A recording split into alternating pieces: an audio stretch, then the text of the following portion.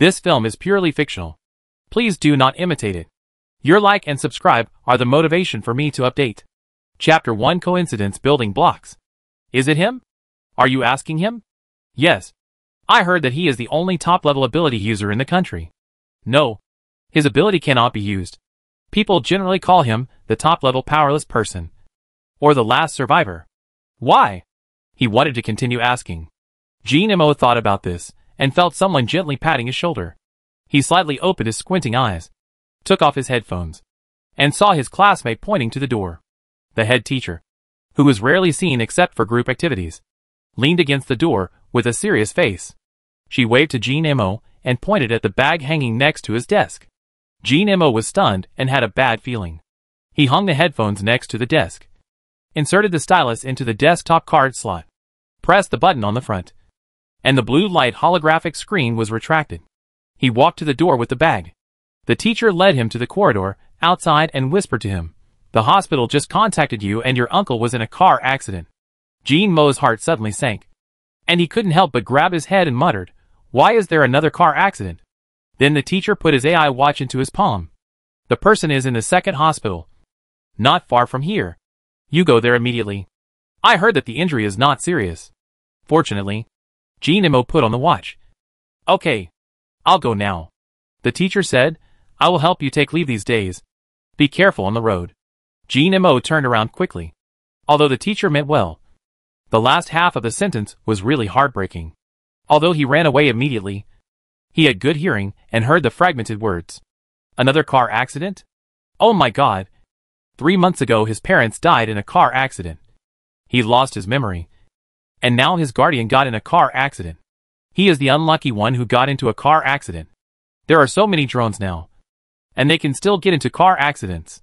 He is running so fast. He won't be hit by a car again? It can't be such a coincidence. Haha. He can't really be a jinx? Shh." He heard it. As Jean Mo ran over, he glared at the students he didn't know. And they quickly shut up. I don't know how they spread the news so quickly. And they forgot to add that his grandparents also died in a car accident. But car accidents were still very common in their era. His life is simply inseparable from car accidents. Red line. After Jean Mo got off, he had no other means of transportation. He had to wait for a long time for the bus, so he could only rent an unmanned car. He hesitated for a moment when he got on the bus. But after a few seconds, he gritted his teeth. "I'll die. Who's afraid?" Really. Contrary to what he worried about, the journey was smooth. Although it was a little slow, he still arrived at the hospital safely as expected. The hospital was still very busy. Jean Mo went to the front desk to ask, and the nurse said that an ambulance had just brought in the person who had a car accident. He didn't dare to stop for a moment and ran to the emergency room. "Hello? Where is Mugue?" He glanced at the busy place, dodged the injured who were rushed in, and asked a nurse. But he happened to find the right person. The nurse flipped through the records on her hand. 3 people were just sent here because of a car accident, according to the emergency information on the watch. 2 people have the same name, both named Mugue. One is in the emergency room for rescue, and the other is slightly injured, with a slight concussion. Whose family member are you? Jean Mo was stunned. The 2 people who had a car accident had the same name? The nurse seemed annoyed, and walked over to lift the curtain beside the bed. "Look for yourself. Is it this person?" Then they were all stunned. The person on the bed had sat up, wearing a semicircular cap on his head to measure nerve information, and many wires on his arms connected to the vital sign detection equipment.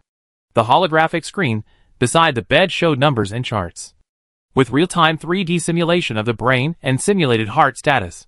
The nurse walked to the bed and swiped the screen to check the numbers. "Oh, I just woke up. How do you feel?" as she asked. She pulled out the observation record sheet and began to record. Jean Mo walked closer, sat down on the stool next to him, and breathed a sigh of relief. This sophomore with rose-pink hair was his uncle, because his parents died and he was only 15, not yet of legal age. His mother and father had no elders, so his uncle, Mugue, became his legal guardian. This so-called guardian was only 20 years old, only 5 years older than him. Although he was an uncle, he looked more like a brother in terms of age. However, the nurse did not hear his response for a long time after asking, She turned her head and saw Mugue's eyes wandering around. She seemed to be conscious, but absent-minded. 3 small gold earrings were pinned on her left ear. Her hair, which was dyed pink but had already started to turn black at the roots, was very eye-catching. However, it still could not cover up her stunning face. Her facial features were exquisite to the point of being overly luxurious and gorgeous, like an art statue placed in a museum. The hair color was like the cyber game makeup and hair that was very popular among young people recently, highlighting a leading trend. And the color palette dye was smashed from head to toe. Perhaps only this kind of appearance can support such a disastrous hair color. A handsome guy. The nurse, who had not noticed the patient's face before, sighed in her heart. Then she asked a second time with a softer tone. How do you feel? Do you have a headache? In fact, looking at the data simulation, it can be seen that except for a slightly high heart rate and a mild concussion just over, there should be no other problems. Mugue finally looked at her, and he glanced at her up and down. The look made the nurse stunned, and her back felt a little cold for some reason. He did not answer her question, but asked in a very pleasant voice, I know them. But I don't know you too. Who are you? This is a hospital. TSK, Mugue said, and glanced at Jean Mo.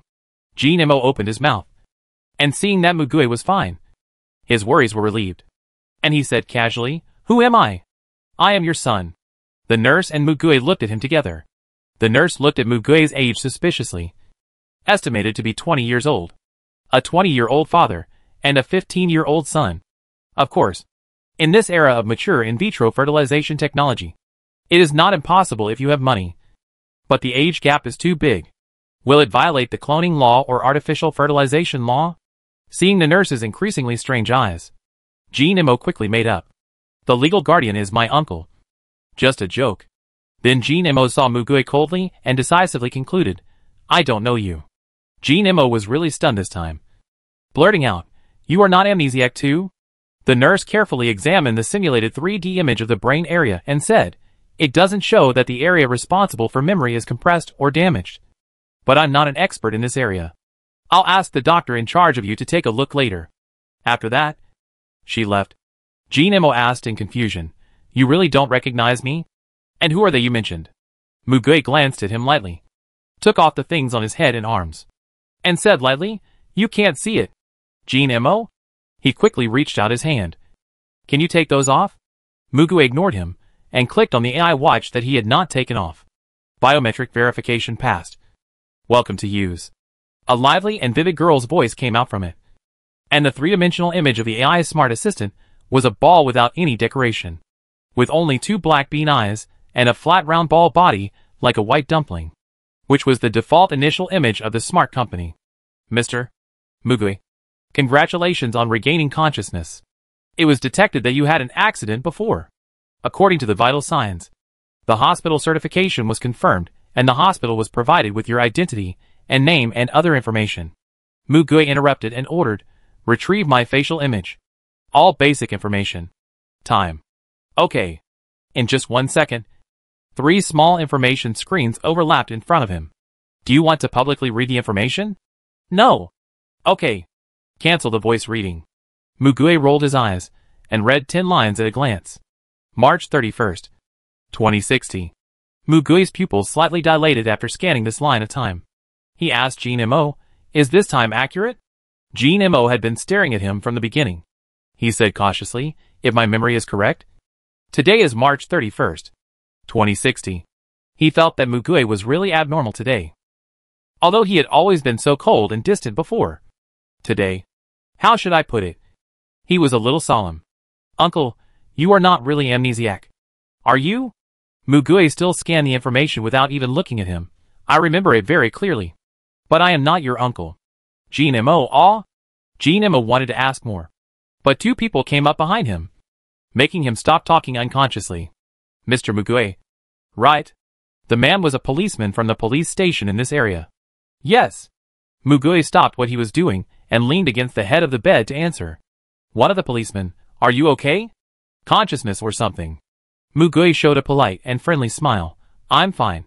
Thank you for your concern. I'm conscious and can answer your questions. Jean Mo was stunned. Before they asked, Mugue said, It's just that I can't remember what happened before and after the accident. Can you tell me what happened? Jinimo also looked at them seriously. The police said, your car is now an accident car and has been temporarily towed away for storage. We checked your dashcam and restored the accident. Then he asked AI to make a simple point line simulation animation to demonstrate the accident process in front of him. In short, when the traffic light turned green at the intersection, Mugue manually drove the vehicle and just started to turn right.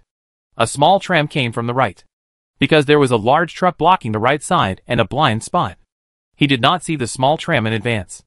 However, his car did not hit the tram directly. When it was about to hit, he turned the front of the car urgently and hit the electric pole. Because the safety device in the car was good and the unmanned car behind him was not fast and braked quickly, he was not in great danger. He just fainted and had a slight concussion. However, the other two cars were not so lucky. The tram also turned around urgently at the same time, but collided with a large car on the other side of the lane. Although the speed was not fast, because the distance was too close, the intelligent car did not have time to brake, so it was knocked away. Mugue stopped smiling. How is that person? The big car is fine, and the rider of the small tram is in the emergency room now. The police looked at the report. Huh? Is he also called Mugue? Another police officer came over. He seems to be 20 years old too. How could it be such a coincidence? At this time, a cart was pushed out of the emergency room. The doctor in surgical gown came out and shook his head. See if there are any relatives and let them come to claim the body. The police's attention was drawn to that side. Is it the one over there? Let's go and have a look. Mugue on this side slowly stood up from the bed. Jinimo hurried forward to help him, but was thrown away by Mugue. He stood very steadily and did not need anyone's support at all. Jinimo followed him. Mugue walked over there and saw the man lying on the cart. The cloth on his face had not been covered in time, and his face was covered with blood, but the outline could be recognized. With ordinary black hair and a green young face. It was his face. Or rather, it was from his previous life. In 2060, he was only 20 years old. He died, but lived in the body of another person of the same age with the same name. Mugue lowered his head and looked at his own body. Lost in thought, the doctor asked, do you know him? Jinimo was about to say that he didn't know him, but Mugue said, we are from the same school. University. Jinimo looked at him in surprise. Mugue just glanced at the name of his school in the basic information. But it was the first time in his 2 lives that he knew there was someone with the same name as him in this school. Mugue reached out and tapped the AI watch beside him. Do you want to use the password if the biometric authentication fails? Password. Please enter the password. Mugue entered the password without hesitation. But he was also surprised that after 20 years, he still remembered his original password. Account password verification passed. Welcome to use. The police looked at him in surprise and did not stop him. Mugue paused for a moment, then said, register the death. Whether to confirm the registration of death requires the presentation of police documents. In addition, I have no other relatives or friends. Do you want to contact the nearest contact? Officer, I leave it to you. He has no other relatives or contacts. The police looked at each other, then you. Mugue lowered his eyes. I still feel a little uncomfortable, but I should be able to leave the hospital. Tomorrow afternoon. I will go to the police station to report the relevant situation. The police nodded. Okay. We'll investigate another person first. You go and have a rest. Leave your contact information and we'll contact you tomorrow. Mugue gave a number and walked away quickly. Jinimo followed him with his bag. Confused. Wait. Uncle? You know him? Just ignore it. Well, there's no time. Mugue walked to the hospital entrance, suddenly stopped and turned around, looking at the young but tall boy in front of him. A smile appeared on his lips. Your name is Jinimo? Right. Jinimo blinked. Then he realized. Could this also be seen from the basic information? I remember. I met you once. I didn't expect you to be like this when you were a child. You have changed a lot, Mugue said with a smile. Jinimo was stunned for a while, and quickly took his hand. Uncle, let's go back and see a psychiatric department now. It's not easy to be discharged in your condition. Mugue pulled his hand away, but felt the strong arm muscles. He asked, I told you. I don't have time. Do you exercise regularly? Sports? Jin Mo. I play basketball and football. What's wrong? Mugue smiled and nodded. Stepped out of the door. Not bad. Jin Mo's doubts were growing. And he kept chasing, Uncle. You are very strange today. Mugue saw the unmanned parking area at the door and walked over quickly. I'm not your uncle. But if you want to call me Dad, I won't stop you. No. Why do you still remember the joke just now? No. I was confused by you again. Why did you say something like a jigsaw puzzle today? Moreover, what you said to me today is more than what you said to me in the past few months combined. Will a headbutt change your personality so much? While talking, Mugue had already gotten into the driverless car. Mugue paid the rental fee. Jin Mo also sat next to him. Jin Mo was still asking, don't you usually let the car drive automatically? Why did you drive it manually today? Mugue, how should I know? Jin Mo, are you in a bad mood? Mugue paused, raised his slightly smiling face. But it always felt like a fake smile. He gritted his teeth and said, yes, I'm very unhappy now. Let's put it this way. It's a bit like after the college entrance examination. Ready to move on to a new life. But ended up back in elementary school. Do you understand? Jin Mo was silent for a moment. And replied, even if I don't take the college entrance examination and don't work. As long as I don't break the law and don't over-extravagance. The money left to me by my grandparents and parents is enough for me to play for a lifetime. So I don't really understand. Faced with a 100% sincere answer, Mugue also fell into a brief silence. Really? I don't quite understand what you said. Because he was a poor man struggling to make a living in his previous life. Then he didn't change much in the next 20 years. In this life, he was probably still working on the road when he was hit. Then he glanced at the asset statistics in the corner of the basic information. He clicked it and took a look, and was blinded by the outrageous number. But the silence from the heart did not last long. The curve of his mouth kept rising. I feel better now. Especially better. Jin Mo thought. What was he talking about suddenly? Mugue didn't want to explain to him immediately. This is a great start. It turns out that getting rich overnight does make people feel happy. Although it's just a 24-hour experience card. Mugue entered his home address into the driverless car. Let's go home first and make a long-term plan. As soon as they left the hospital staff had contacted the deceased Mugue's most recent contact, who was his teacher. Less than half an hour later, a man ran in so fast that he almost stumbled. He rushed to the emergency room with a pale face. Is someone sent here after a car accident? A college student named Mugue.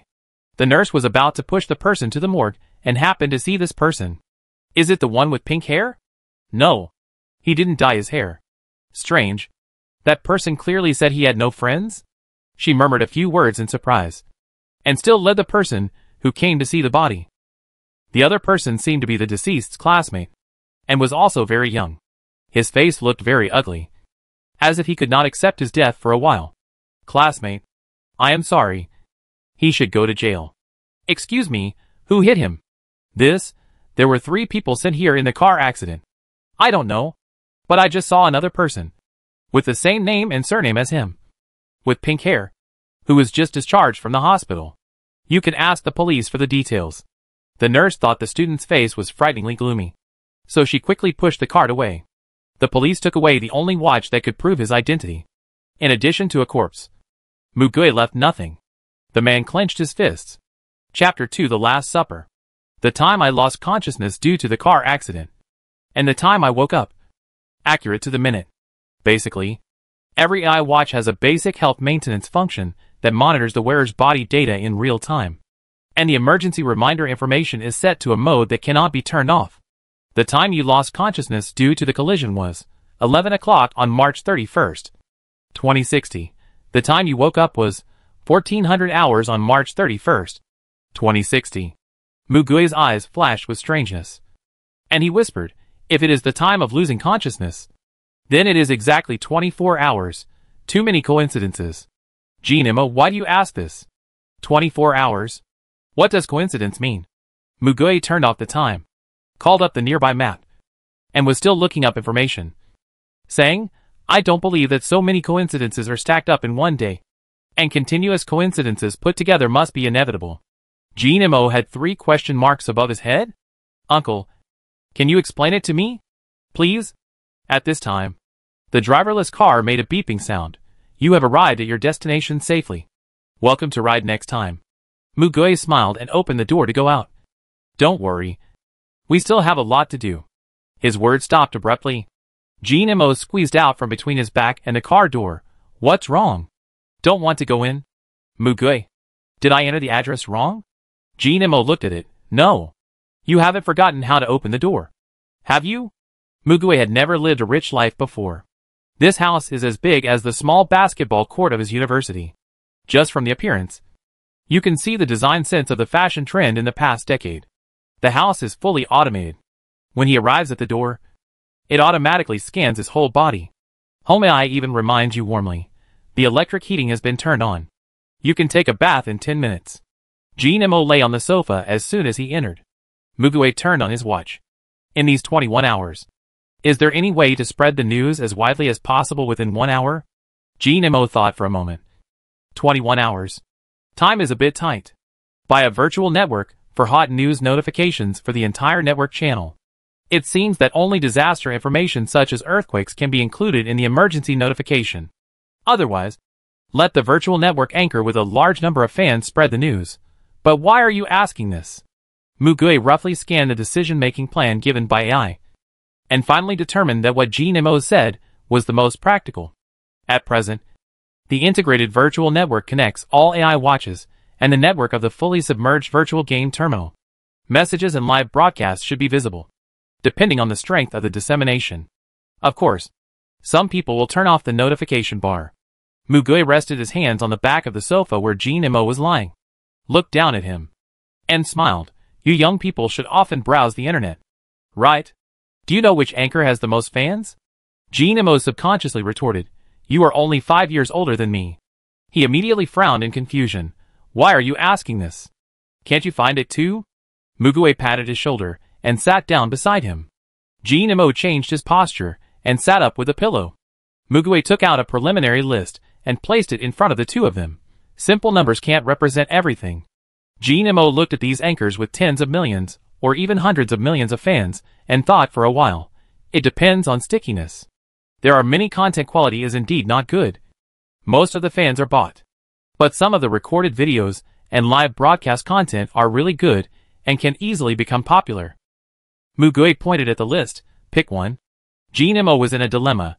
You have to tell me what news you want to spread. Right? Mugue's smile deepened. Isn't tomorrow April Fool's Day?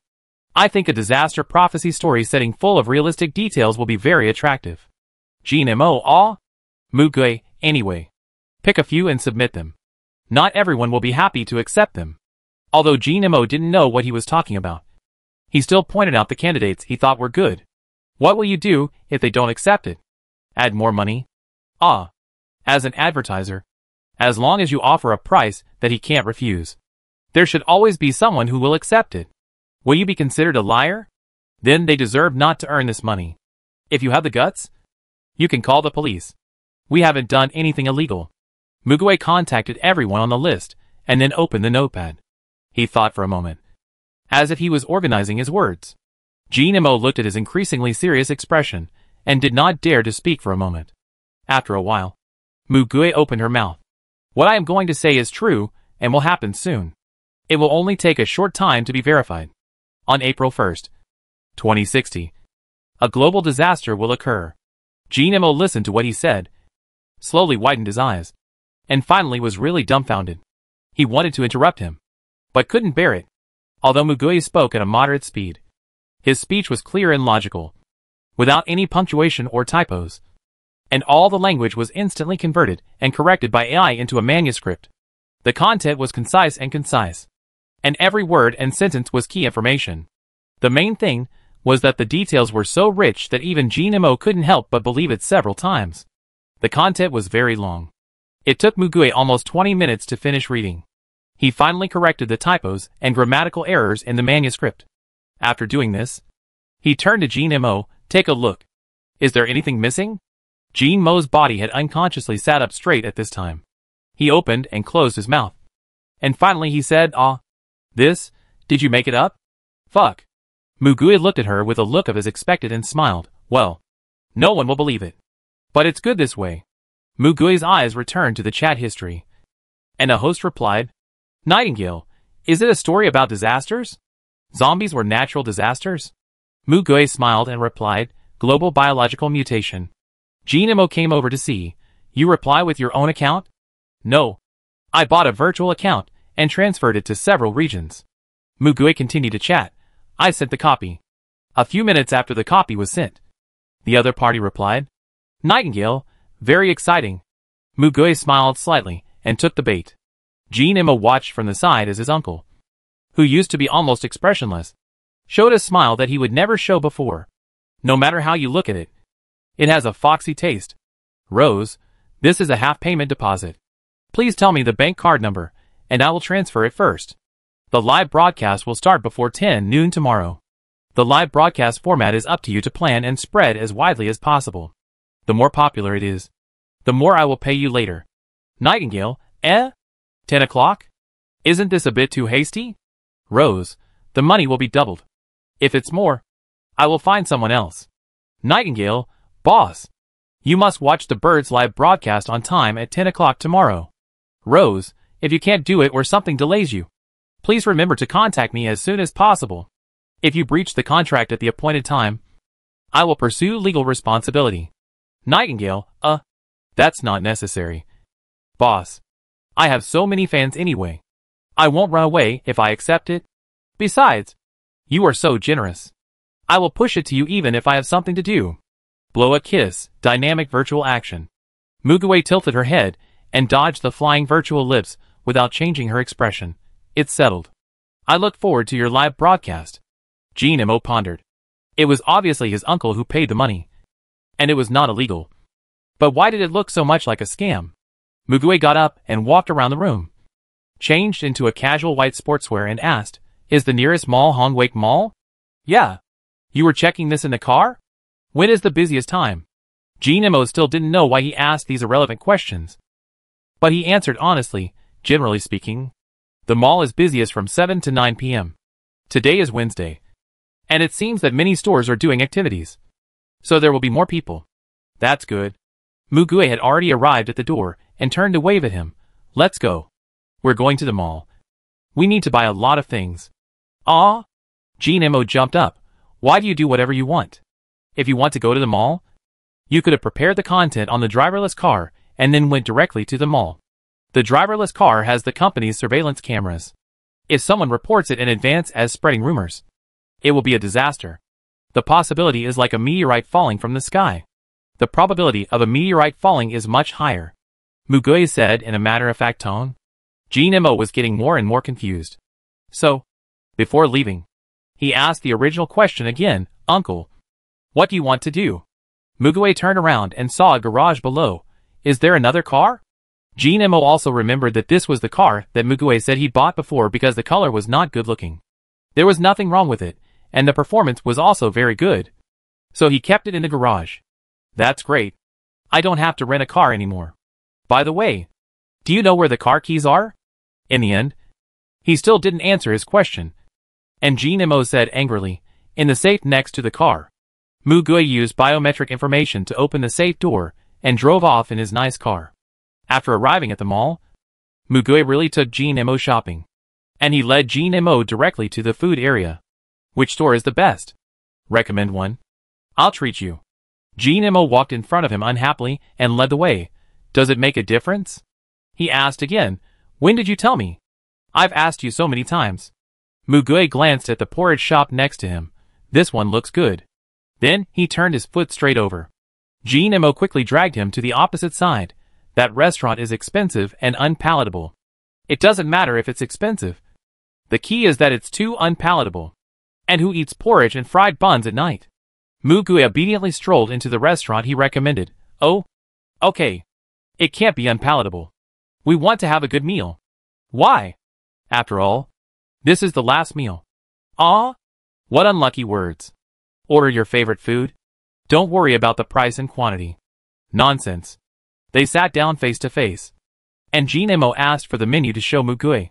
Gnmo looked at Mugui, who was ordering food, and felt that at this moment, his uncle suddenly became normal. Jinimo held his chin and said, "We have never eaten out together." After saying that, he felt something was wrong and added, "I don't remember if I had done that before." "Well, since the accident 3 months ago. I thought you didn't like to eat out." Mugue didn't even raise her head. "You should say this to your uncle." "Not me." "You don't eat at home?" Jinmo's mind was in a knot again. "Why do you say that again?" "At home. Of course we." He was stuck. At home. Although they had eaten breakfast face to face. His uncle's personality was so cold. Although he would prepare breakfast for him every morning and sit at the dining table with him on time to eat, he basically didn't raise his head or say a word.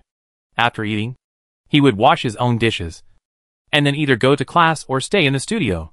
The total of the past 3 months is less than 1/10 of what they said today. "Although you look a little crazy, I still like you the way you are now." Mugue did not comment. "It's a good thing your uncle didn't hear that. When you grow up, you will be very similar to your uncle in appearance and personality." Jinimo was puzzled. "Huh? Mugue, but I don't know you, so I'm not qualified to say that." He put the dishes in front of him and asked, "What is your favorite food?" Jinimo: "I don't know. I'm not picky about food. I eat everything, except dark cuisine." Mugue smiled and unpacked the disposable chopsticks. "I like to eat preserved egg and lean meat porridge the most." Jinimo: "That's why I wanted to go into that porridge shop just now." Mugue continued, "I just want to talk about what I like to eat. But it depends on who makes it." Jinimo ate furiously. "Who asked you?" Mugue: "I asked it myself." As they ate, more people came unknowingly. Mugue said, "If we are late, we will probably have to queue up. There are a lot of people today. That's why we came so early. Let's eat first, then go shopping." Jinimo: "What do you want to buy?" Mugue took a sip of his drink. "Do you play games? I remember that this period was the most popular period for full immersion virtual games." Jinimo couldn't help but complain. "You answer me with questions again." I play everything. And I play it pretty well." But he still answered every time. Mugue smiled and said, "Have you played survival games before? What is the most important thing in this kind of game?" Jinimo was stunned for a moment and said, "Water, food, equipment, and shelter." Mugue put down the cup, and the ice cubes melted gently in it. He gently stirred the straw and said lightly, "So we have to get equipment now." Jinimo: "You are not serious yet, that disaster prophecy." Mugue looked at the busy corridor of the mall with a nonchalant expression. "Whether it is true or not, just think of it as playing a game with me. Anyway, it will be verified in less than a day." Jinimo was stunned. He looked down at the mostly empty plates. Today, both of them had surprisingly good appetites. They ate most of the food. Their stomachs felt warm, and the aftertaste on their tongues was very good. His reason told him that this was a ridiculous thing, including today. What Mugue said was ridiculous, but he didn't hate it. This was the first time in the past 3 months that he felt so interesting. It was more interesting than studying basketball and football. Adapting to the environment after losing his memory was actually a confusing and irritating thing for him. However, no one around him noticed this. He didn't know his only relative. He wanted to get to know him again, but couldn't find a way. He didn't have any close friends at school. He could see that his teammates weren't particularly familiar with him. He didn't even know what kind of person he had been in the past 15 years. However, after a car accident, Mugue returned to Zhao intact, like a different person. He took him around like crazy, and told him that he wanted to play a game. If it's just a realistic game, why not join in? He couldn't help thinking. Jinimo stood up and said, "Where are we going next?" Mugue's eyebrows curved, and her smiling face was very beautiful. He said, "Let's go to the sports goods store." Jinimo quickly took Mugue to the sports goods store, which was a national chain brand. It occupied 3 large stores and had everything. There was still a lot of space when there were many people. Mugue first walked to the bag shelf and picked 4 mountaineering backpacks of the best quality and moderate size. Why 4? Because we have to bring 2 more people with us according to the plan. As for adding more people later, we will talk about it later. Jinimo tried to carry the backpack. "I really have to buy this first. Otherwise the storage space will be difficult to control." Mugue clicked on the watch. Quality inspection and comfort simulation. Inspecting. Material. Waterproof. Load bearing. After reporting a series of data, Mugue quickly scanned them to confirm that there was no problem, and then put the 4 bags into the cart. Mo, you check so carefully? After all, they are all practical things. If something goes wrong in the future, it will be difficult to find a place to replace them, Mugue said as he picked up the water purification cup and soft water bag next to him, scanned them again, and threw 4 of them into the cart. Mo pinched a stationary bag-sized object next to him. Is this a sleeping bag? So small. Then he looked to the side. It's so big when opened. It was half a head taller than his height. And it didn't look small at all. But it could be put into such a small bag. Mugue picked out some with average heat preservation effect, but paid special attention to the anti-break material. She also bought a nest mat with extreme folding storage. Mo thought about it, and it seemed that there was no cooling in his story. Mugue chose the equipment in a targeted way. It looked like a real thing. Mo also got a little excited for some reason. Do we have to redecorate the house? Buy a lot of things to store? Mugue picked up a box of folding tableware, looked at it, threw it into the car, and said casually, the safety factor of that house is already very high. It's not necessary. And we won't stay at home. So there's no need for food. Where are we going if we don't stay home? You really didn't take what I said seriously. Mo remembered the content of the copy again, and suddenly realized, that's right. He grabbed the box he had just thrown in. Is this tableware? What is it for? For eating. What else can it be used for? You don't want to grab food with your hands like a savage every time. Right? Then ordinary tableware will do. This folding. It's useless to fold it, but it has a special coating on it to prevent oil from sticking to the meat. As for the plate, just use ordinary stainless steel, which is available in other stores. Mo suddenly realized. Mugue said as he threw a small folding with stove, titanium cup, fire stick and high-power telescope in. He hesitated for a while when holding the fire stick, but still threw a few in. Mugue walked to the door, where there were various tents, and parents were playing with their children in the tents. Mo didn't say it out loud. These look like ordinary mountaineering camping equipment. Mugue called the waiter over. Do you have a completely transparent tent? The waiter was stunned, and Mo asked curiously, why do you need a transparent one? Mugue looked at the waiter first. Do you have one? The waiter nodded quickly. There is one that can change color and become one-way transparent. Seeing the waiter turn around to pick up the goods, Mugue said to Mo, tents are generally useless. No matter how good the material is, it has no defensive ability. Instead, it will hinder people from escaping and sensing danger. Some bright colors will even attract animals. Then why do you want to buy it? Because it's raining. If you can't find a suitable shelter when it rains, a tent can be a good precaution. At this time, the waiter came with the goods. Mugue tested its color-changing function and waterproof performance, and bought 2. Others also came to buy it because they saw it was magical, but were scared away by the outrageous price. After buying the tent, Mugue took Mo to the clothing area, mainly lightweight jackets, which were warm and lightweight. He bought 2 sets for each person, one for winter and one for summer. Mo asked, aren't you going to buy shoes? Are you wearing sneakers? But shouldn't we buy some for mountain climbing? Mugue laughed. Do you really think we're going to mountain climbing? We don't go up the mountain unless it's necessary. And we don't hike unless it's necessary. And compared to new shoes, sneakers that we're used to are more suitable for long-term walking. Mo was a little convinced. Mugue now looked like an experienced long-term traveler. What about the other 2 people? Let them fend for themselves. And I remember that they seemed to be wearing sneakers too. Mo felt that this was not right, but he couldn't tell what was wrong. It was very strange. Are they your friends? Mugue paused for a moment after extending her hand. One of them is a friend I haven't met yet. Mo wanted to ask, but Mugue said, Huh? You can actually buy knives for outdoor use here. The waiter at the counter smiled and said, each person is limited to 1. You need to register here and prove your adult identity. Mugue, oh, what a pity. You can only buy 1. Minor Mo. Mugue naturally picked the most practical and expensive ones. Although there are kitchen knives, fruit knives and kitchen utensils, they are not as versatile as these professionally made field knives in some aspects.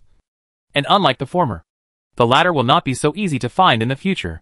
After choosing the knives, they came to the smart product area. The latest version of the micro super battery has been reduced to the size of a palm. But the energy stored at one time is enough for these watches to use for at least 2 months. The portable solar charging panel doesn't take up much space when stored. Mugue came to the watch area and threw 7 or 8 latest watches into her bag. Each one was the latest model with complete functions. Imo picked it up and looked at it. Watches can do so many things now. They have replaced computers and mobile phones to a large extent. For small ones, they can also serve as light sources. They can be used as GPS after downloading satellite images. As long as there is electricity, they can be used continuously. But there is a problem. Is it necessary to buy so many? Because it's easy to break? Imo didn't ask why it's easy to break this time. The first thing to do when playing a game is to immerse yourself in the world view. And now the experience is there. These bags, after buying these things, only fill up half of the backpack space. Imo lifted the bag. It was very light, that's all. I thought it would be at least full. Are you going to put the rest for food? Mugue put the 4 bags on the checkout counter. No matter how much food you put in, it will be eaten up. And it's not easy to store. And you can't carry a lot. So there's no need. Put the remaining space in the medicine box. I just saw the medicine box. I also looked at what's inside. It's useless. Let's go to a big drugstore and buy some and pack them ourselves. The checkout person scanned the label on the goods and smiled. Are you going mountain climbing? Yes. Camping, mountain climbing and hiking. For several days. As a novice. Buy all the equipment first. Mugue smiled politely. Imo looked at his expression in silence. This store also provides free delivery service, promising to deliver to your home on the same day. Then, they left the mall and headed to a large drugstore nearby.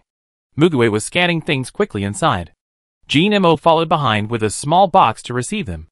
Mercury thermometer, tape, medical bioadhesive, antiseptic patch, disinfectant tablets, cold medicine, anti-inflammatory medicine, painkiller, bowel cleansing medicine, anthelmintic, heat stroke medicine, vitamins, rubber bands, small scissors, sewing needles, surgical thread, tweezers, small scalpels. It seemed that there were a lot of things, but they were all very common. And the medicine box was not big. They also bought 4 boxes, but it was the same size as the insulated lunch box. And it was very convenient to carry in the hand. Mugue finished packing and left. Imo asked, "Where are you going next?" Mugue, "Nowhere. I'm going home to sleep." Huh? Imo thought he would make some more preparations. After all, the preparation time for most survival games is the most urgent. But after thinking about it carefully, it seems that there is really nothing to prepare. When he got home, Mugue took out all the watches and started downloading. What to download? Satellite maps can be understood. Professional knowledge database? Why download these? It may be useful. It is difficult to check after the base station and satellite are destroyed. I am not an encyclopedia. But as long as there is a complete and accurate database, and I can answer most questions. The Professional Knowledge Integration Database launched in 2050 is a project jointly participated by more than 100 countries around the world. The purpose is to collect professional knowledge related to all industries and verified by authoritative experts in various fields. It is considered to be the most complete database at present, and it is completely free and open to users around the world. It can achieve 99% accuracy, but it takes up a lot of space and is updated in real time. Generally, no one will choose to download all of them. Mugue confirmed that all downloads were opened, looked at Imo and teased with a smile, "Go to bed." Underage. Imo looked at him expressionlessly for a while, and suddenly said, "Uncle, if there is no disaster tomorrow as you said, what will you do?" Mugue poured a cup of hot milk and handed it to him. He also walked to the floor-to-ceiling window with a cup, looked at the darkening night outside, and said lightly, "Then tomorrow will still be a beautiful, peaceful and boring day." Imo was stunned, and felt that there was something deep in his words, but he couldn't figure it out. Mugue turned around and smiled. "If it's really as you said, then you can accompany me to throw away all the things I bought today, and then we will go out for a good meal. This time, we will book a luxurious meal in the top hotel." If it was the uncle in the past, he would never say such vulgar words to him with a smile. But Imo didn't hate it. He smiled and replied, "Don't. Just put it in the warehouse after buying it. It's a pity to throw it away. Who knows when you go hiking?" Mugue said gently, I can also accompany you to climb the mountain. Jin-mo, don't lie. He drank the rest of the cup in one breath, rinsed his mouth with clean water, and went back to his room to sleep. After the people left, Mugue added the last sentence, as long as we still have tomorrow. In the night, Mugue quietly stared at the blurred and flickering light and shadow outside the window, as if he was missing the last afterglow of the old times. After a while, he lowered his head, clicked on his watch, and started to investigate other things. He didn't notice that the camera in the room stopped swinging regularly and moved to his side, staring at him for a while. Chapter 3 Daytime Shooting Star. It was already 8 o'clock when Jin-mo woke up naturally. After getting up, he went to the kitchen and saw that there was no breakfast on the table. So he opened the refrigerator. Shall I make breakfast today? He found that there was nothing else in the refrigerator except some water, fruits and seasonings. Jin-mo turned his head and looked at Mugue. I remember there were some ingredients yesterday. Mugue raised his head and said, don't eat in the morning. He threw a plastic bag over, which contained a lot of cheap chocolates. Eat this if you want to replenish your energy. Or the fruit in the refrigerator. Drink more water. Jin-mo picked up a plate of chocolate and asked curiously, why eat chocolate in the morning? Can't you eat other things? Do you need a physical examination and blood draw? Mugue opened another bag. Because I will vomit. Then why don't you choose better chocolate? These have a very low cocoa content. This type of chocolate has high sugar content, is easy to digest, and can be absorbed quickly. Jin-mo's attention shifted to his hands. He saw Mugue took out a few ping-pong balls, cut them into small pieces with scissors, and then wrapped them in tin foil and inserted a thick thread on them. Then he stuffed the wrapped tin foil bun into the can. Jin-mo had a bunch of questions in his mind. When did you buy these things? What are they made of? What are you going to do with them? He saw a new lighter next to it, and Mugue never smoked. But he didn't ask anything. He just said, do you want my help? Mugue smiled and looked up. Don't ask any more. Jin-mo, if I ask you, will you answer me? Mugue, you will know when the time comes. Jin-mo, tsk. They made dozens of these things in total. They packed them all and threw them into the bag. Mugue picked up 2 mountaineering bags. Jin-mo took the other 2. And they got in the car. Do you want to turn on the automatic driving? No.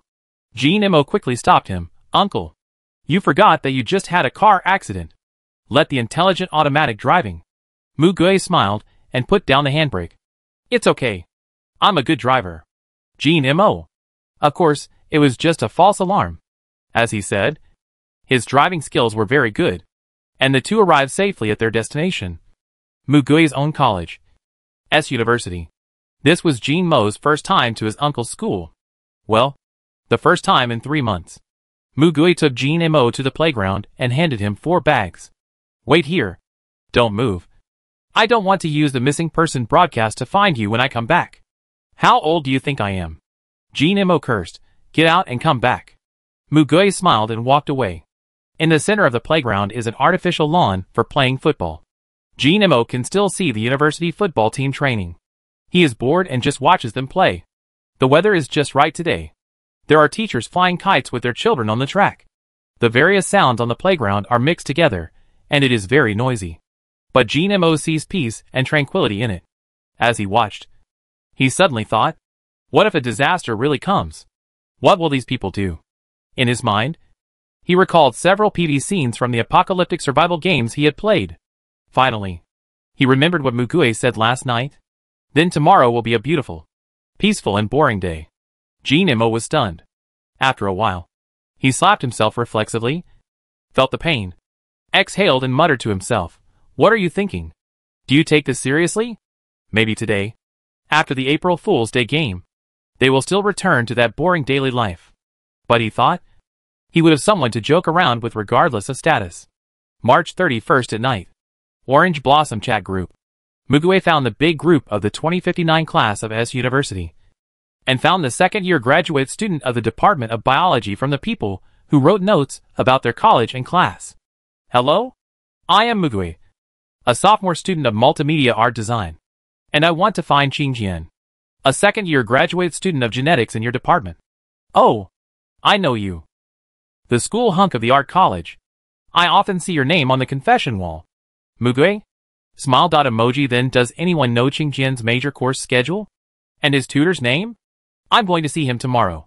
I want to ask him for help with something. In fact, he thought about it for a long time. Whether this statement is a bit suspicious. But he didn't have a better explanation. I have a friend who is in the same class with him. But I'm not familiar with him. I've only heard of this name. Send picture. This is their class schedule. Each person has some differences. But the public courses and compulsory courses are the same. As for the tutor, he seems to have a statistical table of tutors and students. Ah, send the table. My worries are in vain. College students are still so easy to deceive. Mugue smiled and typed, "Thank you very much. It's okay. Maybe I will need your help in the future." Mugue hesitated for a moment and asked, "Do you watch Nightingale's live broadcast?" Huh? Suddenly? You also know Nightingale's live broadcast? I like to watch it. She announced today that she will start the live broadcast at 10 o'clock tomorrow. I happen to have no classes, so I can watch it. Well, I'll find Qingjian earlier and finish my work and watch the live broadcast. Maybe we can chat then. Ha ha ha. Great. Mugue closed the dialog box and called up the map of S University. He found the locations of several compulsory courses in Qingjian's class. He gradually smiled. April 1st, 2060, 9:30 am. Mugue left Jinma and drove to another campus.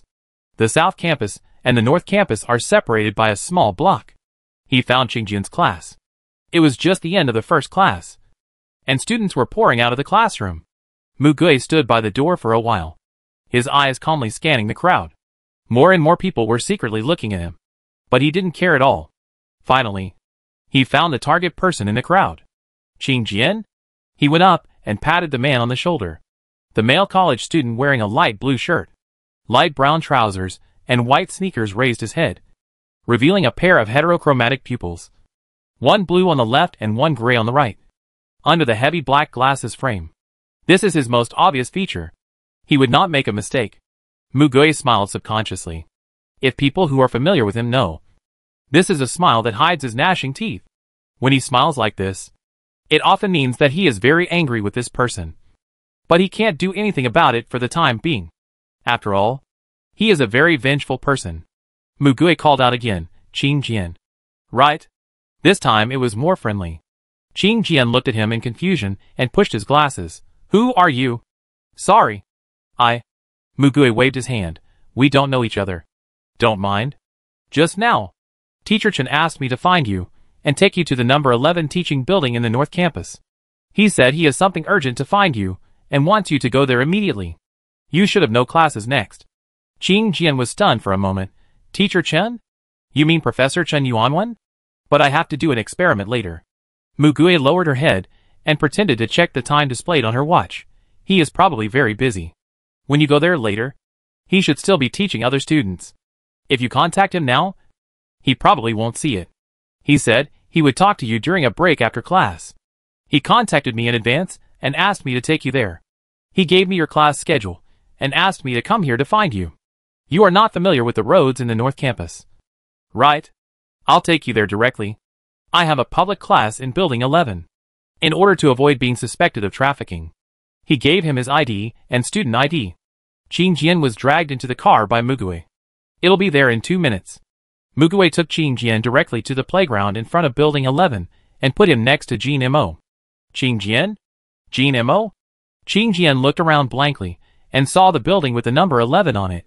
Isn't Building 11 there? Mugue smiled at him and said, "Your mother and father are researchers at the Brain Science and Intelligence Innovation Center of the Academy of Sciences.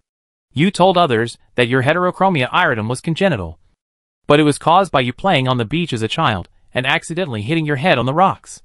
Only your parents, the doctor who treated you, and you know this. If you don't want to die, stay here for a while." Qingjian opened his mouth. Jean Mo also made the same move as him. Jean Mo never expected that Mugue said he was going to find someone, but he actually kidnapped someone back. Qingjian replied belatedly, "Then, you said Professor Chen was looking for me. I lied to you. To bring you here." Mugue took out a folded field knife from his pocket, opened it casually, put it on the ground, and sat on the lawn. He said to the two, "Turn on the watch and wait for the live broadcast." Qingjian was shocked when he saw the brand new knife, and his face turned pale. Jean Mo sat down, lowered his head, and placed the silver knife in the middle of the three of them. Because the people around were far away and the venue was very wide, no one noticed what the three of them were doing. At most, they thought it was a club gathering. And the knife was even more invisible when placed among the people. Qing Jian's mind was spinning rapidly. Finally, he understood a few facts. He was deceived. He was kidnapped. He was threatened. His life was in danger. He subconsciously clicked on his watch, and his hands and feet froze. Mugue raised her head, with a smile on her face and eyes. But her words were commanding. Sit down. Qing Jian's legs went limp, and he sat down. He remembered. Did he mention his parents just now? Did they also? He didn't dare to think about it. So he didn't dare to click on the message for help. Qing Jian's mouth trembled. Why?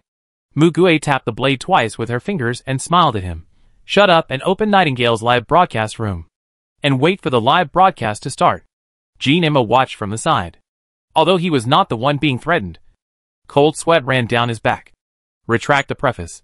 He might have seen it wrong. This is not his uncle. However, he still held a glimmer of hope in his heart. Mugue was acting for a certain goal. After all, the direction of his actions since yesterday was very obvious.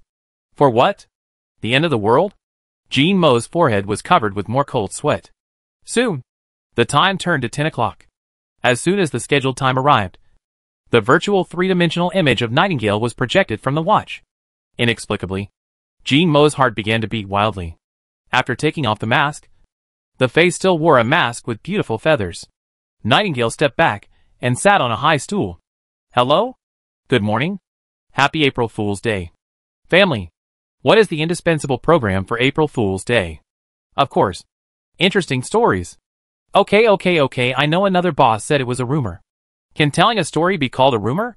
If you believe it, it is true. If you don't believe it, it is not true. I have already said in the preview that a boss has submitted a very interesting story to me. So I am here to share it with you. Ahem. Is the big boss who submitted the article reading it? Well, I'll just pretend he is. Let's get straight to the point without further ado.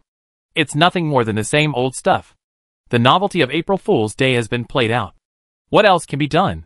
It's just a way to make money. Right? It must be of high quality to be on her show.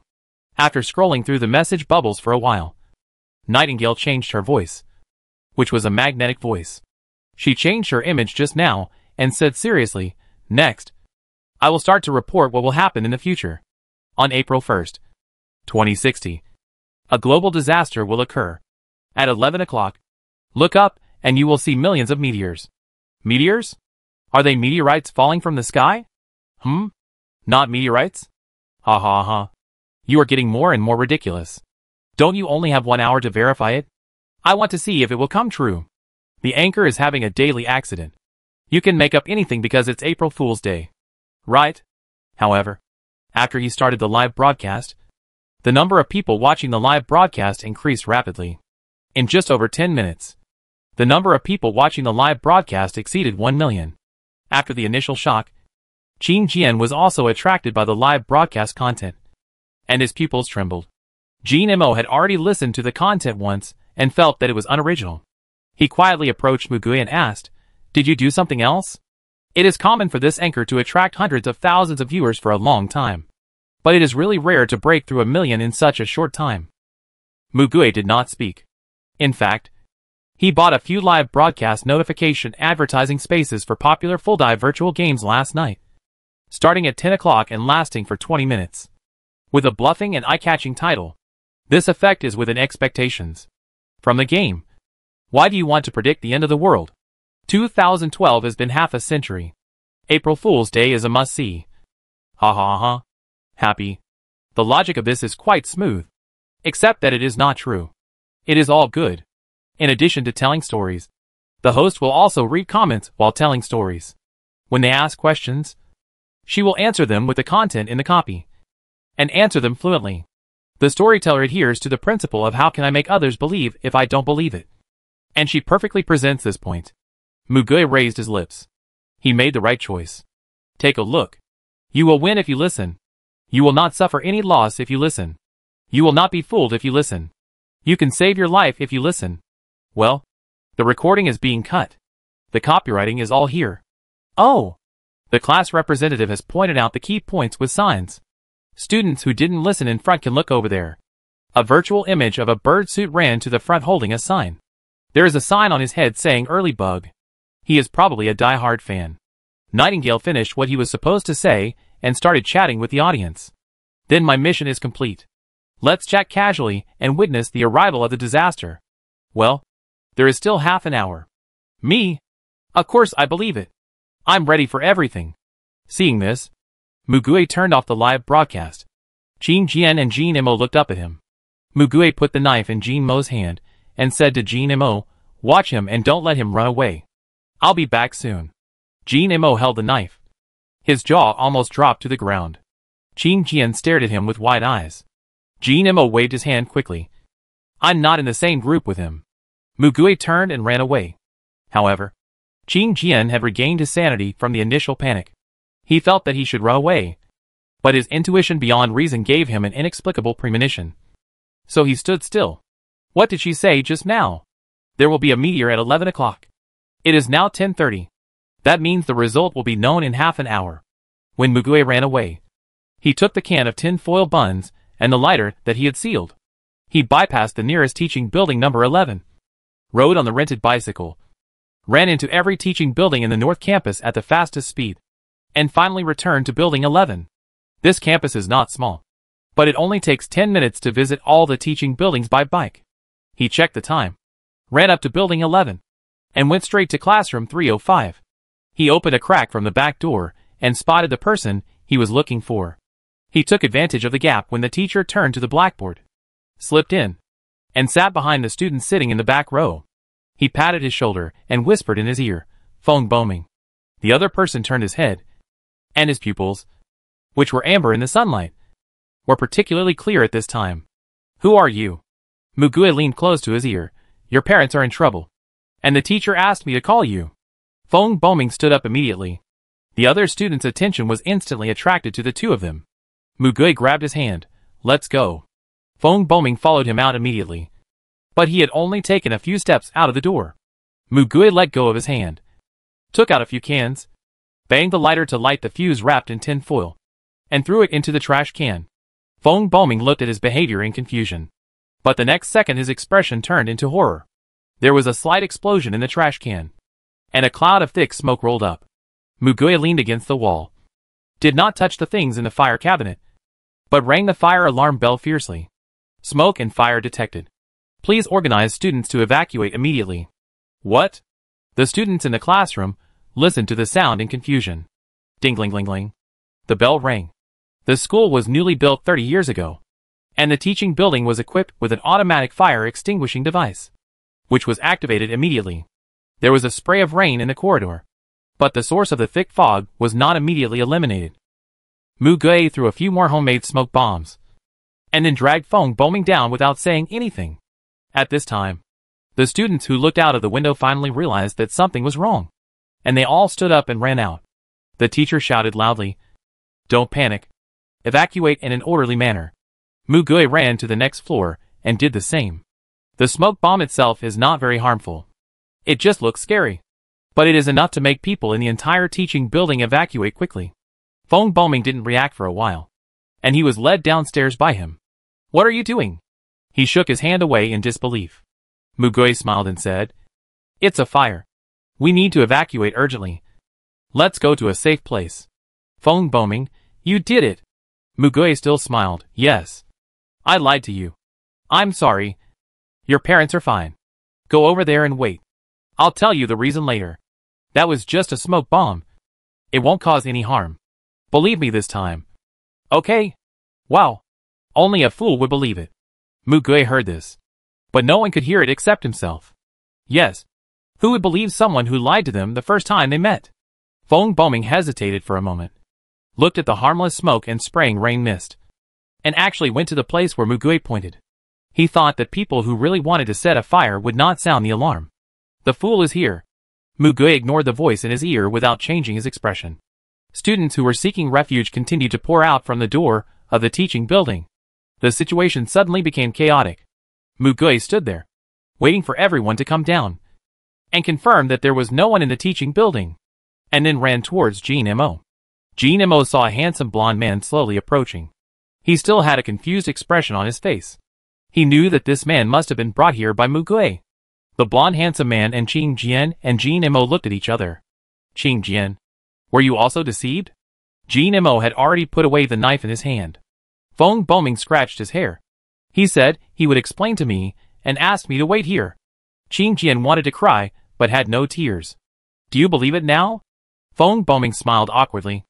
It was his old problem to trust others too easily. But for some reason, his intuition told him that he had to trust this person. Jean Mo squinted his eyes and looked into the distance, saying, "Oh my God! It's all smoke. Is the teaching building on fire?" They both looked over. And not only the number 11 teaching building, but also other visible teaching buildings had thick smoke coming out of the windows and doors. The ringing of bells echoed in his ears. Some students even ran to the playground. Feng Boming, this should be done by him. Jean Mo? Qing Jian? He said he had something to do. Was it to set fire? Jean Mo was going crazy. Feng Boming waved his hands. No. It shouldn't be arson. At this time, they saw Mugui running over from a distance. Mugui ran to the three of them and stood still, turning on his watch. 10:50. He also turned on Nightingale's live broadcast. The number of viewers decreased instead of increasing. Oh, isn't there only 10 minutes left? Nothing happened? I want to see if the disaster will come. Actually, I have a dream since I became an adult, which is to see the world destroyed. Ha ha ha. There are really so many people who believe it. The number of viewers has exceeded 10 million. The best lie on April Fool's Day. I'm going to the toilet first. It will take time to make instant noodles. There will be signs before an earthquake.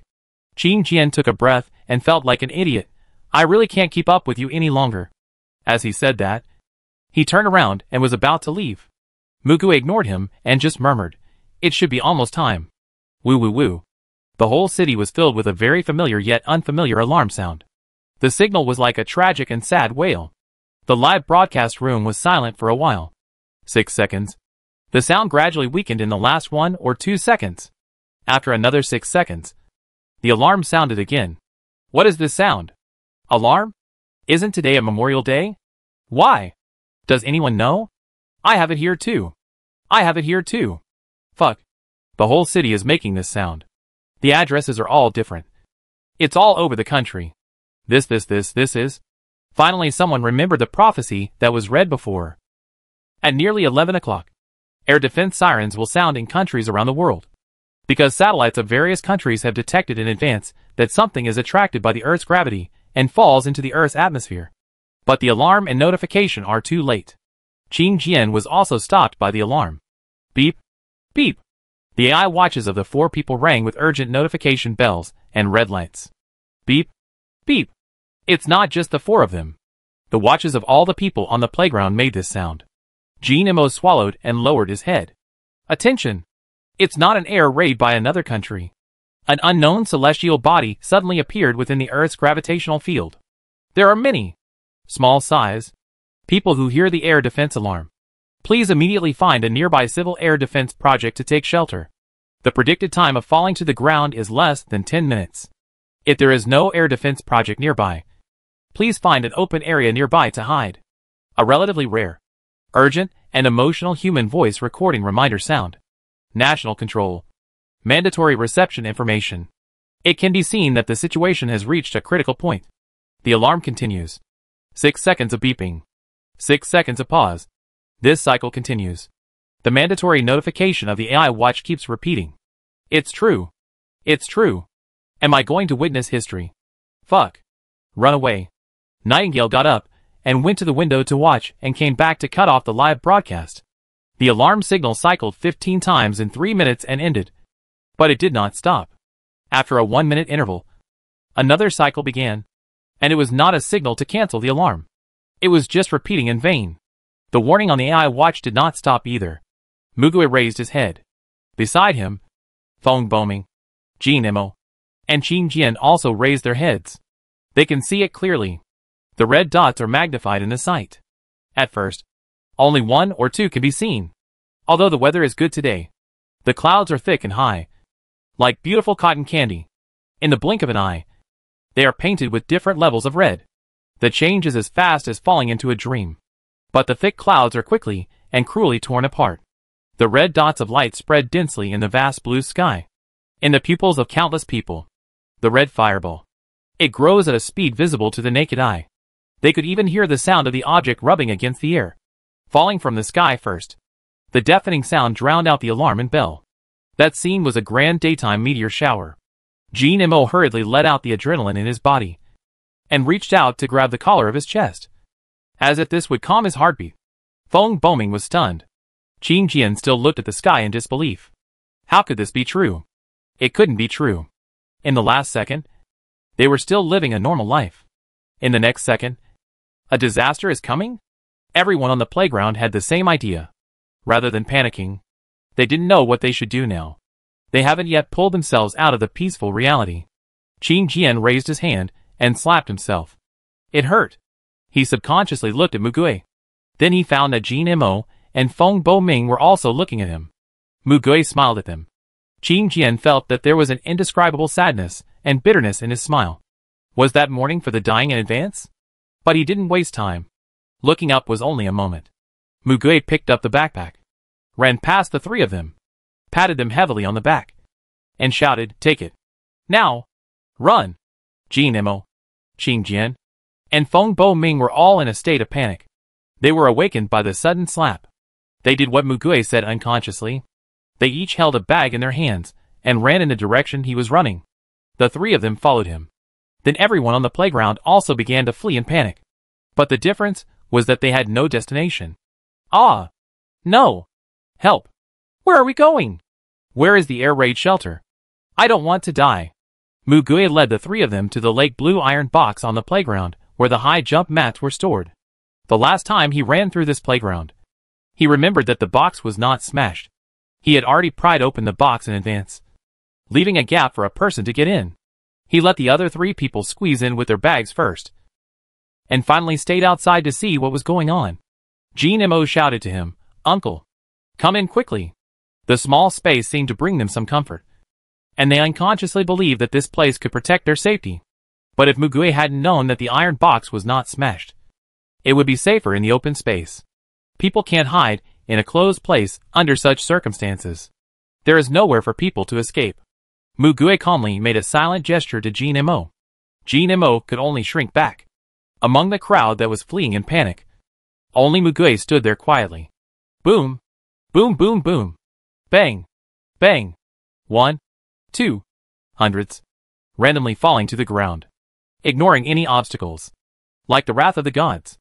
With a sharp sound and the disappearance of the alarm, the foreign object in the sky hit the number 11 teaching building. It was a spherical object that was estimated to be only the size of a basketball. Under the blessing of gravity, the number 11 teaching building was split in half. Collapse? It fell apart with a loud bang. Mugui looked at the scene, and the dust ruffled his hair. Originally, he and Feng Boming should have been buried there. They survived by chance. But most people died. There were quite a few destroyed teaching buildings. It was impossible for him to remember the location of each one. This time, he could only evacuate as many people as possible from the building. At least in the open sky, they could escape, instead of being crushed to death without knowing anything. Boom! Another one hit the playground. The grass on the playground was relatively soft, but it still cracked. The artificial grass caught fire, and then went out. The one that happened to hit the grove ignited a huge fire. Ah! The human screams became more and more tragic. The ground was shaking. The three people in the iron box were shaken all over. Jean Mo's head hit the top of the iron box. Ah! Mugui glanced around. And then, he didn't want to stay any longer, and ducked into the iron box. He touched Jean Mo's head. Now remember what I told you. You will faint in a while. He also mentioned this in the prophecy.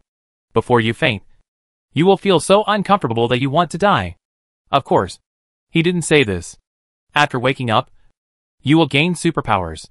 If things don't change, the three of you will definitely get your own superpowers. But don't get out of this box.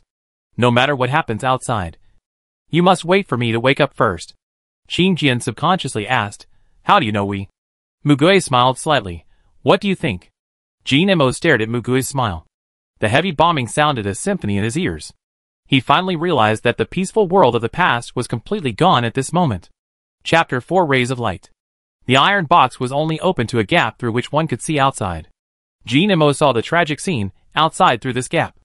This was almost the same as the disaster scene of a major earthquake that he had only seen on TV before. However, after the falling object landed, some people gradually calmed down. The density of this thing was not as high as they had imagined, so they measured the distance and the landing position, looking for a safe place. Nemo, who had heard Mugui's April Fool's Day fable, felt desolate in his heart. Stories posted on April Fool's Day that are not pranks are not funny at all. If all of this comes true, then this is just the beginning.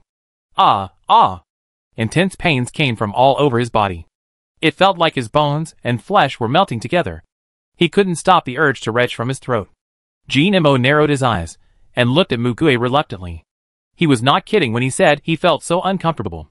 It turned out that he was really going to vomit. Mugui had already been lying on the cushion, with his tightly closed brows only slightly frowned.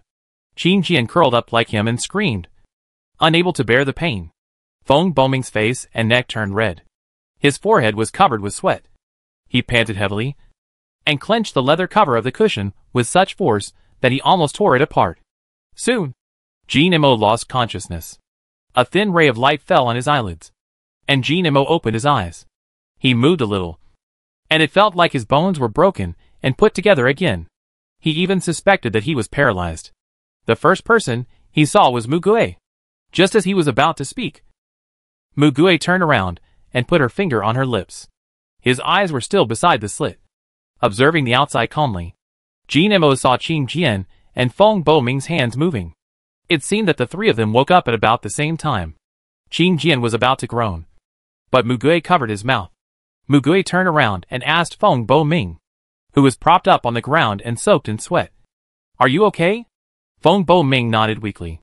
Mugui pulled Nemo over and whispered, "Look outside." "What's there?" Through the narrow gap, Nemo saw the ground smashed by the meteorite, people lying on the ground, and a huge green object.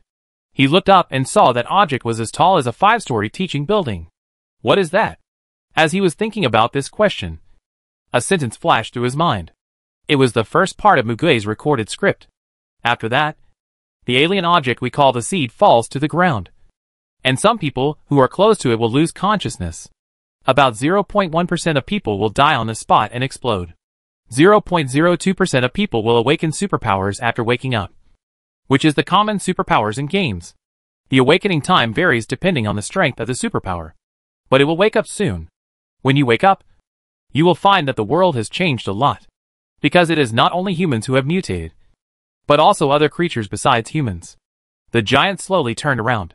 Its huge sickle forelimbs that were retracted downwards gently hooked its beak. If there is nothing wrong with his eyes and brain, this thing is a mantis. It is just a mantis magnified a million times. Nemo retreated in fear. Crazy! Jian and Feng Boming also leaned over to take a look. There were things on the ground that exploded into a pile of mincemeat. There were people running away screaming. There were also people who were paralyzed and unable to move. Monsters. There were also people lying on the ground unconscious like them. However, Jian saw something different from what they saw. Next to the top of the mantis's head, he saw 2 words, mantis. It was as if the words appeared on the holographic screen. Just like that, placed in his mind. But the words were blurry, and Jian wondered if he was seeing things. Jian rubbed his eyes, but the 2 words still swayed with the mantis's head, as if they were stuck next to it. Soon he found that his vision was becoming increasingly blurry. Mugui suddenly reached out and took off his glasses.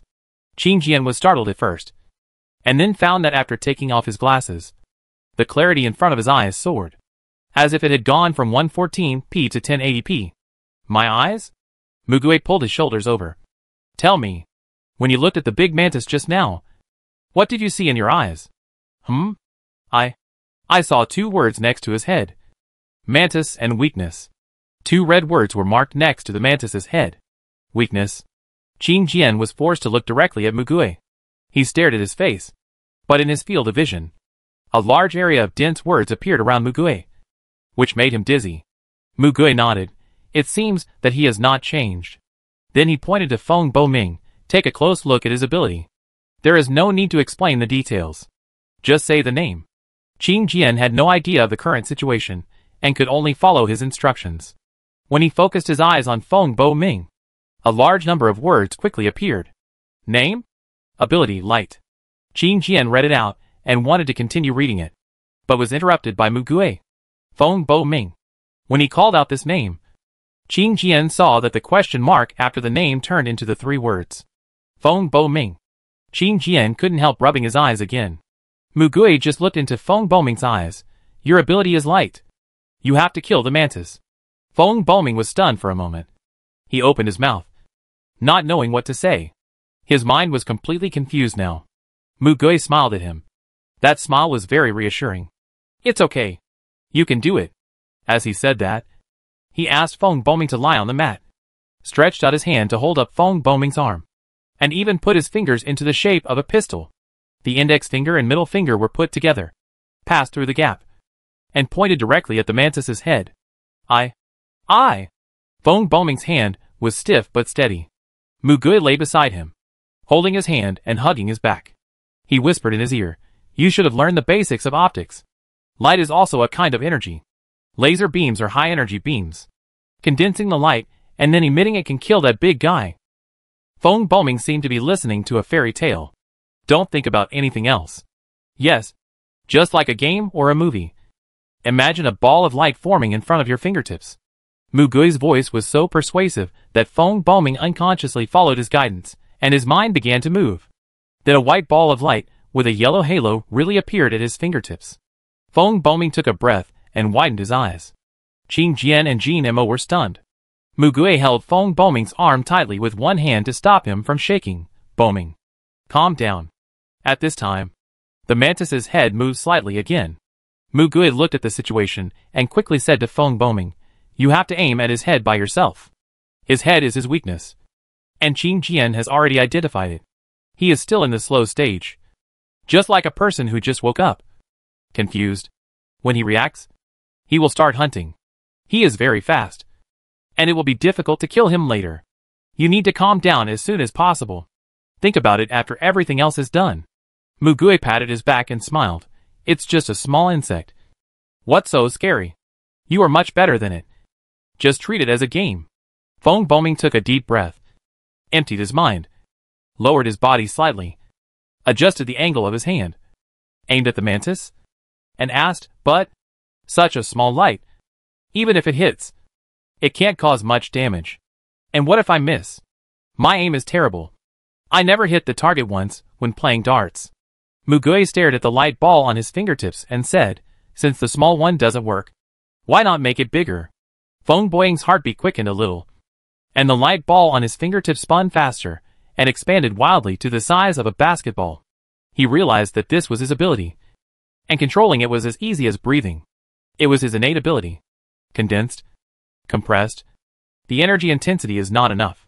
The light ball shrank again, but only in size. The energy inside was still the same as before. As he said, it was compressed. Feng Bo Ming's breathing became rapid. He now had a feeling that he could do whatever he wanted. As long as he did what Mu Gui said, he could control the light at will. Mu Gui urged, you have to hurry up. This is not enough now. Repeat what I just said. Also, it's not a ball that hits you, but a ray. Do you know the definition of a ray? The path of light is straight, and as long as the medium spacetime gravitational field does not undergo a huge change, it will not be distorted. Feng Bo Ming could clearly transform his words into imagination. So he did it. The light ball quickly grew and shrank, and the white color became more and more condensed. The color did not change much, but the light energy rubbed against the lawn as it grew, and several artificial grasses were directly burned to ashes. Not enough. Not enough. Mu Gui looked at the monster outside and spoke. Feng Bo Ming concentrated on compressing the light ball, and at that moment, okay, fire. Feng Bo Ming blinked his eyes, and a path of light was drawn in his mind. That ray, along the predetermined trajectory, blasted through the mantis's head, and it happened in reality. Whoosh! The explosion came slowly. Bang! The mantis was still confused, and its head was blown off by a straight ray of light. The charred ash floated gently with the wind. After piercing the head, The two sickle front legs were still gently swinging up and down, leaving traces of activity. Feng Boming was still there. Mugui patted his shoulder. Well done. I told you. It's easy. He turned to the two people who were also dumbfounded and said, take the bag. We can go out. There is one more thing to deal with. Feng Boming retracted his hand, and his arm began to tremble belatedly. His elbow kept hitting the hard cement floor for stability, and it was a little red. Superpower. Mugui pushed open the box and went out first. The other three were still huddled inside, and their faces were more miserable than each other because of the pain just now and the sudden change in the situation.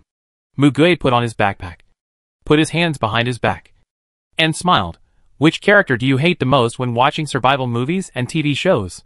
People who just stand there and do nothing will be scolded to death if nothing goes wrong. I know you are panicking.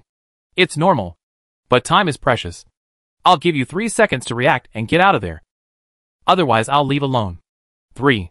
Before he could say the second word, 3 people came out one after another, carrying their backpacks, much more obedient than in military training. Mugui glanced at the 3 people. Tie the belt.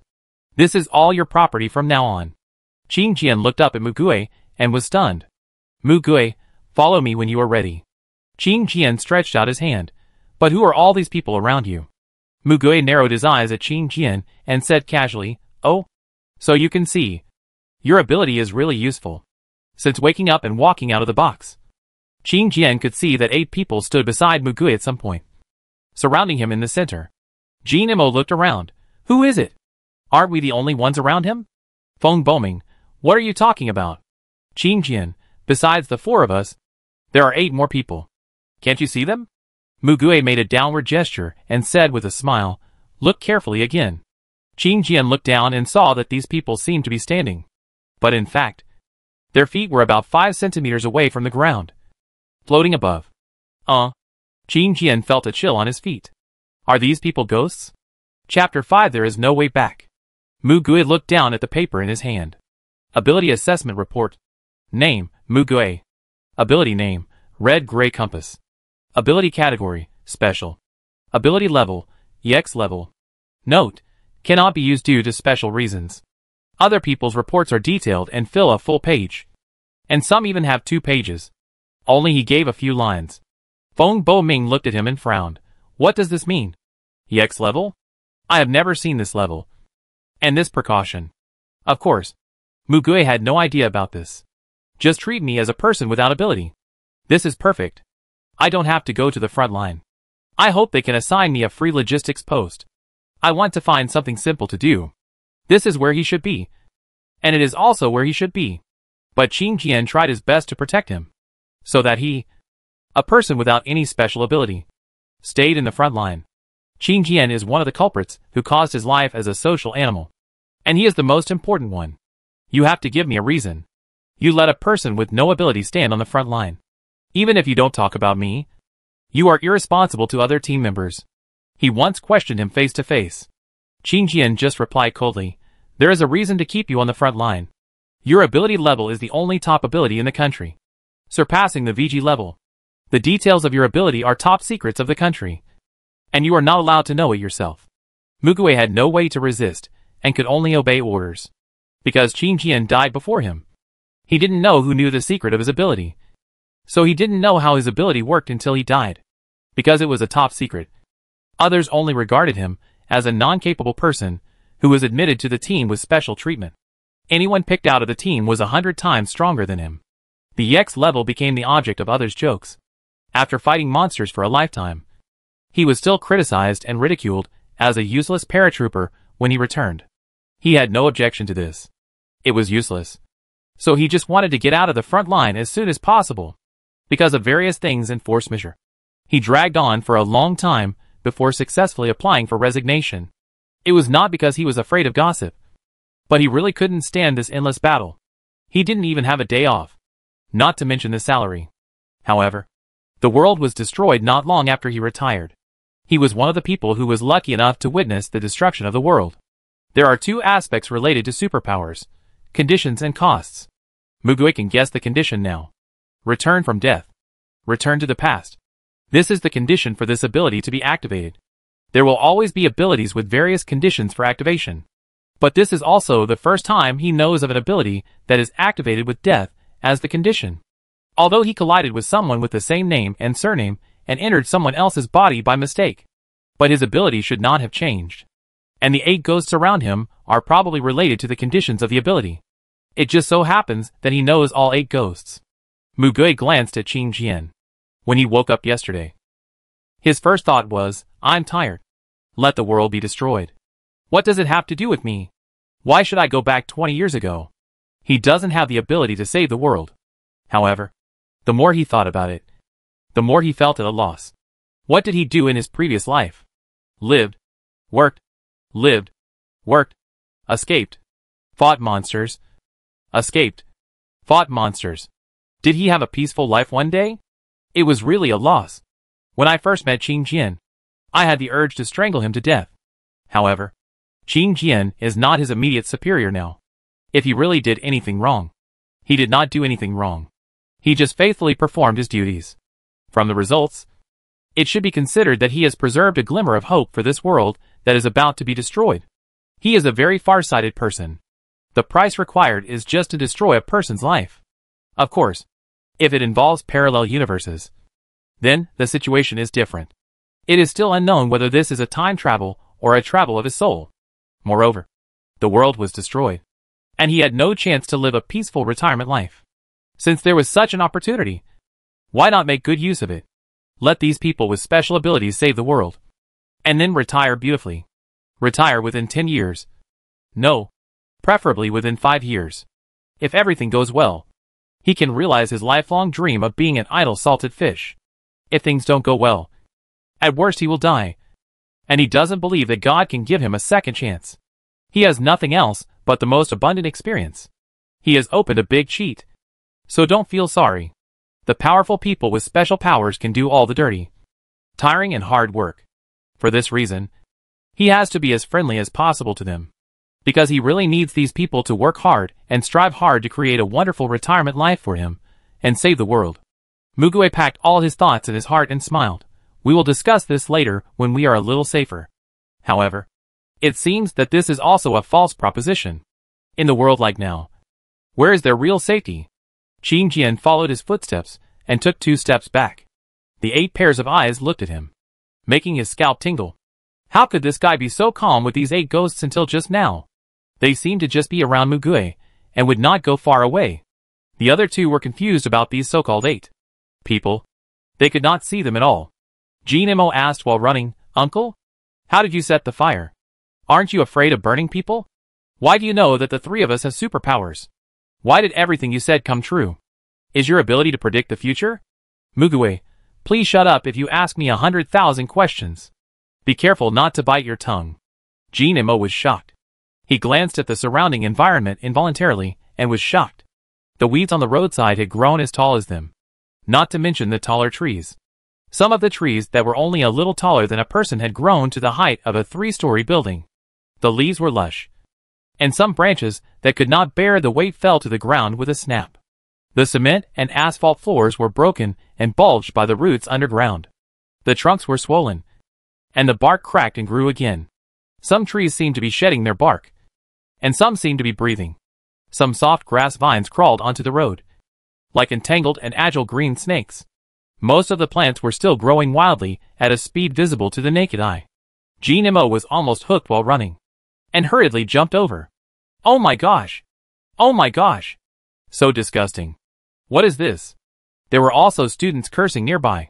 Feng Boying worriedly said, It seems that the plants have also mutated. Will it be dangerous? Mugui said, Plants have no neural regulation. Only stress response. As long as they are not some predatory carnivorous insect plants, they will not be aggressive. The only thing to be careful about is toxicity. Feng Bombing, did you just set off homemade smoke in the teaching building? Yes. It's made of celluloid one. It's just used to make smoke. Feng Bombing suddenly realized. Jinimo finally figured out what those shredded ping-pong balls were used for, and said angrily, You answer him but not me. Right? Mugui said, Children don't need to learn these messed up things. Jinimo almost swallowed his breath when he asked him to threaten others with a knife just now. Why didn't he treat him as a child? Qing Jian asked. Where are you going now? You just said there's another one. What is it? He didn't realize that he had begun to believe the man who had threatened him with a knife a few minutes ago. Mugui led them to the swimming pool, which was a small basketball court. He didn't answer for the time being and listened. Meow. A cat's cry that soared into the sky pierced the eardrum. Mugui frowned and answered, It's a cat. Over there. That guy is a bit troublesome, and needs to be dealt with in time. He followed the direction of the sound, turned around, and walked around the laboratory building. As expected, he saw a wild cat with its back arched, and its fur standing straight up like needles. Mugui ran to a slightly emptier parking lot. The wild cat's fur was not particularly regular, with many pieces falling off here and there. Its tail stood up, and it roared fiercely from its throat. It smashed the decorative stone pavilion with a wave of its claws. It is in a state of severe stress now, so we have to kill it quickly. Mugui took out a knife from her bag and held it in her hand.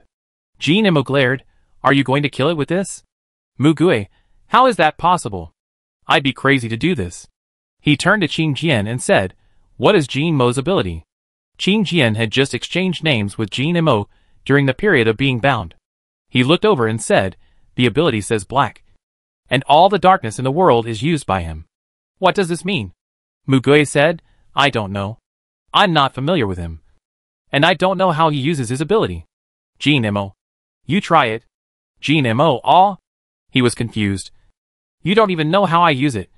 How can I know? Mugui, you got it wrong. That's your ability. As soon as he finished speaking, Jean Imo raised his hand. And black, soft, smoke-like things crawled out from the black shadows. Black billboards, black writing boards, black jackets, and black marble bricks. They gathered into a huge torrent, rushing towards the wild cat. There seemed to be white round spots of light in those black masses, which looked like eyeballs dotted with stick figures. Hee. In the black torrent, Jean Imo seemed to hear the creepy, shrill laughter of a child. For the first time, Mugui showed a look of surprise, and the three of them looked at Jean Imo together. Jean Imo, who used this amazing ability, was confused. I don't know. My hand moved by itself. He was scared to death, and his hand was still under his control. But it seemed that he knew what to do subconsciously, and it moved for some reason. Mugui pointed at the cat. Tie it up. Qing Jian, find its weakness. The black torrent climbed halfway, and Jean Imo called it back. No. Too little. The black torrent looked large, but compared to the already huge wild cat, it was like a tool for scratching, and it couldn't be tied at all. Qing Jian had just been watching and answered decisively, no weakness. Jean Imo? Feng Boming's raised hand almost fell down. Mugui, well, headshot. It is common to have no obvious weaknesses, and in this case, just follow common sense. Feng Boming was getting used to it and began to condense the light ball, which was much faster than the last time. However, a voice came over. TSK. You're so slow. Do you want to die? Qing Jian looked towards Mugui in surprise, but Mugui didn't speak. He realized that it was one of the 8 ghosts around him who spoke. Huh? He couldn't help but wonder. Mugui sneered. You can hear them talking too? Qing Jian opened his mouth. The person who just spoke was too scared to look carefully the first time he heard it. If he saw it right this time. Swoosh. The light beam shot out, but the cat dodged it by leaping ahead of time. The attack missed. Meow. The cry was full of aggression.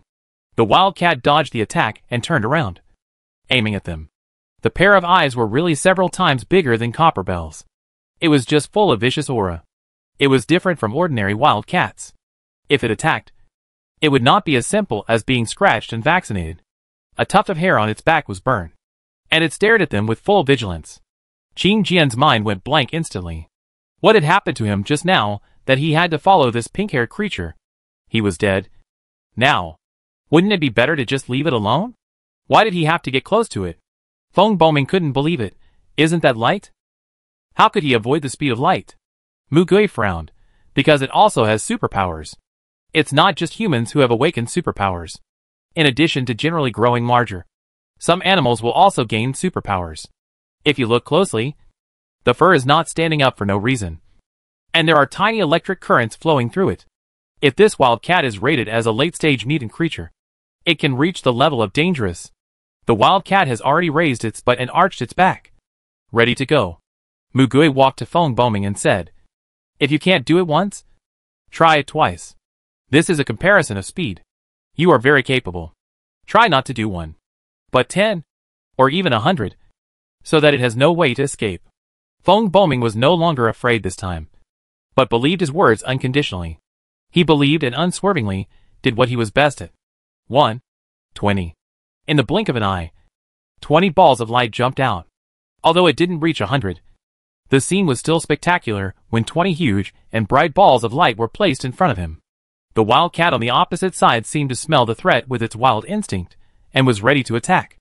It raised its claws and pounced directly. Meow! The usually cute cry could shatter their souls.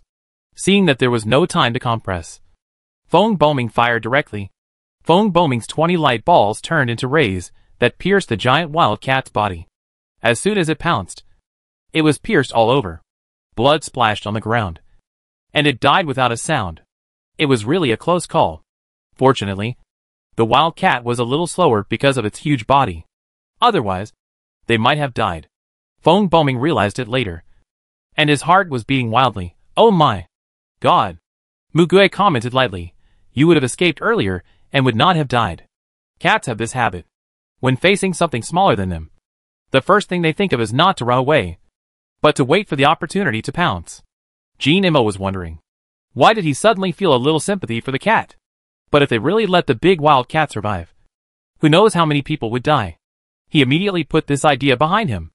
Qing Jian asked with lingering fear, "Why do you want to kill this cat?" "It's very dangerous." Mugui said indifferently, "It's not impossible to kill it. Why do you want to avoid it?"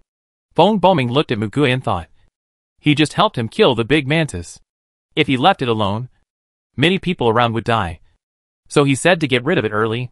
Feng Boming smiled and said, "You are going to protect other people around here, just like you use smoke bombs to let students and teachers evacuate from the teaching building first. And you pulled us to the playground." Mugui paused. "That's not the case. This guy will run around here at a very fast speed. Even if we are ready to escape, we may be accidentally attacked by him. That would be really dead. At least now, we have the initiative earlier." Feng Boming just thought he was being modest. He thought Mugui's way of acting was strange, but it was essentially well-intentioned and saved his life. He smiled and said, "I haven't thanked you for saving me yet. Thank you very much." However, Mugui did not respond to this sentence. Feng Boming felt that the eyes looking at him were filled with deep and heavy emotions, which he could not understand. Jean Imo patted the black thing beside him. It was soft like black jelly, dark and clear, except for the two white eyes. It was pure black without a trace of dirt and any color. It was strangely cute. He. They scrambled to move under his hands, as if feeling his warmth and enjoying his touch, making him feel that they seemed to be alive. After a while, they disappeared into the shadows. Jean Imo had a strange feeling. It was his first time to use his supernatural power, but he was very skilled and familiar with it, just like people who are born knowing how to use their fingers. Mugui folded the knife into his pants pocket. "Okay, we've solved this. Let's go. We still have a long way to go." Jean Imo asked Mugui, "Uncle, what about the cat? Don't care? Isn't there any crystal or rare things on it?" Mugui said, "There is no crystal. As for the corpse, only a professional dissection team can do it. It hasn't appeared yet. It will take a few years to use the things on it." He walked a few steps and suddenly stopped. "But you reminded me. Let's go back." They returned to the playground without stopping. At this time, few people had escaped. The mantis's huge body had fallen down, and several long black things broke out from its abdomen. "Oh my God! Is this a wireworm?" Qing Jian said in disbelief. Mugui said, "Something like this will appear occasionally. After all, parasites are also a kind of living thing." However, although the bug was disgusting, it was not very mobile, and was blown away by Feng Boming's cannon. At this moment, a rumbling sound was heard in the sky. It was a sound they were very familiar with. Several military helicopters flew over at low altitude, just above their heads. "Isn't that a helicopter? Is it here to rescue?" Qing Jian said in surprise. Mugui raised the corner of his mouth. "Yes. But we, the unimportant people, don't have a seat on it." The three people were all stunned. Mugui then said to Qing Jian. His smile seemed to Qing Jian to be somewhat malicious. Qing Jian. I'm in a good mood now. Let me tell you something. You make your own choice. Qing Jian had a bad feeling. Your parents, like you, have awakened superpowers, which are brain-enhanced superpowers. They are probably still in a daze before. After waking up and understanding the situation, they will contact you immediately. They will probably call you later. Qing Jian immediately took out the AI watch in a panic and found that the signal on it was still there, indicating that the base station here was not damaged. Your parents will probably call you and ask you to go to the Magic City. Those helicopters are flying to the Magic City. When you get there, you can catch a helicopter. There is a person there who knows your parents. He will help you and take you to the capital. They will soon realize the importance of your ability. Qing Jian held his breath. How can you? Mugui smiled. I don't know everything, but I know these. This is what Qing Jian told him before, although they were not familiar with each other. Ring, ring, ring, as if to confirm his words. The AI watch sent a communication request. Hello? Qing Jian opened his voice tremblingly. Aki, are you okay? Are you injured? Aki, turn on the video. Qing Jian burst into tears when he heard his parents' voices, and he turned on the video. The real image of his parents appeared in front of him through virtual light. Dad? Mom? Are you okay? It's okay. As long as you don't lose any limbs. Cry for nothing. Get up. Yes. There is no time for you to cry. Qing Jian shed a few tears and forced them back. Jin Mo couldn't help laughing. Feng Boying also hurriedly turned on his watch, his face full of anxiety. But he couldn't connect to his parents no matter what. Jin Mo suddenly realized that the four of them, he and his uncle, were all orphans. However, just when he had a little feeling of wanting to depend on each other, he found that this person should not really be his uncle. He couldn't laugh anymore, whether it was the prophecies or the series of behaviors he showed. And Mugui never seemed to want to hide anything. Qin Zhongzhong told Qing Jian, go to the Yinshang building in the Magic City now. There will be a helicopter landing there. You have to wait for one. We will contact them and try to take you to the capital. Qing Jian's face turned pale. He was right. He looked at Mugui. Huachi called him. Remember, you must go there. Mugui still smiled at him. He felt horrified. He knew all this, but still dragged himself here. Dad? Mom? I heard you. Take care. I'll be there. Keep in touch. He talked to them for a while, and finally he mentioned, Dad? Mom? My ability is identification. I can identify the details of other people's abilities. His parents looked at each other. This may be a very important ability. We will report this to the higher-ups. Although reluctant, they still hung up the phone. Mugui said to him, how is it? Have you decided? Go to the Magic City? I can't guarantee that you can get there safely by yourself. Qing Jian was so angry that his face turned green. You knew about this. So you tricked me here in advance? What do you mean by giving him a choice? In fact, he has no choice at all now. He can only go with him. He was tied to this pirate ship from the beginning.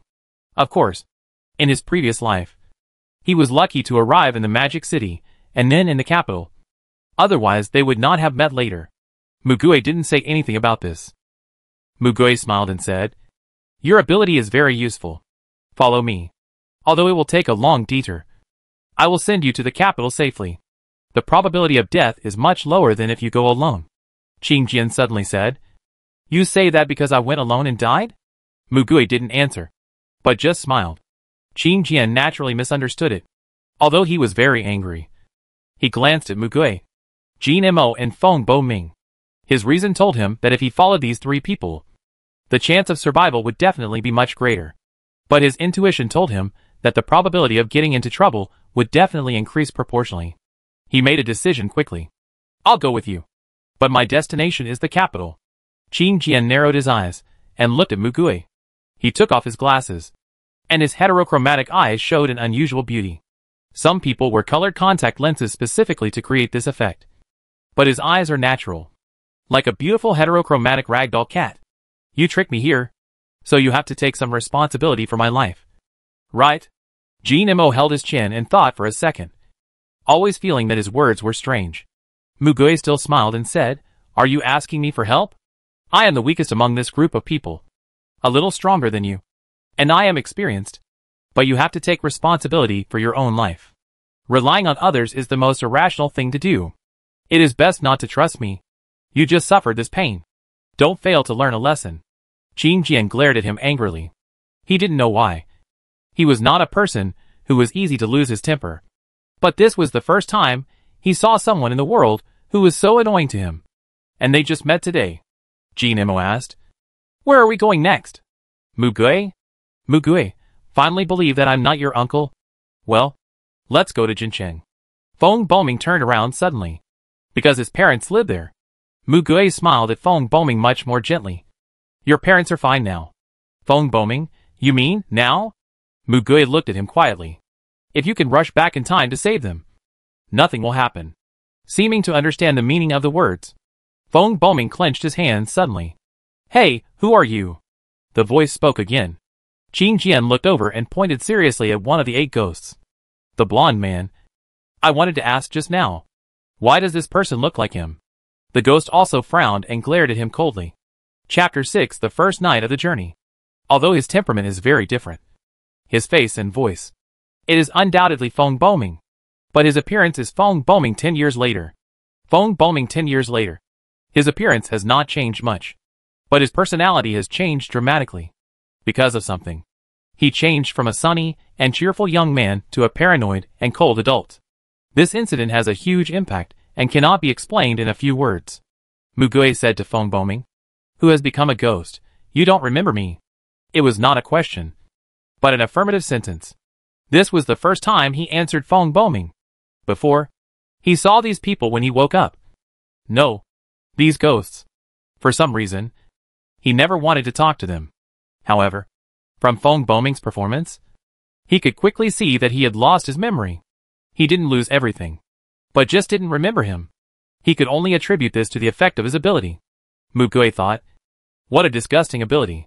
He could summon people he knew, but make them forget him. Feng Boming still had that cold look on his face. I'm asking you why you know me at this stage. Why you know my abilities. And where my home is. Mugui looked at Feng Boming and said, because we are friends. We were in the past, and we will be in the future. Right? Feng Boming first looked at his outstretched hand. Was stunned. Then, without hesitation, held his hand. His smile was dazzlingly bright under this dark cloudy sky. Yes. That was a smile he hadn't seen for a long time. It was really nostalgic. Feng Boming, who had become a ghost, laughed sarcastically, obviously not believing it at all. Seeing that Mugui had no intention of answering, he also shut up. These 8 ghosts were generally quite silent. Jinemo had no problem. In this world, he could only follow Mugui everywhere. They could settle down anywhere. Not to mention that Mugui seemed to have a clear goal. Qin Jian could hear the voices of both ghosts and humans. So his face was particularly ugly. He asked the same question as him. Who are you? It's okay to tell you. I came from 20 years later. Or to be more precise, my soul. Mugui let go of her hand and said casually, rebirth? Return may be more accurate. Because there is a jump in the timeline. It's just that this is not my original body. Mugui turned to Jinemo. The one we saw dead in the hospital was the original me. The one who really died was your uncle. Of course, I don't have your uncle's memory now. Although he had been somewhat certain before. Jinemo still felt a little sad when he heard that his uncle was really gone. But not much. He has lost his memory. In the past 3 months, his relationship with his uncle is not particularly deep. But he looked at Mugui in front of him. He knew that in the past 2 days, the new person he met was this Mugui, not his uncle. Jinemo said, I don't care. I will follow you. Wherever you go, I will go. This will make it easier to live. I also have special abilities. Can I help a little? You have helped me a lot. Mugui smiled. Qin Jian looked at him suspiciously, feeling that he was making up a story. It would be hard for ordinary people to accept such a story. However, all the weirdness that Mugui showed seemed to have a good explanation under this reason. Mugui smiled. You can also understand that part of my ability includes the function of prediction. Of course, it is not 100% accurate. If you don't believe it, you will know it when you identify my ability later. However, there is no time for this now. After speaking, Mugui looked at the 3 people. Let's go. We have to set off immediately. Mugue quickly found his parking spot. He chose an open space with no plants nearby. And fortunately, it had not been destroyed by mutant animals. When they got in the car, a sparrow as big as an adult hit the outer wall of the teaching building like a drunk, shattering the glass it hit, falling down, and struggling to fly up again. The broken glass almost hit the people fleeing below. The wailing sound of escaping from danger sounded. Is it safe to drive? While the road has not been completely destroyed, drive a distance first. And then, you can only abandon the car. The four of them sat down. And of course Mugue was the driver. He did not use the automatic driving, because the automatic driving would always choose the shortest route.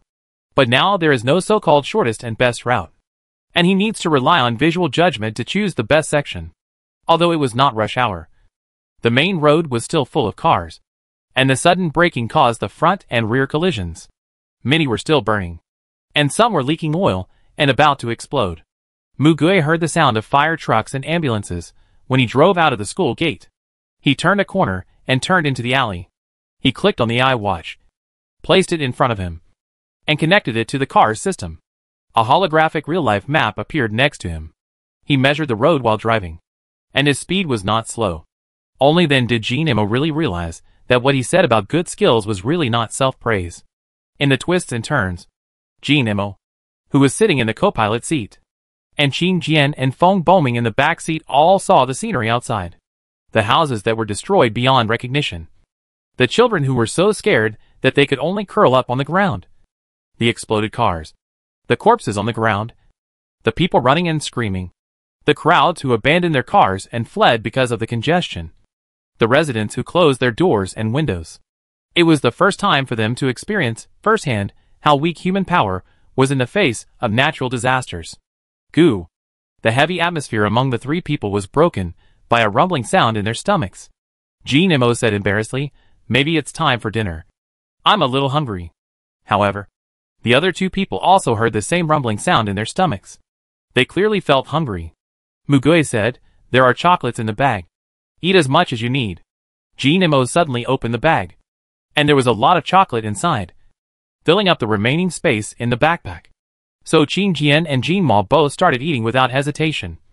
And Jean Ma even took the time to feed Mugue some. Qing Jian asked as he ate, "Is it because evolution consumes energy?" "Yes. More energy will be needed in the future, especially when using superpowers. The body's metabolism will speed up, and the energy consumption will be higher." "Jean Ma, then these things are not enough to eat. So we have to hunt later. No matter how much food we bring in advance, there will always be a day when it is eaten up. And they already have enough to carry one bag.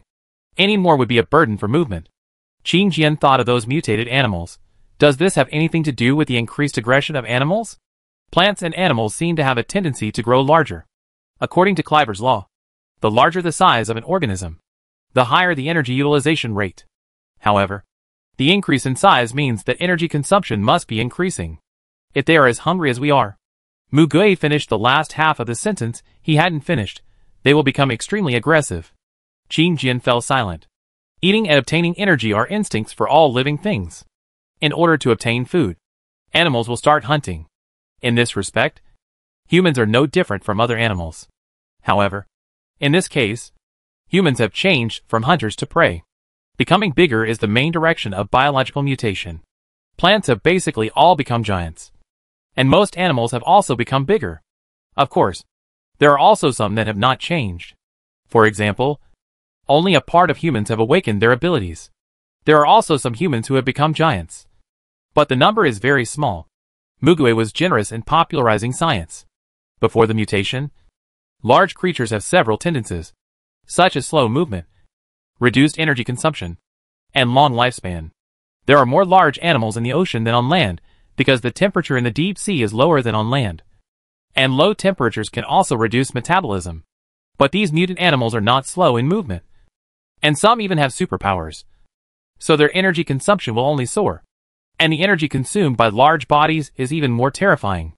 He stopped talking here. And the three of them understood what he was going to say. Not only humans, but also animals on Earth will do their best to survive as long as possible. Among them, humans, whose body size has not changed much, are generally weaker. And there are still a lot of them. have become the easiest food to obtain. Jin Imo got goosebumps all over his body. Qin Jian said in fear, "There are so many insects in the world.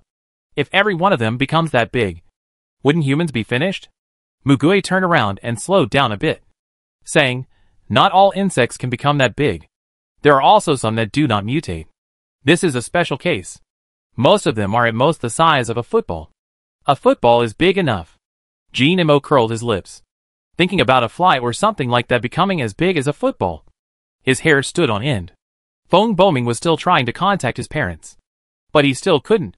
It might be that he had lost the communication tool, or the base station on the other side was damaged. He was still worried and couldn't care about anything at the moment.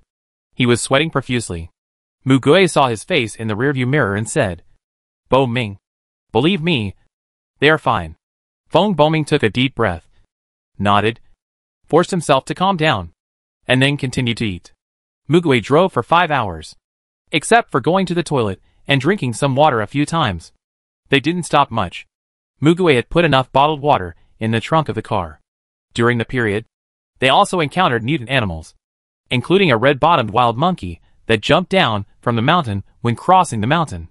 Fortunately, its size was about the same as the car, and it seemed that it was not good at running on flat ground. So Mugui drove away at high speed. There were also rats and big cats crossing the street. Of course, the big wild cat was far smaller than the one they saw in college. Compared with the hard car, the big cat chose to chase the big rat. The journey was safe and sound. The car drove until the sunset. "You are tired. Don't drive any further. Take a break." A gentle voice suddenly sounded beside Mugui's ears, full of concern. A drop of cold sweat hung down his cheek. The other 3 people were sleeping soundly in their seats, and only he could hear the voice. Mugui did not turn around to look at the owner of the voice, nor did he respond to him. He looked at the gradually darkening sky and slowed down the car to drive into the town. The crying of a child woke up the 3 of them. The child's mother was holding the child and walking on the road in a mess and difficulty. But she did not ask for help from Mugui's car, but just ignored it and continued to drive. Mugui drove for a while and slowly stopped the car. They drove all the way from the prosperous Hangzhou city, where S University was located, to a street on the edge of Wanling. The roadside trees were so tall that they towered into the sky, but they seemed to have stopped growing. "Get off the car. We will stay here tonight." Some of the doors on the street were wide open. Some were tightly closed, and some were broken. Those who should escape had fled, seemingly seeking shelter in the city center or air raid shelters, while some peeked out from the gaps in the window curtains, as if they thought their homes were the safest. "I don't think I saw a few seeds just now."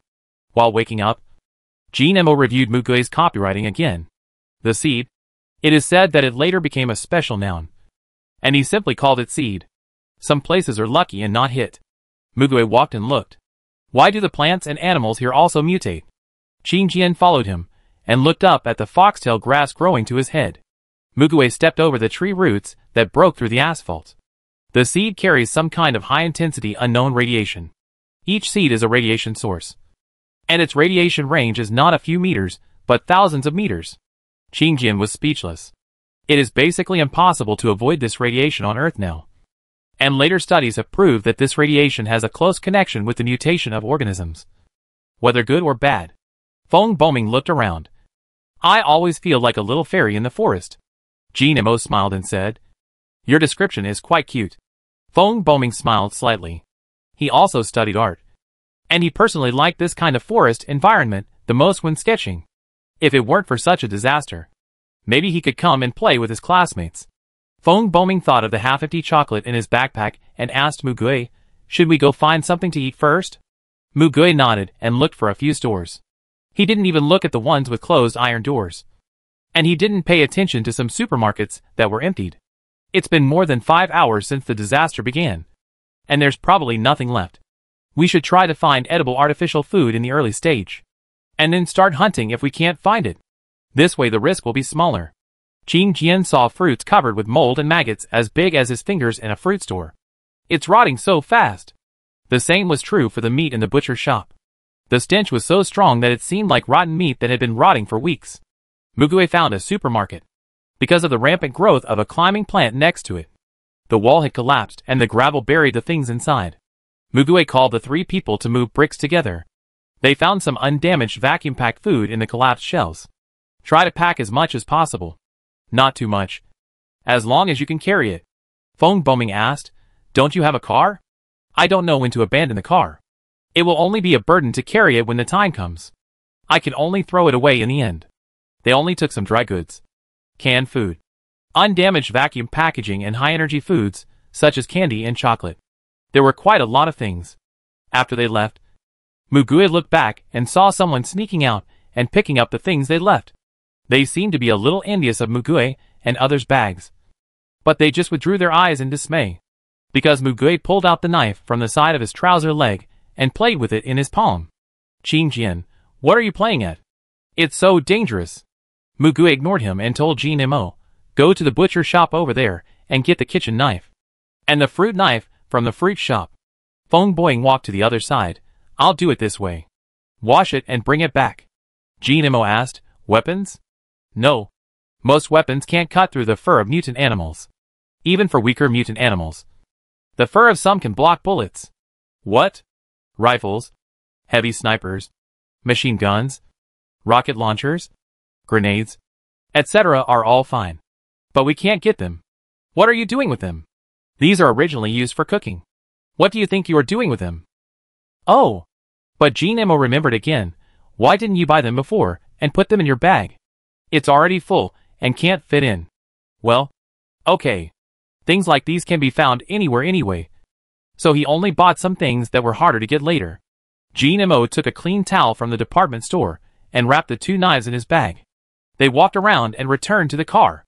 There were the fewest residents staying at home near the car, because there were basically one-story shops here. And the people in the shops would run home as soon as something happened. Under the flickering street lights, the atmosphere on the street seemed particularly gloomy. During this time, they had seen several big rats crawling over. The big rats they had mentioned before were probably a little bigger than the palm of their hands. But now these big rats were probably a little smaller than bicycles. But these big rats were more interested in the garbage dump, ignored them, and ran away. Fong Boming, who was ready to go, breathed a sigh of relief and let the mice go. Fong Boming looked up and said, "The power supply here is still going on." Suddenly, something flew in front of him. Fortunately, he reacted in time and dodged to the side. A white thing fell heavily to the ground.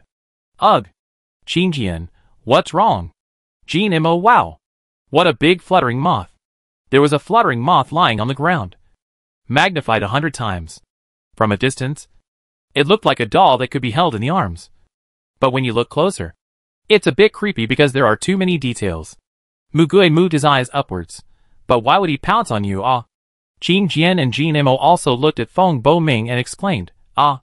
Fong Boming, He unconsciously emitted a bright halo, as if a layer of holy light was covering him.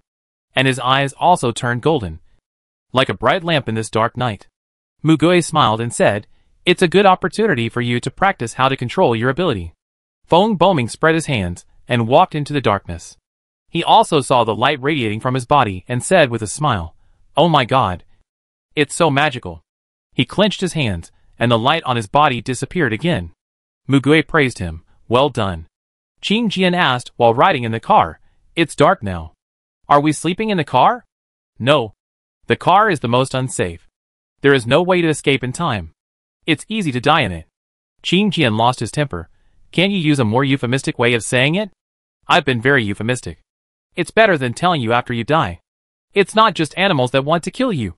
There are also people. Where are we going to sleep?" "I've already chosen it." "Haven't I?" Mugue pointed to the store next to us. The car stopped in front of a home furnishing store that sold bedding and beds. The door was open, but the store was empty. No one wanted to rob this kind of store. And there were ready-made beds and quilts, because they were all for sale. They were decorated beautifully and cleanly, and the finished products on display were the most comfortable. Qin Jian murmured, "Indeed, this kind of place is better than a hotel. And it's not a high-rise building, but a one-storied bungalow. If a monster comes and blows the house down, at least there's a place to survive." Mugue added, "You really can think of everything." Mugue turned on the light of her watch. "Finally. Come with me to another store." "Where?" Chapter 7 Initial Assessment of Abilities. Paint store? When I turned here just now, I saw that the door was open. Come with me. Paint. I can't carry so many buckets by myself. So they each carry 2 buckets of paint. Be careful not to drop it on your hands and feet. It's very troublesome and can't be washed off. So they all wore gloves on their hands. There were many such gloves in the paint store. They transported the paint to a home furnishing store not far away. Why paint? Because it's pungent? They were speechless. And there was no better and easier alternative now. After they all entered the door, they splashed paint on the door, forming a line parallel to the door, and locked the door with a big lock next to it. Fortunately, this store doesn't have an intelligent automatic switch. Nemo locked it. These smells can at least drive away some wild cats and mice, Mugue said, setting the outward-facing glass to a light-blocking color. The lights were turned on, and the room was bright, and you couldn't see out. They put down their backpacks and moved the table and stools from the back room. They counted the food and started eating. Don't be frugal. And don't eat too much. They all understood what he meant. Not being frugal meant that they would finish it sooner or later. And eating too much might affect their health and cause trouble. However, after just a moment, they were already so hungry that they felt they could eat as much as they wanted. Will there be such a huge consumption even if you don't use your abilities?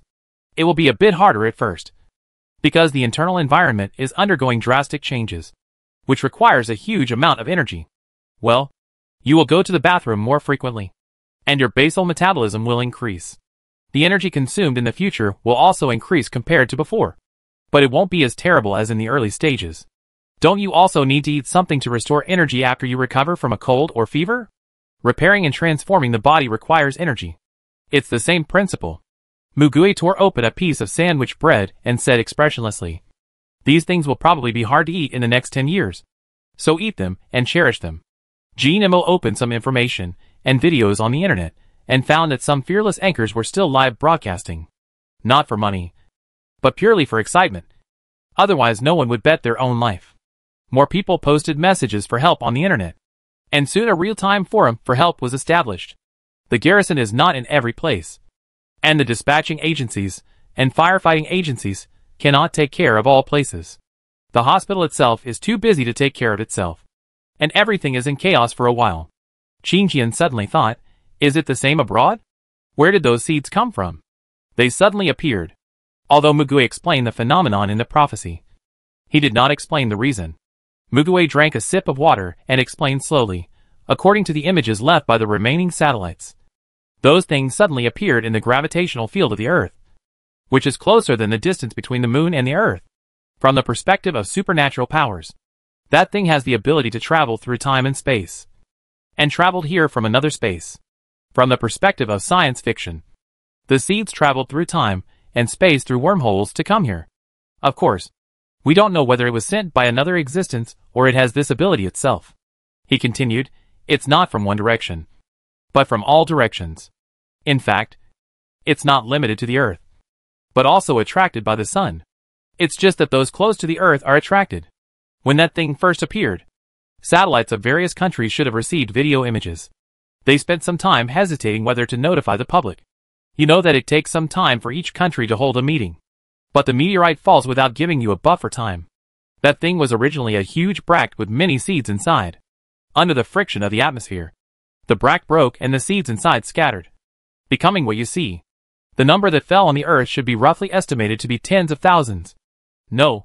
100,000? Not sure. The 3 people put down the food at the same time.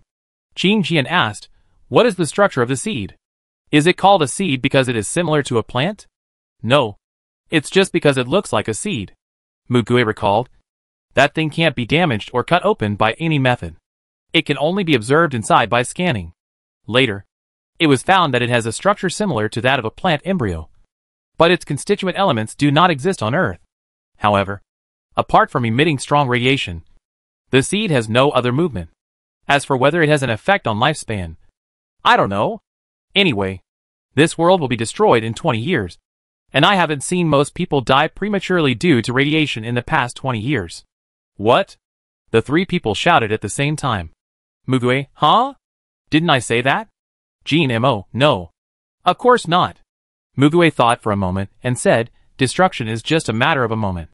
although humans also contributed to it. Some things can only be discussed later. It doesn't matter if we talk about it now. Qin Jian frowned. Why don't you explain it clearly at once? Because you won't believe it even if I tell you. Mugui's mouth just opened and closed quickly. Qin Jian followed Mugui's gaze and looked at the person next to him. The one who actually spoke. The first impression of the man was that he was clean. With a fair and handsome face. A little childish. And slightly curly hair. Soft and refreshing. He was wearing a white windbreaker. With ordinary brown trousers and shirt inside. When he leaned close to Mugui's ear to talk, there was a kind smile on the corner of his mouth. When he smiled, he always gave people a pure and innocent feeling, unconsciously letting people down their guard. What a pleasing face. At least when Qin Jian saw him. He felt that this person was easy to be deceived. And if Mugui smiled like this, it would only make Qin Jian think that he was thinking about how to cheat others again.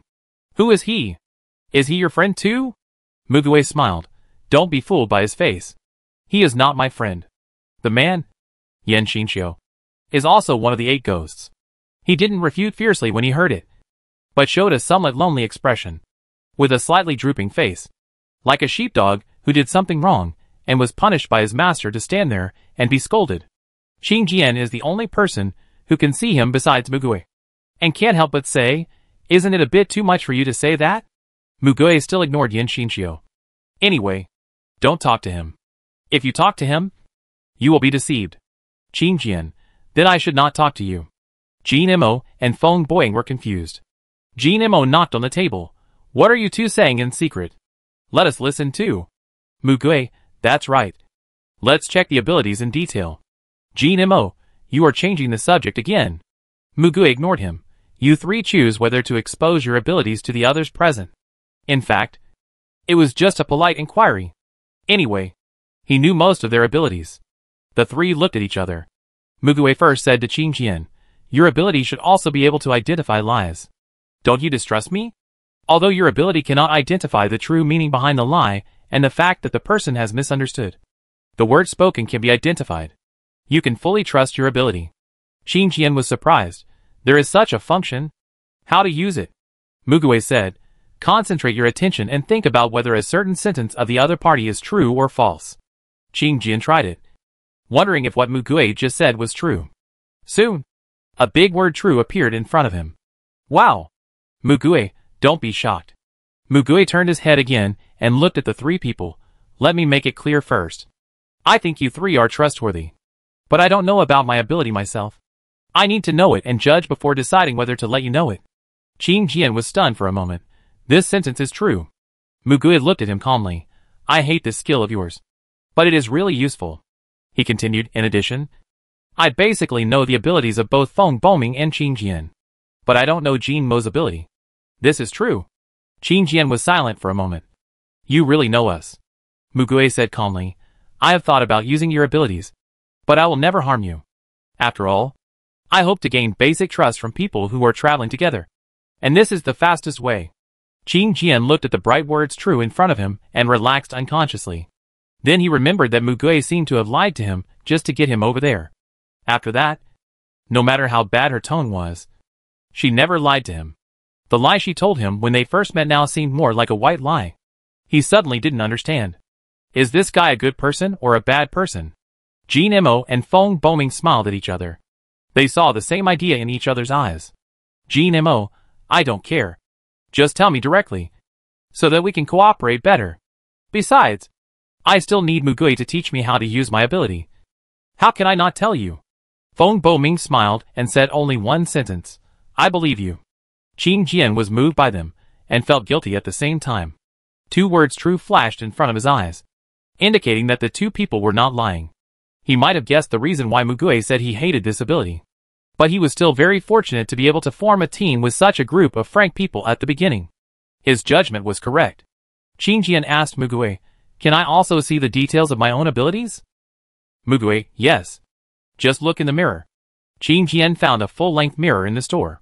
He stared at himself, concentrating his attention, thinking about identifying his abilities, and the clear characters floated out of his body. A bit like the feeling of using a smart head display. After Qin Jian came back, he said to the 3 people, I can identify not only supernatural powers, but also physical fitness, height and weight, physical condition, etc. As mentioned above, I can identify everything. I need to concentrate on the object to be identified in order to identify it. He pointed at Jean Mo and said, for example, your condition is quite special. It's amnesia. Have you lost your memory? Jean Mo nodded. Yes. I had a serious accident 3 months ago. The doctor said that I lost my narrative memory. But my common sense memory is still fine. Qin Jian turned to Mugui again and was stunned. Why are you also in amnesia? Mugui thought for a while. I lost some memories when I was a child. But that was when I was very young. Is it considered psychogenic amnesia? Qin Jian, psychogenic amnesia is not. He stopped talking. Isn't this usually a symptom of selective amnesia that occurs in people with psychological trauma? But he didn't ask. But it could also be because this body is not his own. For the original Mugui, it is indeed a state of amnesia. Mugui, it's not a big deal. Just remember the important things. He doesn't look like he has any psychological trauma. But he seems to cause trauma to others. So he also put the matter aside. Jean Mo muttered, I have connections. It would be great if I could recover my memory. Qin Jian asked, who will go first? Feng Boming pointed at Jean Mo and said, children go first. Jean Mo, say goodbye. I'm not a child anymore. But I'm also curious about what my ability is. Qin Jian looked at him seriously for a while, and said, the name of the ability is black. There is only this one word. VG level? This VG level. Jean Mo asked, no explanation? Qin Jian shook his head. Mugui said, EX. VG. G. F. P. These are all the currently known levels of superpowers. The evaluation system is your ability. And the comprehensive ability evaluation is the most objective to a certain extent. Jean Mo tilted his head, then why not S? A. B. C. D? Mugui, why don't you ask him? So they looked at Qin Jian. Qin Jian thought for a moment. Got a clue. And explained awkwardly, this is the evaluation standard for diamond cutting. Feng Boming asked curiously, what are the abbreviations? EX stands for excellent. VG stands for very good. G stands for good. F stands for fair. And P stands for poor. Why do you use such an obscure evaluation standard? It's not obscure. But I know more than just this evaluation system. I don't know why this evaluation standard came into being. Mugui added, according to my experience. Although the ability level evaluation he identified is objective from a comprehensive perspective, the application of ability is definitely not so rigid. An F-level ability may be able to do things that an EX-level ability cannot do in some aspects. Superpowers do have advantages and disadvantages. And each superpower has its unique application. As he said this, he looked at Qin Jian deeply. You have to remember this. Qin Jian suddenly felt that he was scolded by the teacher. Okay. Qin Jian quickly continued to identify Jean Mo's special ability. The explanation of the ability is, all the darkness in the world is used by it. It will have autonomous consciousness, and can protect the subject when the subject loses consciousness. Its action power comes from the environment, and has no physical or mental restrictions. Mugui explained, some abilities have significant costs and restrictions. It seems that your ability is indeed good, and has a lot of room for development. Qin Jian, what does it mean that there is another 0 sequence here? Sequence 0. Sequence 1. Sequence 2. Sequence 3. These are the sequences that have appeared so far. No. All the sequences I know of. What are the differences between these sequences? Mugui held up 3 fingers. The first batch of awakenings belong to sequence 0. It is relatively unstable. And there are many people who have awakened powerful superpowers. Of course, this is not certain. After a period of time, those who gradually awaken belong to sequence 1. And their superpowers are relatively stable. And the strength is also uncertain, which varies from person to person. Already have superpowers. But the superpowers have changed later, and are sequence 2, which is transformed from sequence 0 and sequence 1. And most of them will become stronger. There are many factors that change, which are also called secondary mutations or secondary evolutions. Third order, the offspring of superpowers must have superpowers, inherited superpowers, or be born with new superpowers. They are basically all 0th order. Jean Mo couldn't help but ask, fuck, can superpowers be inherited? It won't be 100% inherited. But it's possible that most children born in this era, to be precise, the bloodline of superpowers, are born with new superpowers. Feng Boming asked, how should I understand his explanation? Mugui looked at Jin Mo. There are many vague areas, which also means there are more areas for development. After awakening superpowers, most people are unlikely to know how to use their superpowers directly. They can only explore little by little. Some people don't even know what superpowers they have awakened. So your superpowers are very important. His last sentence refers to Qing Jian. Some people's superpowers carry a fatal price, while some people are unaware of the price and frequently use their superpowers, leading to serious consequences. Qing Jian's appraisal helped many people avoid this. Although it is not 100% comprehensive, it also pointed out the direction for many people. Qing Jian was responsible for appraising and registering all the superpowers in the country in the later period, and his ability appraisal has never been wrong. This matter has advantages and disadvantages. But for some people, the advantages outweigh the disadvantages. It's just that he didn't talk about this for the time being. Qing Jian asked, but even if there is an explanation, I still don't know how to use it. What should I do? His ability explanation is already quite detailed. But this is not all of his ability. How to use the ability specifically still needs to be explored by the person with the ability. But with the most basic direction and a safe foundation, you can conduct experiments to test what the ability can do. This depends on you to explore it. The same ability, used well and used poorly, is completely two different things. Jin Mo racked his brains for a long time, but couldn't think of where his ability could be developed. It was too abstract. Mugui let them think for a while, and then gave some hints, depending on the different abilities of each person. You need to prescribe the right medicine for the right disease. In your case, you should first use your ability to control them to do anything, and see what they can do. How much energy do you need to control them? How long can you continue to control them? What is the range of their activities? Is their free will controllable? If you lose consciousness, will they protect you?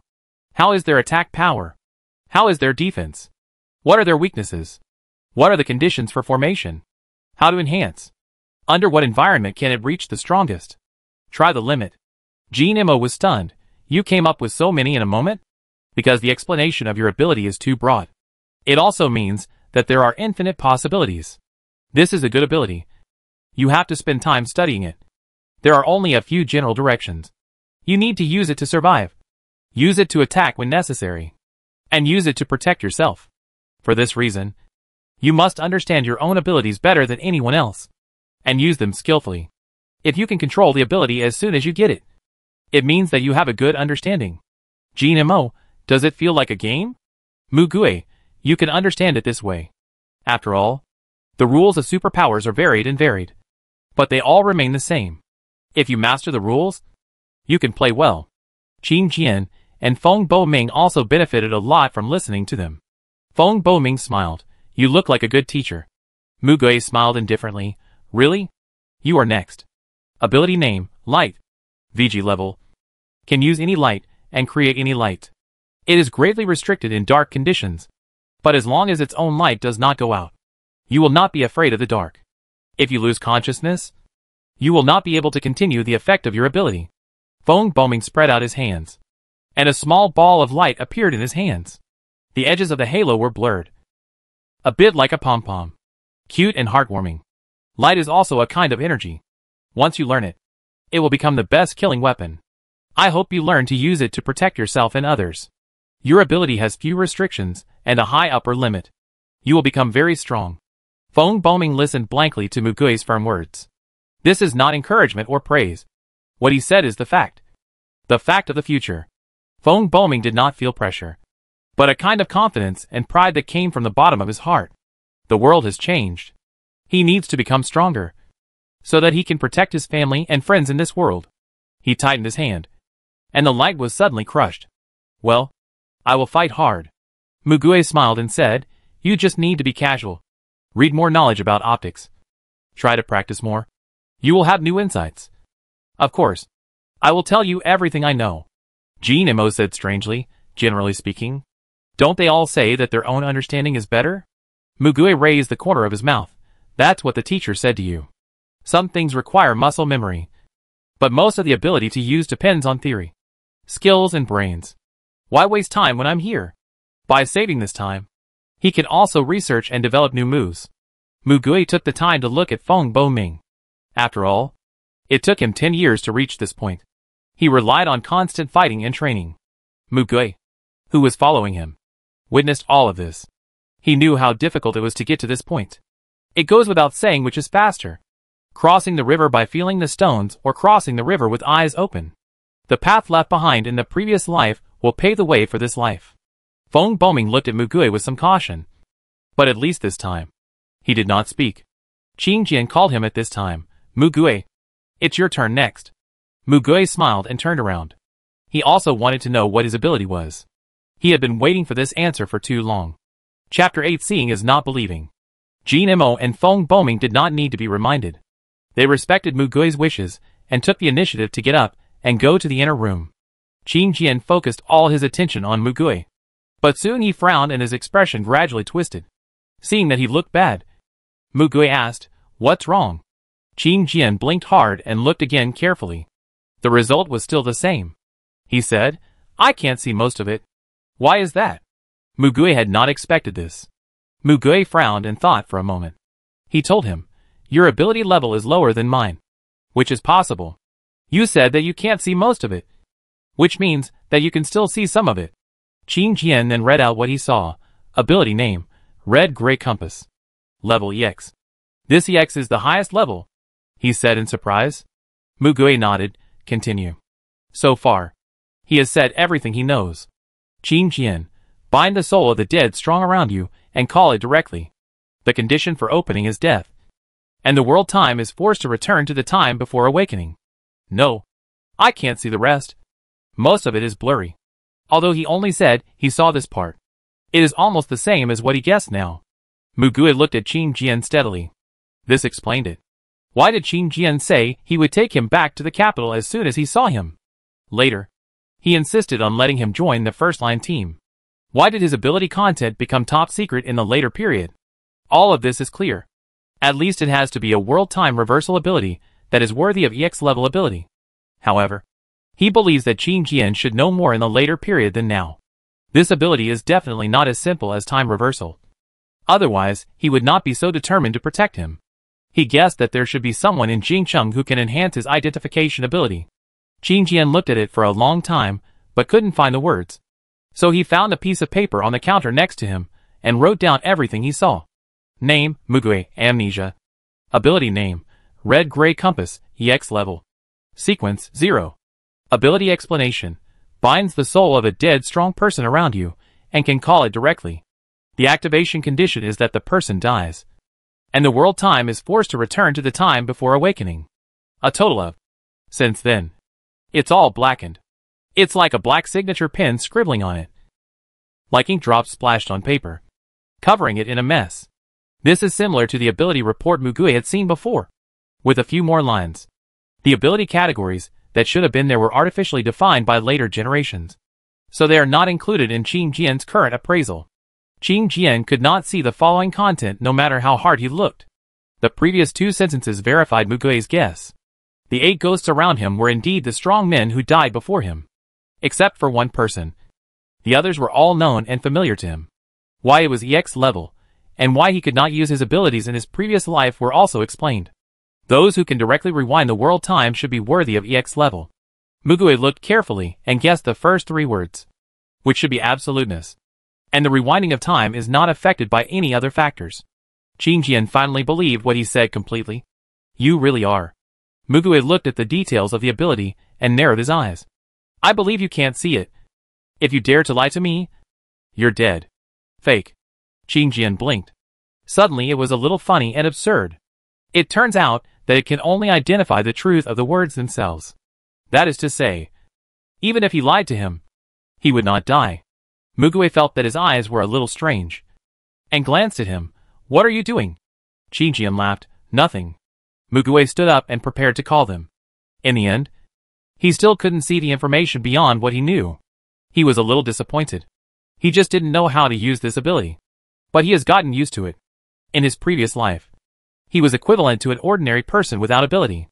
Now, with or without ability, what he has to do will not be much different. Wait a minute. The moment he turned around, Qin Jian grabbed him and said seriously, there is another string of information. Just now, most of the blackened information disappeared, and another string of information appeared. Mugui sat down slowly. Are you talking about another ability? So far, he has only seen 2 people with multiple abilities. The situation is a little different. Qin Jian looked up and wrote at the same time. This time, he wrote a lot, which means he can see all the information. The more he wrote, the wider his eyes widened. Name, Mugui deceased. Ability name, enhancement. Ability explanation, can enhance anything including supernatural powers. The ability explanation is very detailed. Mugui read it to the end and fell into a brief contemplation. Qin Jian looked at him anxiously. After a while, the corners of Mugui's mouth rose. His eyes also curved beautifully, and the light of the bright lamp above his head fell quietly into his deep eyes. This is a very useful ability. He quickly called the other 2 back. How is it? Jinimo asked directly. Mugui raised 2 fingers. I have 2 superpowers. Both were surprised. What? One is EX level. The other is VG level. Jinimo, EX is the top level. Isn't it? However, he can't see the content behind, so I don't know how to use it specifically. In short, it's a bit like summoning? Descendant?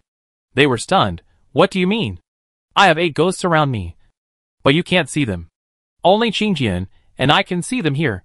It means I can summon them and use them, but I don't know how to use them. Suddenly, Yin Xinqiu behind him bent down and kindly told him, call my name and I can materialize. Qin Jian couldn't help but look sideways. Mugui chose to ignore it. However, Qin Jian had just tried it at Mugui's suggestion, and he couldn't see the specific information of these ghosts.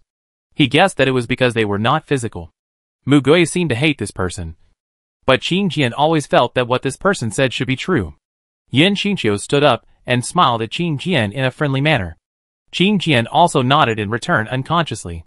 Mugui stretched out his hand to turn his head around, so that he would not stare at Yin Xinqiu. Mugui continued, my second ability is strengthening, and I can also strengthen the abilities of others. Feng Boming, it feels like a very powerful auxiliary ability. Mugui looked at Jinimo and said, that is the ability left in this body by your deceased uncle. Jinimo was stunned, then silent. After a moment, he smiled and said, that's good. You should use this ability well. Mugui nodded. Of course. It's a pity to leave such a useful ability unused. But he quickly added, but I only use it when necessary. Qin Jian couldn't help but look at Mugui's profile. He remembered what Mugui had just said to him. Mugui made a gesture to keep silent. You have to keep the price of using this ability a secret for me. This is not good. Qin Jian's first instinct was that this person was going to cheat others again. We have to tell them the price of using their abilities. No need. Mugui just said lightly. Qin Jian thought of another possibility, but he quickly dismissed it. People are selfish. Especially Mugui. He said he wanted to use others. Which do you think is more important? This price or life? At the critical moment, if they hesitate, they will lose their lives. Qin Jian could only sigh and accept this. As Mugui said, he only told them the part he felt needed to be told. And everything he said was true. However, there was another condition that made Qin Jian finally accept it. But you can judge for yourself. I won't cover your mouth. If I use this ability to do something that harms them, you can tell them the truth. If not, you have to promise me to keep it a secret for me. Qin Jian no longer hesitated and agreed to his request. After Mugui finished talking about his ability, he said to them, there should be a place to take a bath here. Take advantage of it. Wash yourself clean.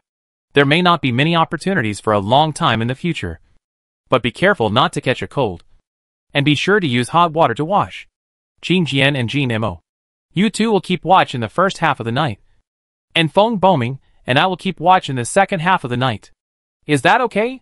Feng Boming nodded to indicate that it was okay. Even Jinimo knew that he was taking care of him. And they tidied up the things on the table. Jinimo introduced the tools and the backpack to Qin Jian and Feng Boming. After they were done, Feng Boming and Mugui laid down on the bed. The big bed was big enough to sleep 5 people. It was also Mugui's request that the 4 people must stay in the same place. Jinimo turned on his watch to check the information on the internet. All countries declared a state of emergency. The situation abroad was unclear. and communications were interrupted in many places. The prophecy story that was previously broadcast in the Nightingale live broadcast room was spreading like crazy everywhere on the internet. One group of people was cursing, and another group was discussing the feasibility. However, since most of them were directly fulfilled, there were still many people who believed. It seemed that some people were still staying at home waiting for others to save them, and some others had already taken action. The country seemed to be too busy to spare any manpower to delete these messy messages. The broadcast information kept repeating, emphasizing that the country would definitely send support forces to let the people hide in the nearby civil air defense facilities. Jin-mo thought about what Mugui did yesterday. Mugui always looked indifferent, but he was indeed working hard to help more people fight for a chance to survive. In such a limited time, he did the best he could. He thought, if he was reborn, he would definitely not be able to do that. He only thinks about himself. Just like the people nowadays, who rush into the supermarket to grab things when encountering a disaster, and then stay at home until they can no longer stay, and then look for an air raid shelter. He has no memory of the past, nor any future goals. He is completely confused about his direction. He is trapped in the doomsday disaster, which leaves him with only one way to go. That is, survival. His only relative, Mugui, his uncle, died in spirit and was replaced by someone else. But he is willing to take him with him. Seems like a trustworthy person. He didn't know whether this was lucky or unfortunate. He was still confused about the future, and could only take one step at a time to find the answer. Qin Jian reported his safety to his parents, explained his journey, and returned to them. Feng Boming and Mugui had fallen asleep in bed. Mugui's sleeping posture was like a zombie, straight and stiff, with an expressionless face, but he didn't look relaxed at all. He felt that if there was a slight sound in the next second, he would jump up directly. Feng Boming seemed to be frowning in his sleep. Qin Jian thought with his chin in his hand. The changes of this day were more exciting than his life in the past 20 years. It was still full of unreality. Humans who conquered the earth with numbers and technology fell into a disadvantage in an instant. Where will they go in the future? His head was full of confusion. Qin Jian turned his head and looked at Mugui. However, what surprised him most was that he could feel a little comfort following this person who deceived him. The two of them were thinking about their own things, and they were silent. The two of them kept watch until about 1 o'clock, and Mugui woke up on time without being pushed. He woke up Feng Boming and said to them, "You guys take a rest." So Jin-mo and Qin Jian fell asleep. Mugui and Feng Boming sat not far from the bed. Mugui was also browsing the internet, but he was collecting information and intelligence. Feng Boming hesitated for a while and asked him softly, "The him you mentioned before, is it my past life and your ghost?" Mugui turned off the watch and answered him, "Yes." Feng Boming asked, "Are we friends? How did we become friends?" Mugui looked up at the ceiling. It was indeed a memory from a long time ago. 20 years later. It is still as clear and vivid as a newly printed photo. If you are afraid, hold my hand. I heard that body temperature can give people some courage. This is light. It's really light. This way, you won't be afraid of the dark. You get out first. I want to go back to my home. Do you want to go with me? I'll have a companion on the road. It doesn't matter if you don't have superpowers. I do. People with superpowers should help those without superpowers. And you can help me in other places. We can help each other. Well, I will trust you 100%. How else can we go on together? If I hadn't had an accident, I should have taken a public elective course with you in the same classroom. The seeds fell at that time. We didn't die, but were trapped under the ruins. You awakened your ability and rescued both of us. Later, we went to Jinqing together. He is really not suitable for telling stories. He told the story in a straightforward manner, without any emotion. Feng Boming behind him frowned again. He remembered this incident, but he didn't remember that there was such a person around him. However, this was something only Feng Boming knew, and he also knew it. And now Feng Boming knew that although it was only a few short sentences, it should be a very thrilling thing. The two of them supported each other and survived the initial stage. Feng Boming smiled slightly, and his right hand unconsciously stroked his neck. That can be regarded as a friend who shares life and death. Have I told you about this? Mugui, yeah. He knew what he had experienced before. Feng Boming did not become blindly trusting of others for no reason. It should be said that he is more inclined to believe others rather than doubt them. There is a reason for this. Feng Boming put his hand down. There is a tattoo of a string of English letters on his neck, which is tattooed diagonally on the side of his neck. And the end of the sentence falls at the junction of the shoulder and neck. It says, "See things as they really are." He once had a childhood friend who had known each other since kindergarten. They learned to paint together and entered the same art training class for the college entrance examination. Once, he spent a lot of effort to complete a work and prepared to enter a competition. However, when he went to see the work the next day after it was completed, it had been destroyed. He saw that it was his friend standing next to him. He saw him slash and tear up the painting that had been scribbled all over. He was extremely angry and ran away. Unable to bear the betrayal, he made a very extreme decision without saying a word. He did not choose to report the matter to the teacher, as he thought it was the last tolerance for his childhood friend. He told his parents and asked them to transfer him to another city to continue his college entrance examination. He swore that he would never see him again in his life. However, after he finished the college entrance examination, his friend's parents found him. They looked very haggard, but they put a painting in front of him. That was the painting he had entered in the competition. It was exactly the same, but it was not his. His painting had been destroyed, but it was not done by his friend. It was done by another person who was jealous of him. That person scribbled all over the painting.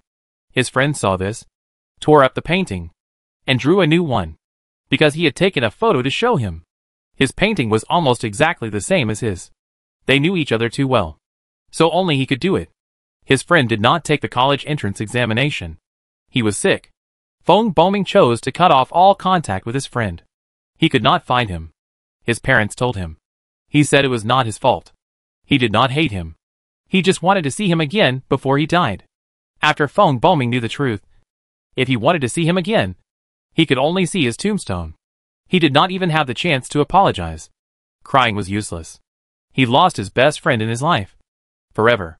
So he tattooed this sentence on his neck. Every day when he washes his face, he can see it in the mirror. He wants to warn himself and remember it for the rest of his life. See things as they really are.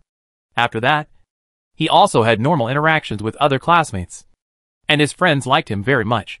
But he could no longer have a true friend. He felt that this was his lifelong punishment, and he accepted it.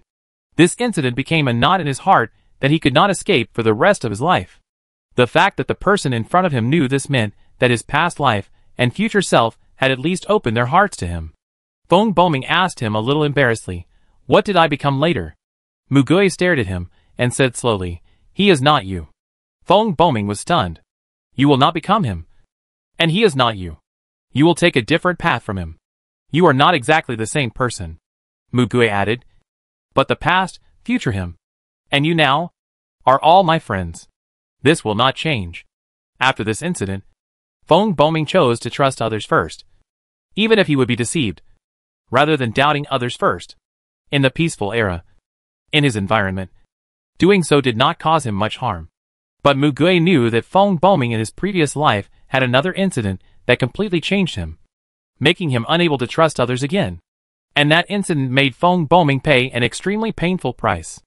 Mugui didn't want Feng Boming to become like that in this life. He would let him take a different path. They would become different people. But the same thing is that they are still friends. Feng Boming knew that Mugui didn't want to talk more about his past life, so he stopped asking. Feng Boming smiled at Mugui. "I will trust you completely." Mugui smiled back. "This is the most correct decision you have made." Feng Boming couldn't help but deepen his smile again. He still felt that trusting others must not be a bad thing. You can trust someone unconditionally, and time will prove that person is also worthy of your trust. This is such a rare thing. At this moment, they heard the sound of stones hitting the door. Mugui got up and opened the one-way mirror effect of the glass door. See outside from inside? There was a huge rat as tall as the door outside, testing outside the door. He sniffed the paint splashed on the ground and was about to run away, but was suddenly surrounded by a group of black shadows. He was swallowed whole without even a scream. Two white bean-like eyes above the black shadow blinked in the direction of Mugui and swallowed the huge rat in one gulp. Feng Boming covered his mouth and wanted to reach out to wake the two, but was stopped by Mugui. Mugui squinted at the huge and flexible black mass, which was dark and different from the night. It was so pure that it reflected the flashing lights on the roadside in the middle of the night. Unlike dumplings, there is still a gap in the skin after being wrapped, after being swallowed by black. A black shadow without any gaps moved. Then a complete bone was spit out. Black towards Mugue. He stretched out a hand without 5 fingers. Waved it. Blinked his eyes. Twisted it. And continued to wander around the door of the home furnishing store like a slime in the game. As if on patrol, several mouse skeletons had been quietly piled up next to him. Mugue looked at Jean Emo, who was sleeping soundly on the bed. He couldn't help but think that this might be a much more powerful ability than he imagined. Mugue and Feng Bo-ming sat down to keep watch again. Having a loyal gatekeeper outside doesn't mean that the two of them should relax their vigilance. However, he didn't notice it in the room. On the top of the one-story shop, there was an even bigger black shadow. A flat and round ball, lying on top, twice as big as the entire shop, with white bean eyes embedded on it, blinking from time to time, looking a little cute in the moonlight. He was guarding his master faithfully, even when he was sleeping. Chapter 9 Hitchhikers. At about 8 o'clock in the morning, Qing Jian and Jean Emma woke up. The 4 of them ate something, packed their backpacks, and prepared to leave. Open the door, because he chose a paint model that would not dry in a short time. So they spread the unloaded curtains on it and walk out. Jean Emma was shocked to see several skeletons piled up at the door. Wow! Why are there so many bones here? Feng Bo-ming said, "It seems to be your ability. I was keeping watch for you last night and ate the rats that were close to here." Jean Emo opened his eyes wide. "What's the matter?" Mugue smiled and said, "You'd better cultivate some feelings with your little blacks. They look very capable and very obedient." Jean Emo replied, "Oh!" And he summoned a few black balls from the shadow of the building and held them in his palms. The more he looked at them, the cuter they became. He let the little black balls stay on his shoulders, and a few followed behind him. The 4 of them got in the car, and Mugue drove again, driving to the next town. Along the way, they kept encountering people walking on the road, as well as obstacles from mutated plants and animals. But people didn't seem to ask for help. So Mugue pretended not to see it and drove past. Qing Jian looked at the scenery flying by outside the window and couldn't help muttering, "It seems that the first thing people learn in this situation is not to trust others." Feng Bo-ming said, "No matter how the world changes, the scenery is still as beautiful as before." Jean Emo leaned back on the seat and continued to sleep. He was a little carsick. Mugue drove for 2 hours and saw the chaos ahead. It was a group of people beating mutant animals. There seemed to be a few people with superpowers. He quickly turned around and chose another more remote road from the fork in the road he just passed, and drove to the village. As he drove, he found that there was another car in front of him, but it was parked next to a bus stop. "Idiot! Get out! Mugue!" He seemed to hear a series of swear words. Qing Jian and Feng Bo-ming also leaned over to look. Standing next to the car in front was a tall woman, the owner of the voice just now, not only scolding, but also making an international friendly gesture towards the car window. The owner of the car in front was not to be outdone, and stretched out his hand from the window and gestured to each other to show friendly. "You, a woman, are only meant to be raped in this world. You put on makeup like a prostitute. Without the protection of a man, you will only become a bus." The woman smiled slightly, squatted down, picked up a stone at her feet, and threw it into the car window.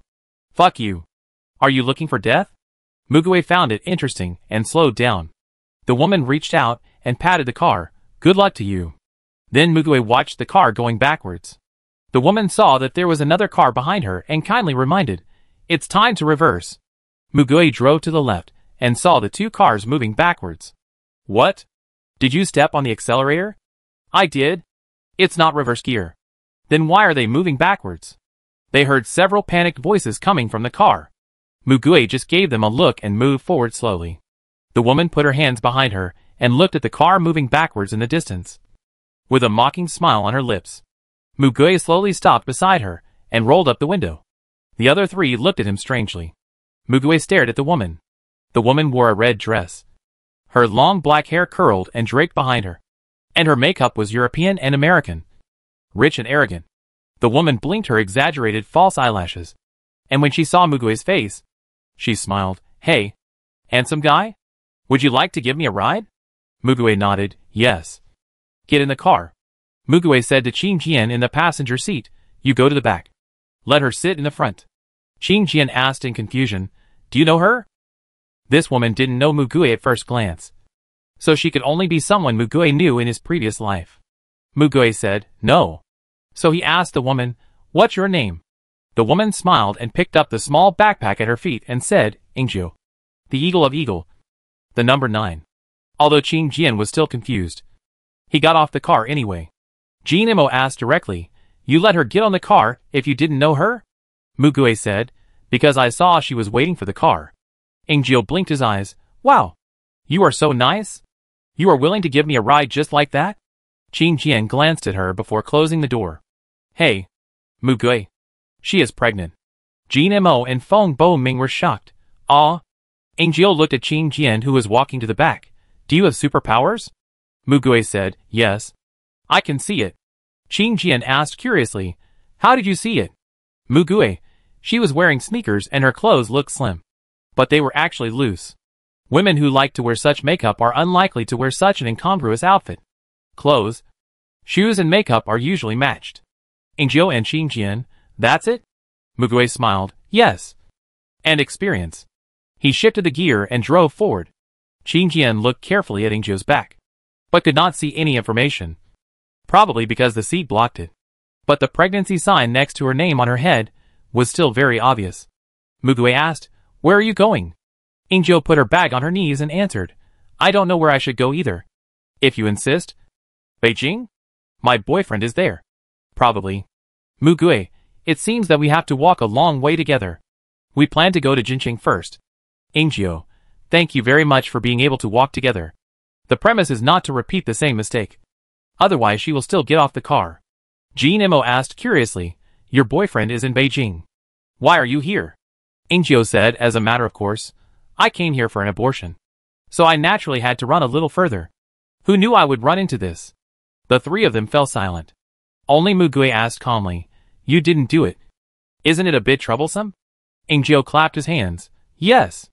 I was already lying on the operating table. And then this happened. After the hospital transferred the seriously ill patients, all the people were evacuated. I was anesthetized at the time. And I was afraid of the pain, so I went for general anesthesia. When I woke up, the operating room was empty." Jin Imo hesitated and said, "You came to have an abortion without your boyfriend's consent, right?" Ingju was surprised. "I'm the one who's pregnant. Why do I need his consent? If he doesn't agree, should I give birth to the baby? And it's just an accidental pregnancy." Jin Imo tilted his head, as if that was the truth. When Ingju said this, his cheeks swelled with anger. "You said that if I force it out now, I feel that my life will be in danger again. But to carry this thing, or even give birth to it, the danger and trouble will be even greater. I have obviously taken so many measures. Who would give birth naturally if they have a little money now?" Mugui said, "We are going to Jincheng now. Maybe there is a doctor there who can perform surgery on you. Jincheng is quite far away. I hope to get there before giving birth. I've been pregnant for more than 2 months.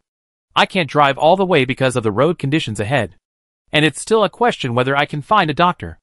Oh, I'm worried." Mugui, "By then, there will be a survivor base there, which will concentrate medical resources. So whether it's an abortion or midwifery, it should be possible." Ingju, "Huh? How do you know?" Jin Imo showed him the slice video of Nightingale's live broadcast.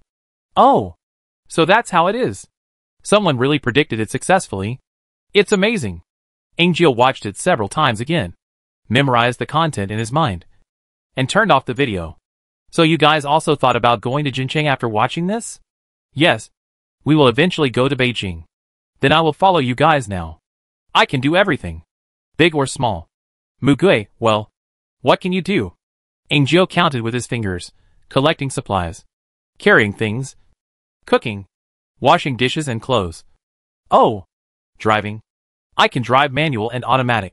Cars, motorcycles, electric cars, scooters, balance bikes, and bicycles. I can drive them all." Mugui smiled, "That's great. We can take turns driving. And I'll teach you how to find the route." Ingju, "Okay." Seeing them chatting so happily, Qin Jian couldn't bear to say anything. Ingju seemed to be quite talkative. She was not afraid of strangers at all, and chatted with them naturally. Ingju turned around and asked them, "You all look very young. Are you all college students?" Feng Bo Ming nodded. Jin Mo said, first year of high school? Ingio, not at all. Handsome boy. You are so tall and handsome. Jin Mo, thank you. I just look old. Ingio, oh, I thought I was going to meet someone like that again. It's so annoying. The social order hasn't completely collapsed yet. But they keep stepping on the bottom line of the law. All they think about is that thing in their lower body. What a dirty thing. Qing Jian almost spit out water when drinking it just now. Jin Mo looked at Ingio with awe.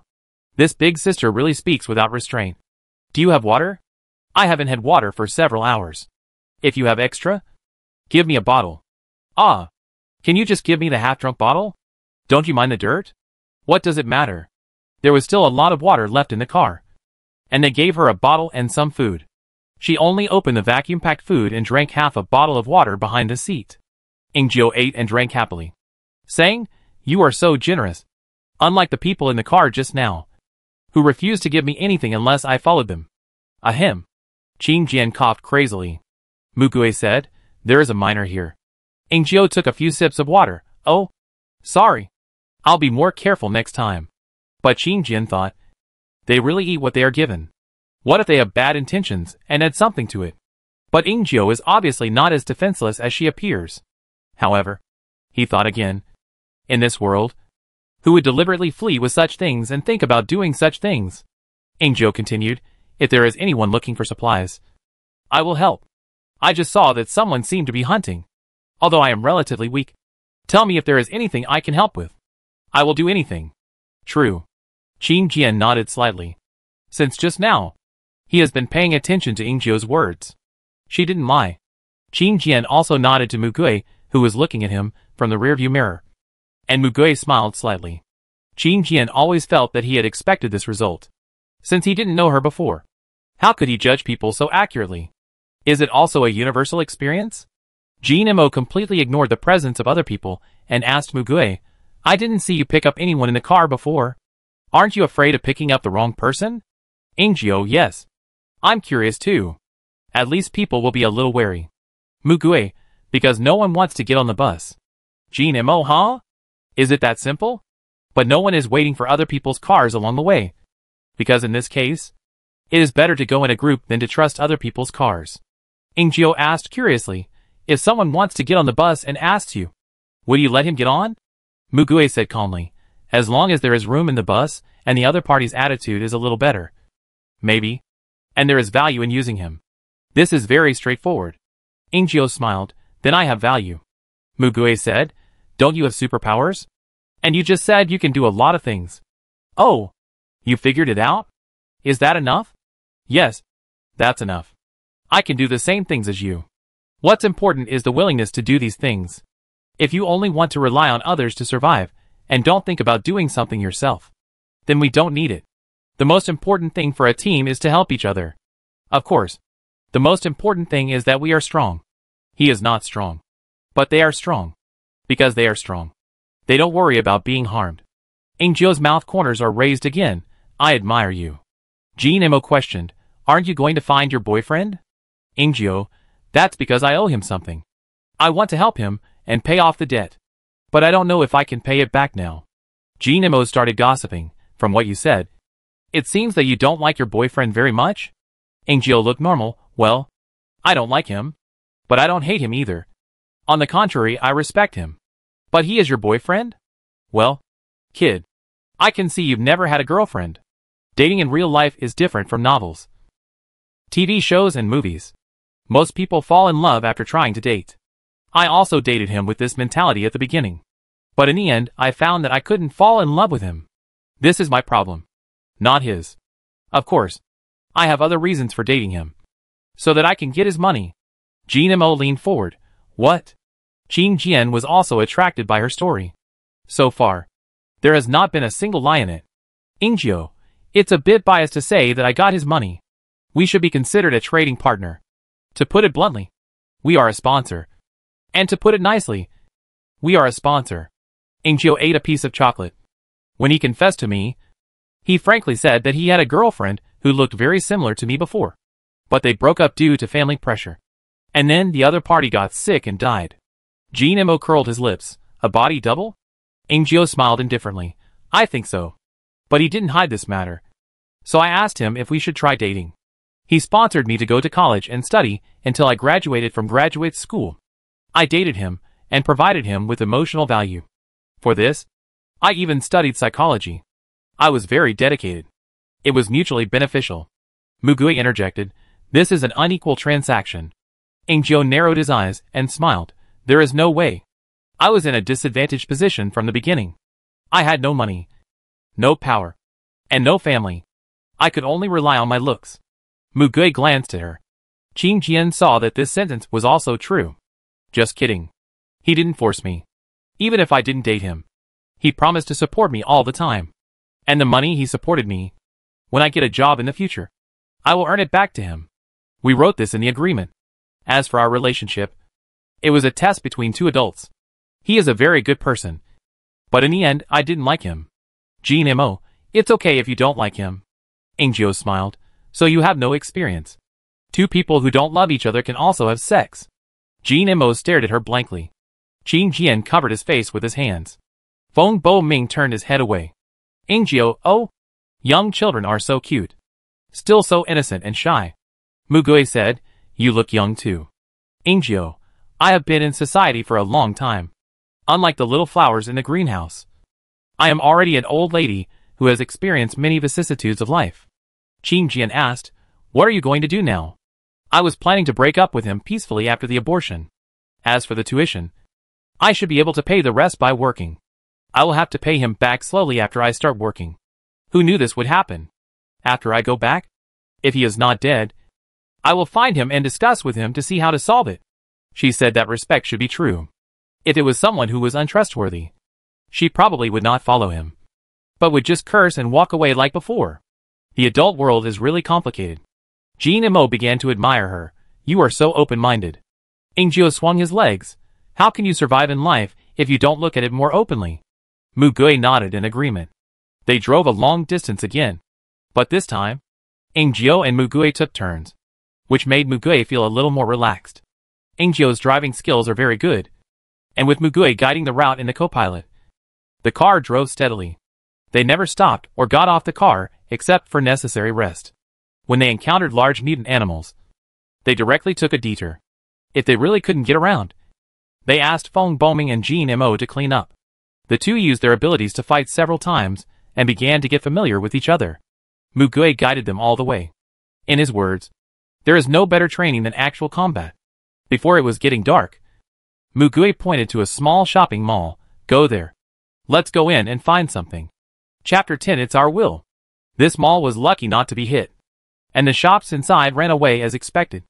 The main entrance was smashed, and the main food stores, supermarkets, and snack shops were all cleared out. There shouldn't be anything left here. "What are we doing here?" Mugui pointed at Ingjio. "We don't need much." "But she does." Ingjio, "So you want me to stop and find supplies?" Mugui opened her backpack and showed it to her. "Refine the things in here, and take some of the things you need. I don't need to say anything else." "Right. Bo Ming, you go with her to look for it. Let's see if there is anything available on other floors." Ingjio made an okay gesture and began to search and write down the things in his backpack. Feng Bo Ming nodded and came to her side. The interior of the mall was closed, and the lights were not turned off in time, so it was very bright.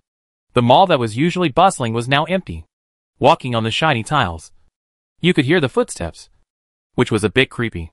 Mugui took Jean Mo and Qing Jian to patrol along the corridor.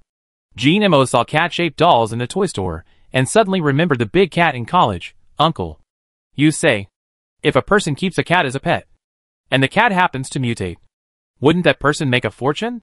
Mugui smiled and said, "Indeed. He will go to see the king of hell." Jean Mo, "Aw, but why are you calling me uncle again? I'm used to it, and I can't change it for a while. It's weird to call by my name." Mugui said, "Even the most docile pet cats will scratch people, not to mention dogs. Animals are also very uncomfortable when their bodies have undergone drastic genetic mutations. Moreover, they do not have excellent neural regulation mechanisms and self-control mechanisms like humans. They cannot even control estrus, let alone their feeding instincts and attack instincts." Jean Mo thought it made sense, but he asked again, "Don't people say that cats and dogs have the intelligence level of children?" Mugue answered him while looking at the shops around him. Imagine a child who has grown to the size of a 3-story building. He will cry and make a fuss. With a wave of his hand, a building may collapse.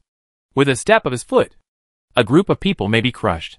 Even if they are not intentional and are not out of stress or aggression, they cannot control it. Just like you don't care how many ants you step on. When a cat grows up like that, it will stick out its tongue and lick you with its flesh thorns. And you will be cut into pieces and become a piece of meat in its teeth.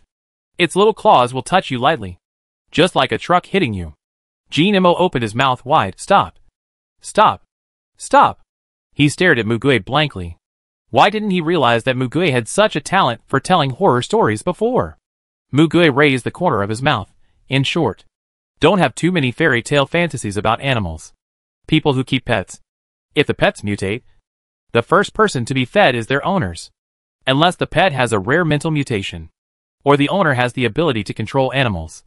In fact, he had seen many unlucky people who died from their pets in his previous life. In the early days, there were many pet lovers who survived with their pets without mutations. They didn't starve to death due to food, nor did they fight with people. They regarded their pets as family members. Later, after the pets mutated, there were many cases where they were stuffed into the mouths of these family members. It's cruel, but this is reality. That doesn't mean that people won't eat people. Except in extremely harsh living conditions. This situation rarely happens. In the end times, everything is possible. Mugue suddenly took out a roll of black garbage bags from a store basket. Do you want to try? Jinmo pointed at himself. Me? Mugue nodded. Jinmo tilted his head and looked at the black garbage bag, then realized that it meant to use his own ability. He half believed and half doubtedly hooked his hand, and a black shadow emerged from the bag, landed in his palm, and turned into a familiar little black. Jinmo said in surprise, it really works. On the other side, the black on the black garbage bag disappeared, as if all the black was sucked away by the color absorber. It looked white, but it was completely opaque. Not really white. More like no black. This is a magical phenomenon. The three of them didn't know how to describe it. Jinmo, I didn't notice it. Mugue said, when you used your ability before, the black on the shadows of clothes and objects disappeared briefly. I think this is possible. Qin Jian's eyes were full of inquiry. What is the principle behind this? Mugue shrugged. I don't know everything. And supernatural powers can no longer be explained by existing science. I just hope that biological science can develop faster in the future.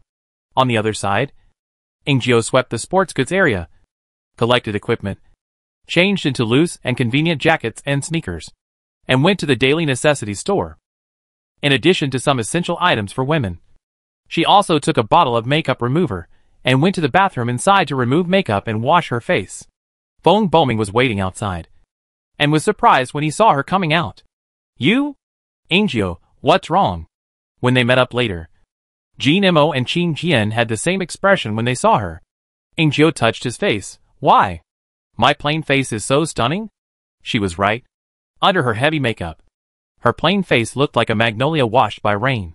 Fragrant, pure and elegant. This face seemed to be completely inconsistent with her personality. On the contrary, the heavy makeup doesn't look out of place. But if you don't speak, just look at her face. This face is absolutely beautiful. The kind that Scout would talk to when she walks on the street. For those who already have a certain understanding of her personality, it is an unimaginable contrast. Jinmo, you. Why do you wear makeup when you are clumsy? Ingjio smiled. Because it's not aggressive. I hate this face of mine. Then she looked at Mugue, who was unmoved over there. You dyed your hair for this, right? Mugue nodded. I guess so. Jinmo? Ingjio asked again. Do you have any scissors here? I only found very small eyebrow scissors in the store just now. Mugue took her to the supermarket and took a big pair of scissors. Ingjio cut off a lot of her hair directly. As the three people were dumbfounded, she said with a smile, why? It's useless to grow your hair so long now? Having said that, she didn't want to cut her hair shorter or shave her head. Hair has a certain function of protecting the scalp. If it is too long, it will be easy to get dirty and difficult to wash. If it is too short, it will not be tied and difficult to take care of. She only left a small bunch of hair and tied it with a clean hair band, leaving a bunny tail. which was quite cute. Mo folded his hands, from the eldest sister to the elder sister. Angio, little brat. I was very young. I'm only 24. Mugue said, take everything you should take.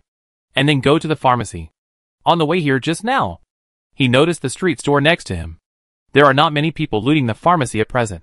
There are still many useful medicines left. Especially in the warehouse.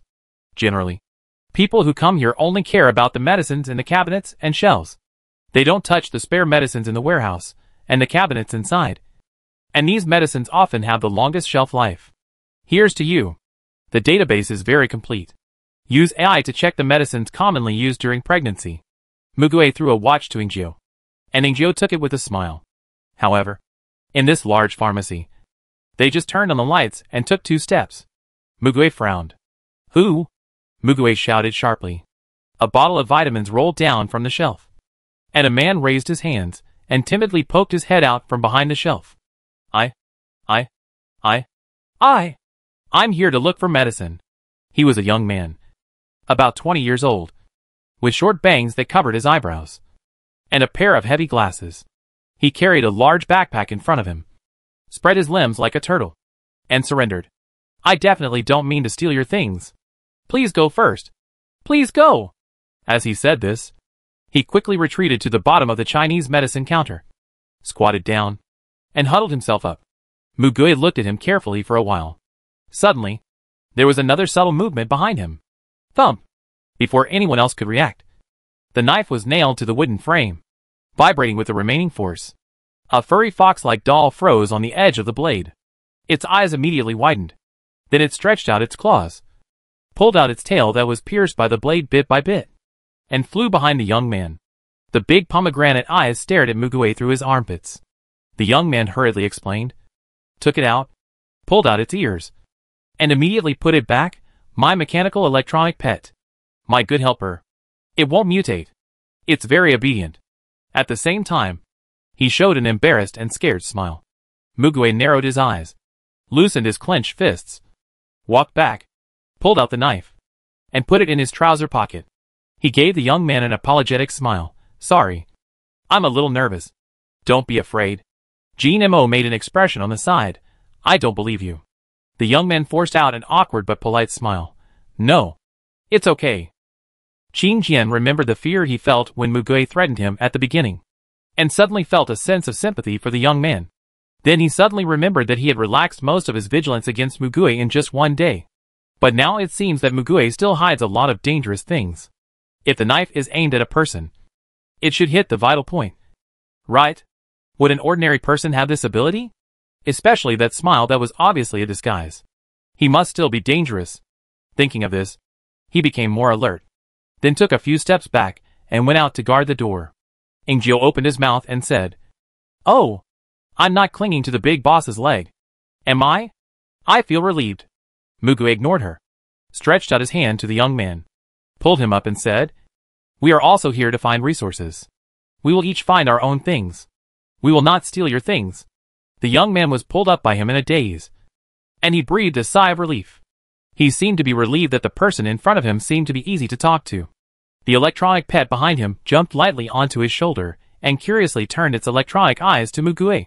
Mugue glanced at the pet lightly, and then glanced up and down at the young man in front of him. The bag he was carrying was also a mountaineering bag, which was bulging with a lot of things. Mugue said, You go find something first. Angio. Feng Bo Ming responded and walked away immediately. Mugue glanced at him recklessly, and the young man unconsciously straightened his back, although he didn't know why he did that. Mo squatted on the side, holding his chin to watch the show. The young man didn't seem to be very good at speaking, and stammered, I'm here to find some regular medicines. If you are in a hurry, you go first. I will stay here quietly and do nothing. Mugue's expression eased a little, and asked, What's your name? The young man unconsciously blurted out, Wang Dongqing. Wang, who is visiting Grandpa and Grandma. Winter grass. Mo burst out laughing. Mugue also laughed. Why are you so nervous? Are you afraid that I will eat you? Wang Dongqing was sweating profusely, and his expression seemed to say, You just showed such a small trick. As if it was a stunt that only appeared in the movie. How dare I not be afraid? Of course. He certainly didn't dare to say that. He smiled with shame on his face. No, no. Weakly. Jinemo said, Uncle. Don't tease me. Look how scared I am by you. Mugui was surprised. I don't have one.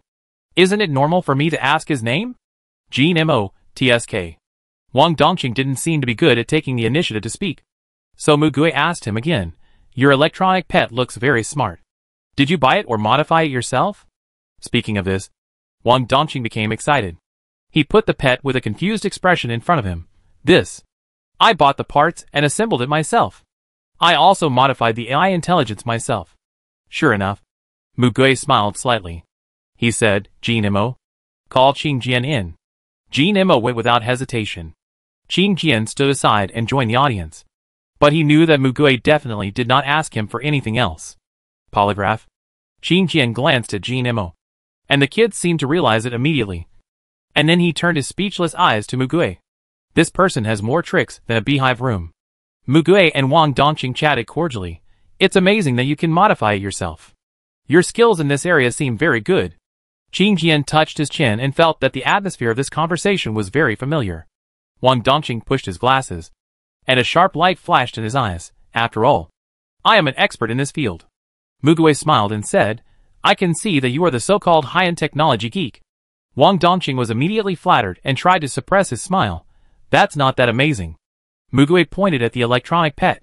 Does it have a name? The eyes are very beautiful. This child is called Ruby. The eyes are rubies that are larger than the normal eye sockets of animals. The shell seems to have taken some effort to make. It looks beautiful and smart. And there is almost no trace of machinery. From the details of running, it can be seen that the simulation of the action of this electronic pet is very good, which can be said to be seamless. This is not an ordinary technology. At least the electronic pets currently on the market can never do this. It is roughly like a fennec fox, but more like an elf in the game. It is obviously artificially created fur and shape. Cuteness is the best way to make people relax their guard.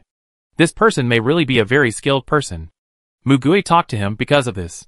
Maybe he can also go to Beijing. He just had such a simple idea. Mugui raised his lips. I see you are well prepared. Wang Dongqing took out his watch and opened a video recording, which was Nightingale's live video. I guess you are also prepared because of this video? The brightness in Wang Dongqing's eyes rose. I was originally a Doomsday game enthusiast. After seeing this, I immediately ran to the mall to buy things. Fortunately, my home is close to the mall. But there is no pharmacy near my home. The streets here are quite congested. I finally found a pharmacy that was not completely looted. Mugui, oh, you reacted really fast and believed this directly. I thought that only a bunch of idiots like us would believe April Fool's jokes. Wang Dongqing stared at him seriously and said, I have a small storage warehouse at home. I like to stockpile survival supplies. But after seeing this video, I found that stockpiling supplies is useless. I must take action and go to the base to ensure my life safety in the next few years. My home is not a civil air defense facility. And even if it is an air raid shelter, the supplies inside are limited. Sooner or later, I have to move to the base to maintain the survival of so many people. This is the way to survive. How can you say this is stupid? Jinemo said in surprise. You really listened to everything carefully. Mugui not only mentioned what was going to happen in the prophecy story, but also mentioned what ordinary people should do. He talked about the establishment of the survivor's base, and also suggested that people find a base nearby for shelter, or build a base, including how to choose a site, how to use superpowers to build a base, and how people without superpowers should build a base. Mugui nodded slightly while listening to him, and his eyes were also observing him carefully. When he first realized that he was reborn, he observed the condition of his body. For example, the original owner was an art student and looked like a skinny pretty boy. But he had the habit of daily exercise. His muscles under his clothes were very good, and his overall physical quality was much better than when he was 20 years old. But it was still at the level of exercise for ordinary people. And Jinemo was a teenager in the growing period. His physical fitness was much better than most adults. His love of sports made his foundation very good. His bones and muscles were strong, and his height was almost the same as his. And it seemed that he was still growing taller. And he is destined to be taller in the future. Feng Boming has similar physical fitness to Jinemo now. But he has a good talent in sports. After training in the future, His growth potential is immeasurable. As for Qing Jian, he is a typical intelligent type of talent. His athletic ability can only be said to reach the passing line of ordinary people. His ability itself also determines that he does not need to work hard on physical fitness. Mu Gui used to do a job similar to that of an instructor for a period of time. In fact, he has too many miscellaneous tasks to do, like a universal brick, which can be moved wherever needed. However, this also cultivated some messy skills. Observation is one of the most basic skills. Observing and analyzing a person has become his professional habit. Although it is not as accurate and clear as Qing Jian's appraisal, it can also gain some things that Qing Jian cannot see. There is no sign of staying up late. The complexion is very healthy. There is a basic muscle outline under the clothes, and the hair and clothes are well-groomed. This person is very self-disciplined.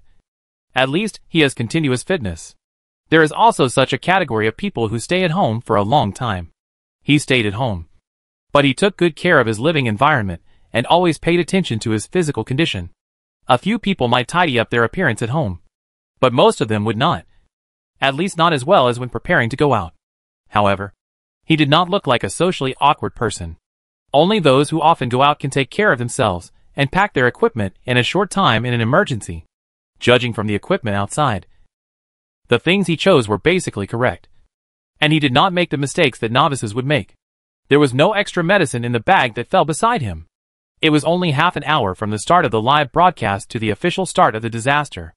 Even if he started watching the live broadcast from the first second, until he finished watching, reacted, and prepared, this speed was too fast. His prophecy did not mention the details of what materials were needed. He had experience in doomsday hobbies, and quickly believed this. This was all true. Not a lie. Qing Jian nodded to him to verify this. So this person's brain should be very fast. Now he is showing such trepidation, which is somewhat acting. If it is just for self-protection, such acting skills are enough. People who are more alert can live longer. Of course, it is also possible that he is just like this. Timid, but flexible in his hobbies. No matter which one, Mu Gui doesn't want to let him go easily. Qing Jian was troubled by technical problems at that time, even in the capital city where there are many talents. Because they focus on protecting research talents, they ignore technical talents. This led to many difficulties in communicating with other bases and establishing a superpower database. And many machines were damaged. Of course, there are ordinary technical talents in Beijing, but there are probably not many wild technical geeks who can transform self-disciplined wild animals like simulacrum electronic pets. If Beijing does not keep him, Jincheng's base or other bases are enough to find a stable job and contribute. Bringing one more person is not a burden for Mu Gui. And this person is useful in many ways. Wang Dongqing glanced at his face secretly. I don't think you are going to hide in the air raid shelter. Are you? Looking at the full armor, it seems that they are basically prepared for a long journey. Mu Gui smiled slightly. No. We are going to Jincheng. Wang Dongqing immediately grabbed his clothes and said, take me with you.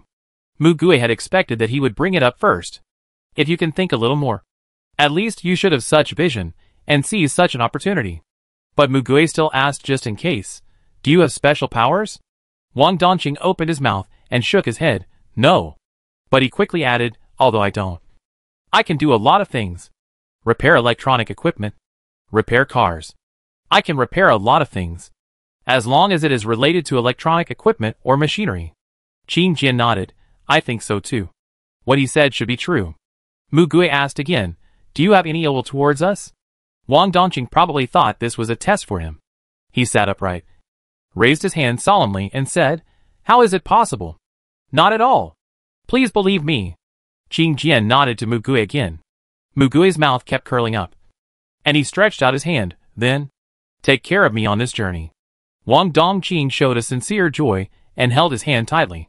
Mu Gui thought that it was really the wisest choice to bring Qing Jian into the team first, which saved a lot of trouble. Jean Emma watched them from the side. One of them looked like a freshman who was very happy to hug the thigh of a big boss, and the other looked like an HR who tricked a rookie into the pit. Everyone is happy. He rolled his eyes, patted his thigh and stood up. Feng Boming and Ingjiu came back after finding things. Ingjiu smiled and said, hey, there are new people here. How are you? Wang Dongqing moved his backpack from the front to the back. pushed his glasses and smiled. I have to get some things. Little Ruby had already collected everything and stuffed a bag into his hand. Wow. You are much faster than me. Ruby! You are awesome. Ruby jumped onto his shoulder, and her tail was wrapped around his neck like a scarf. He looked at the humans without saying a word. When Mugue walked out, he asked him, by the way, can he speak? Your little pet? Wang Dongqing smiled and touched Ruby's chin. The little guy rubbed his hand and made a slight movement. Just like a living thing, of course. I just adjusted it to make him quieter recently. After all, AI will always make sounds when executing commands. Mugue, not bad. Very smart approach. And he likes dealing with smart people. Wang Dongqing seemed to be embarrassed by the compliment again and scratched his head. Feng Boming asked Mugue at this time, where are we going to spend the night tonight? There are villas in the suburbs. Let's go and look for them. There should be some that have not been sold. Mugue answered him. As he said, they found an idle villa. Originally, this piece of land was a villa complex. Far away from the city. In the suburbs. A little deeper. It is a rural area. But not too far away. Close to streams and rivers. There were barbecue stalls and grills by the river, which seemed to be a place for summer barbecues. With no one guarding them, they easily climbed into the villa area. Most of these villas were no more than 2 stories high, and looked like exquisite small houses. Those that were not sold were not carefully decorated, but they were already very clean and beautiful. A large mutant insect fell from the tree and was easily killed by them. They chose an empty room closest to the door and the road and lived there. They took out their sleeping bags and slept on the ground. It is worth mentioning that the villa has a smart password lock, and Wang Dongqing easily fixed the lock by connecting the watch to the door power supply and inputting some codes that they could not see clearly. After moving in at night, Mugue asked Qin Jian to identify Ingzio's superpowers. It is up to you to decide whether to tell others or not. Of course, Qin Jian will definitely know. This is fair, because she has already been told that Qin Jian's superpower is identification. Ingzio thought for a while. Then I will learn about my superpowers first and then decide whether to tell you. Qin Jian, you are the same as him. What? Nothing. Let's go. Go to another room to test. After they came back soon, Ingzio told them about his superpowers openly. Chapter 11 Night Talk and Dreams. It's similar to what I thought. Reverse. Because she had used her ability before. She could guess it more or less. GNMO, what do you mean? Literally. It can reverse any behavior, thing, action, form, including superpowers. GNMO, similar to up to down. Left to right? Similar? Qin Jian explained her ability at the side. Her ability has no cost. VG level. Except that she can't reverse her own superpowers and abilities higher than her superpowers. Mugue guessed something when he saw her letting the car go in the opposite direction. A woman! Such a beautiful woman! Dared to ride in a stranger's car. She has certain abilities. At least her abilities can give her the confidence to protect herself. But this ability is much more useful than he thought. Originally, he only planned to bring her to the capital and let her go wherever she wants. Now, she may need to work a little harder. Mugue did not hide his admiration. Your ability is really very good. And you may become a key in the future. Ingzio flipped his hands, looking confused. The most successful thing I've done with it is to make the men retreat. Is there any other use? Mugue smiled slightly. It's a power without cost. And it's a VG level power. What do you think this means? Qin Jian followed his train of thought. It means it can be used infinitely. Mugue spread his hands. And her ability explanation is also very vague. The vague explanation means that this ability can do many things, with infinite possibilities. You need to explore it yourself. Why not imagine what you will encounter in this world in the future? Ingzio frowned and thought, if I am attacked by someone, can this ability bounce back all the attacks of others? Mugue, it may be more appropriate to use reverse. I don't know. Maybe you can try it? Ingzio did what she said. She handed the fruit knife to Feng Boming. Come on. Try to stab me. Feng Boming held the knife and dared not move. Ingzio, why are you so scared? As she said that, she grabbed the knife and touched the tip of the knife with her fingers a few times. Be gentle and slow. You won't get hurt. Mugue took the knife and said with a smile, don't embarrass him. I'll help you. Mugue held the fruit knife in reverse. The tip of the knife pointed straight at Ingzio's hand. but she passed it very slowly. He wanted to observe the scope of this ability carefully. Ingjio was very focused. Just when the tip of the knife was 10 centimeters away from her palm, the blade began to move backwards. There was no flipping or anything like that. The knife retreated as it was. Others watched this scene in surprise. Mugue had an even more bizarre feeling. Ingjio asked, "What did it feel like?" Mugue, "Well, I pushed forward with all my strength. But I saw it retreat. There was no blocking force. But the harder I pushed, the faster it retreated. It was very strange. It was clearly moving forward, but it turned into retreating. And the handle of the knife was still facing my chest. This was also the power at work. In addition, the hand also retreated with the knife." Wang Dongqing showed a simple smile. This is very similar to a setting in the game. Adjusting the logic code of the moving action. It's just that in the game, you can adapt to the reverse direction by changing the operation key. But it's difficult to do this in reality. Mugue tried to attack in the opposite direction of Ingjio again, so that Ingjio could try the activation range of his ability. It seems that it can only be activated when the distance is close enough. And there is another point in the ability explanation.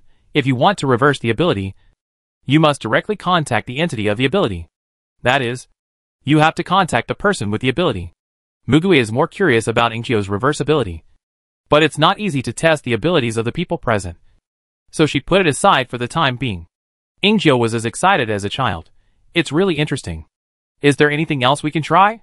Mugue gave her some advice. It's said that you can also change the state. You can try.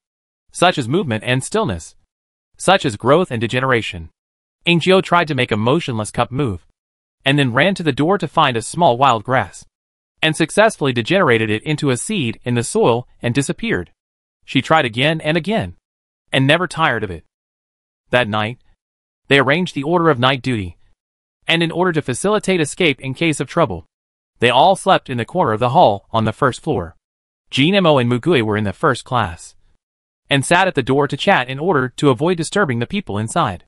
Jinemo asked Mugue while playing with the little black kids, "Uncle, you are going to Jincheng not just for Brother Feng's parents, right? Will something happen there? Will you go to Beijing later? Why did you say that the base should be as far away from the coast as possible? What will happen next?" He had these questions for a long time. And now, he finally had the chance to throw them out. Mugue poked a little black ball in his palm. "You have too many questions. Come one by one." Jinemo gave him one directly. And the little black ball seemed to be very close to Mugue. "Are you finally willing to answer me?" Mugue gently stroked the little guy. "The main thing is that there are some things that are too early to tell you. And there is no need. It will only cause unnecessary worries. Now, except for rushing over as much as possible, there is nothing else to do. Take it one step at a time." Jinmo's doubts will not be eliminated because of this ambiguous answer. He put his chin on his knees. "If you just want to find a base to survive, there should be a base built in the city of this province. If you really came 20 years later, you should also know its specific location. Why go to Jincheng, which is so far away? There is no telling what unexpected dangers he will encounter along the way. I think Brother Feng is also very capable, and it is not a problem for him to go alone. If the final destination is to go to Beijing, there are also closer roads, and there is no reason to take a long detour." So, he only thought of one possibility. A huge accident will happen at the Jincheng base, and Mugue is going to stop it. He also said that Feng Boming's parents may face life threats later. Mugue smiled. "I didn't expect you to think so much. Jinemo, please don't insult people who have received 9 years of compulsory education. Okay? And his grades are very good." Mugue, basically right, but also wrong. "Jinemo, don't play dumb. I don't understand." Mugue smiled and looked at the sky. "Something will happen in Jincheng. But as long as we rush there early, we will be able to stop it.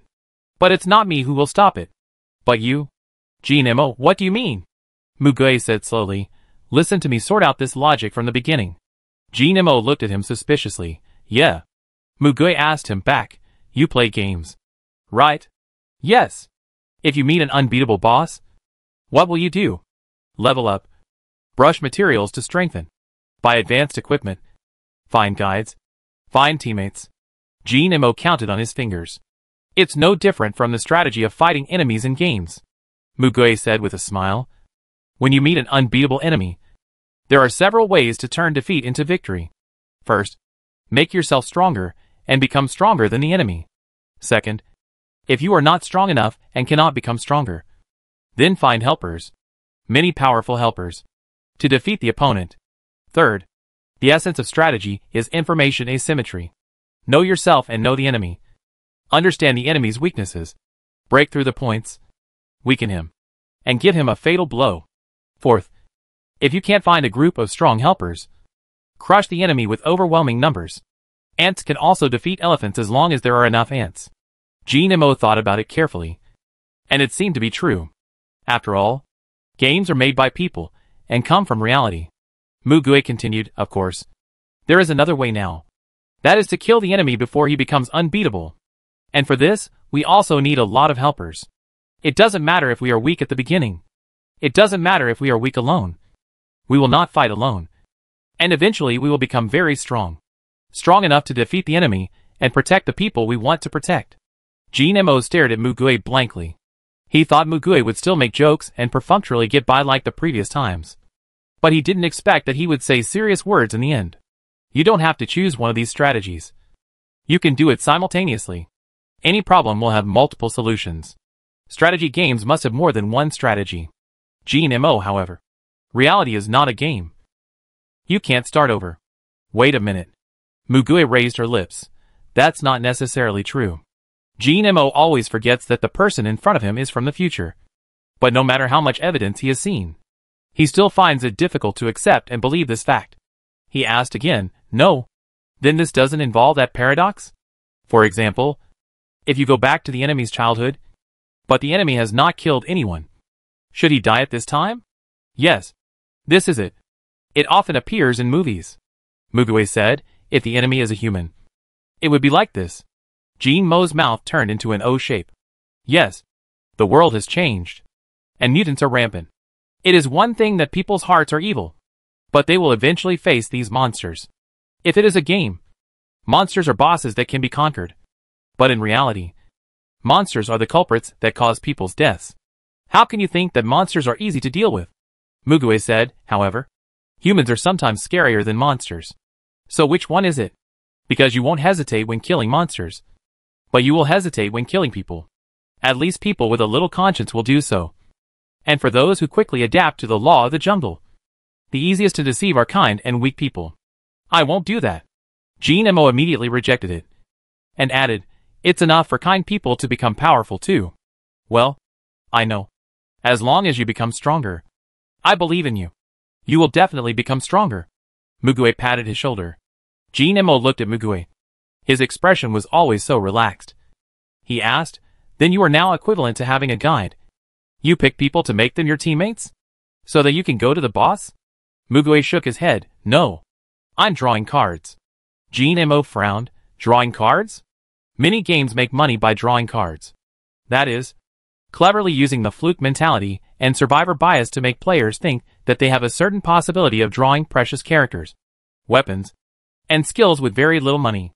In fact, game merchants make more money from this. This has not changed much from the very ancient Gashapon games to the full-dive virtual games. Why are you suddenly talking about science again? Do you like card drawing? It's boring. I prefer to challenge bosses because I can get virtual items by spending money. It's really boring. That's why I say that, because you can get everything. What about you? I used to hate card drawing. It's a waste of time. In essence, this mechanism is unfair.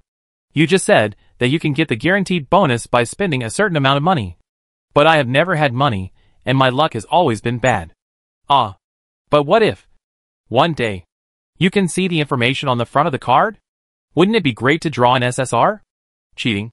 Right. In the card drawing games that are still rampant now, dying many times and trying to figure out how to win with low-level characters is still not as good as accounts that work hard and spend money. If you can collect all the SSR characters, weapons and skills, how easy would this game be? Jean pouted. That would lose a lot of fun.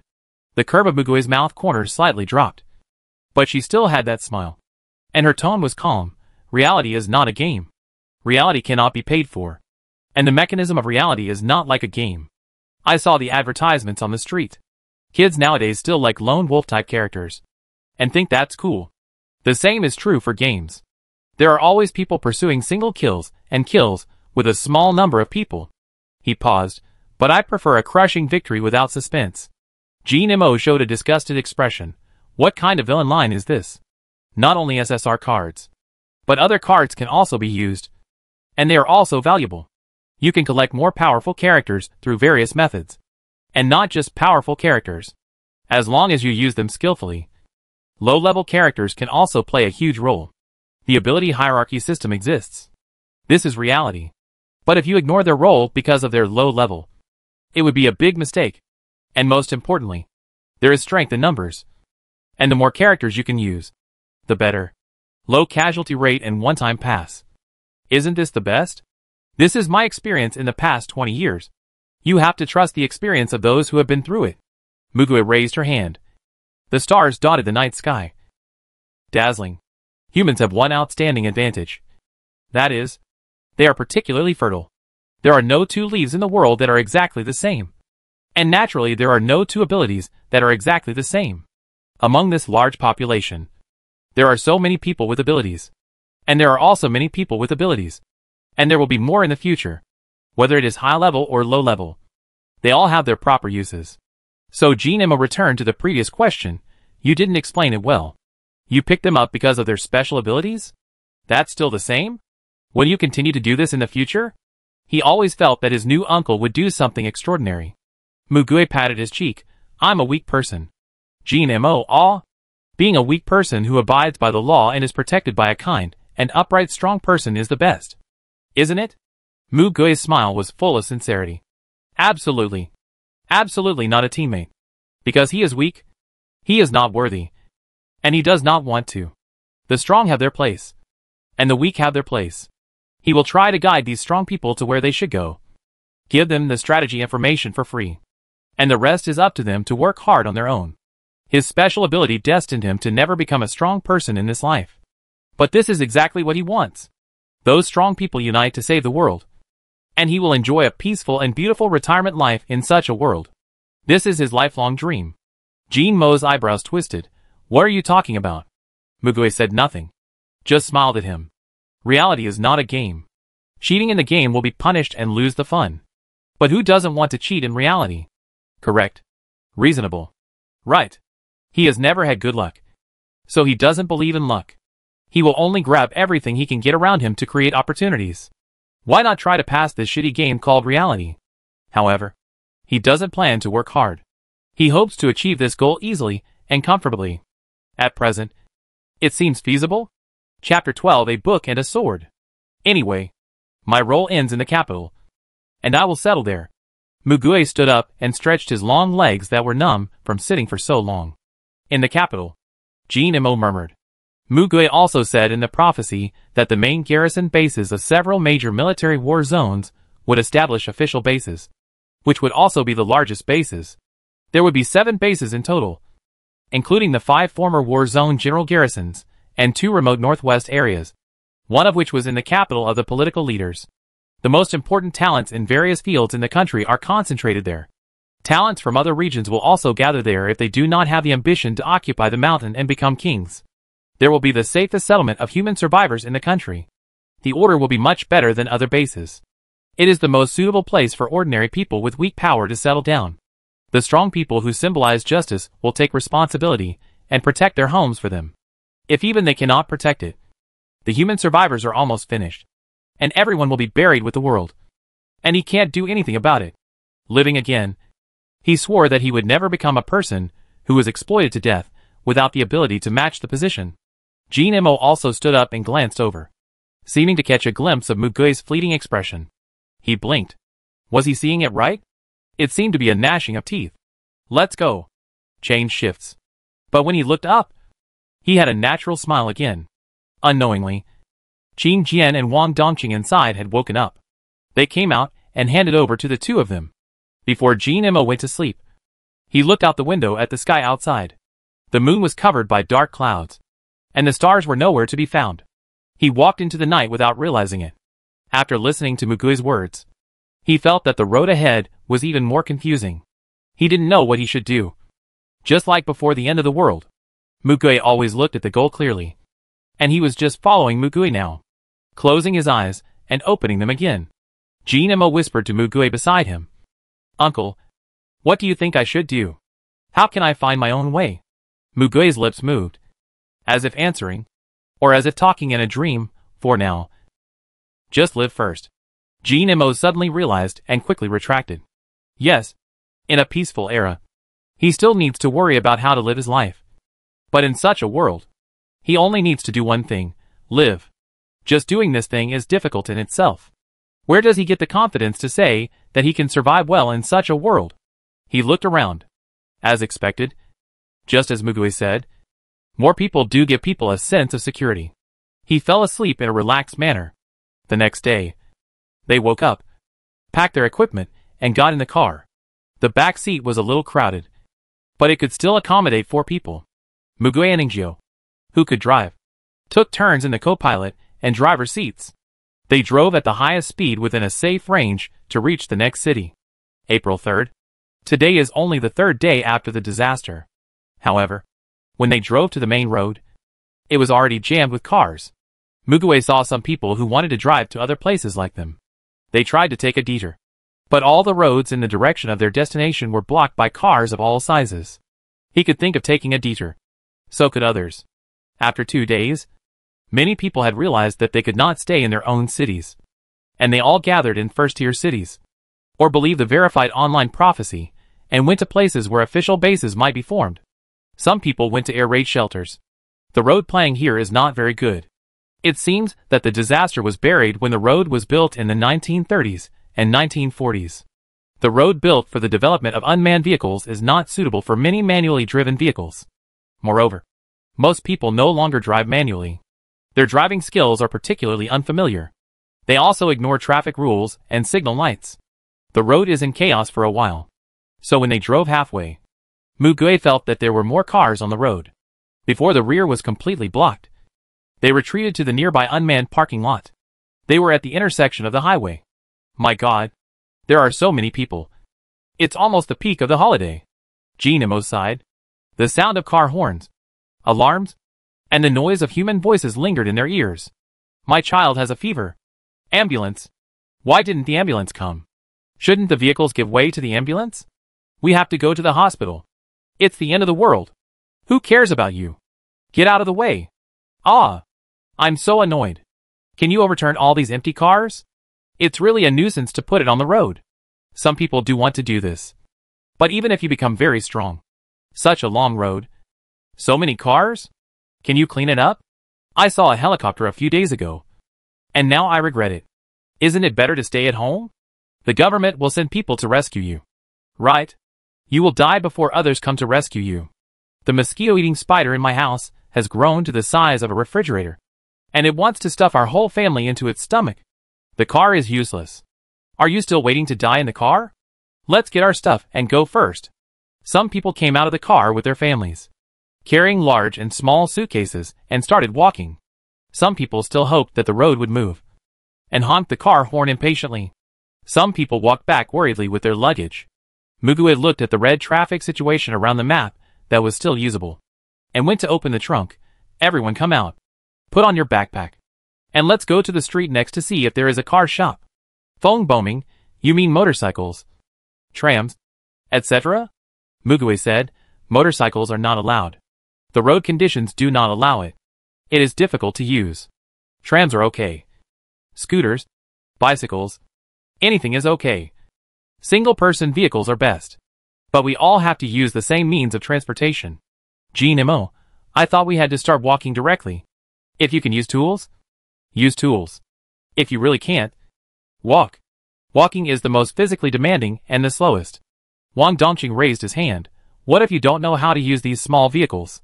Mugui, I'll learn it right away. Wang Dongqing put down his hand with tears in his eyes. Ingjio patted his back.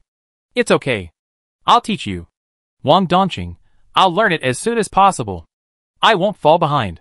Mugui, if you fall behind, we won't care about you. Ah! Don't.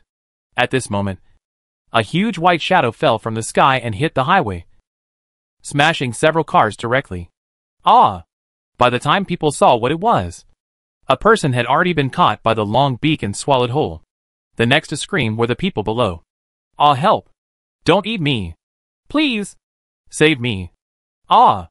Jinemo pointed at it. "What is that?" "Mugue, probably a egret. Black and slender legs, snow-white feathers all over, and blood next to the long gray beak, mixed with the blood of all creatures, including human blood.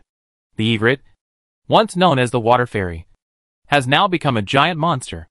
It rolled its emotionless eyes, flapped its wings, and continued to crush the car under its feet, stretching its beak towards the small human being who was fleeing nearby. Qin Jian sneered with fear. What malice does the egret have? It just treats people as insects. Wang Dongqing has already raised his legs. Run? Run? Why don't you run? Ingzhou, wow! What a big egret. How can this thing become so ugly when it grows bigger? Feng Boming aimed at the egret and looked at Mugue. Can I kill it? Mugue turned his eyes to the sky. Boming, have you ever shot a moving target? Feng Boming immediately moved his hand to the sky. Mugue said to Jinemo again, Jinemo, go save those people. Jinemo did not ask any extra questions this time, but rushed over the moment he finished speaking. Dark smoke floated out of the shadows of countless buildings and trees, and those shadows gathered into his ability. Many black, uncertain little blacks appeared, and they followed their master closely and fought for him. Qin Jian pulled Wang Dongqing to squat beside the car, and Ingzhou stood behind Mugue, as if Mugue's guess had come true. Several egrets flew in the sky. Mugue told Feng Boming, release your hands. Aim with your eyes. Don't worry about shooting wrong. Aim low, and shoot as many as possible. Feng Boming knew that he was teaching him, so he simply put his hands down and followed the huge flying bird in the sky. Mugue had already told him that hands and gestures were just guides for initial impressions. Since he had used them several times, he no longer needed these actions. These actions would only prolong the reaction time. He should turn the ability to use into a quick habit and apply it more flexibly. The more he used these fixed actions, the harder it would be to change them. So he had to force himself to adapt from the beginning. Feng Boming put down his hand, but several light balls appeared above him, shrinking and shooting out instantly. Swish! The light slide sound of breaking through the air came after that, because they were all shot at the same time. The sound almost merged into one. Although many of them missed, many of them also hit. After all, the size of these egrets has really become very large. Even if they are flexible and have no special powers, they can't be faster than the speed of light. Feng Boming did not hesitate. After the first wave, the second wave, and the third wave followed. After 3 times, the egrets in the sky were all pierced, splashing blood and falling from the sky. He suddenly realized something else and looked at the direction they fell. Mugue said, don't worry. There are rivers and forests there, and it won't hit people or buildings. Feng Boming breathed a sigh of relief and turned to Mugue. It was only a few minutes ago, and Mugue had already mastered the overall situation. Wang Dongqing covered his mouth. Amazing. Qin Jian also looked at Feng Boming with some envy. A powerful ability that can attack is cool. Mugue looked at Jinemo and said, Ingzhou, you protect the 2 of them. We go to help Jinemo. Ingzhou stood back beside the 2 of them and said, go! Looking at Dongqing, Qin Jian looked at each other in bewilderment. Jinemo ran very fast, but his little blacks were faster than him, and went over first to grab the person from the egret's mouth. The egret's beak flew in vain several times, and it tilted its head in confusion and moved its body. From the black vehicles piled up on the road, Jinemo gathered a big one in his hand, and threw it towards the egret's beak like shooting a basketball. The black ball instantly turned into a retractable ring, tying up the egret's beak. However, at this point, Jinemo was confused for a moment, and he didn't know how to use his ability to attack. Although he heard Mugue say that his ability could devour creatures, how could he swallow such a big egret? Jinemo could only get the people below away first. A dozen small blacks scattered and fled with people at the same time. At this moment, Mugue and Feng Boming ran up from behind him. However, before Mugue could ask Feng Boming to attack, a voice came. Do it! Then, something wonderful happened. In an instant. No, not an instant. Not even an instant. As if the screen switched in 0 seconds. Mugue and Feng Boming stopped at the same time. They saw Bai Lu's head and body fall to the ground one after another. The pool of blood spread at his feet. Jean Mo was the closest, and was splashed with blood. He blinked, and after a second, he jumped up. Fuck! What happened? The blacks quickly floated back to him, surrounded him, and even sucked the blood from his body. Mugui's eyebrows quickly locked. This weird sense of dislocation. His feeling should be correct. Indeed, there was not even a moment. None of them reacted. But this is impossible. It's like... Yes. It's like there was a short period of time in the middle, which was cut off artificially. Mugui's eyes flashed with a strange light. He quickly glanced around. In a group of panicked people, 2 men stood at the feet of the fallen egret without knowing when. Ouch. My shoes are soaked with blood. I should have stood farther away. This was the owner of the voice that just shouted, "Do it." A young man wearing an inappropriate windbreaker.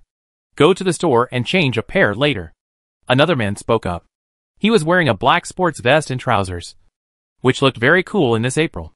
His right hand gently shook off the blood on the sword and put the sword into the scabbard on his waist. Jean Mo also saw them at this time and frowned in surprise. It's the middle of the 21st century.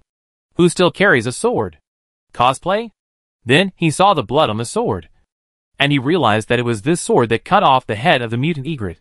His eyes changed instantly. It's a real sword.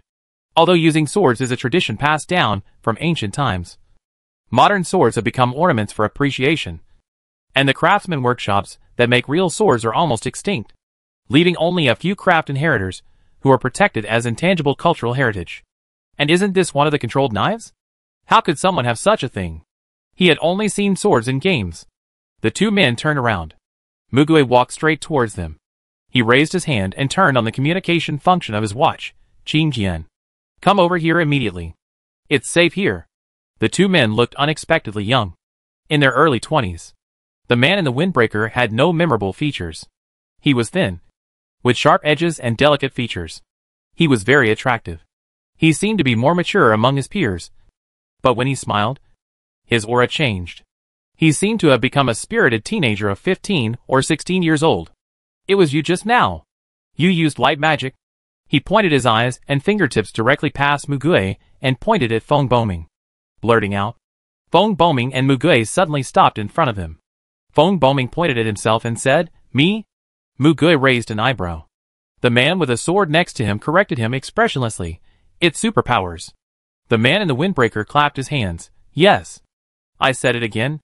Qingjian also ran to their side at this time. He glanced at the 2 of them, turned to Mugui, and whispered in his ear, "Do you want me to see their superpowers?" Mugui nodded. "Just tell me the name." Qingjian only glanced at it briefly and whispered in his ear, "Sword of Time. Collection book. All are VG level. In addition, there is also a amnesia status next to the man's question mark name. But he didn't mention it because he thought it was unimportant." A deep smile appeared on Mugui's face. Qingjian seemed to guess what this smile meant. It was the look of picking up a treasure. Feng Boming had already spoken first. "Did you kill this egret just now? How did you do it?" His face was full of pure admiration. And the man with the sword didn't seem to want to hide it. Pause time. Kill. The man in the windbreaker was obviously the most curious about Feng Boming. "What about you? How did you kill those egrets in the sky? It really looks like a wizard is chanting magic." Feng Boming asked in confusion. "Magic? Wizard?" The man with the sword. "There is no magic or wizards in this world." The other party smiled. I know. It's a supernatural power. Right?" He continued to ask Feng Boming. "Then you know space magic, ah?" "No. Supernatural power? Or do any of you know it? Space, power or something like that? Can you open a teleportation array to another world?" Qingjian and Jean Mo had many questions in their heads. Jean Mo thought, he is still in his 20s, and still hasn't gotten out of his middle school years. Qingjian guessed the deep meaning of his words. Ever since the case of Mugui and the disaster, he has been a little suspicious of anything that sounds incredible. Although Feng Boming was also confused, he still shook his head. "My ability is only light." Mugui interrupted with interest. "But maybe we can find someone with space ability," he said, and began to introduce them one by one. "My name is Mugui. This is Jean Mo. Qingjian. Feng Boming. What about you?" The man with the sword nodded and greeted. "My name is Song Jiansheng. His name is Gu Shu." Gu Shu finally turned his eyes to Mugui. He was obviously stunned for a moment, then smiled and said, "Yes, My name is Gu Shu. Is what you just said true? Mugui spread his hands and said, well, it's very likely. If you go with us, we will go to the capital city. Maybe you can find someone with spatial ability there. Gu Shu turned at Song Jiansheng. The capital city refers to the capital of this country. Right? Mugui was stunned. Song Jiansheng nodded, yes. You have a good memory. Gu Shu pondered for a moment. What you said makes sense. The capital city should gather many capable people. And government managers should be more convenient to find people on a large scale. Mugui narrowed his eyes slightly. This person gave him a sense of disharmony from head to toe. The strong disharmony in temperament and appearance. And the disharmony in his words. He is not from this country? Mugui, are you from country K or J? But he has no accent. Gu Shu paused and slightly opened his eyes after hearing this. No. My nationality is written on my ID card. On nationality. He looked at Song Jiansheng again, as if to verify. Song Jiansheng still nodded. As if he was used to it. Gu Shu smiled. Yes. This body of mine is a citizen of this country. This time, it was not just Mugui. The others looked at each other and realized that there was something wrong with what he said. But they couldn't figure out what was wrong for a while. Qin Jian's appraisal also showed true. Mugui asked again, then do you want to go with us? Gu Shu rolled his eyes and stared at him with a pair of clear eyes. You just said that you can find people with spatial abilities in the capital. Do you know a senior government official? Or do you have a way to find them there? Mugui smiled. Yes. I have a way to find people with special abilities. Of course. I can't guarantee that I will find them 100%. After all, I can't control whether people with special abilities are born or not. And the strength of their abilities. Gu Shu widened his eyes. Do you have a way to explore and detect other people's abilities? You are also a wizard, no? A superpower? Mugui pointed at Qin Jian. It's not me. It's him. But he can't do it now. Gu Shu looked at Qin Jian again. Qin Jian smiled politely, took a step back, and stood behind Feng Boying. Gu Shu didn't care and smiled brightly. If you can't do it now, it means you can do it in the future. Okay. I'll go with you. Mugui looked at him. He reminded him of someone. And that's how it felt when you get to know each other. He didn't hate him. He thought, and turned his head to Feng Boming who was floating beside him. Feng Boming seemed to have been looking at his younger self. When he saw Mugui looking at him, he turned his head away lightly. Very coldly. Feng Boming on the other side smiled and said, the companions have increased again. Qin Jian whispered to Mugui, why don't you test it? Although he didn't lie just now. Mugui felt that they should be trustworthy. So he casually said, if you promise not to hurt the people traveling with you, we can go on the road together. Gu Shu smiled and said, of course not. Song Jiansheng also said, I have no objection. He paused. No. True. Qin Jian breathed a sigh of relief. Mugui patted his shoulder. Sometimes it is not a good thing to rely too much on your own abilities. For some things, you have to learn to use your heart to judge. Qin Jian looked at him speechlessly. Who was the one who tricked him here because of his useful ability? Jin Imo asked Gu Shu, aren't you afraid that we have bad intentions? Just join us. Gu Shu smiled and said, if you were bad guys, you wouldn't save people from the monsters. He also asked Wang Dongqing the same question. Their answers were different. What Wang Dongqing said was, there's nothing on me that's worth your coveting. I'm thankful that I can follow you. Jin Imo, do you often play Western fantasy games like Seven Swords Realm? He was talking about Warcraft, wizards, and magic. Gu Shu, huh? What is that? He looked innocent, as if he really didn't know. Jin Imo muttered to himself. Could it be that he hasn't gotten over his Jinibyu yet? He counted the number of people, and they had grown from the original 2 to 8. This number is a bit too much for a survival team. Is this really okay? So many people? Gu Shu, isn't it good to have more people? It's more lively when there are more people. Gu Shu put his arm around Jin Mo's shoulders. I thought about walking with others before, but I just asked a few questions and they all ran away. Jin Mo thought, this is still a self-familiar person, asking those messy questions. It's good that others didn't send you to the psychiatric department. On their way back, Jin Mo asked him again, can I ask why you are looking for space ability users? It can't be such an outrageous reason. Gu Shu became a little more serious, and his smile slowly disappeared. Because I want to go home. My family is in another world. He looked up at the sky. The clear sky was exactly the same as his hometown. and his memory was still so clear. But he couldn't see the way home. He lowered his head, and saw Jin Mo's face again. The expression on his face turned into sympathy and emotion. And Jin Mo patted his shoulder. It's not easy for you either. He felt a little sympathy for his fatherlessness and motherlessness. But because he had no memory, it was only a little. Not more. But looking for a person with spatial ability, and then going to another world. Looking for death? That doesn't make sense. Jin Mo decided to give up thinking. Just think of him as a person with rich imagination. It's normal for ordinary people to not be able to keep up with his thinking. Gu Shu tilted his head, and looked at Jin Mo, with a strange look on his face, as he jumped to Mugui's side. Gu Shu and Song Jiansheng joined Mugui's group from then on. They followed Mugui and the others to meet up with Ying Jiao and Wang Dongqing. Gu Shu asked Song Jiansheng, "Do you really want to come with me?" Song Jiansheng's expression did not change. "Well, I still owe you a lot of money. You paid for my rent, food and lodging. I haven't found a job yet. I don't know where to go except to follow you." He looked at Gu Shu and didn't say anything. He looked very smart and had a good memory. But for some reason, he didn't have basic common sense.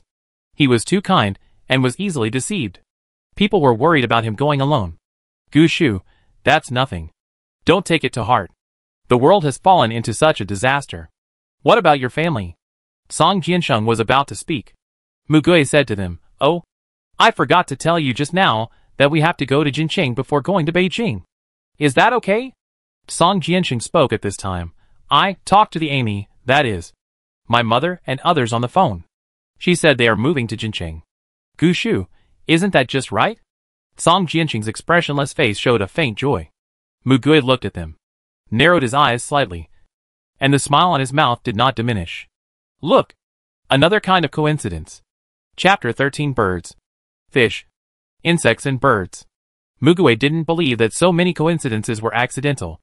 However, he hadn't figured it out yet. Thank you for saving us." He turned around, and there was a young couple behind him. Mugui looked over. "What's the matter?" One of the couple plucked up the courage to ask, "Where are you going? Can you take us with you?" They obviously saw their active performance just now, and wanted to take a ride. Mugui smiled faintly. "We are going to Jinqing." The couple was stunned for a moment. Obviously, they didn't expect to go to such a far place.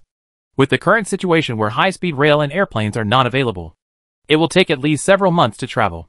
The couple looked at each other and hesitated. Mugui said, "This road will be quite far, so I suggest you find a base nearby to settle down."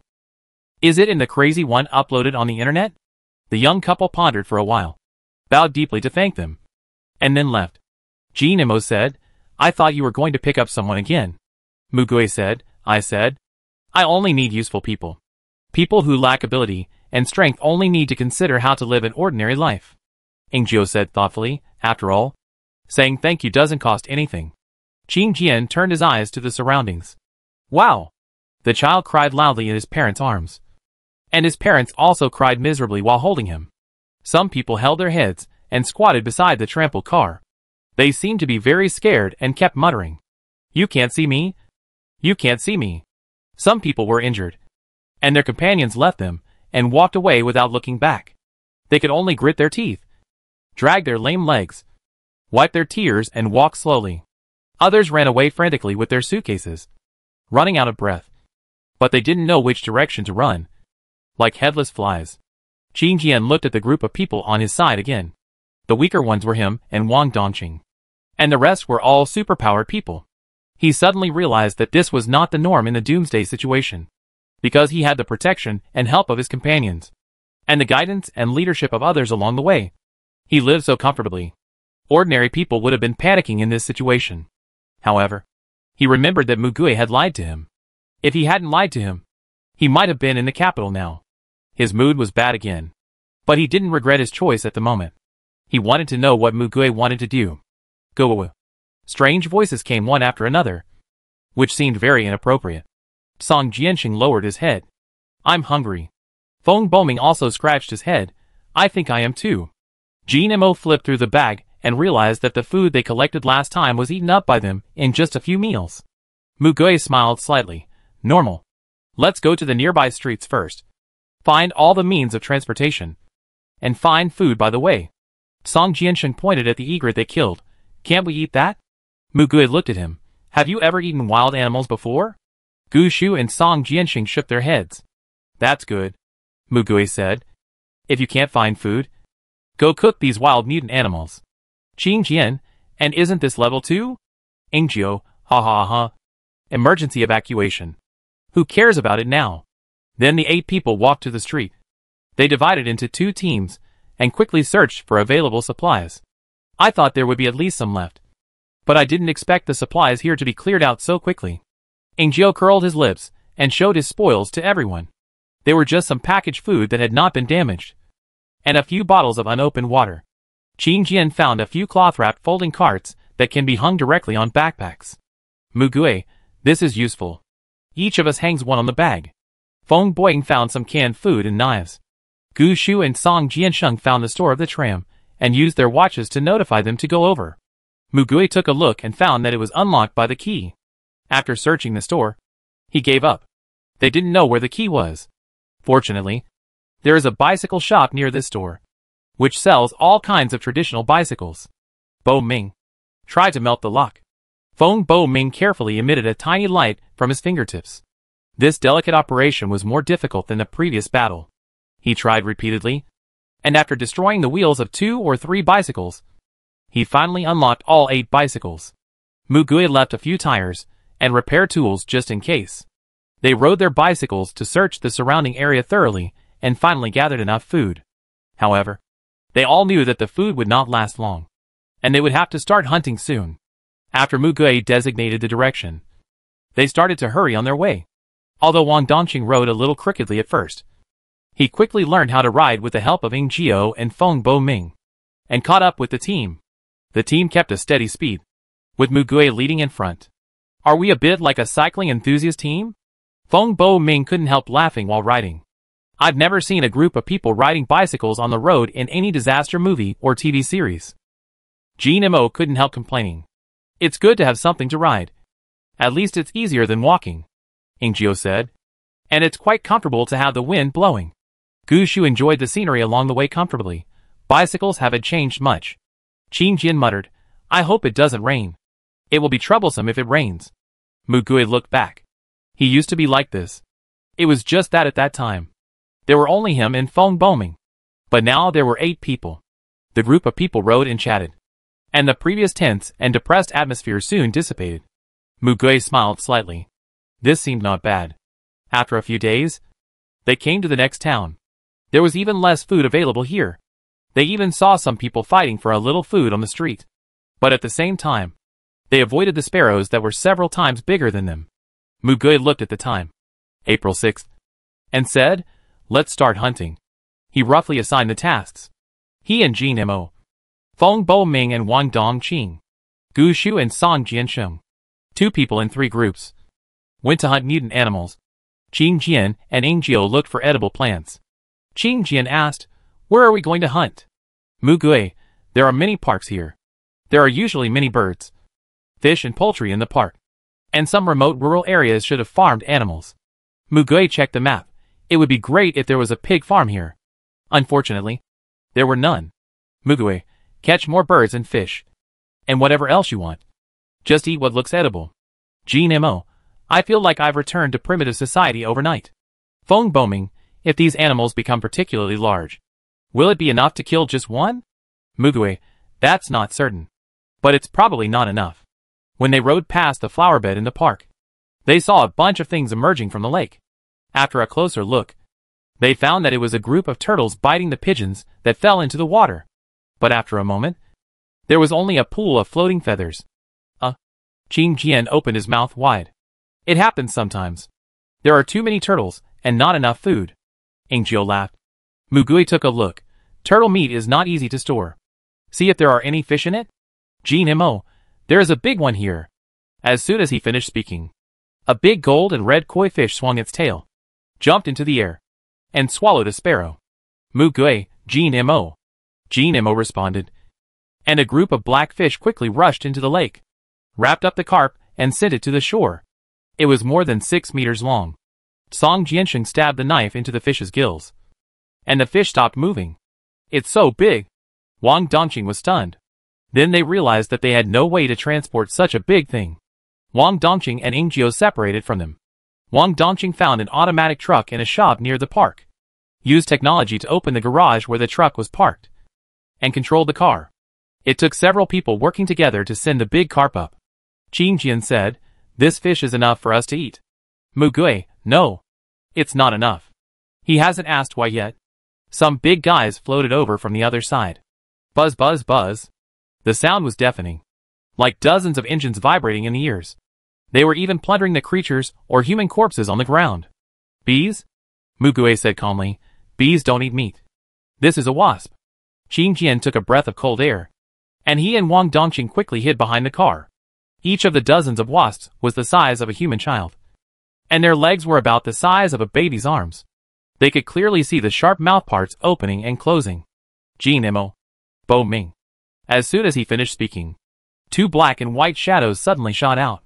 In just a few breaths, all the wasps fell to the ground.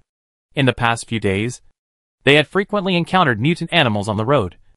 And the main responsibility for the battle was given to the two of them. They had learned to fight without blinking.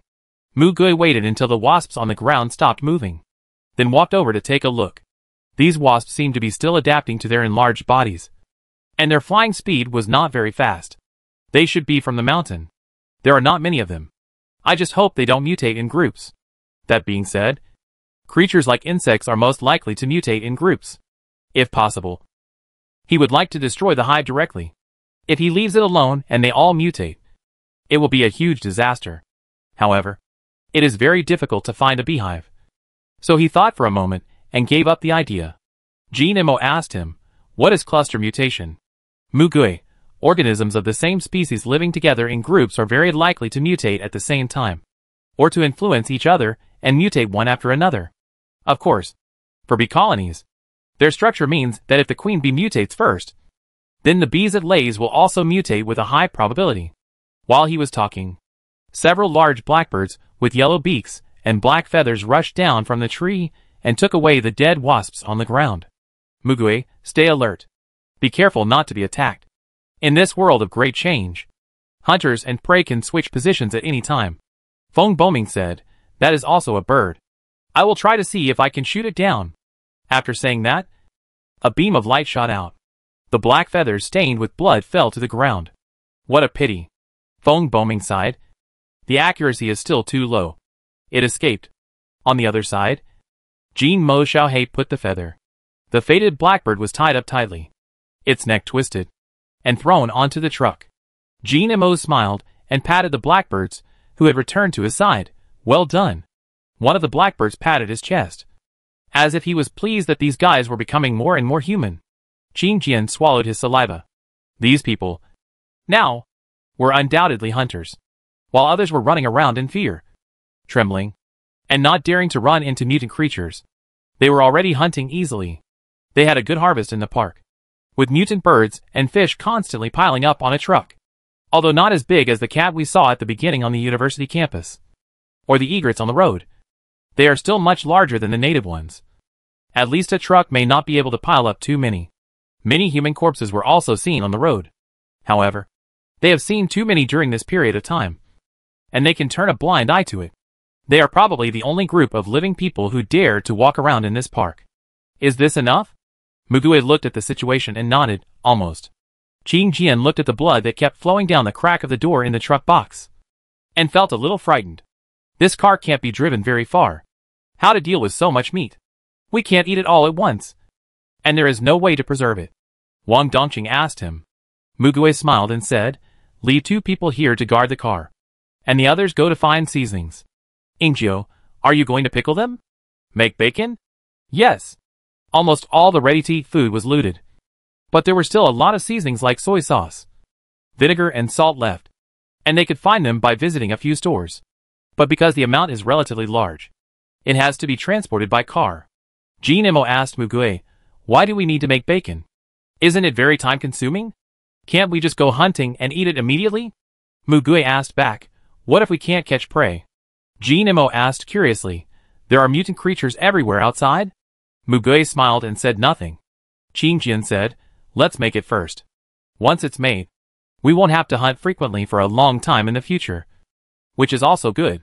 Gushu asked, what is the bacon you were talking about? Jin Mo, huh? Song Jiansheng pulled out the picture and showed it to him. And explained it. Gushu seemed to understand a little. But it was very novel. As if it was the first time he had seen such a thing. After gathering all the tools and seasonings, they found a hotel kitchen. And only the kitchen of a big hotel was big enough to store so much meat. Because they couldn't find a professional meat marinating machine. They had to do it themselves. Then the painting went off the track like a wild horse. Song Jianxing used his skillful weapon skills to shave the birds and scale the fish. Qin Jian used a machete to cut the poultry meat expressionlessly. And Ying Jiao slaughtered the fish wearing a mask and gloves. Gushu weighed the seasoning ingredients by weight under the guidance of Wang Dongqing. Mu Gui marinated the meat himself. And Jin Mo helped him. Feng Boming spent all his time learning how to roast the meat. Oh my god! Why is it so difficult? Feng Boming, who had always been very patient, couldn't help but wail. The piece of meat in front of him turned into charred ash and scattered on the ground. This was the 24th piece of meat he had ruined. This is a good practice. Mugui smiled. You have to control the temperature of the light well. It will all depend on you to grill meat in the future. Jin Mo asked, why do you have to learn how to grill? Can't you just light a fire and boil it? Mugui poured salt on the meat wantonly. No. At present, the atmospheric pressure has not changed much. The boiling temperature of water is no more than 100 degrees Celsius. Bacteria and parasites have also mutated to a certain extent. Look at the fruits and meat left outside. They rot very quickly. This is because of this. Jin Mo, this? Doesn't that mean most things can't be eaten? No wonder you said before that it's best not to eat wild animals casually. Later studies have shown that parasites and bacteria have improved their tolerance to high temperatures. At present, they can only be fried and roasted at higher temperatures. If you boil wild animals casually or eat them raw, your internal organs may be hollowed out by parasites. He had seen a lot in his previous life. Stop it. I don't dare to eat it if you say that. Jin Mo pounded the meat in his hand. But don't worry too much. The environment is changing. And people will adapt to it. The environment inside the body of the superpower is also changing. It will probably take a while for them to adapt. And they will be able to kill most parasites and bacteria better. Ying was killing a fish. And used pliers to pull out a series of parasites wriggling in the fish meat. Why do I feel like these bugs can be eaten? Look. They are all protein. Qin Jian showed a respectful look. Mugui smiled and said, if it is handled well, it is okay. But most mutant parasites contain toxins. It is best not to eat them. The larvae hatched from the eggs in the fruit can be eaten. But there is no guarantee that they are completely non-toxic. Jin Mo, thank you. I am not hungry at all now. Qin Jian, I feel like vomiting. What should I do? Gushu, Achio. Chapter 14 Optimism. They settled in the bus waiting room this time. Because this side is a park. And there is a scenic spot next to it. So the bus waiting room is very spacious and comfortable. It took a while to clean up the blood stains of corpses on the ground. The walls and glass are thick enough. And the door is smart and automatic. But it seems that as long as there is hope for Holly, there seems to be no smart lock that they can't open. Of course, they can also break the door to enter. But that will weaken the defense of the residents. They spent 2 or 3 days in the hotel processing the meat. And then took it to the bus parking lot to air dry. The large electric fans used in the summer in the warehouse were also moved out to speed up the drying. In order to prevent mutant animals from stealing food, they had to guard the dried meat. All kinds of mutant animals came to smell the meat. I think we are courting death. Qin Jian objected weakly. Others would hide if they could. They did the opposite, and actually did these things to attract mutant animals. Mugui sat on the chair with his legs crossed. It's a good time to train them. If they can't even handle this, how can they go on? Qin Jian looked at the backs of Feng Boming, Jin Mo, and Song Jiansheng. Although he felt that their strength was really good after spending the past few days with them, it seemed that in Mugui's opinion, they were far from enough and still needed training. Qin Jian, what if they run out of energy? Or there are too many of them, and they can't be dealt with. What should we do? Mugui leaned forward, crossed his fingers and placed them on his knees, and smiled. Don't I still have me? Qin Jian was stunned, then remembered his superpowers, and was speechless for a moment. Because Mugui had never used his superpowers. He had never considered him a superpower. Mugue said leisurely. My principle is, don't use it if you can. Wait until they reach their real limit. People can always break through themselves at their limits. They will become very strong. Don't worry about it. Qin Jian said suspiciously. Are you just lazy? Mugue smiled and tore off a piece of poultry that Feng Boming had roasted in advance and handed it to him. Eat? Qin Jian took it and realized belatedly that he was blocked by him again. It's really unpalatable. It's naturally unpalatable without any seasoning. Just eat it first. I'll make barbecue for you later when I have time. Jin Mo. Feng Boming and Song Jianxing took turns to kill the mutant animals approaching the bacon, while Mugue sat in his seat and gave them some instructions from time to time. Mainly to the first two. Qin Jian looked up and could still see the 8 great gods beside Mugue. Feeling flustered, he ran over to chat with Ingio. At this time, Gu Shu walked to Mugue. Mugue patted the seat next to him. It's just right. I also want to ask you a few things. After Gu Shu sat down, he stared at his face seriously. Mugue asked curiously, why? Or you can say it first? Gu Shu touched his chin and said to himself, I shouldn't make a mistake. Anyone who has met you once will not forget you. And your features are so distinct. And it's only been a few days. Mugue, why do you say that? Gu Shu looked straight into his eyes. We met at noon on March 31st. You really don't remember? Mugue was stunned. Then frowned. You mean you saw me at noon on March 31st? To be precise, it was not the black-haired Mugue, but the original owner of this body. Gu Shu said. Song and I were very surprised at first. Why did you look like you had never seen us at all? At first, I thought you didn't see our faces clearly. But then I thought about it. You saw our faces. Your memory should not be as good as mine. But it's only been a few days. It's impossible for you to completely forget. Memory? Mugue asked directly. How did we meet? Remind me? Gu Shu, it's not a big deal. Song and I were walking on the street. I was talking to him and didn't look ahead. And then I bumped into you. The thing in my hand? Oh. Yes. Coffee. Spilled on your pants. You looked anxious and your face was quite ugly. But you seemed to be in a hurry. I didn't respond to my apology and made amends and ran away. You got in the car and we couldn't catch up. At that time, a man with pink hair and 3 gold earrings on his left ear glared at him fiercely with his beautiful eyes, which gave him a considerable shock. Mugue fell into a brief silence. He actually didn't care much about the original owner's car accident, because he thought it was useless to pursue it. But now, what Gu Shu said allowed him to construct a full picture of the incident. When he got out of bed that day, he didn't look carefully at his clothes. But when he changed his clothes at home, he could see coffee stains on his trouser legs. But he didn't think about it. Judging from the furnishings at home, the original owner should be more clean. Even the private studio is tidy. He still remembered that the original owner's schedule had an afternoon schedule. The original owner had his own car, which was originally self-driving. However, because he spilled something on his body and had no change of clothes in the car, he had classes soon in the afternoon. So he needed to drive back to change clothes. Self-driving was slow, so he switched to manual. And then an accident happened. And he had a car accident. A series of amazing coincidences.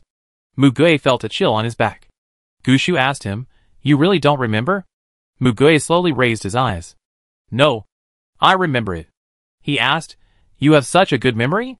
Gu Shu smiled. Yes. I will never forget anything I have seen once.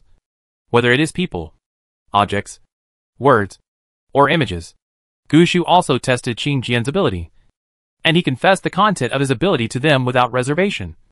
So this is not an ability. Mugue has heard of a disease called hyperthymesia, and he explained, it is a unique ability. Gu Shu smiled more sincerely. Yeah. I also think that I can remember a lot of things. Very important things. Things that cannot be forgotten. Mugue, but I am also troubled by painful memories. Gu Shu was slightly stunned. Thought for a moment and said, I also have unhappy and painful memories. But every time I think of them, they will be replaced by the scene of my family comforting me. Mugue smiled. It seems that you used to be very happy. Gu Shu nodded. That's right. That's why he wanted to go back to his family. No matter what. Gu Shu, I finished asking my questions. What about you? What do you want to tell me? Mugue, you only have this question. Gu Shu tilted his head, right? Mugue opened his mouth. because the other person's eyes were so clear that it made people feel guilty for having a little doubt. He hadn't met such a simple person for a long time. If he wasn't acting, he should be just curious. This is also quite scary in some ways. Mugue, your ID says you are 35. But your face. Gushu, are you talking about this? Before we met you. On the way here, a little kid was crying and grabbed my leg. And then I suddenly became 10 years younger. Mugue raised his eyebrows. A person with the ability to rejuvenate? Gushu clapped his hands. Yes. Song said so too. Song Jiansheng was probably not caught. Then, the kid ran away. He looked quite panicked. But Song told me not to bother with him. Mugue, then you. Wouldn't it be better to be 10 years younger? I won't bother with him. This is more suitable for me. 10 years younger is fine. Gushu waved his hand. Mugue thought about what he looked like when he was 15 and shook his head. My physical fitness is too poor. It's not as good as my current body. At this time, Feng Boming beside him spoke, with the same voice as Feng Boming at the age of 20. But his tone was very steady. You let this person join. Not just because of the characteristics of the time ability. Right? Mugue also followed Feng Boming's line of sight and looked at the man. The sound of the sword. Now was the time for him to go up. Mugue had nothing to say to him. His experience was useless to him. That was a rare time-related ability. During the time he paused, no one could do anything. Nor could they see what he did. All they could see was him moving his sword. And then a fresh corpse was placed before their eyes. That period of time had never existed in their world. After knowing the content of his ability, Song Jiansheng chose to tell them. He can stop for about 3 seconds at a time. The number of times the ability can be used is related to his physical fitness. His physical fitness is very good, but he can only use it about 4 times a day. Even so, this is already very terrifying. In some crucial battles, 1 second can determine the life and death of a group of people. What's more, in the time and range of his pause, the creatures and materials that are paused have the properties of being easily destroyed, displaced, and having no relative mass. However, what really caught Mugue's attention was not this abnormal ability attribute, but Song Jiansheng's swordsmanship. Although it was just a glimpse, Song Jiansheng usually trained in swordsmanship. Very basic chopping movements. But just from these, and the way he chopped and killed mutant creatures, Mugue could already see that his swordsmanship was quite good. In today's society, finding someone who can use swordsmanship, a swordsman who is quite good, and not just a performer, is like looking for a needle in a haystack. You want him to teach him swordsmanship. Feng Boming looked at Song Jiansheng quietly. Mugue, well, his swordsmanship is very strong. Feng Boming's ability is most suitable for wide-range long-range attacks. But he has always been weak in close combat, even though he has learned physical skills from their master for a period of time. His ability cannot be used in close combat. Your only weakness is close combat. This is what Mugue said to the 30-year-old Feng Boming. Feng Boming looked at him. Why don't I remember you? Gushu suddenly interrupted their conversation. It's true that Song's swordsmanship is very strong. And I'm also very strong. I'm also good at close combat. Obviously, he couldn't hear the ghost's words. Mugue was attracted by his words. Really? Gushu patted his knees and looked at the swords in Song Jiansheng's hands, seeming to be ready to move. It's a pity that I don't have a sword. I can't see any real swords for sale outside. They are all toys. Mugue asked, if you don't mind. Can you tell us where your swordsmanship comes from? Gushu didn't hide it at all. I learned swordsmanship at home from my mother and school teachers. As for Song, I heard him say that it seemed that a man of a foreign ethnicity came to their hometown. The man taught them swordsmanship and settled in his hometown village for a while. He learned swordsmanship from him. Mugue fell into a strange silence. Who is his mother? Which school now teaches practical swordsmanship? Why is the latter similar to martial arts novels? Is it really 2060 now? However, seeing his as-it-comes-of-course expression, he couldn't ask these questions. He felt that this person and himself seemed to live in 2 different worlds. Then he remembered what Gushu said, that he wanted to find someone with spatial abilities. Generally speaking, no matter how far away his home is, he can still walk there as long as his home is on this earth. Mugue hesitated for a moment. You are not from another world. Are you? Gushu was stunned for a moment, and nodded happily. Right. I told you long ago. Do you finally believe me? Mugue. For a moment, his brain crashed. He really didn't think much when he pulled people in. However, the more he thought about it, the weirder it became. Only this way could explain it. However, he himself found it incredible when he asked this question. However, looking at Gushu's excited eyes, he decided not to think about this question too much. Just a few days ago, no one believed that the world would fall into such a disaster, that creatures would mutate, that humans would have strange superpowers, and that he could be reborn and returned to 20 years ago. It wouldn't be strange if there was another person from another world. Right? As long as this person can stand on their side. But overall, he was inclined to believe that this story was fake. This person might have some mental problems. But the problem was not particularly serious, and needed to be slowly relieved. Mugue smiled. Well, I believe you. But I will do my best to help you find a way home. Drawing cakes does not cost anything. Emotions can be cultivated slowly. The rest will be discussed later. Anyway, these people will be packed up and handed over to the country. It's not something he needs to worry about. Gushu smiled knowingly. I know you still don't believe it. It took me a long time to accept this fact. I know the hope is slim. But I still want to go back. There is always a way. Right? Mugue affirmed, yes. There must be a way. Gushu is not a clear-headed and stupid fool. He is just more unwilling to give up hope than anyone else. And this kind of optimism, Mugue does not hate it. Gushu seemed to be a little excited after hearing what he just said.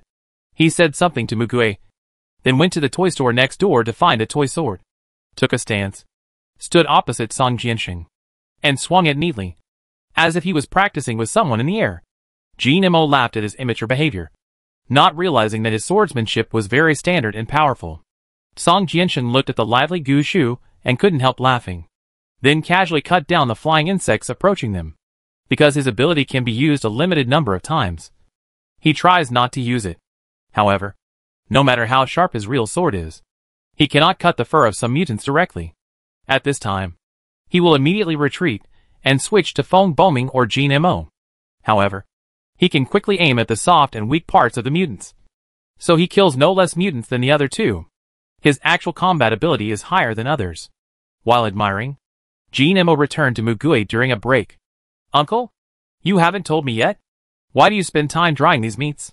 We need to eat to survive. Then can't we just kill and eat? It's hard to carry and store too much food. Yeah, why? Ah! You're doing this again. Jin Mo's eyes had an urge to strangle Mugue. You always said you didn't have time. You didn't have time. Now you're taking your time again? Don't worry. You'll know soon. This period of time is necessary. Mugue smiled and leaned back again. Chapter 15 Collection Book. After a few days of training, Feng Boing gradually mastered the control of light energy, and even learned to use different colors of light to sterilize bacon. However, a lot of meat was discarded during the training. After removing their rations for the past few days, and throwing away the meat that failed to dry and became moldy, and could not be eaten, the remaining bacon was not as much as expected. No wonder you said you wanted to eat more meat. But there was not much left in the end.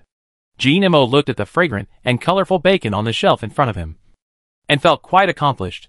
After all, it was made by the joint efforts of the 8 of them. Mugue nodded, be frugal. These should be enough for us to eat for half a month. Seeing that they were about to set off, Mugue called Gushu over, try it. Gushu stretched out his right hand, and an ancient book appeared out of thin air. The cover of the book was thick, and it was a British-style hardcover book that can only be seen in large libraries.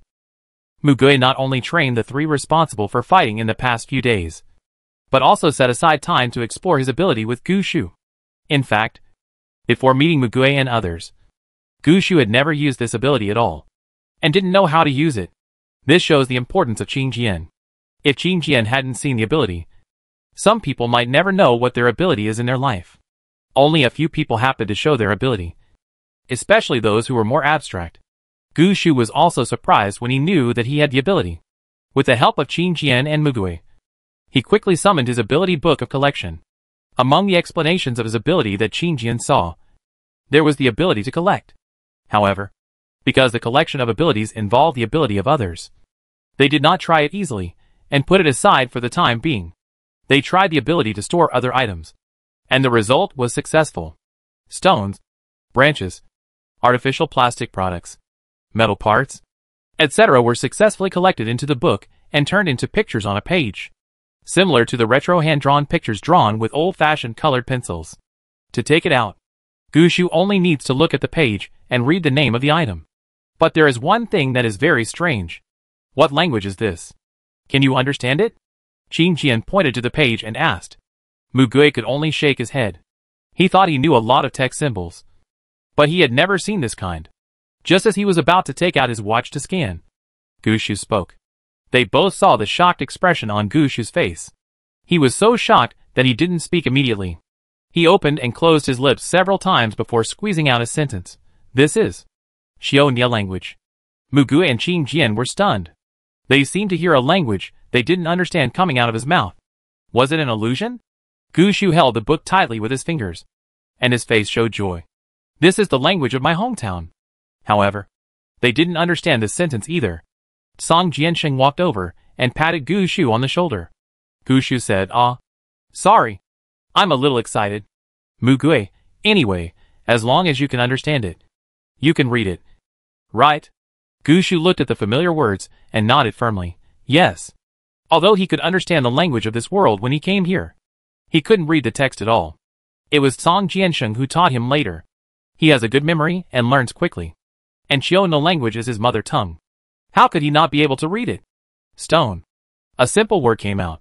And the stone he had just put in appeared in his palm. And the pictures and words on that page disappeared. Qing Jian said blankly, magician? Mugue also laughed. Yes. Gushu just looked like a magician chanting a spell.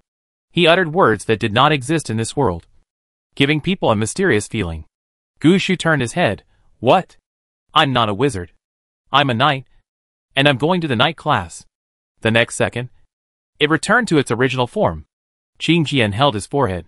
The embarrassment of standing in for others came back again. Mugue asked him to keep trying. Put the stone that had been taken out once back in. Take it out, and repeat the process. Qing Jian couldn't help but ask, what's the meaning of this? Mugue, this means that there is no limit to the number of times the material can be put in and taken out. And it seems that the quality of the material has not been damaged before and after it is put in.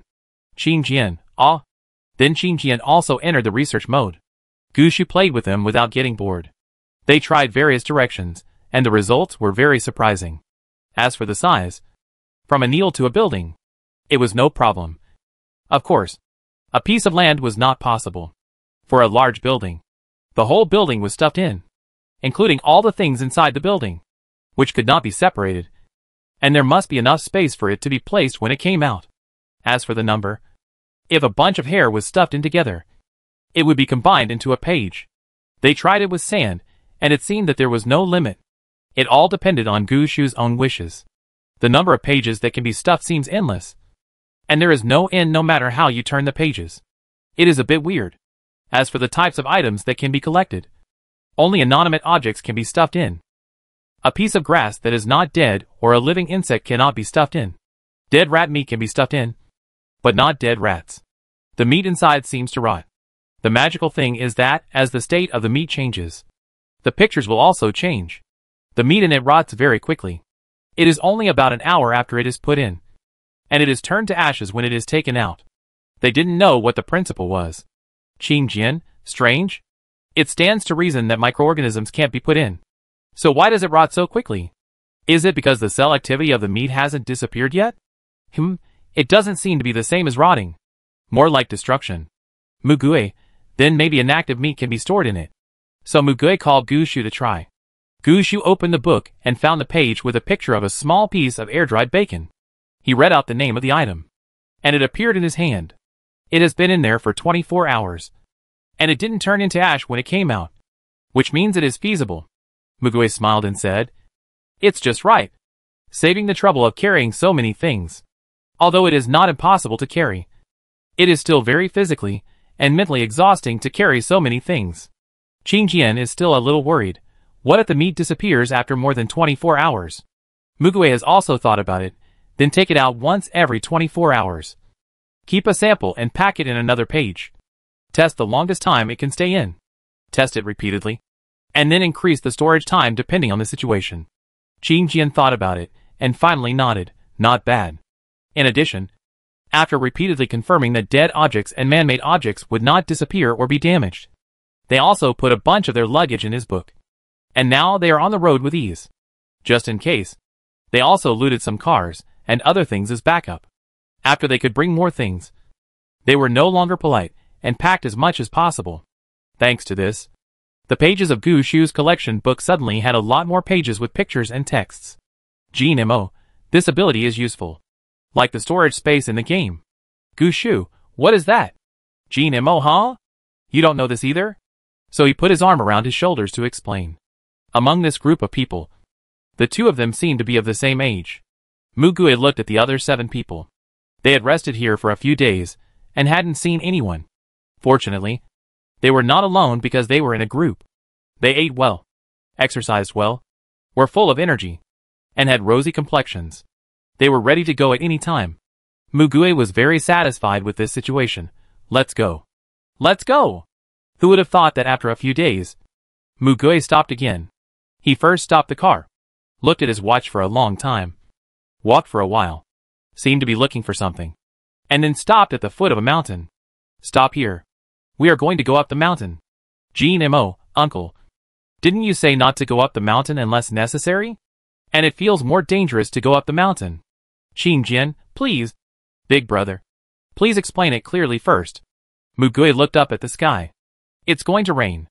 Wang Dongqing interrupted. Yes. It's also written there. It will rain. GMO then remembered that Mugui's prophecy had written about rain, but not the specific time. Mugui looked at the sky and muttered to himself. The time is basically the same.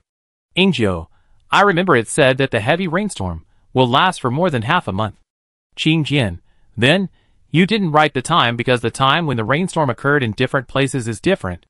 Mugui said calmly, well, after all, I only know that I have experienced heavy rains. The south may be earlier. There are more hills and mountains in the south. And there are more rivers. There will be floods. And then the clouds and rain will rush to the north. The north is the worst hit. The inland plateau blocks the foot of the mountain and the disaster is also serious. Some of it will even cross the plateau. This is what he knows about the domestic situation. Other countries are also seriously affected. But the information is limited in the early stage. So he is not clear. He also wrote a way to avoid disasters in it, which is to find high ground as much as possible when a disaster occurs. Store as much food as possible. And stay warm and dry. Mugui, go up. We still have 2 or 3 days to prepare. Gu Shu asked, have you found a suitable place to stay? Mugui smiled, yes. So Gu Shu put the car into the book. And the group began to climb the stone steps. And finally saw an ancient Taoist temple. When they saw the Taoist temple, they were all silent. The Taoist temple was very large, with high walls. There were 2 majestic stone lions at the door as door gods. And the heavy door was not opened. But a quick glance from the outside shows that this is a Taoist temple that has experienced many vicissitudes. Mugui jumped onto the wall without hesitation and climbed over it. The others hesitated a little and followed him in. After entering, Mugui wandered around. And from his expression, he seemed very satisfied. GMO chased him and asked, Uncle, aren't there many scenic spots here? Why did you have to choose the shabby Taoist temple? How did he find this super unpopular attraction that seemed to have closed down? There is also some garbage inside. And it looks like no one has taken care of it for a long time. Gu Shu looked around curiously. Another ancient architectural style that I have never seen before. So magical. Mugui shook his head. No. The history of this Taoist temple should not exceed 40 years. You feel it is shabby. It should be made old from the beginning with technology. Of course, this place has been abandoned for several years. So it looks shabby and deserted. As GMO said, there are many mountains with higher altitudes than this remote mountain. And there are many popular attractions. The public facilities there should be more complete than here. Ingzhou asked, why did you choose this place? She knew Mugui must have his reasons. Mugui, because there are fewer people? Qingjin, ah? Mugui, what you can think of. Naturally. Others will think of it too.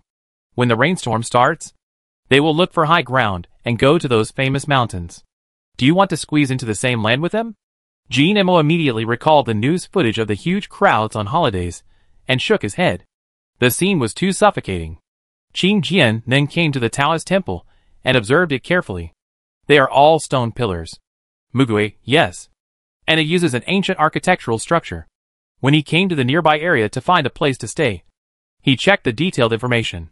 This Taoist temple is a relatively rare stone temple, including the roof, which is also made of stone. It imitates the ancient structure in a retro way and uses a new type of mixed stone. It looks old, but in fact the whole building is relatively solid and can withstand heavy rain. And after looking at the information on the architectural design drawings, the drainage system of the Taoist temple is very good. The high terrain directly drains out, and there is no water accumulation at all. As for the surrounding environment, he also used AI to scan and calculate it, and ruled out the risk of disasters such as mudslides and landslides. It is a very good place to stay. Wang Dongqing looked up. It's good that there are fewer people, but the trees here are really tall. Originally, this kind of deep mountain forest is easy to grow tall trees. No one has managed this place for a long time, and the shrubs and trees have not been destroyed by humans. They grow wantonly. They were originally 7 or 8 meters high. Now, after a mutation, the average height of the trees here has jumped directly to more than 10 meters. And the trunks have become so big that more than a dozen people can't hug them. When they walked up the steps, the trees were so tall and lush that they could hardly see the sky. However, they were in this stone temple with a blue sky above their heads, as if they were in a cenote and surrounded by tall ancient trees. They could not help but feel awe. Mugue did not let them enjoy the scenery for too long. He asked Gu Shu to take out the luggage from the book and the folding cart he had brought with him. A few people stay to clean up the place where we are going to rest, and the others go to pick up dry firewood for the fire. When Mugue set out, she specifically reminded Feng Boming, "You can't use your supernatural powers. You can only pick up the firewood." Feng Boming smiled and said, "I still have some common sense." So Ingjiu and Wang Dongqing stayed to sweep the floor, and everyone else went to collect firewood, except for Gu Shu and Jin Mo, who had natural ability advantages. Everyone else used a cart and went back and forth many times. It took several hours, and the firewood they collected was piled into a small mountain, because they were all dry branches that fell to the ground. Gu Shu could put them into the book with a wave of his hand. Mugue left a part of it and built a huge bonfire on the clean ground. The forest tends to be primitive, and there are many hidden creatures. They have encountered many insects, snakes and birds on the way. Compared with the animals in the city, there are definitely more in the mountains and forests. Although most creatures have mutated, they still have the nature of animals and are afraid of fire. The bonfire can bring them warmth and drive away some threats for them. These are still not enough. If it doesn't start to rain tomorrow, we will continue to pick them up. Mugue piled the remaining firewood next to the wood stove. Feng Boming, are you going to start cooking? They had also hunted some prey on the way to collect firewood. Gu Shu and Song Jiansheng handed the dehaired and skinned bird meat and rabbit meat to Mugue. Mugue, well, Ingjiu, you wash the wild vegetables and fruits. Bo Ming sterilizes and lights the fire. Jin Mo, you come and help me. Qing Jian, Dong Qing, you two watch the surroundings, and then wash the dishes after dinner. Everyone arranged everything properly. Looking at Dong Qing, Qing Jian took out a small stool and a table and set up the tableware. Because Gu Shu was there, they could bring a lot of things. So in such an environment, it looked very luxurious. Wang Dongqing sat there and took out a card terminal to play games, while his ruby ran outside. Qing Jian watched Mugue cooking and said, "I thought we were just going to eat some bacon." Mugue, if you can eat fresh meat first. Bo Ming's control over light is now better than before, so he basically doesn't have to worry about parasites. Ingjiu washed the wild vegetables and fruits they picked on the road, which were of course tested. She washed some mushrooms and asked, "Who picked the mushrooms?" Jin Mo, I. The mushrooms may be brought back by my little blacks. Mugue, throw them all away. Jin Mo looked at the plump and tender mushrooms and asked with some regret, "Can't they be eaten?" Mugue, unless you are starving to death. You can't eat that stuff. First of all, it is very difficult to judge this thing. Even the most advanced AI cannot guarantee 100% accuracy. For some varieties, it is almost impossible to distinguish between poisonous and non-toxic ones. People who specialize in this field dare not guarantee it. What's more, the mutation direction of fungi is a bit strange. If you want to turn yourself into a culture dish for fungi, you can try it. Jin Mo's hand stopped. His new uncle sometimes always says terrible things in a matter-of-fact tone. Jill laughed twice, and threw all the mushrooms into the fire. She then cut the fruit open. And sure enough, some of them had fat white fruitworms inside. She pranked the worms, and quietly walked to Wang Dongqing and Qin Jian. Qin Jian showed a speechless expression when he saw it, and waved his hand to tell her to stop playing. Wang Dongqing was fascinated by the game, and when he looked up, he was stunned for a moment, and then ran away screaming. Jill laughed. Gu Shu suddenly became very interested in the culture related to Taoism. He pulled Song Jiansheng to ask questions while reading the information on the internet. After a while, the processed meat was put on the fire. In the tempting aroma of fat, several people gathered silently again, swallowing their saliva quietly. Qin Jian asked Mu Gui, "I thought you would let someone else do it." Mu Gui glanced at the people around him calmly. "Who else can do it besides me? You can also switch shifts with me." Qin Jian also looked over. He knew his own cooking skills best, so why not order takeout? Wang Dongqing was the first to make a cross with both hands. Gu Shu blinked and knew nothing. Song Jiansheng was about to say something but stopped. Jill smiled and said, "If you are not afraid of eating to death, I can cook for you." Jin Mo shook his head and said, "I am more used to steaming, boiling and stewing. Not good at roasting, frying and stir-frying." Feng Boming raised his hand. "I can switch shifts with you." Mu Gui sighed silently and shook his head, ignoring Feng Boming. It was the same before. There were 2 people at first, and then 3 people. He had to do it. Otherwise the 3 of them would not have food to eat. What could he do? He could only send these people to the capital as early as possible. However, as a person without ability, he had to do at least these things, which were relatively easy anyway. In the barbecue business, you can eat whatever you want. But if you want to grill well, it actually tests your skills, mainly seasoning and heat control. Mu Gui, who had done it countless times in his previous life, his skills were no worse than those of the chefs in the store. Therefore, other people can also benefit from it and enjoy a feast. Qin Jian ate so much that his lips were dripping with oil, and he wiped it repeatedly. "Wow! Is your barbecue so delicious?" Jill looked at the black charcoal in Feng Boing's hand and asked in surprise, "Did you grill it yourself? Is this edible?" Jin Mo took a look. "Well, no wonder your uncle doesn't let you cook. How could we eat the barbecue you grilled before?"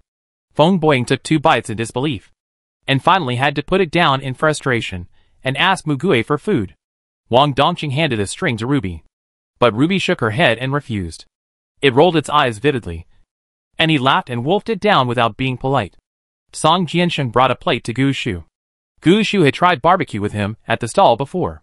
It was different from what he had eaten before, but this time, his eyes lit up as soon as he took a bite. This was much more delicious than what he had eaten at the barbecue stall outside. Song Jiansheng also taught him how to sprinkle seasoning. Jin Mo chewed the delicious food and muttered vaguely, "Uncle, will you be responsible if you spoil our taste?" Mu Gui smiled but said nothing.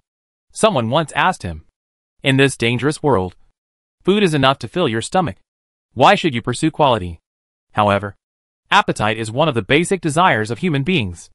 If eating is just to replenish energy for survival, people will become depressed over time. Under certain conditions, delicious food is obviously more pleasant than simply filling the stomach. You can also eat nutritional compressed blocks to replenish energy. But unless there is really nothing to eat, no one can eat this thing for 7 consecutive days. Mu Gui still smiled and fed everyone. If you want to capture a person's heart, you must first capture a person's stomach.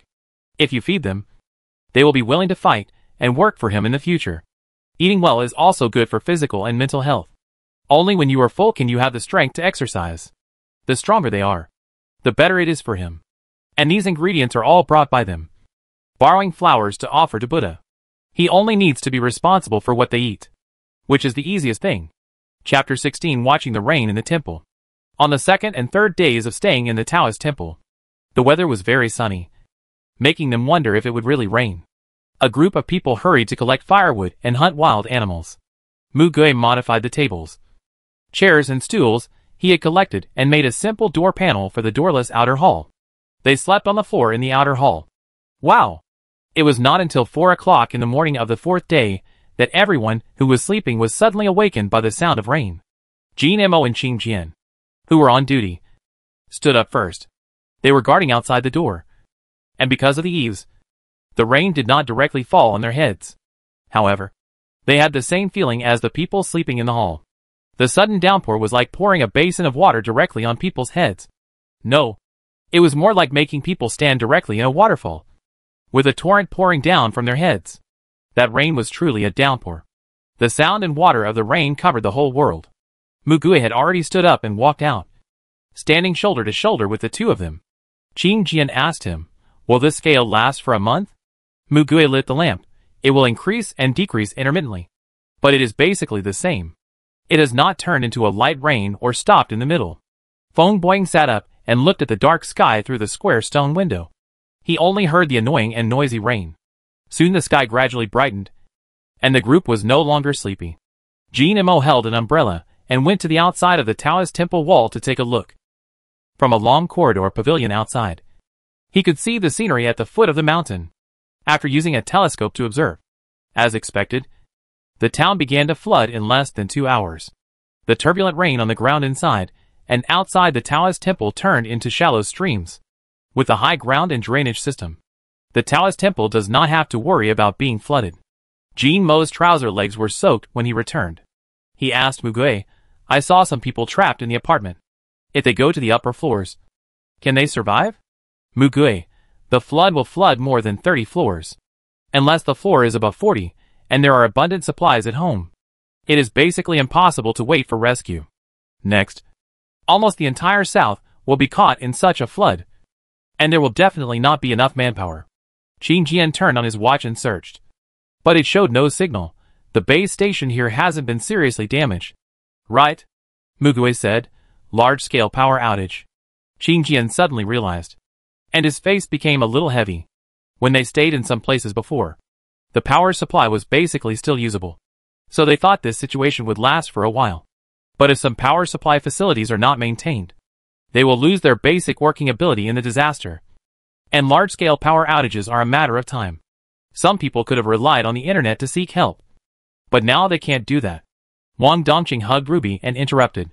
"The relevant content has been written in the April Fool's Day prophecy. Of course, it only suggested that in the event of a large-scale flood, try to hide in high ground. If you are trapped on the floor, try to find an opportunity to escape by water." He mentioned the methods and precautions.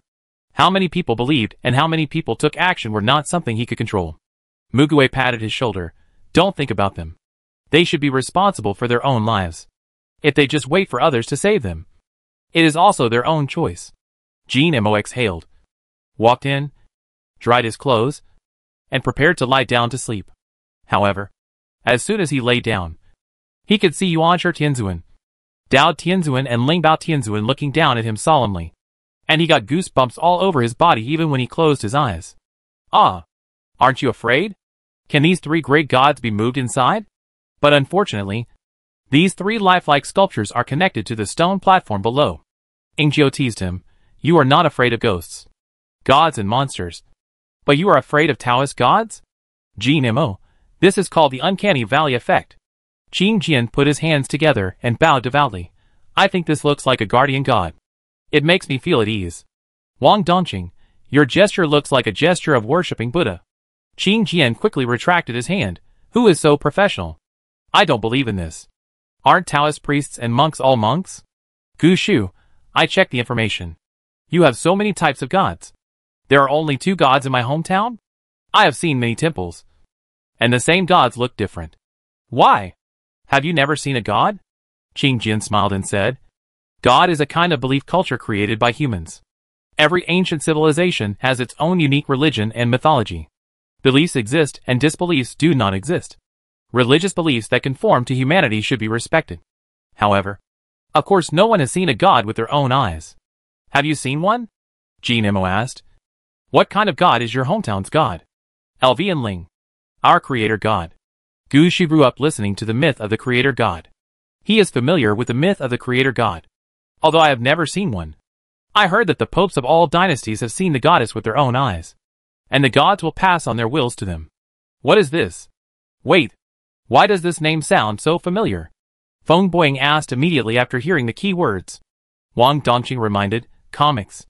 "Ah, it's the comic that was very popular some time ago, but had a bad ending," Feng Boing shouted. Wang Dongqing retorted. It didn't have a bad ending. Qing Jian covered himself with a quilt. I seem to have heard of this, but I haven't read it myself.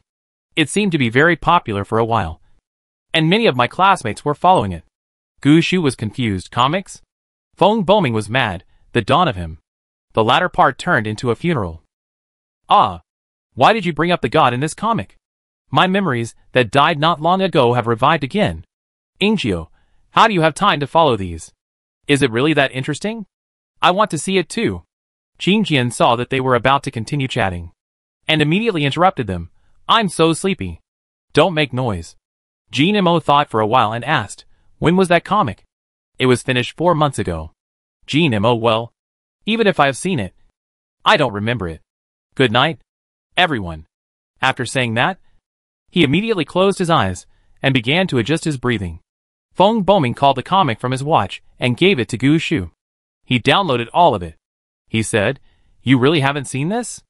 I don't believe it. Mugui made a gesture to silence them, and said to Jin Mo, who was opening one eye and closing the other, sleep well.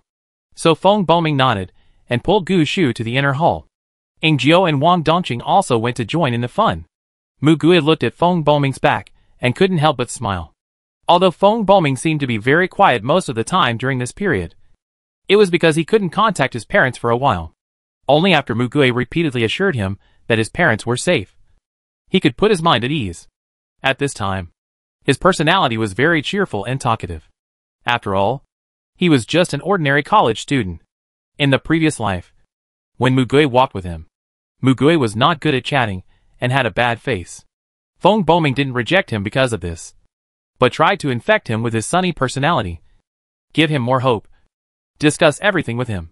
Trust. Help and protect the weak him. He was originally such a person. He was also very uneasy at that time. But facing Mugui, who was in a worse situation than him, he chose to show his strong side, which meant a lot to Mugui. Mugui walked to Song Jiansheng, who was sitting on the steps of the eaves, and asked him softly, are you willing to teach Boming swordsmanship? Song Jiansheng looked at him with a little surprise. It doesn't matter to me. But why does he want to learn swordsmanship? I think his ability is strong enough. Mugui put away her smile slightly, sat down beside him, and looked at the rain curtain on the eaves quietly. Strong, but still not enough. Song Jiansheng felt that his words carried a deep meaning, which he could not guess for a moment. Seeing that Mugui did not intend to say anything, he chose not to ask. Although he looked rough, he was actually quite good at observing people's expressions.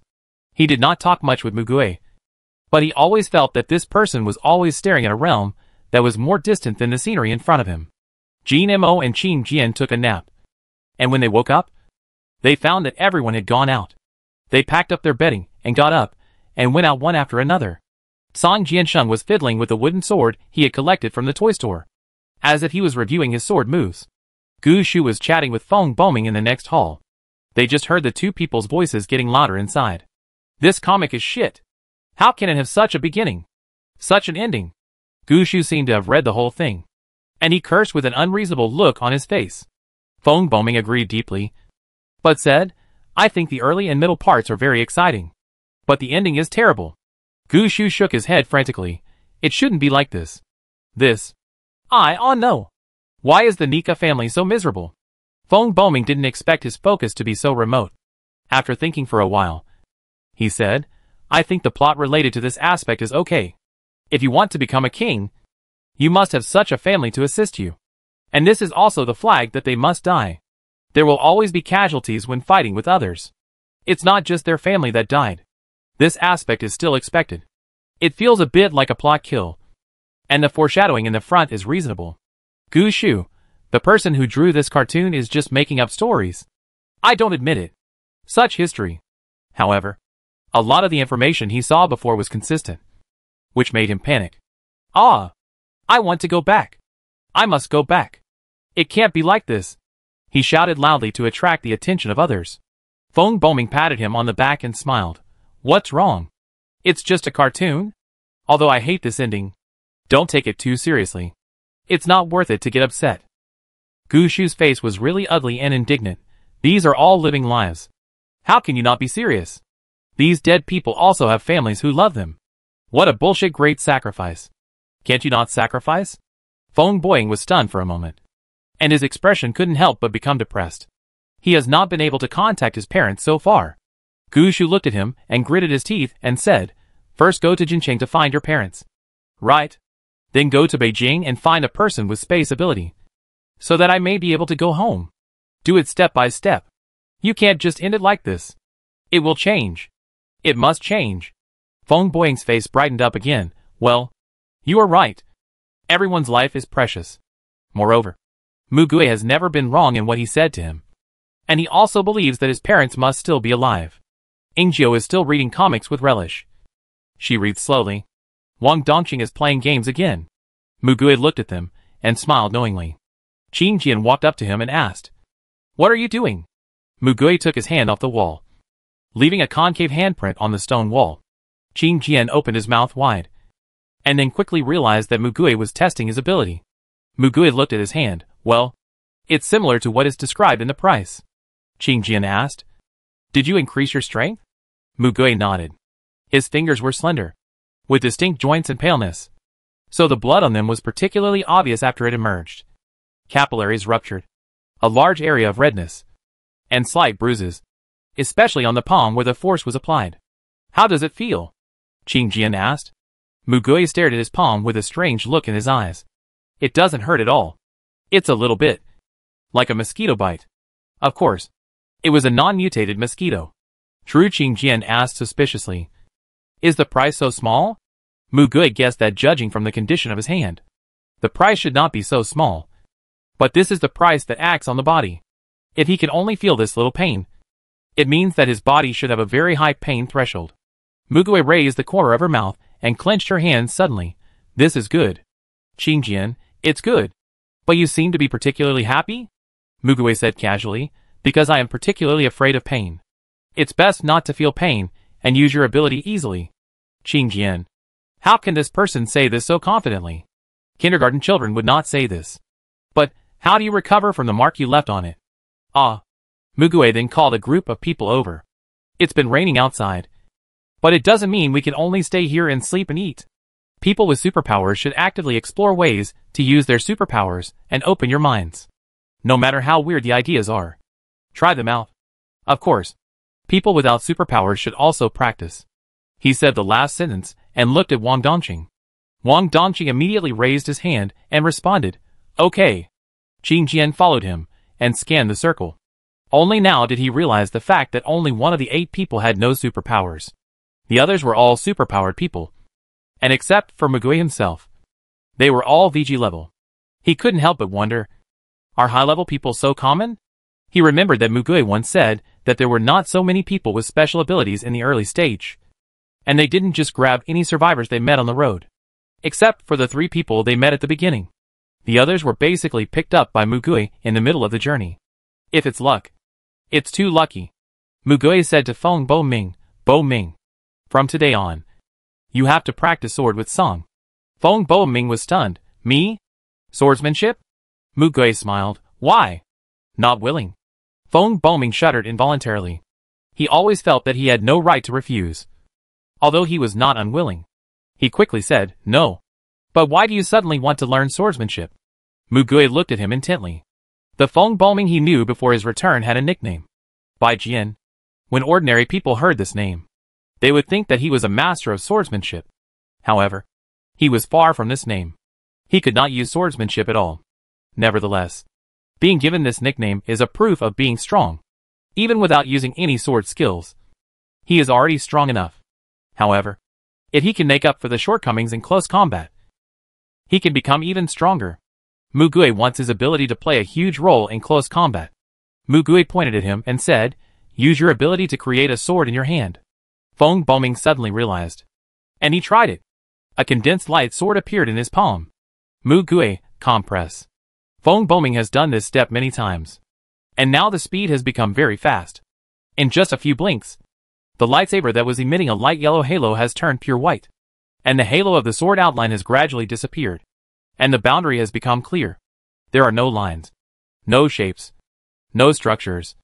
Just a pure white sword. Feng Boming gently drew the tip of the sword across the ground, leaving a burning mark. Everyone understood why Feng Boming had to practice swordsmanship. Nemo thought it was fun. So he tried it himself. He moved his hands. And the black shadows around him gathered around him without any orders. And turned into a black sword in his hand. Which was completely opposite to Feng Boming's sword.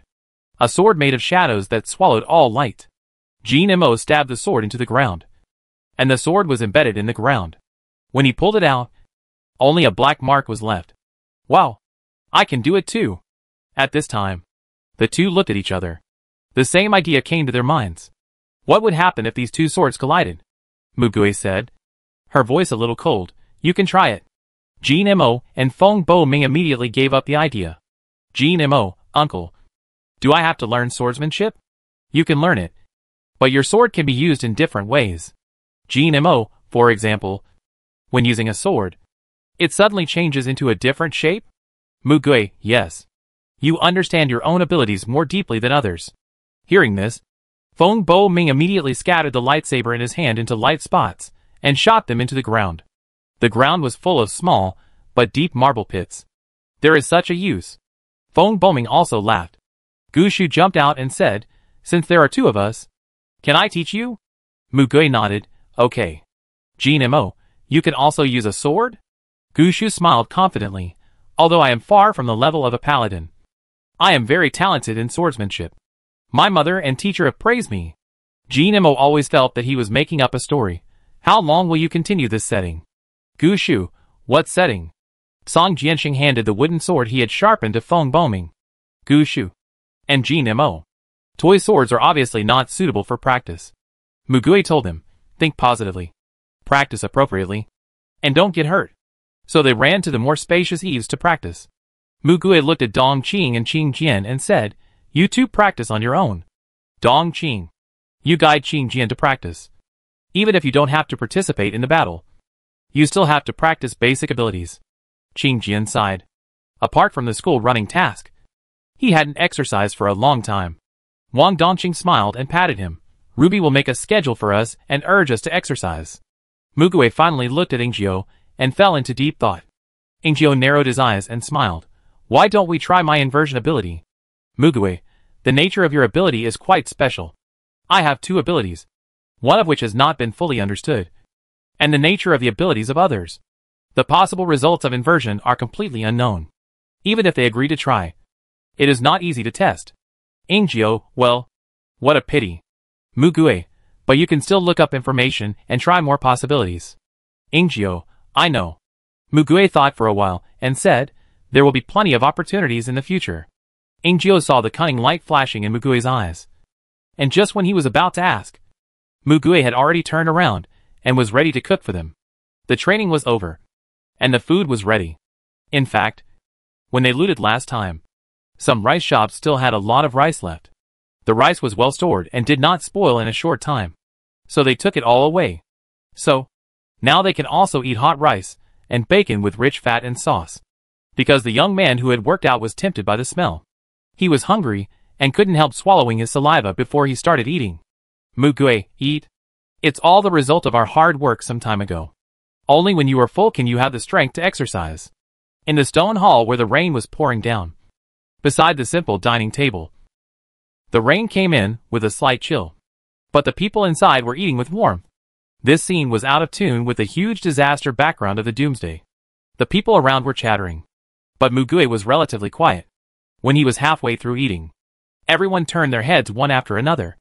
A group of people stood in front of him. They ran in hurriedly through the rain from outside the Taoist temple. Uninvited guests. Chapter 17 No Strangers. There's a Taoist temple here. Go in and hide from the rain. There's a place to stay. Oh my God. I'm soaked. Their voices arrived before the people. Although most people rushed to the top of some famous scenic spots, there were also a small number of people who could not walk too far in the rain and accidentally climbed this mountain. Of course, it could also be intentional. Mugui and the others could guess that if some places were crowded with people, others would definitely think of it. As soon as the group of people came in, they saw Mugui and his group. They were sitting at a large round table, eating hot meals, and the fire was still burning in the wood stove next to them, which was very warm. They turned their heads halfway through the meal. Their eyes met with a group of uninvited guests. The two parties fell into silence. Nemo, Qin Jian and others involuntarily turned their eyes to Mugui, as if waiting for him to make a decision. Mugui glanced at the people who came. The leader of the group seemed to be a tall and strong middle-aged man, wearing a black jacket, with short hair, thick eyebrows and thick lips. The people following him were men and women, but no children or old people. He glanced at them briefly and turned his gaze to Qin Jian, who shook his head at him. Mugui then said softly, "Keep eating." The 8 of them stopped chatting and started to eat the rest of the meal. Jinmo was eating well, but when this group of people came, his appetite was gone instantly. He glanced at the other people at the table, and they seemed to have the same idea. They all slowed down their eating speed unconsciously, because it was embarrassing. The group of newcomers also smelled the aroma of rice and bacon, and many of them swallowed their saliva involuntarily. But fortunately, it was covered by the sound of rain, and was not so obvious. They did not speak casually, and the middle-aged man in the lead waved his hand back, and the others gathered and shrank in the corner of the stone hall. Some people wore raincoats, but their clothes inside were also wet, and the ground under the eaves was soon covered with traces of water. Those people still couldn't help but sneak a glance at Mugui and the others, and secretly swallowed their saliva, even though some people were carrying backpacks. None of them took out food to eat. Mugui did not slow down, and finished the meal at her usual pace, put down her chopsticks, and said, "Eat faster. Get ready to wash the dishes." Wang Dongqing couldn't help but speed up, and the group of people over there finally couldn't help it. The leading man stood up and walked over to them and asked them, "Do you have any extra food? Can you share some with us?" The 8 people all turned their eyes to him. The other party seemed to be quite calm and continued to ask, "Our clothes and bodies are all wet. Can we go to your firewood to warm ourselves?" The other 7 people took the initiative to move their eyes to Mugui again. The man seemed to realize that Mugui was the leader of their group, so he simply looked directly into Mugui's eyes. Mugui looked at him quietly. For a while, the other party did not seem to be embarrassed. They watched Mugui gradually smile from his original expressionless face. Jinmo served them a bowl of rice. The man and the people who followed him showed joy, and some of them immediately stood up and gathered behind him. Jinmo did not ask any more questions and did as he was told. But as Mugui said, there was no bacon on the bowl of rice. The other party got a bowl of white rice. Only one bowl. The middle-aged man was stunned for a moment, looking at the bowl of white rice in his hand, and squeezed out a not-so-good smile. "This bowl." Mugui still smiled so gently. "What's wrong?"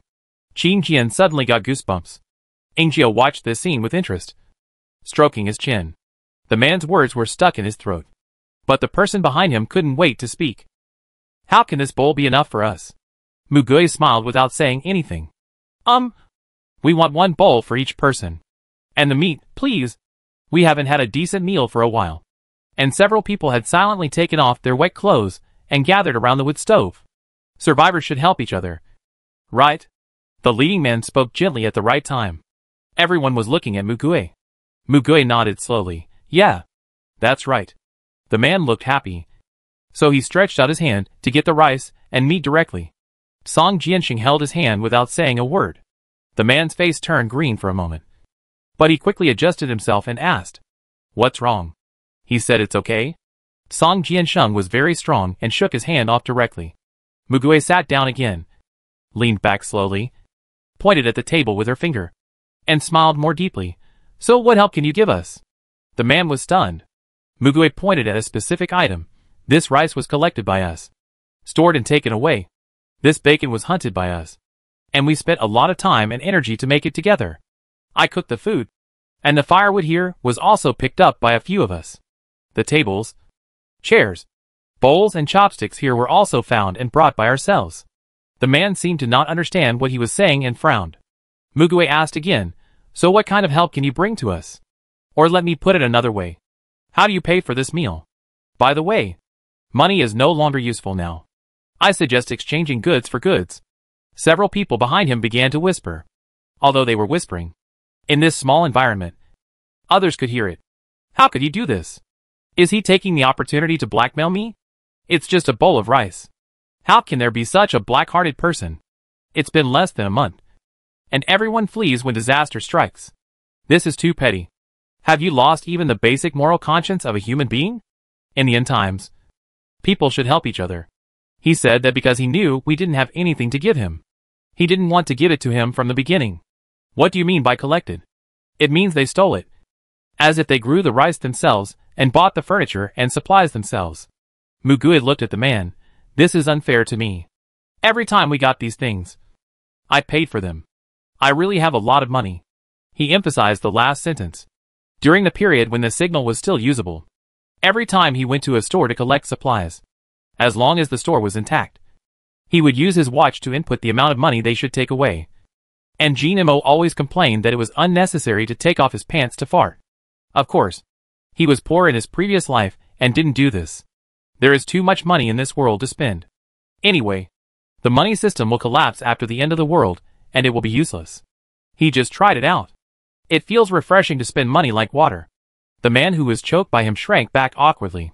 Feng Boming looked at Mugui and the group of people in turn, wanting to say something but stopping.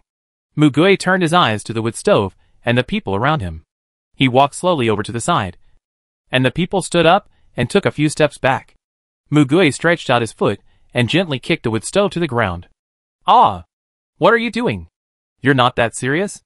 Are you a miser? Mugui's smile was still friendly. But her words were cold. We picked it up. So we have the final say on how to use it. What are you going to do? The men cursed. You're sick. Then, they pulled up their clothes and retreated behind the man. Ingjio was so tired of laughing that his stomach hurt. Gushu was eating while staring blankly. The man showed a serious expression. We didn't make excessive demands. Did we? I see you guys are living a comfortable life and have more food. Is it that difficult to share some with us? Maybe it can save a few lives. Society has not completely collapsed yet. People should keep a bottom line. Mugui glanced at them calmly. I don't think you are so hungry that you can't survive. As for the bottom line, I don't have such a thing. Ingjio finally couldn't help laughing. Ha ha ha. I really admire you. In sharp contrast to her hearty laughter, the angry eyes and expressions of the people opposite were. Mugui ignored Ingjio's laughter and pretended to think for a while. Well, I really can't figure out what I did wrong to make you look so disgusted with me. Mugui didn't wait for them to speak.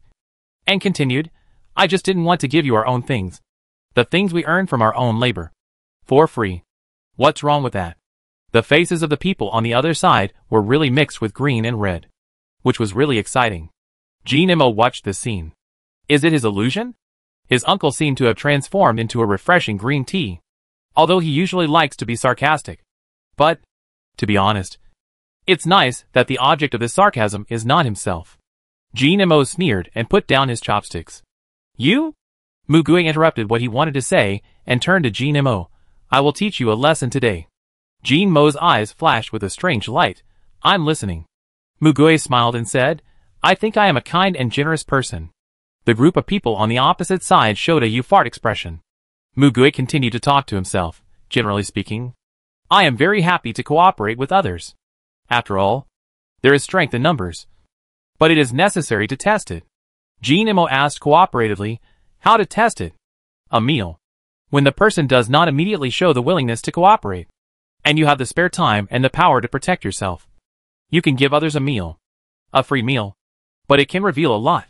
For example, some people will express gratitude. Some will make promises. Some will compensate.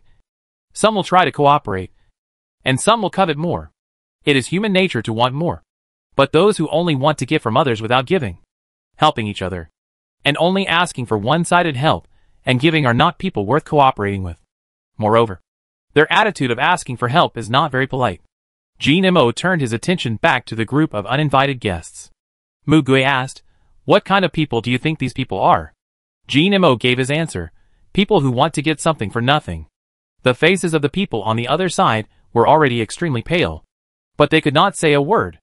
Mugui smiled and said, you want us to share food and water with you? Then what can you give us?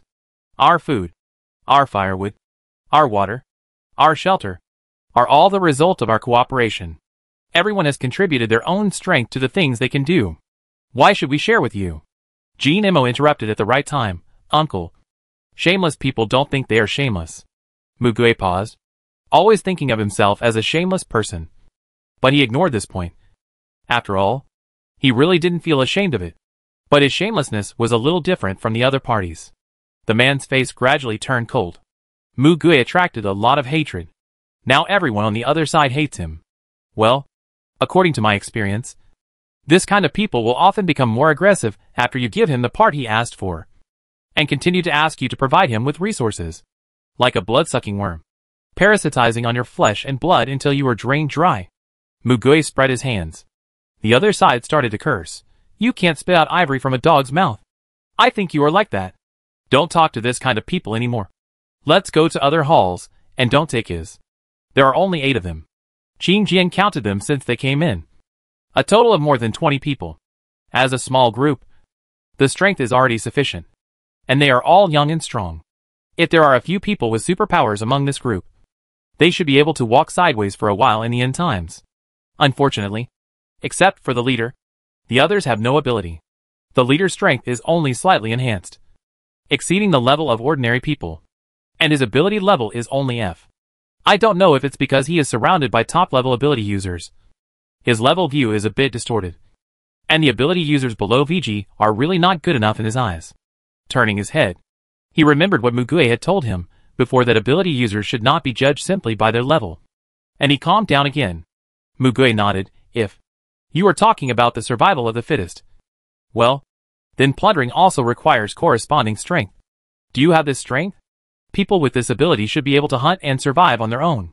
By the way, there are some blood stains on your raincoats that have not been brushed off. Is that human blood? If it were animals, they should be able to carry the bodies of mutant animals up. Or they are afraid that the blood of the mutant animals they killed will attract more animals. And they have no ability to protect themselves. The number of people should be more than it is now. It will probably take a lot of effort to get up the mountain. And several people will die. However, there was no trace of grief or heaviness on the faces of these people. The leading man looked at him deeply. We don't have the strength. Aren't you also hiding in this remote corner? Not only Mugui smiled, but Ji Nemo, Qing Jian, Wang Dongqing, and Song Jianxing all smiled, with a hint of sarcasm in their smiles. Ji Nemo said, Hey, are you stupid? Didn't you just listen to what my uncle said? These bacon were made by their own hunting. Those people finally reacted. Superpower? Mugui smiled. We are strong. But we are kind and don't want to hurt anyone. You don't have anything to rob. So, while I'm still in a good mood, go away. Okay. The leading man seemed unwilling to give up. This is the only place to stay in this place. And this Taoist temple was not built by you. Right? Why can you stay here? But we can't. He still held a glimmer of hope that the other party was bluffing. Besides, do you think you are the only ones with superpowers? Don't we have any? He said fiercely. At this time, a beam of light pierced the ground at the man's feet, leaving a deep hole. Mugui looked at Feng Boming in surprise. And he just took a sip of tea slowly. What is that? The shadow behind Ji Nemo condensed into a huge black outline, and several small blacks stood behind him with their bodies raised, forming a huge sense of oppression. The unknown thing that came out of the darkness bared its fangs at them. Ji Nemo narrowed his eyes and looked at them. Mugui thought, I have to praise them later. They are really smart students who can draw inferences from one example. Mugui, didn't I say that? Because we are strong. Of course, he is just pretending to be powerful. But he will not keep a group of people who are ready to attack and plunder around him. He has to be responsible for the people in his team. The leader of the team is a little arrogant, but he doesn't seem to be a complete idiot. He gritted his teeth and led his people out. There were still a few people behind him who were unwilling to retreat. We were wrong. Sorry. Let me stay with you. I can do anything. I can do anything you ask me to do, as long as you give me a place to live and something to eat. Yes, we are really hungry.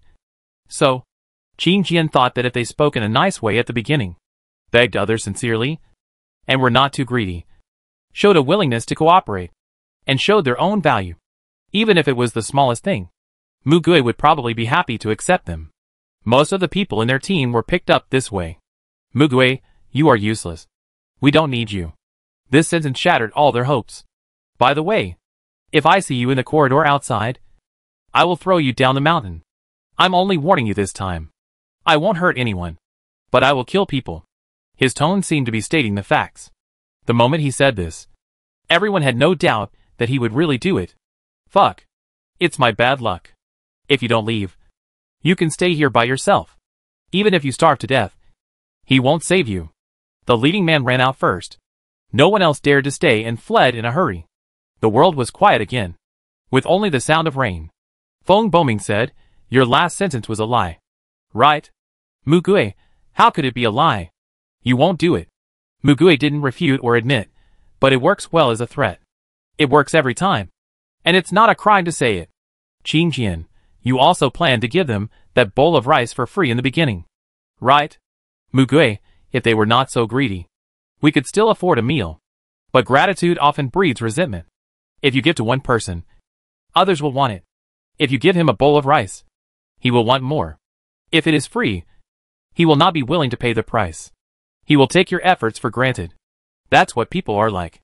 Feng Boming lowered his head slightly, feeling a little guilty for wanting to speak for that group of people in the beginning. He also learned a lot from this class. Jean Mo, uncle, you just acted like a villain. Mugui, the bad guys always survive to the end. He would rather be a real villain. Angio, I agree with you wholeheartedly. Wang Dongqing breathed a sigh of relief, as if he was glad that he performed very well in the early stage and successfully joined the team. After all, he was the only ordinary person without ability. Gu Shu, people who come to steal things should be driven away. Song Jianxing said to Feng Boming, have you finished eating? Let's continue training. Seeing the scene just now, he wanted to unsheath his sword. Feng Boming was also fully engaged in the process of sword training. He enjoyed this process and hoped to become stronger. He said, okay, let's start right away. Jin Mo and Gu Shu looked at each other and stood up tacitly. Mugui reminded, the amount of exercise should be a little lighter at the beginning. You just finished eating. Chapter 18 No Special Skills. In the days that followed, they did not see any other visitors. This place was indeed a place that was about to be wiped off the map. Jin Mo complained, although the meat is delicious, if you eat it for a few days in a row, even those who like meat will vomit. Mugui, if you are afraid of malnutrition, take vitamins. Qin Jian, why didn't you think of drying or pickling vegetables? Mugui, where can we find fresh fruits and vegetables? When the disaster happened, the fruits and vegetables in the existing market warehouses basically rotted within a few hours. And no one brought fresh fruits and vegetables. Even if there were fresh fruits and vegetables, they could not be preserved. Gu Shu's collection book regarded fresh vegetables as life and did not collect them. Mugui gave them psychological preparation. We will not be able to eat fresh fruits and vegetables for a long time. Jin Mo dragged his voice. Gu Shu gestured. If we can find a person with superpowers who can make plants grow, can't we eat them? Mugui, how can it be so easy to find one? He had seen a few in his previous life, but their superpowers were very weak, and they could only make plants grow a few centimeters. Mutated plants grow faster than those induced by superpowers. Feng Boming said, what about mutated plants? For example, the ones we ate before? Mugui, certain species can be eaten. The conclusion is that most of the ones outside cannot be eaten. He had previously specified the types of plants and fruits they should collect, but they actually collected very few.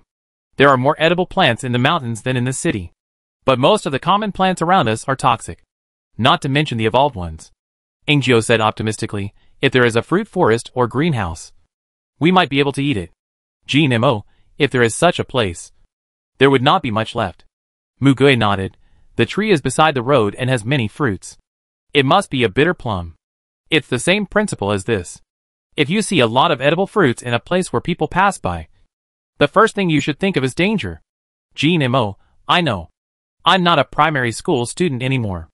They looked at the rice and meat, and once again cherished the food they put into their mouths.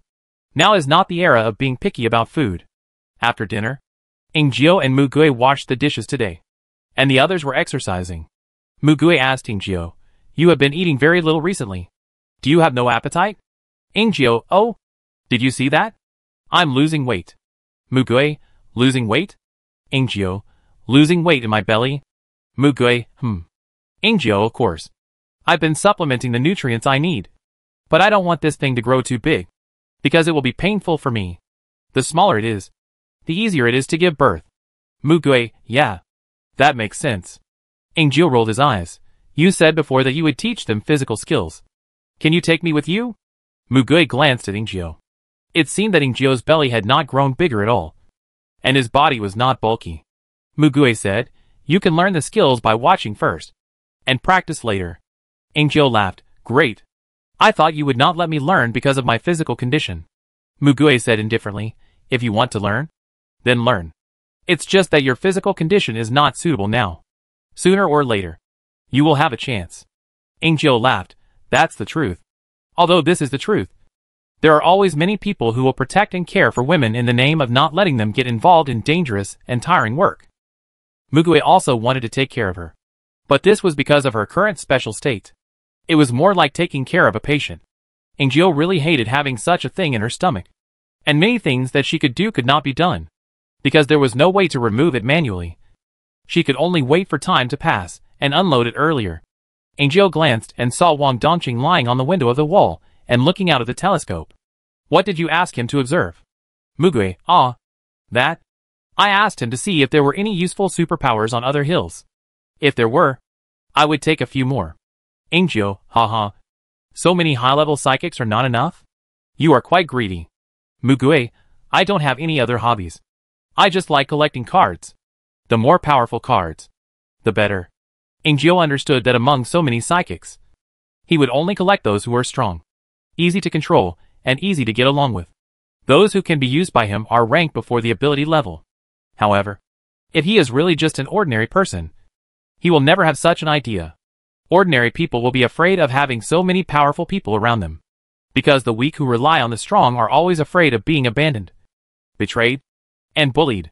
He doesn't seem to be afraid of so many strong people around him because he is strong enough, trusts these people, and has the confidence to control these people with abilities. She has seen the abilities of Feng Boming and Jin Imo, which are very powerful and practical. Ingjil has never seen Mugue use his abilities, and from what he said, it doesn't seem to be an offensive ability. So where does his strength and confidence come from? And how did he build up his rich experience? She was a little curious about the past of the person in front of her. Qin Jian had similar thoughts as her. When he looked over, he was scared away by the 8 ghosts floating around Mugue. He didn't dare to get too close to Mugue these days, because whether he wanted to or not, the 8 ghosts would appear in his sight. Mugue didn't seem to be afraid of these people at all. He let them wander around him, ignoring them completely whether he knew them or not. 1 or 2 of them seemed to speak occasionally, mainly the one who looked very kind, and the one who looked exactly like Feng Boming. The other 6 never opened their mouths, which made people reasonably wonder if they were all dumb when they were alive. He knew that these ghosts were brought by Mugue's ability. Mugue once said that he knew 7 of them, and he seemed to know the remaining 1. But Mugue never thought of mentioning the origins of these 8 ghosts. Qin Jian once asked him why he didn't try his other ability. Mugue said, "It's too dangerous to use the ability under unknown cost conditions." Qin Jian could only nod, which was understandable. Mugue still put his life first, and was very cautious. But he also said, "Sooner or later, I have to find an opportunity to try it, because there will definitely be a time when these abilities will be used in the future. It's better to prepare in advance than to sharpen the gun before the battle." Qin Jian was curious, but he didn't dare to ask. Therefore, every time he saw these 8 ghosts, he was scared to death. But his curiosity was scratching his heart. "Come on. After finishing sword practice, come and practice physical skills with me." Jin Imo ran over first. "Uncle, do you really know physical skills?" Mugue took off his coat, slowly moved his hands and feet, and raised his smiling face. "I know a little bit." Mugue's body also has the habit of exercising, and he has good muscles. In addition, the experience hidden in his mind is not as powerful as his master, so it is enough to teach a rookie like Jin Imo. Jin Imo is almost as tall as Mugue, but he looks taller than Mugue. Maybe it's because children grow fast, and he still has a lot of room for development. Jin Imo also laughed. "What should I do then? Basics? Or stance?" Mugue, "No. Your core strength is already very good, and your lower body is stable enough, so you don't need to practice this specifically." Jin Imo, "Can you tell? I like to go out and play ball with my classmates, and it seems to be the same in the past." Mugue, "Have you ever fought with your classmates?"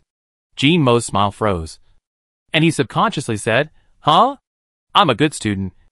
I compete fairly, and I never fight." Ingjil was watching from the side. Although she didn't have Qin Jian's lie detection skills, She knew that this sentence was definitely false. She lowered her head and smiled. Mugui, really? What a pity. Jin Mo, I fought in the full dive game. Does this count? In the boxing ring. I rank quite high. Mugui, the difference between the game and reality is still quite large. Mugui put her left hand behind her back and stretched out her right hand with 4 fingers bent towards him. Don't worry about hurting me. Come over here. Jin Mo didn't know where to put his limbs for a moment. How to fight. Mugui, it seems that you have never won. It doesn't matter. Don't be shy. You can punch. I won't teach you anything particularly difficult at the beginning. Jin Mo took a step back, raised his fist to his chest, and rushed forward suddenly, aiming directly at Mugui's face. Bang! Mugui stretched out a foot and stepped on Jin Mo's knee. Ah! Jin Mo cried out and fell in front of Mugui. Mugui, get up. Come again. I shouldn't have stepped too hard. Jin Mo fell and fell flat on his face. Wang Dongqing heard the noise and came to watch. Jin Mo rubbed his knees and saw Mugui's outstretched hand. He realized that his standard action, like a movie character, was just a bluff. Jin Mo jumped up, turned around and kicked high. This time he was not polite and used all his strength. Mugui did not choose to dodge, but directly caught his ankle, grabbed it, and pulled it to the side. Jin Mo's balance was destroyed, and he sat on the ground. Mugui was still standing beside him, and waved at him. Come again. Jin Mo stared at him blankly. Mugui said, don't just attack and receive. You have to remember my actions just now, and the methods I used, to make sure you can repeat them later.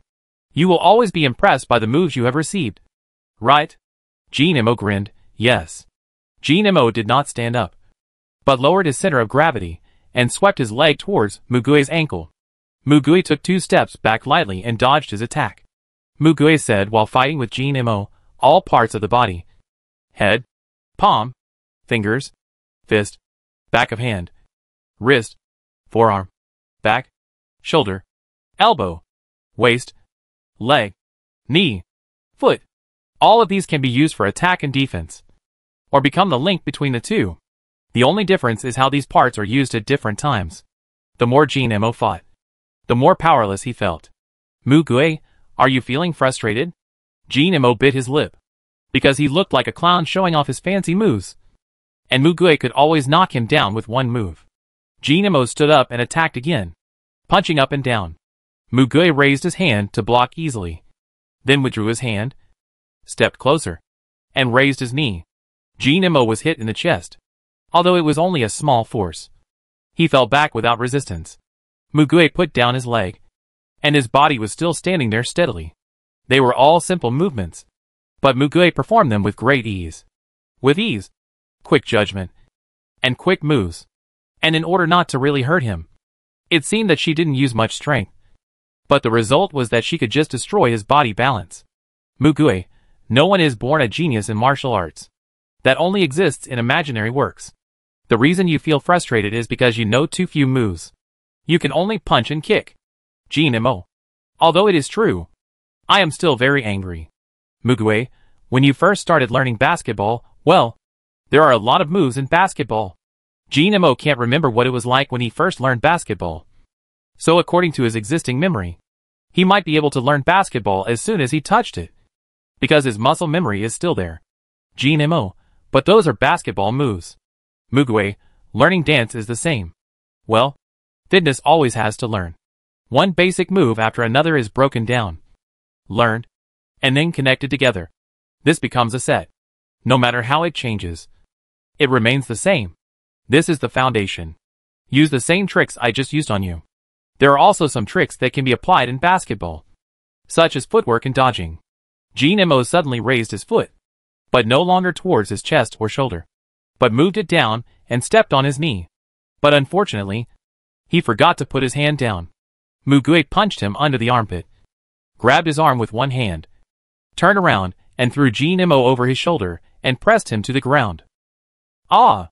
Jin Mo didn't last a move again. This time he shouted, come again. Mugui smiled and returned to the previous posture again. Ingjiu observed the movements and imitated them. Wang Dongqing focused his attention and stared at them motionlessly, seeming to be very interested in their practice. Ruby in his arms also opened her ruby eyes wide and seemed to be recording something. Gushu's eyes flickered with a strange light. Although Mugue always suppressed Jin Mo with one move, each time it was not based on strength, but on skills. Jin Mo was gently abused and had no power to fight back. Jin Mo finally collapsed on the ground and sighed to the sky 100 times. Mugue, you've made rapid progress. Go take a break and digest the moves you memorized today. Jin Mo, uncle. Are you a monster? Mugue, basic moves are limited. The key to fighting is to counter the moves. To be flexible. To use the right moves at the right time. To suppress or kill the opponent in the most labor-saving way. This cannot be achieved quickly. It depends on the accumulation of combat experience. You should train as much as possible to form muscle memory.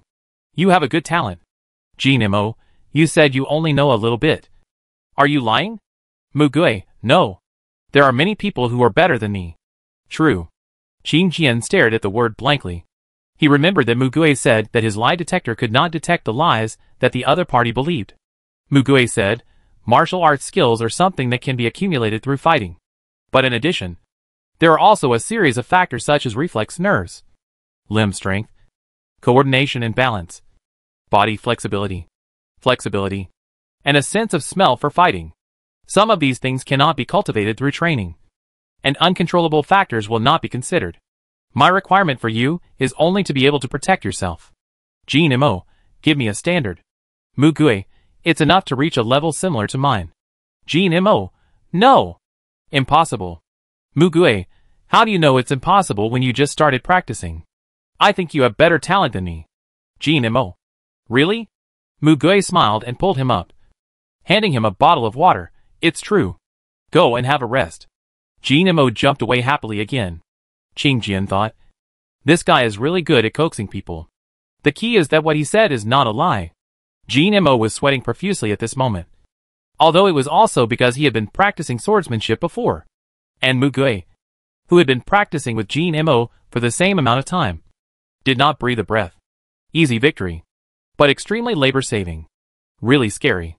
Suddenly, Mugue looked at Qin Jian. Don't stop. Qin Jian hurriedly continued to do his push-ups. His face was covered with sweat, but his hands were still shaking violently. Consciously focus your strength on your core, not your hands. Feng Boming came over, and Jin Mo looked at this person, who was about to suffer like himself, with a smile on his face. Feng Boming? Mugue, Boming. Come here. You are the next one. Mugue taught him the same way as she taught Jin Mo. Feng Boming was also beaten to a pulp by him. But Mugue did not let him off just because they had known each other before. After Feng Boming finished the training, he said unwillingly, I still couldn't get through 2 moves. Mugue, I can do it next time. Feng Boming nodded and asked again, what about me 10 years later? Mugue, very strong. Feng Boming had seen Mugue's swift and decisive decision-making before. And today, he saw Mugue's unmatched physical skills.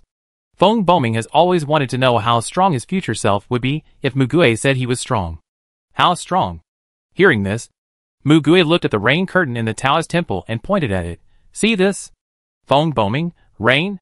Mugue, when your light can instantly penetrate all the water drops you can see before each drop of rain falls to the ground, you will be almost the same as him. Both Feng Boming looked at Mugue. One mature, one young, one thoughtful, one shocked. Mugue smiled at this wonderful scene with interest. Chapter 19. Say one thing and mean another. In fact, Mugue, as a person without abilities, could not be compared with those with strong abilities. Mugue has experienced this personally for 20 years. The level difference of abilities is objective, and he has never denied this. But abilities are unique. And everyone is unique. Among powerful abilities, there are also auxiliary and offensive abilities. Qin Jian's abilities are also powerful, but he has no offensive and defensive power, because the directions of application are completely different. Can we simply say that one is strong and the other is weak? Didn't Mugue have the most advanced supernatural power before? But he couldn't use it. People with low abilities and people without abilities also have things they can do. And he, a person without abilities, only needs to do what he should do. He can now help people with abilities develop their greatest strength. And this is where he should be. It rained heavily for more than 10 days. During these 10 days, they stayed in this Taoist temple, eating, training, and resting. Because there were many people, they didn't feel lonely. And every day was very fulfilling. It seems like they are fighting, Wang Dongqing muttered while holding the telescope. Jean Mo was stretching and was attracted by this sentence. What? Jean Mo took out another telescope and looked at it together. As expected, he saw that there were a lot of people crowded in other hills, and they were divided into two groups, confronting each other. After a while, they fought together. The faces of these people were full of haggardness and fatigue. But in order to compete for the resources for survival, they became more ferocious. After a while, some people were pushed down and could only run into the rain to escape. The winners took away the food and shelter of the losers. The city below was already submerged by water, and only the rooftops of high-rise apartments were exposed, and many cars were floating on the water.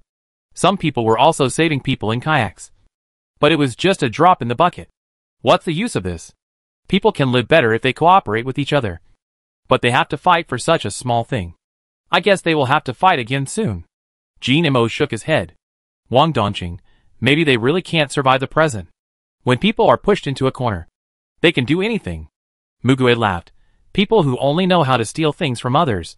Once they have tasted the sweetness of robbing, they will no longer go hunting on their own. Jean Mo shuddered, thinking that this lifestyle is really terrible. Qin Jian said, it is difficult for a team to achieve an attitude where everyone is willing to cooperate. There will always be people who want to get more resources for their own selfish desires, and even kill others to monopolize their resources. Mugue smiled and said, people are really contradictory, aren't they? Cooperation is obviously the best way to increase the probability of survival. But in order to compete for resources, it reduces the probability of survival. Jean Mo said, our team won't do that. Right? Qin Jian paused. That's because they still have enough food. And the reason they have enough food is that they cooperated to preserve the food. And the reason they hunt and store food is because of Mugue. Mugue asked back, if we have no food now, will you attack others to take food? Jean Mo shook his head, and the others on the scene followed suit. Without hesitation, Mugue smiled slightly. That's because I deliberately chose people like you. If you join them wearing a mask, you will keep wearing the mask and never take it off. If you find someone who is not suitable to be a member of the team during the process of getting along, he will kick the person out without hesitation. In this environment where animals are at the mercy of others and humans are at the mercy of others, numbers are no longer an advantage for humans.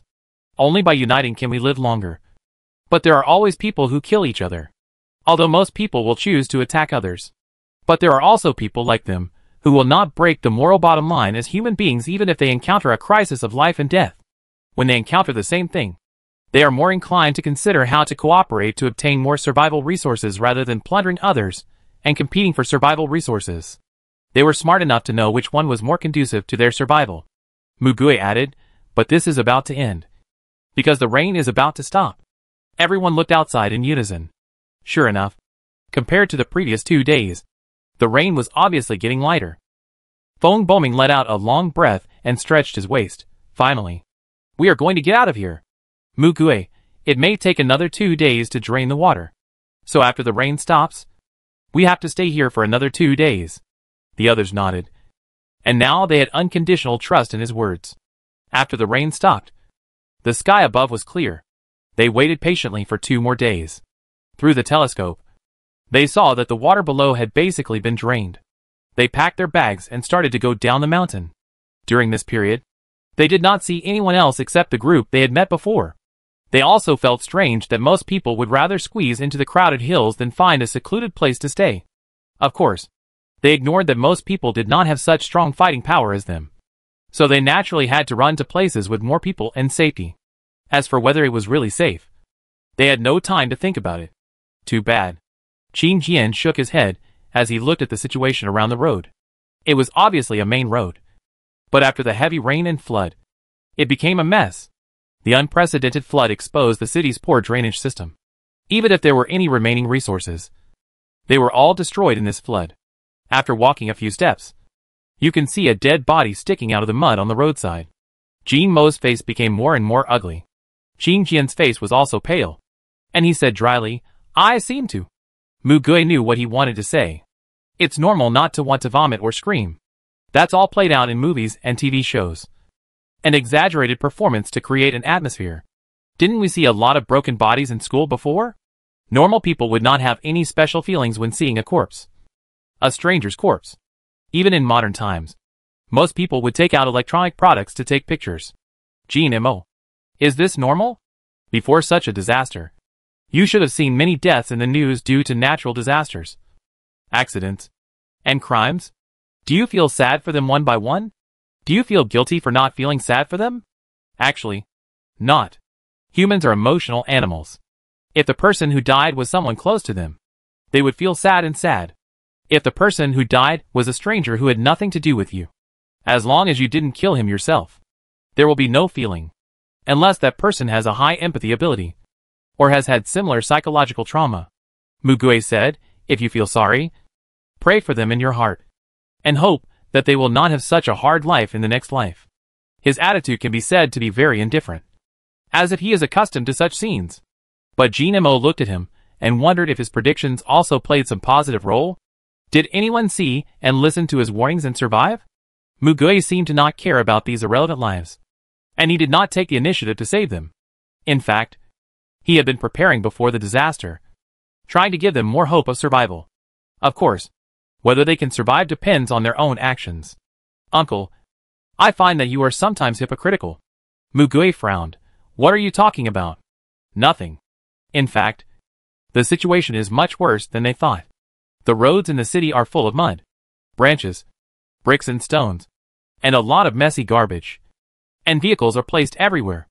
They had never had their lives interrupted by floods before, because they had the power of the state and society to quickly rebuild their homes, distribute food, and arrange temporary accommodation. When one place was hit by a disaster, people from other places would donate money to help, because they took it for granted. They forgot the horror of natural disasters. Now they don't have the spare energy to do so. After walking for a while, Mugue and others saw people coming down from other places, all in groups, but they all looked exhausted.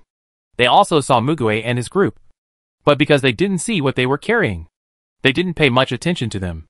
Gushu had already put their things away.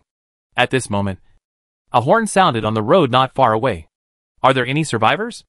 If there are, please speak up. We are here to take you to the base. Looking over, there was a truck with people in blue and black uniforms sitting on it. Mugue and the others did not move, but the group of survivors not far from them were overjoyed and ran over quickly. Soon, the big truck also cleared the roadblocks and drove to their side with difficulty. There seemed to be a person with superpowers among them, who could make obstacles float and move away. Over there. Are those survivors? Get in the car. We'll take you to the base. Mugue didn't answer and watched them quietly. Every policeman had a gun. Most of them had pistols. There were 3 or 4 special police, holding light submachine guns and sniper rifles. And there were several riot shields on both sides. Such equipment was probably enough to protect this group of people from the small number of ordinary mutants. Now, some small bases have been built, and the first ones to be built are official ones. There are no military armed personnel among this group of people, so it should be a base built by the public security forces. I just hope they have enough food. It's better not to build it in an air raid shelter. People will soon find that it is impossible to stay in an air raid shelter forever. People need a base to survive. Mugue walked to the front and communicated with them. The other party learned their destination and did not force it. Finally, Mugue and others watched them leave, and they would continue to look for the remaining survivors around. Mugue looked at the people in her team and smiled. What? Does anyone want to go to the base over there?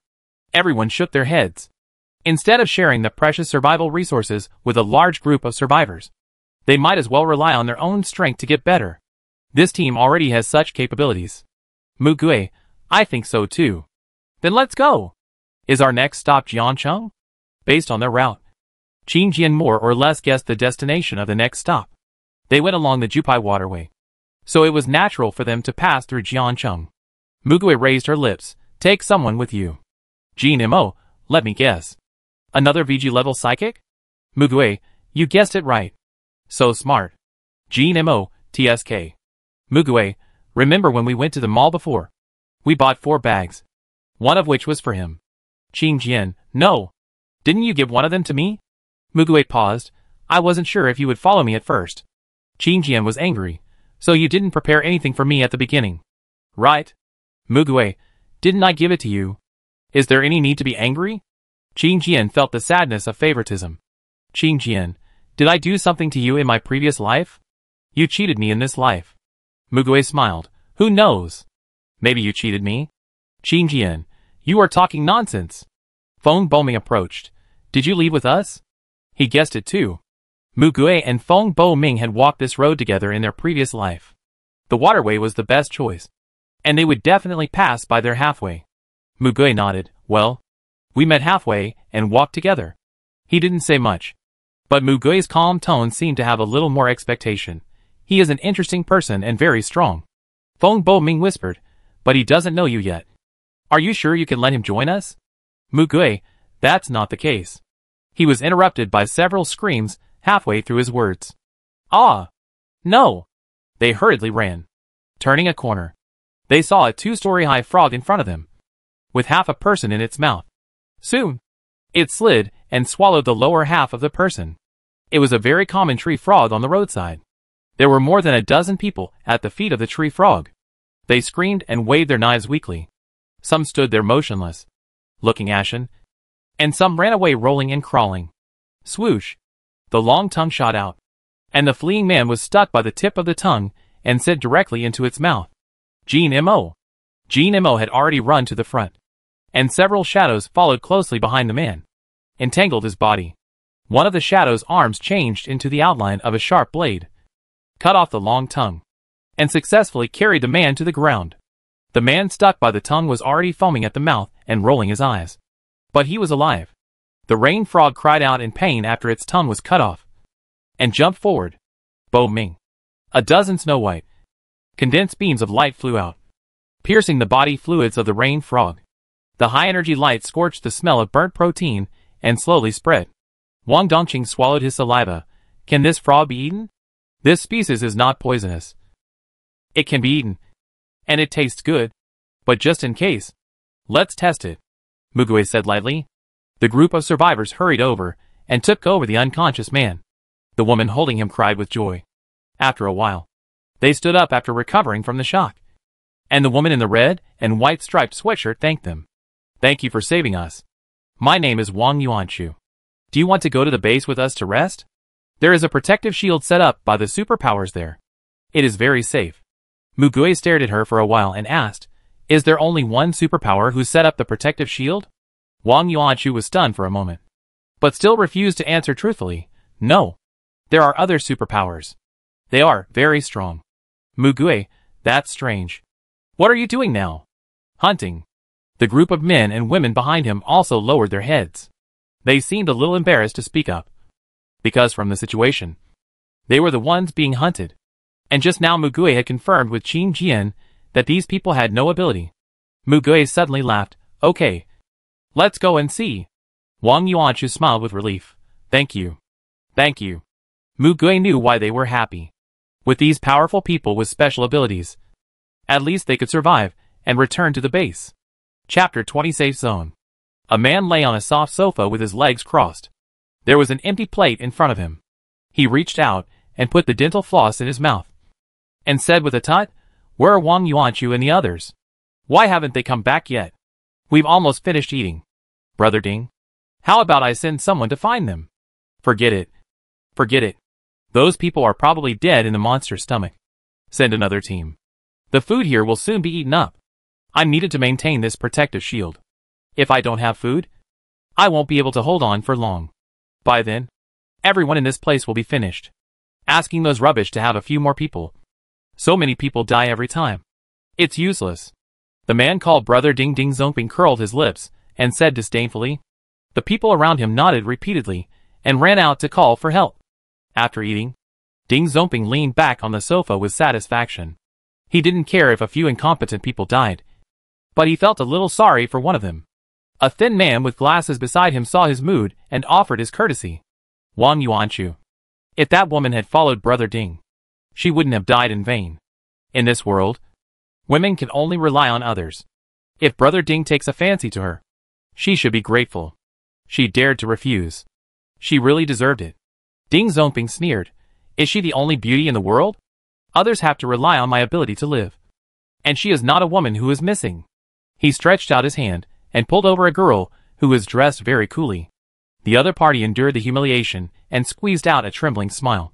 Seeing the reluctance and disgust in the girl's expression, Ding Zonping slapped her and threw her to the ground. Why are you still pretending to be noble? The world has changed. Those with superpowers have the final say. You can still live well here. Thanks to me. This attitude towards your lifesaver. You can eat and stand here cleanly. Thanks to me. Do you know what kind of women I have seen? They dare not resist even when they are stripped naked and pressed in a stinky alley. After they are used, they are thrown away like rags. The girl fell to the ground. Her expression was horrified as if her liver and gallbladder were broken. But on the contrary, she clenched her hands, and her joints turned white. Ding Zonping twisted his mouth corners. He enjoyed the feeling of controlling and training the weak. He believed that even if these people could still talk tough now, they would soon have to lick his ass. After all, he had become a capable person. As a former social weakling, he was just nibbling on the property left by his parents to survive. If he had enough property, he could live a decent life. But what was left was just enough for him to survive. Only in the game could he get a breather, which was a popular type of person nowadays. A fully submerged virtual useless person. Unlike those capable people and competitive athletes who could make money from games. He was not doing well in the game, and just relied on it to escape reality. Because he has no education and no job. He has no place to stand in society. He can only rely on cheap virtual products in the game to kill his desires. He is a loser in reality.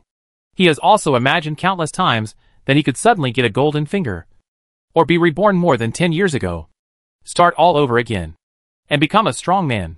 But he never expected that such a thing would really happen in reality. His ability is very important and precious. In this era of mutant creatures, only with him can these people have a place to stand. That is, they have to rely on him to live. Although he had no money and no special skills. As long as he had the ability, he could be a small king in this small territory. It was only now that he understood why the emperors in ancient times always liked to occupy their positions. Because the feeling of stepping on others' heads and controlling everything was really irresistible. Chun Zaiki, another supernatural person sitting next to him, saw this scene and sneered secretly. It was just a villain's success. He was disgusted by the thought of being under the control of such a man. However, in the situation outside, even if he had a little ability to increase his strength, he couldn't survive alone outside, so he could only make compromises and stay here for a while. Others, even those who were capable, were willing to follow Ding Zonping, because Ding Zonping would not ask them to go out hunting. They only needed to protect him in this protective shield, enjoy the tribute sent by the people below, and live in the presidential suite that they had never dared to think of before. And they were very happy. What a coward of the same kind, Chin Zaiki said in his heart. He completely forgot that he was one of them. At this time, the people who went down came back. Brother Ding, Sister Wang, Wang Yuanchu and the others are back. And they brought back a group of people. Ding Zonping smiled and showed his yellow teeth. Oh, there are new people joining. Chin Zaiki said at this time. Let's see if there are any superpowers inside. Ding Zonping glanced at him with dissatisfaction. How can there be so many superpowers? They are probably just a group of ordinary people with no abilities. Even if there are, we have 4 superpowers here. Are we afraid of them? Chin Zaiki was too lazy to argue with him. He cursed him in his heart and nodded silently. Ding Zonping waved his hand. Let them come up. After a while, Wang Yuanchu and the people behind him climbed up the stairs of the hotel. Although Wang Yuanchu's original team members were few and far between, with that group of people, it looked like a lot. Fortunately, the presidential suite even had a spacious corridor at the entrance. Live on the top floor? Is this guy crazy? A young voice came from outside the door. Crossing the crowd, Ding Zonping had originally smiled a little and wanted to pretend to be a good person. But when he heard this undisguised remark, his smile immediately froze on his face. The thin man beside him hurriedly said, Brother Ding, don't bother with the country bumpkins. He temporarily swallowed his anger, but he had already made a note of this. It seems that you are very confident in your ability. Another pleasant voice sounded calmly. Ding Zonping had originally been ready to wait, but when the group of newcomers showed their faces, he was too lazy to even pretend. Anger flipped his skull. Everyone around him could see it. Chin Zaiki glanced at the 8 people, then looked at Ding Zonping, and he couldn't help but sneer silently. As long as you are not blind. You can see why he is angry. A group of energetic, young and handsome young men. The men are more handsome than each other. Especially the one with pink hair. In modern society, it is difficult to see such outstanding appearance in real life. In Ding Zonping's eyes, the most annoying thing is such a pretty boy. A sissy. Being jealous but unable to become like them. One would naturally be furious. Especially if the other party is rich. It would be even more hateful. This man doesn't even want to see those handsome men with sculptured faces in the game. Modeling has always used self-face scanning. And he is proud of his own masculinity. It is precisely because of the failure in reality that he seeks spiritual victory. It's really ugly. Ding Zonping turned his attention to Ingjio, the only woman among the 8 of them. And his anger suddenly subsided. And his face instantly turned better. Mugui scanned the room as soon as she entered it. And came to a conclusion in her mind. Wang Yuanchu helped her boyfriend forward, gritting her teeth and said, "There is a frog," which they took away and dealt with below. "It is our prey. Can we take a break for a while this time?" Ding Zonping had lost interest in her. And looking at her face, he thought it was nothing special. "Well, you can go back and have a rest. Did you pick up these people along the way?" Wang Yuanchu nodded. "They saved us." "They?" Before she finished, Jin Imo spoke up. "You let them. A group of incompetent people. Go hunting? You sit here and eat?" The sentence "I'm out of my mind" just now came from his mouth. He really doesn't care about anything, and says whatever he thinks. Ding Zonping stood up. Children should not interrupt when adults are talking. Jin Imo turned around and covered his mouth. "Ugh. He smells bad as soon as he opens his mouth. Be careful. Don't get too close to him. The smell is too disgusting." Ding Zonping was stunned for a moment. And his face became extremely ugly. The people around Mugui all laughed. The thin man next to him stood up and said, "Why are you so rude to someone you just met for the first time?" Mugui smiled faintly. "We need to be polite to people," Jin Imo added. "But we don't have to be polite to animals." Ding Zonping instantly realized that this group of people were not the same type as the ordinary people who had been accepted by them before. They were obviously here to mess things up. Ding Zonping's eyes became fierce. And he first glanced at Wang Yuanchu. Wang Yuanchu's eyes were also filled with worry. Ding Zonping spoke again. "Okay. You were the first to be rude. So we won't be nice to you. Originally, I was thinking of letting you join our protective shield. Do you see the shield? With this shield, so many people around here can survive. This is our territory. Shut up and say less. Maybe you can suffer less." He signaled the 3 psychics around him with his eyes. Shinzaki sighed and stood up, patting his fists. Jin Imo held his chin and thought, it's obviously similar lines. Why are they completely different when spoken by different people? Mugui ignored him and said to Ding Zonping, "In fact, we are very tight on time and have to hurry on our way. We don't want to waste too much time here. How many people are in your shield? Gather them all. Let's lay out the matter. And then we'll leave. How about it? Ding Zonping, lay it out? Okay." He shifted his gaze to Ingjio. "Hand over this woman, and I'll let you go, without touching you, and forgive you for what you just said. How about it? Am I generous?" Qin Jian held his forehead. Such idiots actually exist in society. He has been in school for too long, and has not seen enough biodiversity. Ingjio saw the look in his eyes on her. She knew what that look meant. She smiled with extraordinary grace and raised her hand. Especially the middle finger. "Can I dig out his eyes?" Mugui felt that the way she spoke was very similar to someone she knew. "It's disgusting. So don't." Mugui answered her calmly, and walked to the front of the crowd. The group of people following Wang Yuanchu were already shocked by their audacity and outrageous words. Mugui looked at Ding Zonping and asked again, "Give me an answer. Do you agree or not?" Ding Zonping subconsciously took a step back. And Shinzaki and another person were now blocking him. Shinzaki thought, what on earth is this guy talking about? So, what is he going to talk about by gathering everyone together? He didn't even say what he wanted him to agree to? Although he was curious about this. For the time being, Ding Zonping's ability was still useful, and could not be eliminated like this. But these people were quite young. And they all looked like students. So were they too proud? Even if they were young and strong, they might not be able to beat these adults, who had practiced boxing for a while. Not to mention the bonus of supernatural powers. It was a bit of a pity. The prime of life was wasted like this. Ding Xiaoping was repeatedly angered by their casual attitude, and his expression gradually became ferocious. I gave you 2 chances, but you didn't want them. You should just accept the consequences. You don't know what's happening. Mu Gui glanced at the configuration behind him. Jin Mo was eager to try but was underage. Qing Jian was only relatively smart. Ing Jiu was a salesman. Wang Dongqing hid in the door frame and refused to come in. And Gu Shu and Song Jianqing's eyes seemed to reveal a pure soul. Feng Boming. He doesn't want to stain his current self with blood. At least, he shouldn't stain human blood. Mu Gui pinched his brows and whispered, "It seems that I have to do it myself. But this is an easy task. Even he can do it. So it doesn't matter." Chen Zaiqi saw him turn around and said directly, "Classmate, several of us have amateur boxing experience." Before Chen Zaiqi finished the sentence, his head shook and his jaw was dislocated. What appeared in front of him was Mu Gui's sculpture-like cold face. By the time they reacted, their backs had already hit the wall. Chen Zaiqi hunched over, barely raising his head, blood pouring out of his open mouth uncontrollably. His teeth had fallen out. His jawbone had dislocated. What happened? He half closed his eyes and looked ahead. The young man with 3 golden earrings on his left ear and eye-catching pink hair kicked and punched, with clean but aesthetic movements, and beat all 3 of the boxing-trained psychics to pieces in a matter of seconds. Mu Gui walked over slowly. Chen Zaiqi's body trembled. He tried to hide behind, but only touched the broken wall. Mu Gui squatted down and apologized. "I'm so sorry. This is the minimum I can control. So I hate fighting.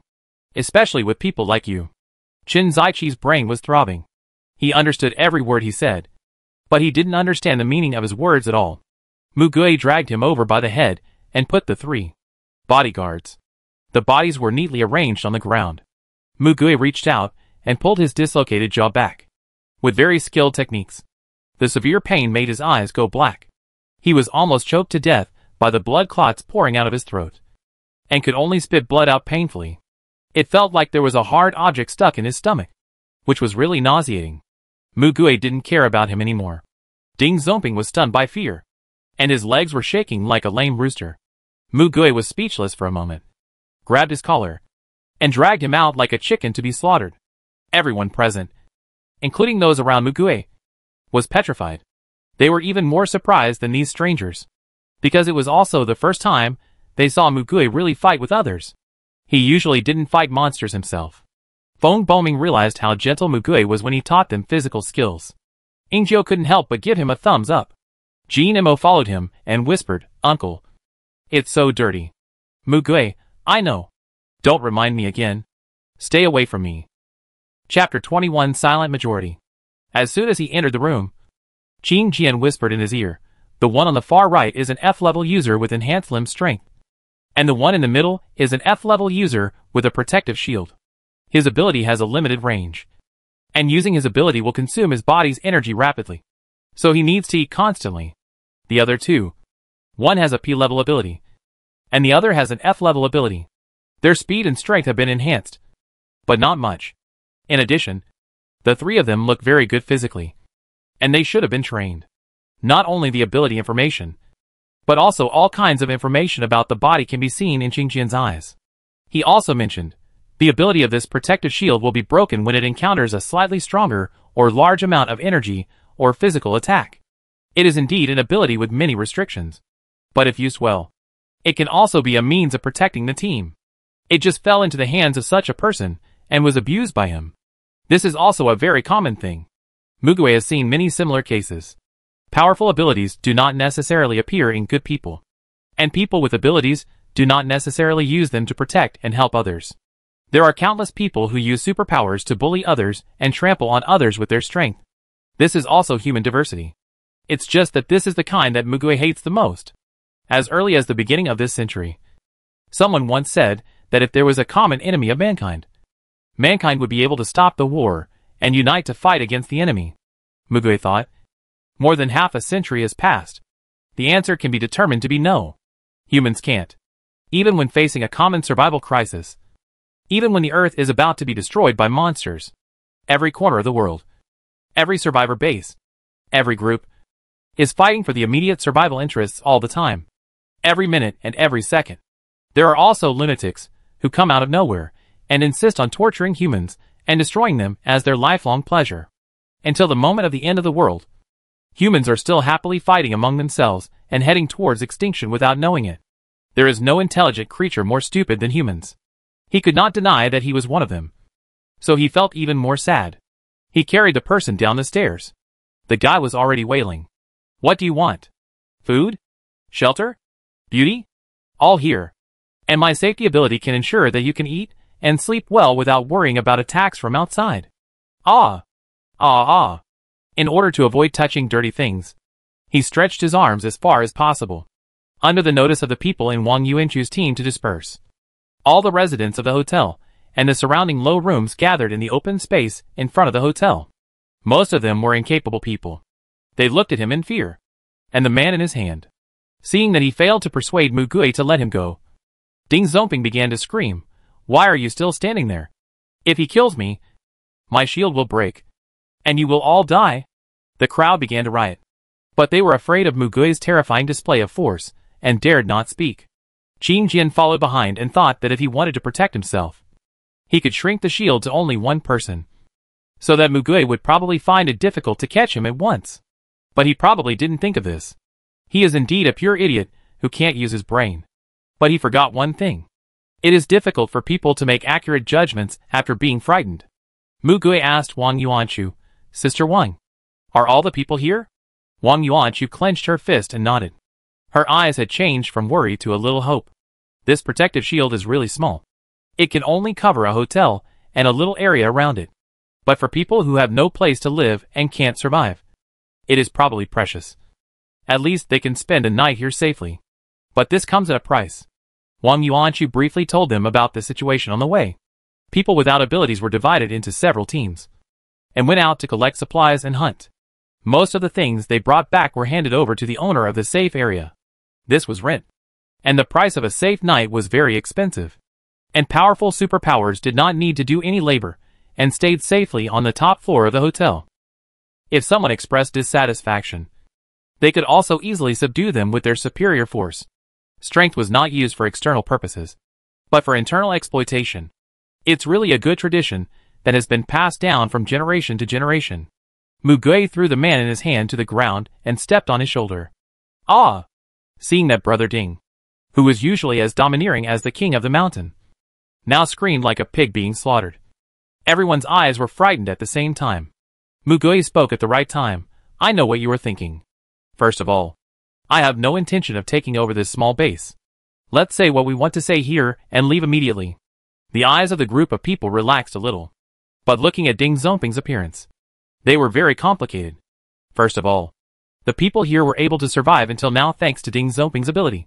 But it was true that they were bullied and insulted by him. And they were also worried about whether they would be the next to go out hunting. They hated him. But they were also afraid that he would die. Mu Gui asked someone to bring a loudspeaker and patted it.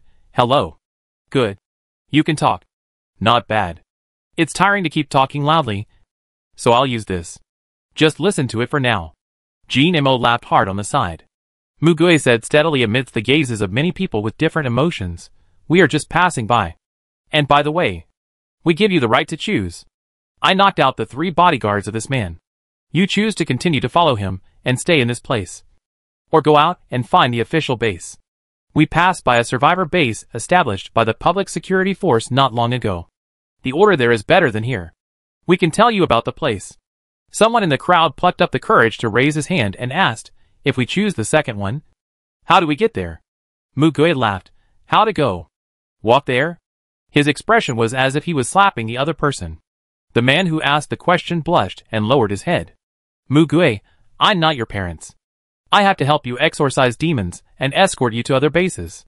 You have your own feet and hands. You can fight your way there by yourself. Don't think that anyone can save you. The only one who can save you is yourself." He said it bluntly, and some people looked embarrassed. "Mu Gui, some of you have experience hunting, right? Did most of them die? At least a few people can come back. Even if they don't have superpowers, there are still many ways for people to survive, as long as you can truly unite. They just keep talking about how weak they are, but don't want to make efforts to survive. There are many people like this here."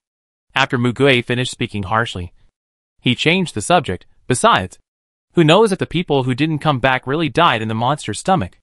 Wang Yuanchu also mentioned this. Some teams were completely wiped out, and none of them came back. So they were all dead by default. However, it is also possible that they could not bear it and ran away. After all, they have the freedom to escape. Mugue, but you chose to stay. Even if you were enslaved by him, it was your own choice. Of course, Ding Zonping also made efforts to keep people, such as leaving relatives and friends in the base as hostages, and threatening some people to stay with force. I will hand the man over to you now. He is a useless person without any physical ability. Now you can't say that you have no power. After all, there are so many people. What are you going to do? Mugue loosened his foot, and Ding Zonping was unable to get up from under his footing. He rolled on the ground and wailed for mercy. Suddenly, a girl walked out of the crowd. It was the girl who was slapped and pushed to the ground by Ding Zonping just now. She was still wearing very cool clothes. But she was not shy at all, because the beast on the ground was the one who should feel ashamed. Her eyes were fixed on Ding Zonping, and she held a broken broomstick in her hand. It seemed that she broke it herself, and the sharp wooden branch in the middle protruded. The girl looked at Mugue. Can I really do anything? Mugue, yes. He belongs to you. Ding Zonping saw the girl and crawled back. No. What do you want to do? Murder. The girl raised the stick indifferently. No one else could stop her. She put all her upper body strength on it, and poked the tip of the stick into Ding Zonping's fat legs. Ah! The girl pulled out the stick indifferently, and raised it again. It was you who killed the man. Right? This time it's Yuan Yuan's turn. A few men came out from behind her and stopped her. That's enough. His ability can also protect us to go to other bases. The girl stared at him, her eyes full of bloodshot. Like a wolf cornered. Do you want to be like him too? Come on! The men were driven back by the thin girl's shout. The girl stabbed again and again. Apart from the men's screams, and the sound of flesh being torn apart, it was hard to hear anything else in the small square for a while. Mugue watched coldly, without stopping. When the girl was about to pierce his head with a tip for the last time, another girl held her hand. She was on the other side, in the same situation as her. Don't you think it's most satisfying to let him live like this? The girl stopped. Ding Zonping was already twitching from the pain, tears streaming down his face, and there were bloody holes all over his body. If no one rescued him, he wouldn't live long. And she didn't have to be the killer with the last blow. She closed her eyes, imagined the man's wounds crawling with maggots, and gently put down the stick. The girl beside her helped her up. The girl bowed her head, and after a while she looked up and said to Mugue, "Thank you. My name is Linyu. I owe you one." After she said this, she turned around and left with her companions. She was going to prepare for the battle. Even if she was weak, she had hands and feet. She would rather die in the monster's belly than stay in such a disgusting cage. After a while, the crowd began to make a commotion again. Mugue, what about you? What are you going to do? Do you want to leave or stay? You made the choice for us. We can only leave.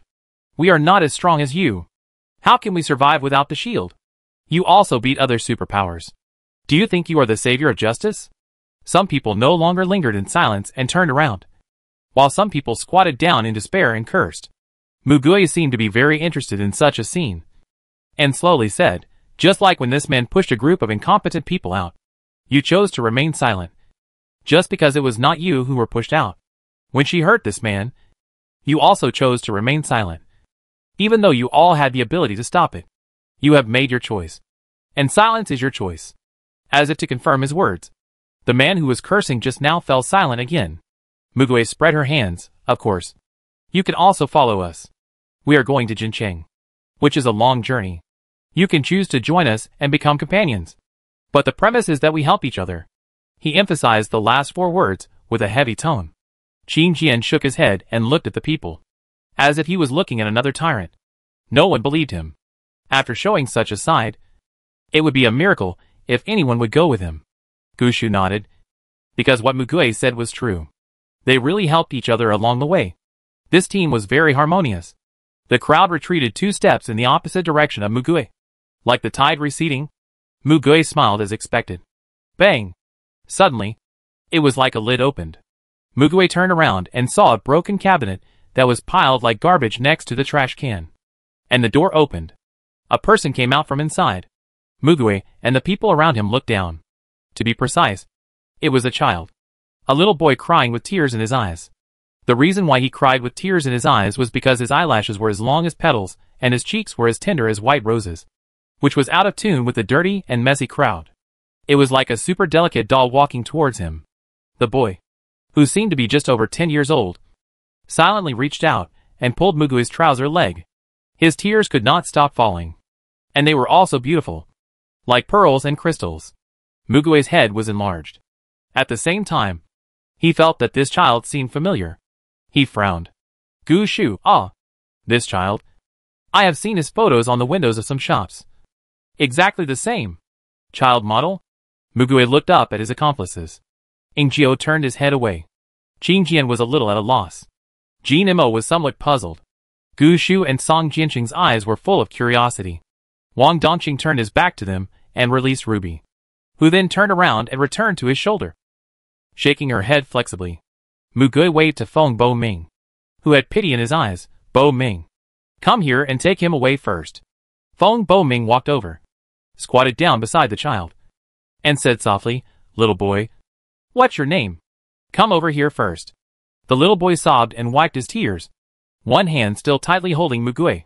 He finally stopped breathing and said clearly, I want to go with you. I want to go to Jincheng. Take me to Jincheng. Mugue quickly agreed to him. Okay. But don't cry. If you cry again, I won't take you there. Mugue couldn't stand children's tears. He felt that children shouldn't cry so often. He didn't cry like this when he was a child. The boy stopped crying immediately and hiccuped twice, seeming to be trying hard to hold back his tears. Feng Boming wiped his tears with a tissue and said with a smile, don't trust this brother.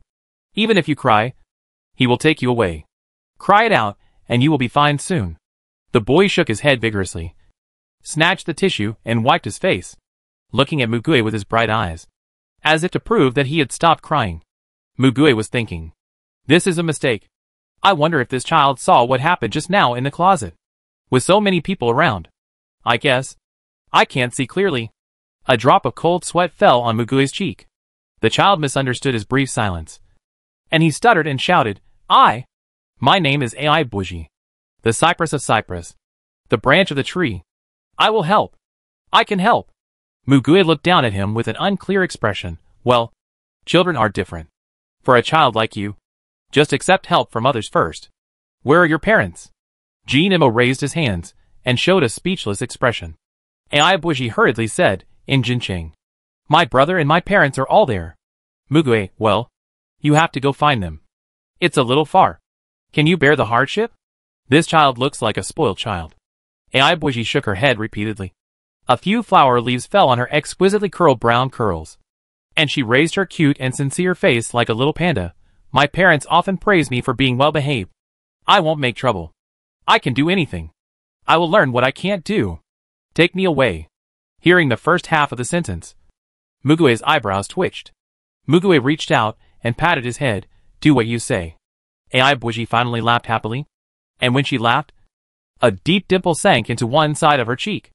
As expected of a child model, she looks much better when she laughs than when she cries. Mugue then saw that his eyes were mixed with light green. Although this child looked mixed race, the color of his eyes was still a little strange. Natural green eyes were not like this. Mugue looked at Qingjian. Qingjian nodded at him. Sure enough, it was caused by abilities. Some abilities can change certain features of the body, and eye color is one of them. Mugue did not ask what his ability was for the time being, regardless of whether the child had abilities or not. He had already decided to take him away, because this child was the only one here who made his own choice to go with them. Chapter 22 Planetless. Finally, Wang Yuanshu took the lead to gather a group of people and began to prepare for their journey. It is worth mentioning that Shinzaki actually got up from the ground with difficulty and chose to follow them. The look in his eyes when he looked at Mugue did not seem to be resentful. The others also scattered in groups, although they were uneasy because they lost their shields and shackles. They were finally able to take their own steps. Of course, except for the few whose lives were saved by Mugue. No one had much good feelings towards Mugue. Mugue and the others didn't care about them, and just set off again to their next destination. Uncle, I didn't expect you to like the justice from heaven so much. Jin Mo teased Mugui. Mugui's face was calm. No. I just didn't like them. So I went to mess things up. In fact, many people have to take huge risks because of this. Jin Mo smiled. It's more dangerous to stay there all the time. People always have to rely on their own strength to stand up and survive. They trap themselves in the cage. And Mugui broke it. Which can't be said to be all bad. Whatever. It has nothing to do with me anyway. You have done your best for them. Qing Jian also said so. Mugui looked down at Ai Buji, who was held by Feng Boming, and smiled slightly. There are also unexpected gains. Qing Jian also looked at Ai Buji. The child's face is really likable. Children have the natural advantage of being lovable. Not to mention such a beautiful child. But he didn't understand what Mugui meant. After getting away from the crowd, he told him about Ibaizi's ability. It was called Plant Illustrations. And it was only F level. From the ability explanation, it seemed that it could only speed up the growth of plants in reality. He didn't understand. What was the use of such an ability? When they reached a place with slightly better road conditions, they started riding bicycles again. Mugui followed the navigation instructions, and led them to a large farmer's market nearby. It seems that when the disaster occurred, the bosses locked the doors of these shops and warehouses in time. And some shops did not suffer particularly serious damage. Of course, some shops had their doors split open before the flood. And the shops were washed away by the flood. Muddy and messy. Feng Boming asked him, "What are we looking for here?" Mugui said, "Seeds." Sealed seeds. Everyone suddenly realized and focused their attention on Ai Buji. Ai Buji was flattered and said, For me. Mugui, yes. Ai Buji raised his hand. I'll look for it too. Mugui, go to each store and look around. Some of them may be stored in special cabinets. It's okay if you can't find them. There were quite a few of them. They quickly searched the stores in the farmer's market and violently smashed the doors open. A lot of agricultural products rotted inside. Of course, some seeds were still preserved. Mugui finally gathered everyone together and counted them. There were more than 100 kinds of seeds of common crops. 10 large bags, which could fill a person's backpack. You have to know that most of the seeds of crops are very small. And so many seeds that fill the bags are enough for them to use for a long time. After collecting the seeds, they rode for a while. But when there were many obstacles, they stopped and walked. That night, they found a container market and went in to rest. This seems to be a popular tourist attraction. I heard that the night market here is very popular. Many people come here to eat every holiday. Jin Mo said while sweeping the floor with a broom. He swept leisurely, but the black people around him moved quickly and helped them quickly clear a space for rest. The surrounding area was a container-style house, probably used by the store owners to set up stalls. It is not a real container, but a building that is intentionally built in that style. The macaron color is colorful and dreamy. These containers are firmly planted in the ground and have not been washed away by the water. They are left here, marking a piece of land in the middle. Before Mugui cooked, she put some seeds in Ai Buji's hand. Mugui said, "You said you want to help. Come and try this." Ai Buji nodded like a chick pecking at rice, closed his eyes, and focused his attention on the palm of his hand. After a few seconds, a bunch of embryos broke free from the seed coat and sprouted in his open little hand. Then he took a flower pot from the flower bed, pulled out the flowers and weeds inside, and put the sprouted seeds in it. Ai Buji put his hands flat on the soil, and in just a dozen seconds, a fresh tomato seedling emerged from the soil and grew to almost the height of Ai Buji's head. Jin Mo and others around him showed surprised expressions. Qing Jian overturned his previous conclusion immediately after seeing this scene.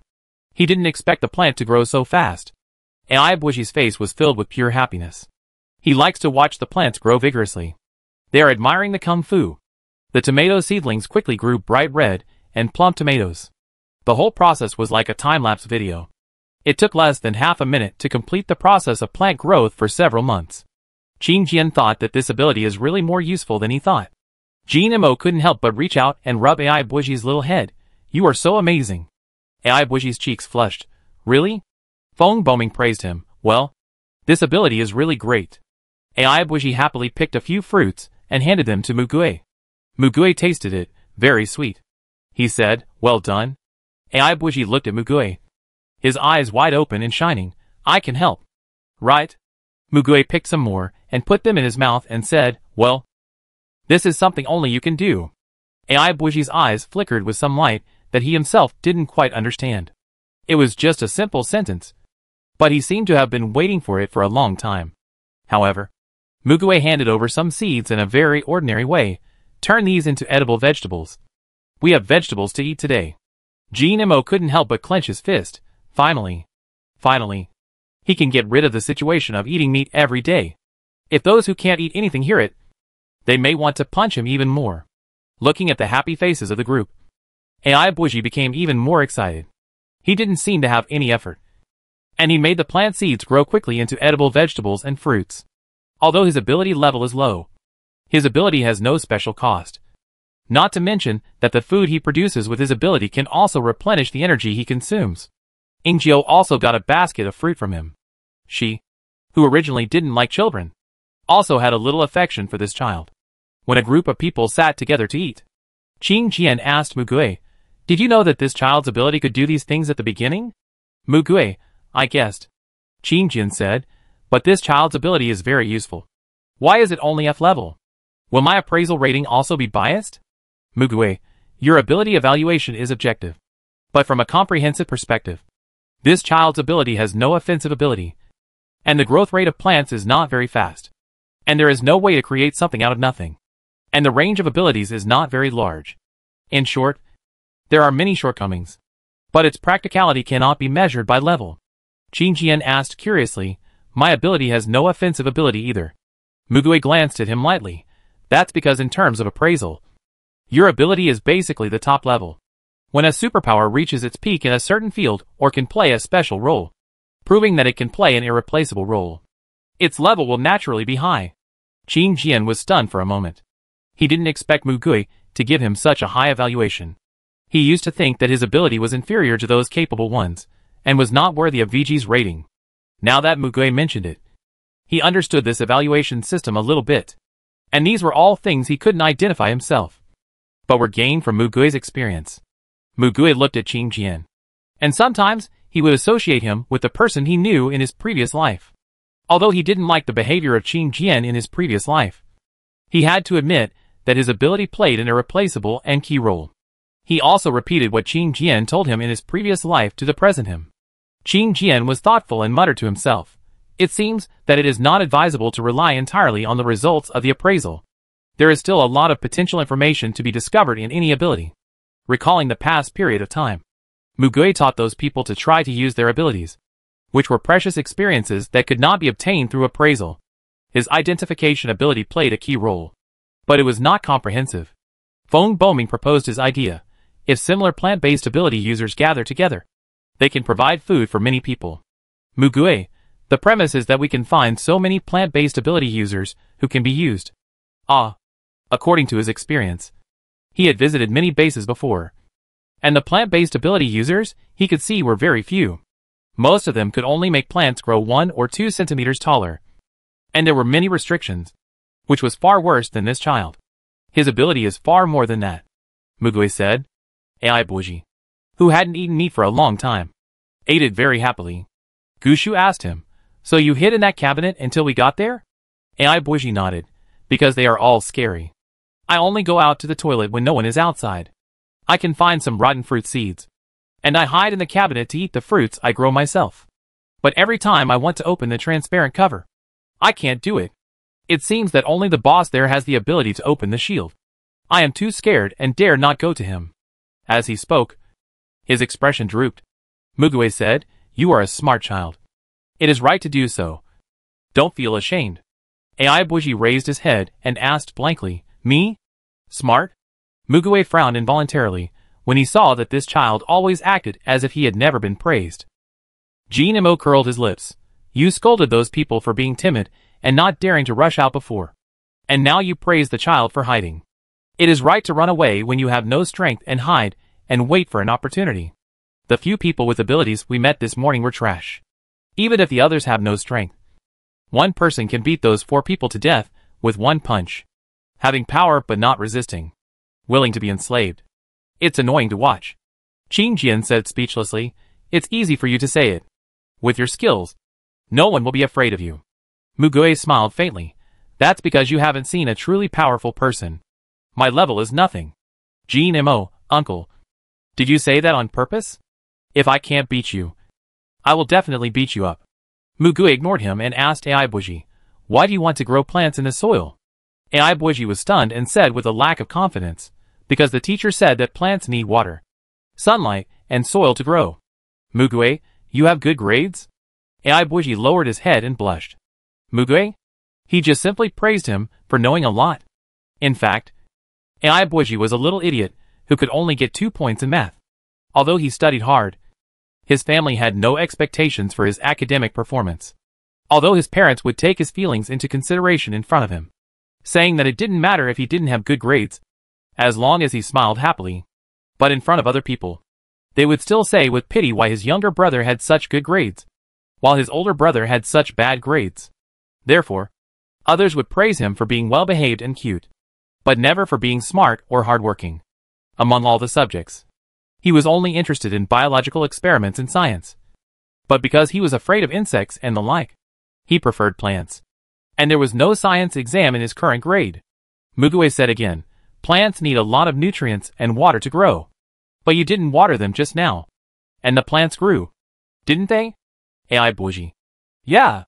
Mugui, supernatural powers can be used with scientific knowledge, but they cannot be explained with existing scientific principles, he said, and handed the seeds to Aibuji. Anyway, there were a lot of them, so it was just right for him to do experiments.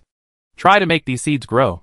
Aibuji did as he was told, and he had a complete seedling in his hand, with stems, roots, leaves, and fruits. Everything was complete, but it didn't need any water, soil, or sunlight. He was a little surprised, picked the fruits, and put the plants aside to preserve them. Let's see how long it can survive. A dimple appeared on Aibuji's face again. He loved to do experiments the most. Mugui gave him twice as many seeds. Can you try so many? Feng Boming didn't know whether to laugh or cry. Hey, you too. Can you do the experiment after dinner? While talking, Aibuji had already turned the seeds into mature plants, and he kept laughing foolishly. Mugui picked the fruits and shared them with everyone. Aren't you eating them now? Jean Mo took the fruits without hesitation and said, Uncle, you are suspected of exploiting child labor. He felt that Mugui just wanted to eat fruit and used the excuse of doing an experiment. Mugui ignored Jean Mo's words and said to Aibuji, focus more and speed up. Let's count the time. If you feel any burden on your body, tell me. You must not endure it.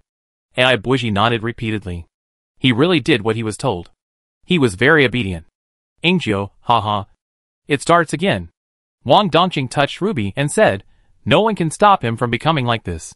Along the way, Mugui was also keen to accompany them to try out superpowers, in terms of helping them become stronger and tapping the potential of superpowers.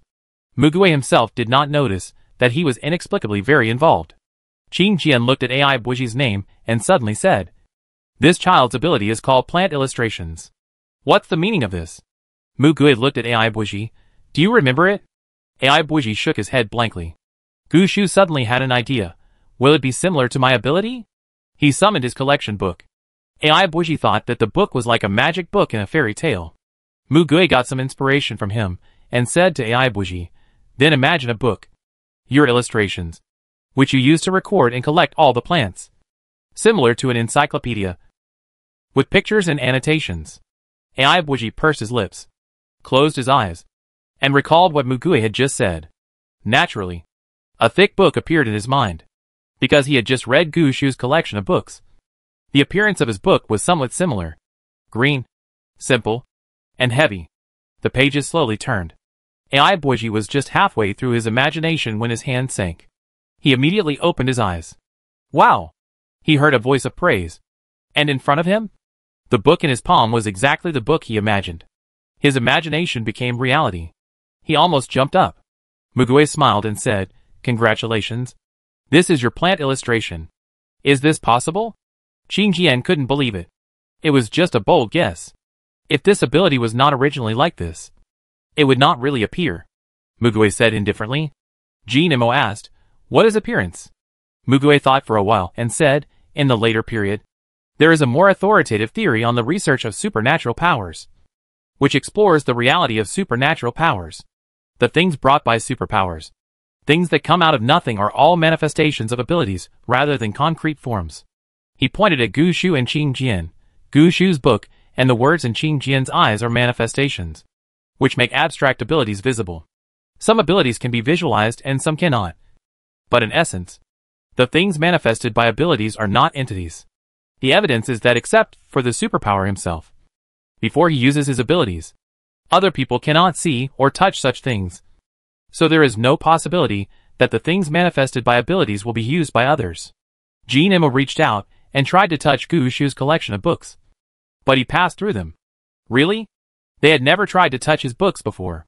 Gu Shu asked in a daze, but I can hold this thing in my hand. Mu Gui, because that is your ability. He suddenly thought of another possibility. It's not completely impossible. If there is a person who has the ability to rob others of their abilities, he can take away your abilities. Qing Jin frowned. If such an ability exists, wouldn't that person be invincible? Mu Gui, in fact, people with such supernatural powers do exist. But there are many limitations. Qing Jian was surprised. Have you seen it? Mu Gui was silent for a while, and did not answer his question. Jean Mo pointed at Song Jiansheng. Where is Brother Jian's sword? Song Jiansheng. Brother Jian? Mu Gui turned his gaze to Song Jiansheng. Song's ability is attached to his sword. The sword exists by itself, and is a physical object made by a craftsman, not an existence created by ability. His ability is attached to the sword, and the sword becomes a specific medium and ability marker. Although the things created by the ability are virtual, the energy of the ability itself is real because it acts on objective matter. Scientists have given it a name. Super energy. Using the ability consumes super energy. You can ignore the original laws of nature, chemistry, and physics, and change the state of matter and the state of motion at will. Sometimes, depending on the cost of the ability, the source energy converted into super energy is also different. Sometimes it is natural elements. Sometimes it is energy in the human body. Sometimes it is spiritual power. And sometimes it is even life force. However, this was a little difficult for the people in front of him to understand. So Mu Gui did not explain it in depth. Feng Boming condensed a sword in his hand. My sword is not a physical object? Mu Gui, the energy of light is real, so it can actually hurt others. But once you put away the power, it disappears. Feng Boming's palm was empty. I understand.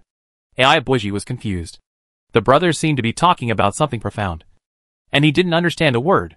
Mu Gui asked him to come to her side. Open the illustrated book and see what's inside.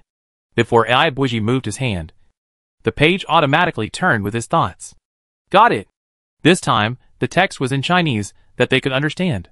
The page he turned to was exactly the variety of the tomato seedling that Ai Buji had just accelerated. There were detailed color pictures of this tomato from seed to mature plant, and clear printed notes below. It wrote about the edible value, medicinal value, and whether it was toxic, etc. As expected, Mu Gui's mouth curled up. This ability has much more potential than he thought. Qing Jian also leaned over to take a look, and he noticed a special point. What is this feature? There is a column of features below, but the content is not written. Ai Buji shook his head. He didn't know what it was. Mu Gui couldn't think of it for a while. Wang Dongqing suddenly caught a glimpse of the dandelion flowers that were almost as tall as a person, and suddenly had an idea and blurted out, what about the mutant plants? Feng Boming, yes. Have you ever tried to grow mutant plants? Ai Buji shook his head. Since he escaped from home, he has been staying in a closed place most of the time.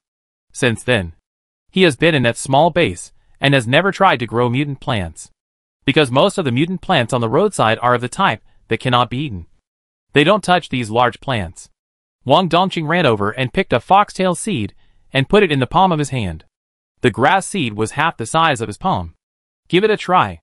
Mu Gui nodded. He was also curious about the result. Ai Buji held the grass seed, and a few seconds later, a huge foxtail grass overwhelmed him. Mu Gui quickly supported the foxtail grass, threw it aside, and fished out Ai Buji's small body. Ai Buji looked excited. Success, success. Wang Dongqing, hurry up and look at your book. Ai Buji opened the plant atlas, and the latest page had the plant name, Giant Foxtail Grass. Mu Gui, this speed is faster than before. Is it because this is a mutated plant? Qin Jian saw that the explanation of AI Buji's ability had changed slightly, and added a sentence.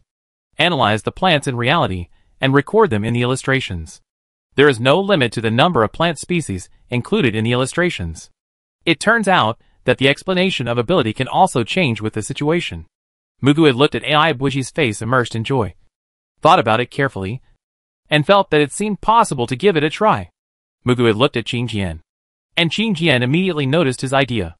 Qin Jian hurriedly stopped him. There is a price to pay. What if there is danger? Can this child bear it? Mugue was surprised. I can bear it myself, so it won't hurt his body. Besides, his level is relatively low. Even if there is a risk, it is not particularly big. Qin Jian realized that he was judging others by his own standards, so he opened his mouth and couldn't say anything. Jin Mo looked at the two of them. What are you two talking about? Mugue had always wanted to try out another ability of his, strengthening. He had strengthened his own physical strength before, and it can also strengthen other people's abilities. However, according to the known ability restrictions, he did not dare to try these abilities with particularly high levels and special properties, because he did not know how high the cost would be. If possible, he did not want to bear this price. And AI Buji's ability happened to be very suitable for an attempt. His strengthening ability. The stronger the ability to be strengthened, the longer the strengthening time, the greater the price to be paid. AI Buji's ability level is low, and the direction of strengthening is also clear.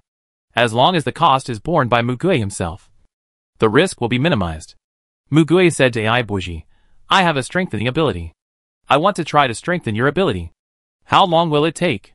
Is it okay? Qin Jian, how can it be tested in just a few seconds? Mugue looked at him and smiled. Come and see. Yes. He could also see the details of the ability after strengthening. There should be changes by then.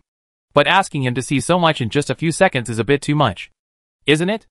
Qin Jian smiled awkwardly and gritted his teeth. AI Buji didn't understand the seriousness of the matter at all. He just simply believed in these brothers, who were very kind to him. And he nodded. Okay. Let's try it.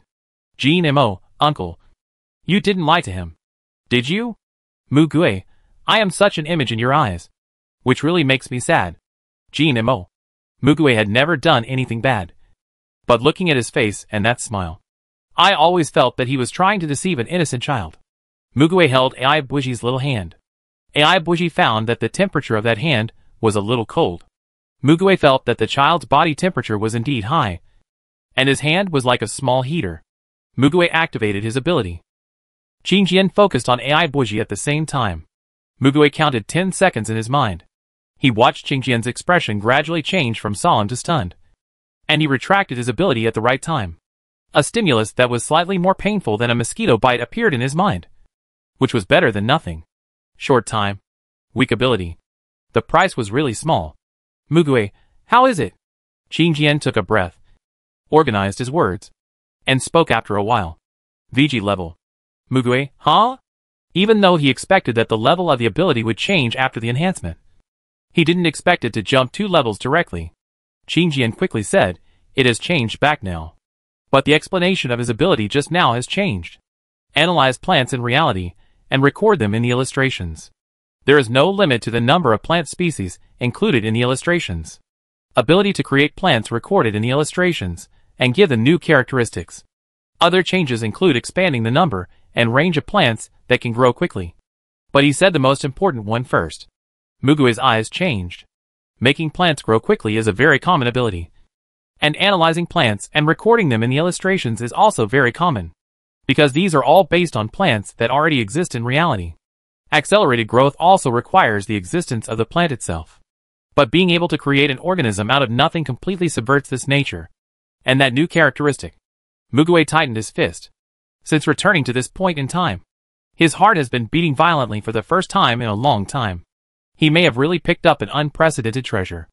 AI Buji was at a loss when Mugue suddenly hugged him in his arms, and his fair face gradually turned red again. Chapter 23 Betrayal Dusk. Qin Jian saw that Mugue was very happy. But what he was thinking was that Mugue actually chose to let him bear the price of strengthening his ability, and directly strengthen the F level to VG level. Can he bear this strength? When Mugue was happy, he came over and turned him over, and whispered to him, hey, How are you? Huh? What can I do? I'm fine. Qing Jian blinked and glanced at Mugui seriously. He really looked fine. After all, he said before that he was afraid of pain. He shouldn't pretend that it didn't hurt. And there was no need. He didn't seem like that kind of person. He worried for nothing, seeing that everyone was happy. And Mugui had mentioned it specifically. Qing Jian didn't think of telling her the price of Mugui's enhancement. But neither of them saw that on Mugui's watch. The muted initial interface displayed 3 consecutive health monitoring prompts, with words scrolling on the small screen. Neurological pain level exceeds 32 degrees. No abnormal blood flow rate detected. Please seek medical attention in time to check for internal injuries. After popping up 3 times, the message was retracted, and they didn't notice it. Mugui wanted to start testing AI Buji's ability right away, but there were not enough plants in his illustrations. So he planned to let him accumulate more plants first. Can I collect mutant plant seeds on the way? AI Buji asked. Mugui, you can collect them when you rest. It's not easy to stop when you are on the road. And it's a waste of time. AI Buji nodded, holding his plant illustrations and flipping through them again and again. The extra pages and the pictures and words inside gave him a sense of accomplishment. Feng Boming took the opportunity to ask, you haven't told us yet. Who are you going to Jianshan to find? The one you said is very interesting and strong. Mugui smiled and was about to say something, but his mouth suddenly closed. Qing Jian heard the voice of the ghost behind him. Yan Xinxiu. You knew him before, didn't you? He is a very unique person, Yan Xinxiu said, as if they were chatting casually. Mugui had a blank expression on his face and didn't look at him. Qing Jian could see that he was unhappy. But Mugui soon smiled again and said to Feng Boming, you will know when you see it. Qing Jian has always been curious about the relationship between them. What is the connection between Mugui and these ghosts? Mugui seems to know these ghosts, but he doesn't like to talk to them. And they are the same, except for one of them. He doesn't want to pay attention to him occasionally. A very strange relationship. Qing Jian intuitively thinks that this should be related to Mugui's past, or previous life. Then he remembered that he had accepted the theory of returning from the past life. And he couldn't help but sigh. They rested for a while, and then continued on their way. After traveling for half a month, they finally arrived in Jiancheng in early June. It took longer than expected. The navigation said that it only takes 2 or 3 days to get there by bike. Jean Mo said. If you don't sleep or rest, don't eat or drink, you can probably get there without any obstacles. Angel laughed. Because of the presence of Ibaizi along the way, they all ate well, had balanced nutrition, and sufficient energy. They could walk a lot every day, which was much faster than expected. Qing Jian asked Mugui, so where is the person you mentioned? Mugui followed the navigation to a place, and after searching for a while according to his memory, he suddenly stopped. They followed him around on a small dirt slope that seemed to be under construction and stopped halfway, and they were all confused by him. Mugui walked to a place near the cliff. You can see the scenery below clearly without a telescope. Qing Jian walked over and took a look, and was shocked. Fuck! Why are there so many? Others also came over, and showed the same expression as him. As far as they could see, there was a beautiful building, parked in the lake, which was a famous concert hall newly built in recent years. The square was also very new, with a colorful music keyboard in the inner circle, and a botanical garden in the outer circle, designed like a garden maze. However, the square and the garden were now occupied by various animals. Tigers, lions, gorillas, leopards, monkeys, snakes. Of course, there were not only animals in this square, but also scattered around, occupying the artificial forest and streets. When Mugui came here, she specially chose a route to avoid it, so they didn't see these animals along the way. And the small earthen slope where they are now is under construction, and most of the vegetation has been dug up, so animals don't like to come here. Feng Boming said, did they run away from the nearby zoo? Mugui nodded and just stared at the concert hall. Jean Mo felt a little numb when looking at these animals. Originally, these animals were locked in the zoo, and they didn't feel dangerous when watching them. But the beasts are still beasts, and they will not lose their nature just because they are locked up for a long time. There have been cases where tourists fell into a group of bears and were torn to pieces alive. Not to mention, these are no longer ordinary animals. 90% of them are mutated. Tigers and leopards with bloody fangs are fighting for prey. And a disemboweled antelope lies at their feet. A parrot with a hard beak is perched on the top of a tall tree. Below it is a python from the rainforest, as thick as a bucket, silently coiling up the tree trunk, ready to give it a fatal blow. Crocodiles roam in the artificial lakes. Monkeys fly between branches. There are so many natural lakes and ecological areas around here. Why don't they go there? Qing Jian said with a headache. Mu Gui, it should be that they haven't been transferred there yet. Animals will look for nearby habitats. Not far away, giant elephants and rhinos are walking slowly on the streets. And the ground cracks with every step they take. Mo, isn't the vegetation and ecology in the zoo better than outside? Why do they still want to come out? Mu Gui, these guys have grown bigger. The density of the zoo is greater than you think. Naturally, some of them can't stay here. Angel pointed at the concert hall. The people you want to save are not there. Right? He has been staring at it since just now. Mu Gui nodded and squatted down. Because this area has the most vegetation and water sources in the surrounding towns. Mutant animals like to gather here. They waited here for most of the day. And during this time, an eagle flew from the sky to attack, but was shot down by Feng Boming. Because they were afraid of attracting animals, they didn't dare to light a fire to cook, and just ate fruits to fill their stomachs. Mo yawned. Is there really someone inside? It's been so long. Even if there is someone, they can't hold on, and they will be eaten by these animals as snacks if they come out. Qing Jian heard the ghost speak again. He has a very accurate time. That person will come out today, around dusk. Mu Gui frowned reflexively and glanced at Yan Xinxiu, who still showed him a kind and gentle smile. Qing Jian watched and thought, what a strange relationship. But then again, how did he know? Mu Gui still had no intention of satisfying his curiosity. And just as he said, in the evening, the sun began to approach the mountain, and the sky gradually darkened.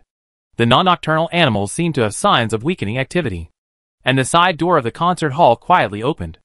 A group of people slipped out, as small as ants compared to those mutant animals. Seeing this, Mo quickly took out the telescope. More than a dozen people. Most of them seemed to be wearing beautiful formal clothes. But the originally ironed formal clothes also looked a little tattered. And most of them had tiredness and fear on their faces.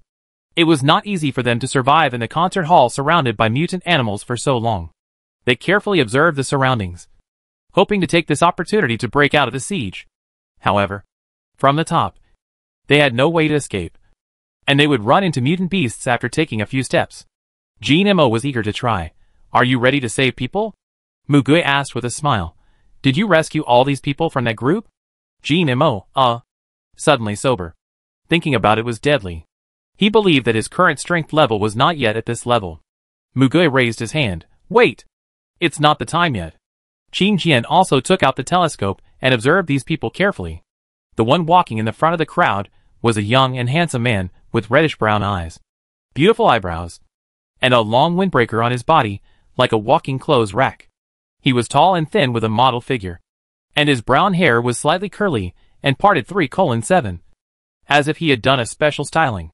His clothes were very simple and fashionable. Among a group of ordinary people, he stood out. Everyone else was in a state of panic, but he was the only one with a stern face and no fear. He held a blood-red long sword in his left hand, walked in front, and slowly moved with the crowd. Qing Jian guessed that this should be the person Mu Gui wanted to find. And then he got goosebumps all over his body. He looked at Mu Gui, and his eyes were indeed glued to that person. Qing Jian, if you want to save him, why don't you do it now? He paused and continued. Is this really okay? Mu Gui turned his head and smiled at him. It's okay.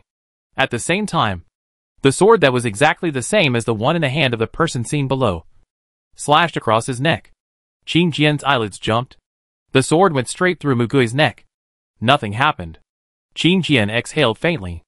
I thought he was going to be chopped off the neck. TSK. The sound of a failed sneak attack. The sound he heard for the first time sounded, and Qing Jian's back quickly stiffened again. Feng Boming said, it's a waste of effort. I tried, but I couldn't hit him. We are not physical now. Qing Jian had cold sweat dripping down his back. What was wrong with these ghosts? They were all thinking about killing Mu Gui. Is it really okay? Ming Ming and Feng Boming had the same face. No. They should even be the same person. Why was there such a big difference in personality? Yin Xinqiu spoke up next to him. He wanted him to see the betrayal with his own eyes.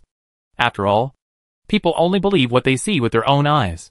Feng Boming retorted, what you see with your own eyes is not necessarily true. Yin Xinqiu smiled and said, I agree with that. As if Yin Xinqiu had hit the mark. Mu Gui pursed his lips and turned his gaze to the man below. The ghost holding the sword frowned deeply upon hearing this. His eyes narrowed in suspicion. But he eventually put away the sword in his hand. Qing Jian compared them back and forth.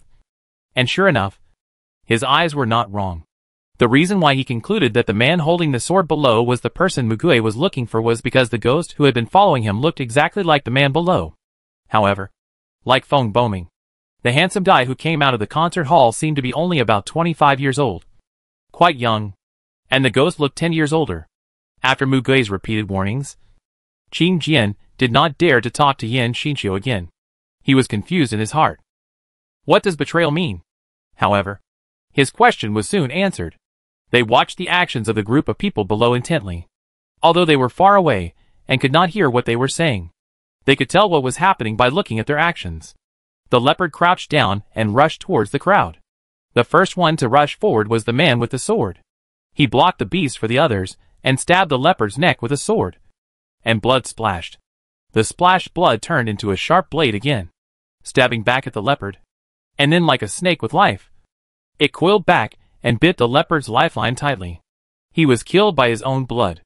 However, when the man turned around, the group of people behind him had already run away. The man stood there quietly and waited for a while, holding the bloody sword in his hand tightly, revealing an expected sneer.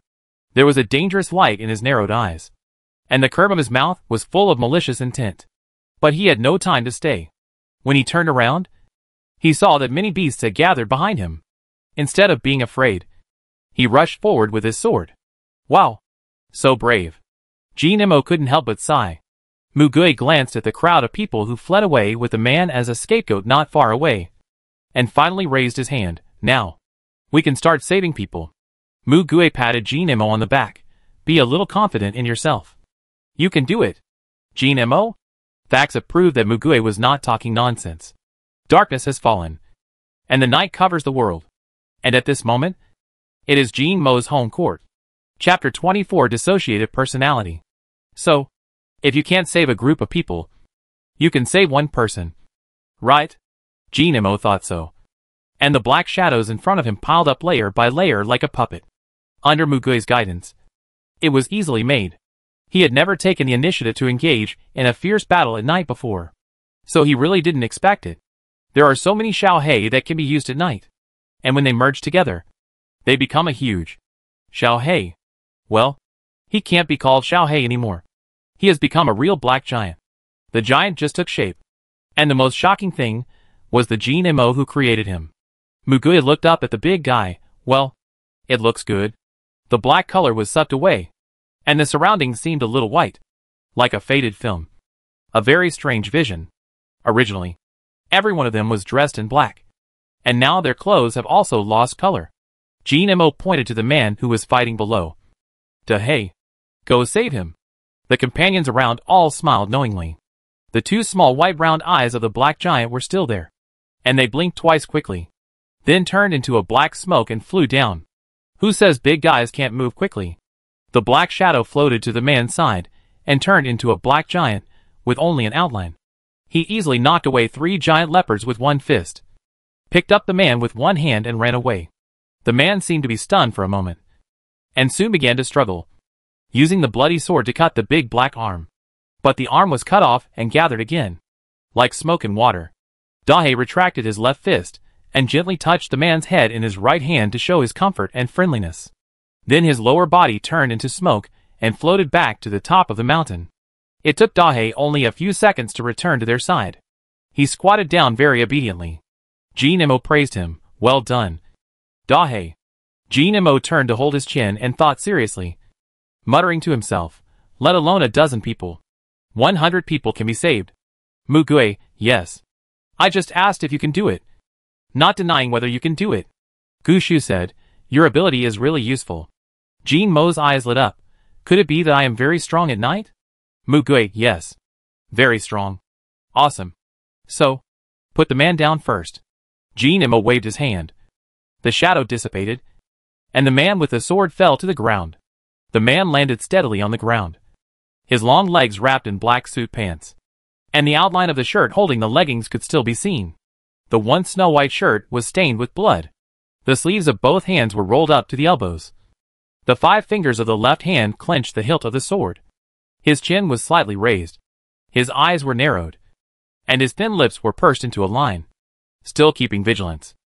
Qing Jian thought. Another handsome guy.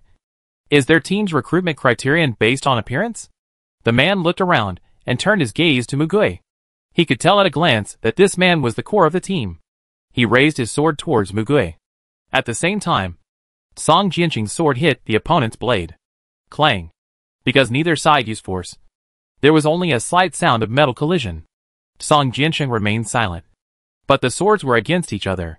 He was waiting for Mugui to speak. Mugui looked at him quietly, with a nostalgic look in his eyes. He said his name. Long time no see. Yan Yan. Yin Yan's expression changed, from surprise to weirdness, and then to confusion. Qing Jian had been observing the expressions of the 3 of them from the beginning. The man with the sword. Now he knew his name. Yan Yan. Mugui.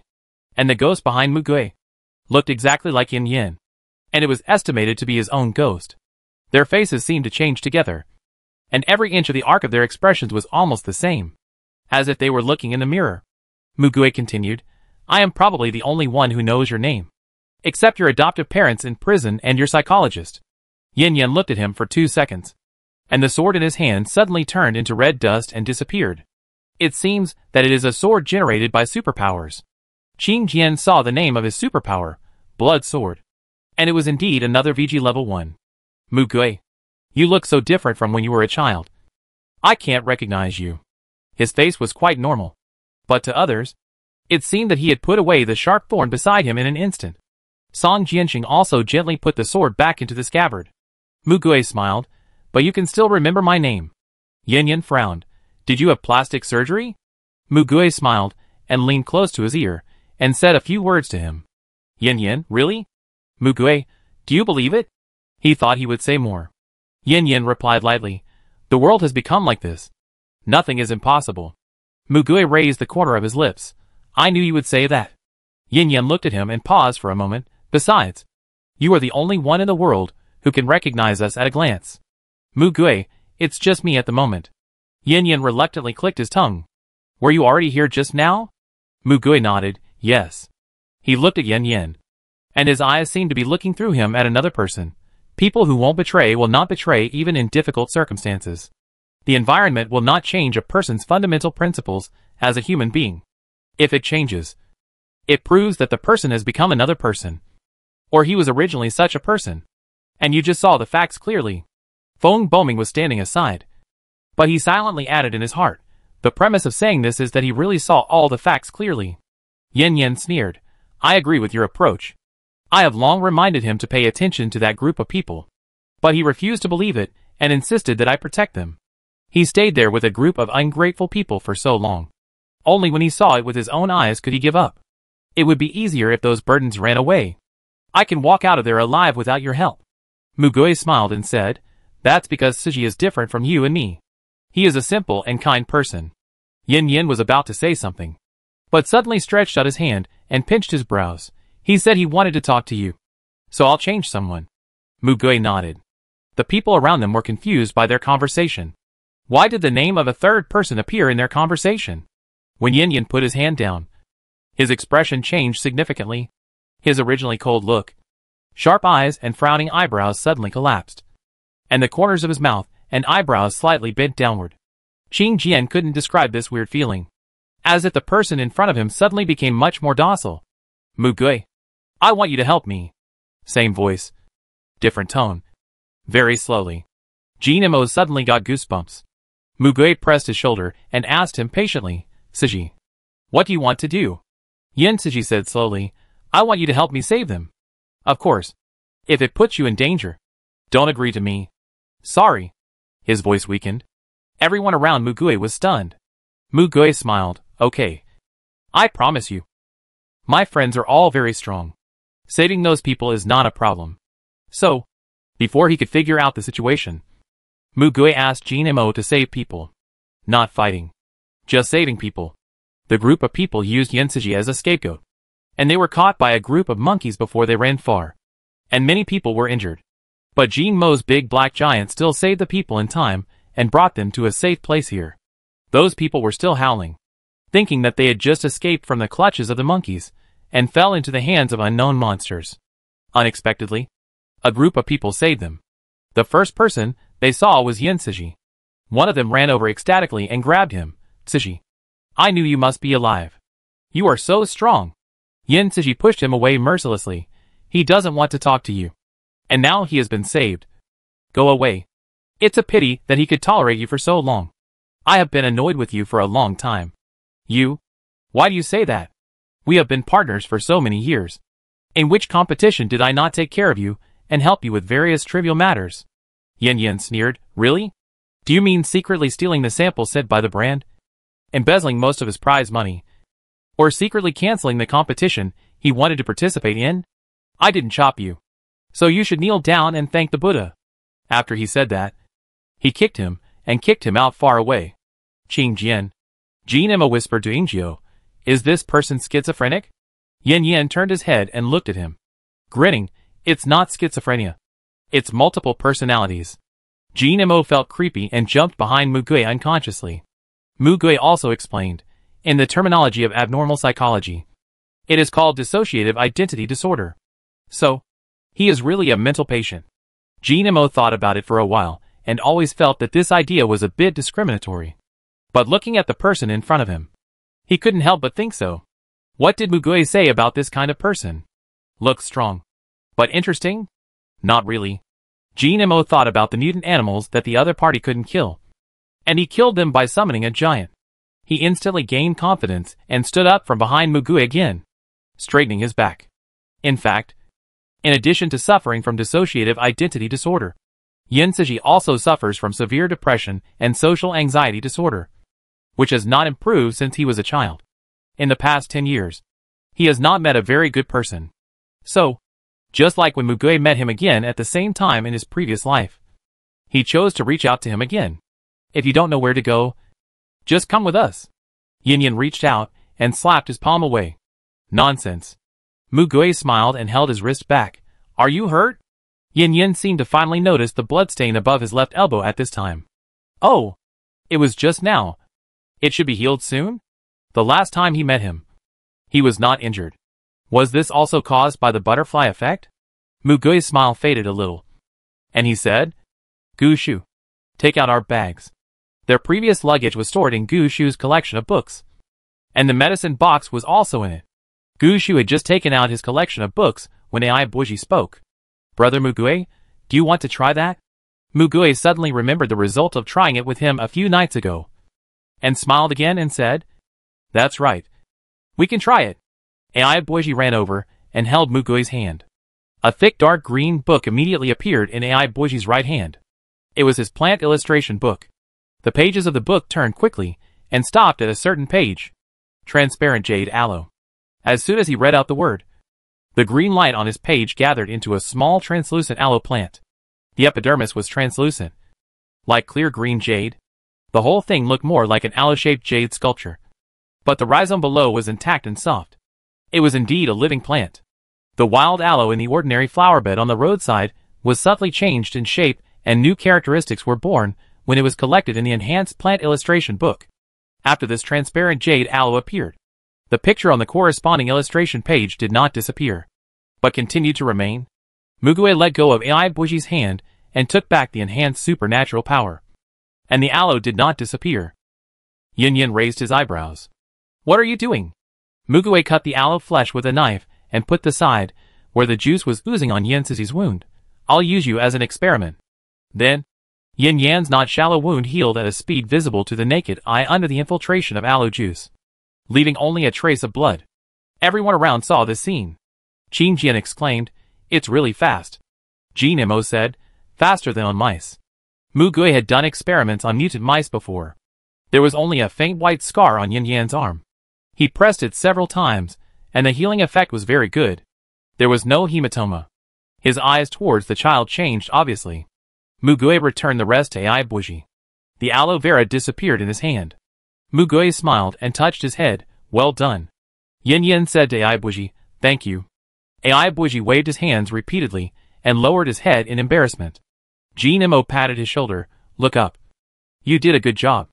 Just keep it up when others praise you. EP1 did it in a daze. And Nemo couldn't help but stretched out his hand to pinch his snow-white face. Mugue looked at the team configuration with satisfaction.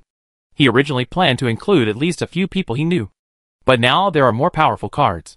And the result is better than expected. With these people, the next fierce battle in Jincheng should be easier to get through. The time is at least 1 month earlier than the original time point. As long as they can reach Jincheng at this speed, they still have enough time to prepare. The arc of the corners of his mouth can't help but rise again. According to your past experience, there will definitely be an accident at this time. Mugue, these people are not enough. They are not strong enough. At this time, Yin Xinqiu floated over again, saying some spoiling words gently. Xingjian was suddenly attracted by the voice, and then saw Mugue's face darken a level. He looked at Yin Xinqiu with his eyes covered with haze, revealing a threatening message. And Yin Xinqiu seemed to be used to him looking at him like this. And her smile did not change at all. Xingjian gradually began to feel that this man was quite scary. He saw Yin Yan, who had chopped Mugue with a sword before, had put away his sword at some point, and looked at Mugue with his hands behind his back, his expression uncertain. Xingjian's mind flashed. He vaguely guessed it. Why did Feng Boming and Yin Yan act so strangely? Mugue knew them, but they didn't know Mugue, especially Yin Yan, who knew Mugue when he was young. In his past observation experience, Xingjian learned that his identification ability could not work on these ghosts without entities. He guessed that if his ability could also identify the group of ghosts behind Mugue, there must be a status mark of amnesia next to their names. Going further, based on the ability explanation of binding the souls of the dead strong around you, combined with the appearance of these people, it is worth a bold guess. If this, the appearance of the dead strongman, is frozen at the time of their death, Feng Boming and Yen Siji look about 10 years older than they are now. Before Mugue returned, the two people he knew should have died 10 years after the disaster. Mugue mentioned more than once that they were very strong. At present, Yen Siji and Feng Boming have shown great potential. They are VG-level psychics.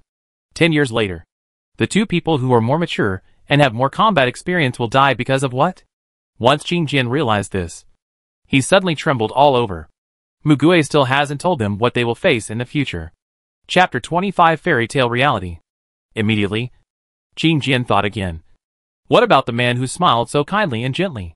He seemed to be the only one who had not lost his memory, and Mugue still hadn't told him his name. But whether he had lost his memory or not remains to be verified.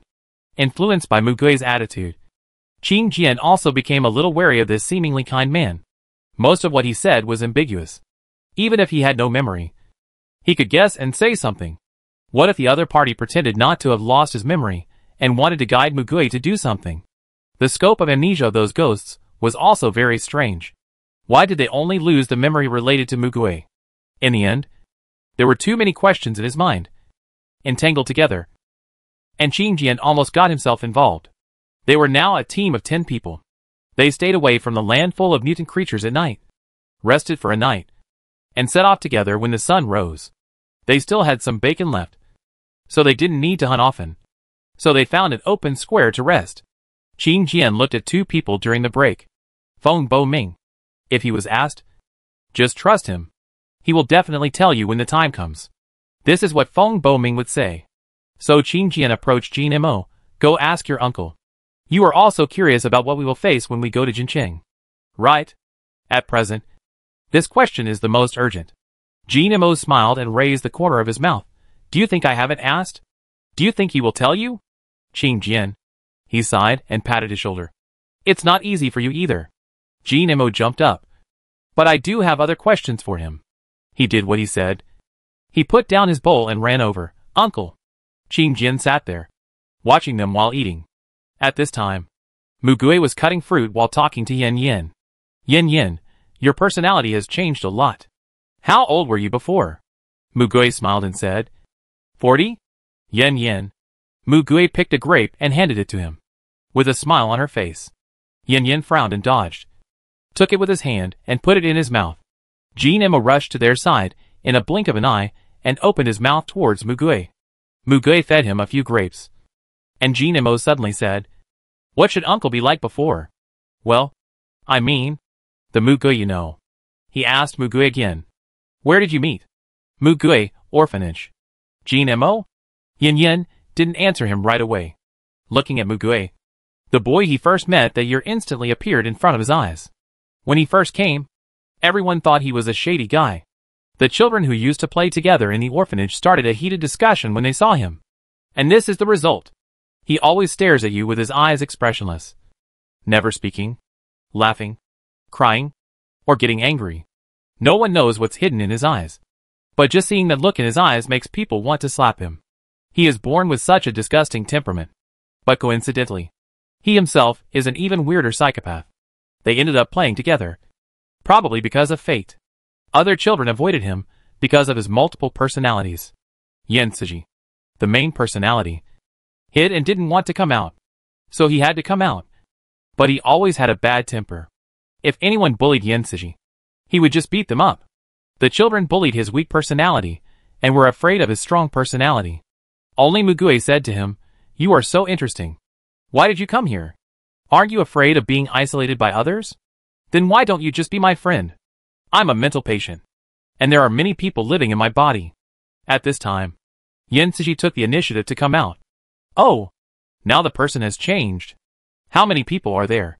"Now, there are 5 people." "Then introduce them to me one by one." "Really?" The 10-year-old Mugui showed her palms. "Then I will have 5 friends at once." Which is a good deal. After introducing him, he still said, "Very interesting." Yen Yen no longer had any bad feelings towards him at that time. Although the kid always looked indifferent and expressionless. He was actually not a bad person. The key is that it is very comfortable to get along with him. From the first day he met him, he could accurately call out the name of each of his personalities. He did not treat them as one person, but as 5 people. And as he said, everyone was his friend. He was the only one who didn't ask him to go for treatment. If you want to go, go. If you don't want to go, don't go. He said this, which seemed a bit irresponsible, but it was exactly what he wanted to hear the most.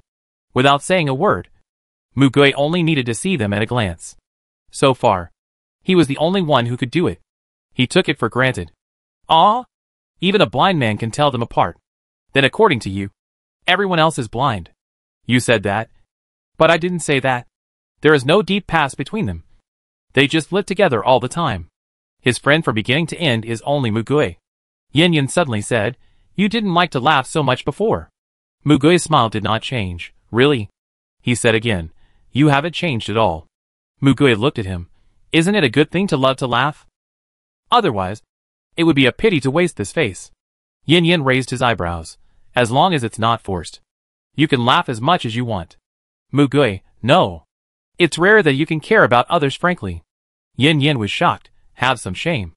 Who cares about you?" Mugui carefully observed his expression, and then Yen Yen's expression changed. The corners of his mouth curled up into a smile. His eyes narrowed, and he gently stuck out his tongue. "Did you find out? I thought I acted very well." Jean Emma received a critical hit at close range, and the grapes in his mouth fell down. Qing Jian also looked at them, and almost spit out a mouthful of air. Mugui showed a gentle smile, and put the cut fruits into beautiful shapes in his hands. "It's so beautiful. I knew it was for me." The 25-year-old, Yen Suji, showed a little girl's excited expression, which would scare anyone who saw it. "Jean Mo, uncle, who is this?" "Mugui, Ren Anan. When I met her, she was 7 years old. I remember that she would never grow up. So she would always be 7 years old. She is their youngest sister." Ren Anan's smile became even sweeter. "Brother Mu, I really miss you. I haven't seen you for a long time." Then she pouted and complained, "I haven't had a good meal in the past few months." But I didn't cry. I have been enduring so hard during this period. Brother Yin finally let me out. If this was said by a cute little girl, no one would think there was anything wrong. However, this was said by an adult man with a magnetic voice. Yen Suji was a little taller than Mugui, But Mugue reached out and patted her head. Great. This is a reward for you. All the fruits you like to eat. Renainen, thank you. Brother. After so many years, he still remembered what she liked to eat. Mugue patted the shoulder of Aiboji, who was also stunned and followed beside her. It's mainly the fruits he produced. You have to thank him well. Renainen's eyes lit up, and he squatted down immediately. Thank you, little brother. Aiboji's face flushed, and he grabbed Mugue's clothes, shrank back, and muttered softly, You're welcome. Mugue praised, You said it in front of the other party. Not bad. Aiboji then moved out a little, looked into Renainen's eyes and said, If you like it, I still have some. Renainen, wow. Really? Then I'll find you when I want to eat it in the future. Aiboji nodded like a chicken pecking at rice. Jinemo and Qing Jian squatted on the side and watched this scene. Their eyes twisted strangely. Renainen was about to leave, but suddenly, she stretched out her hand and touched Aiboji's hair.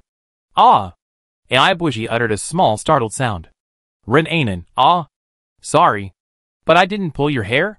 She held a small golden chrysanthemum in her hand. Aiboji looked at the flower, lowered her head, and whispered, It grew from my body.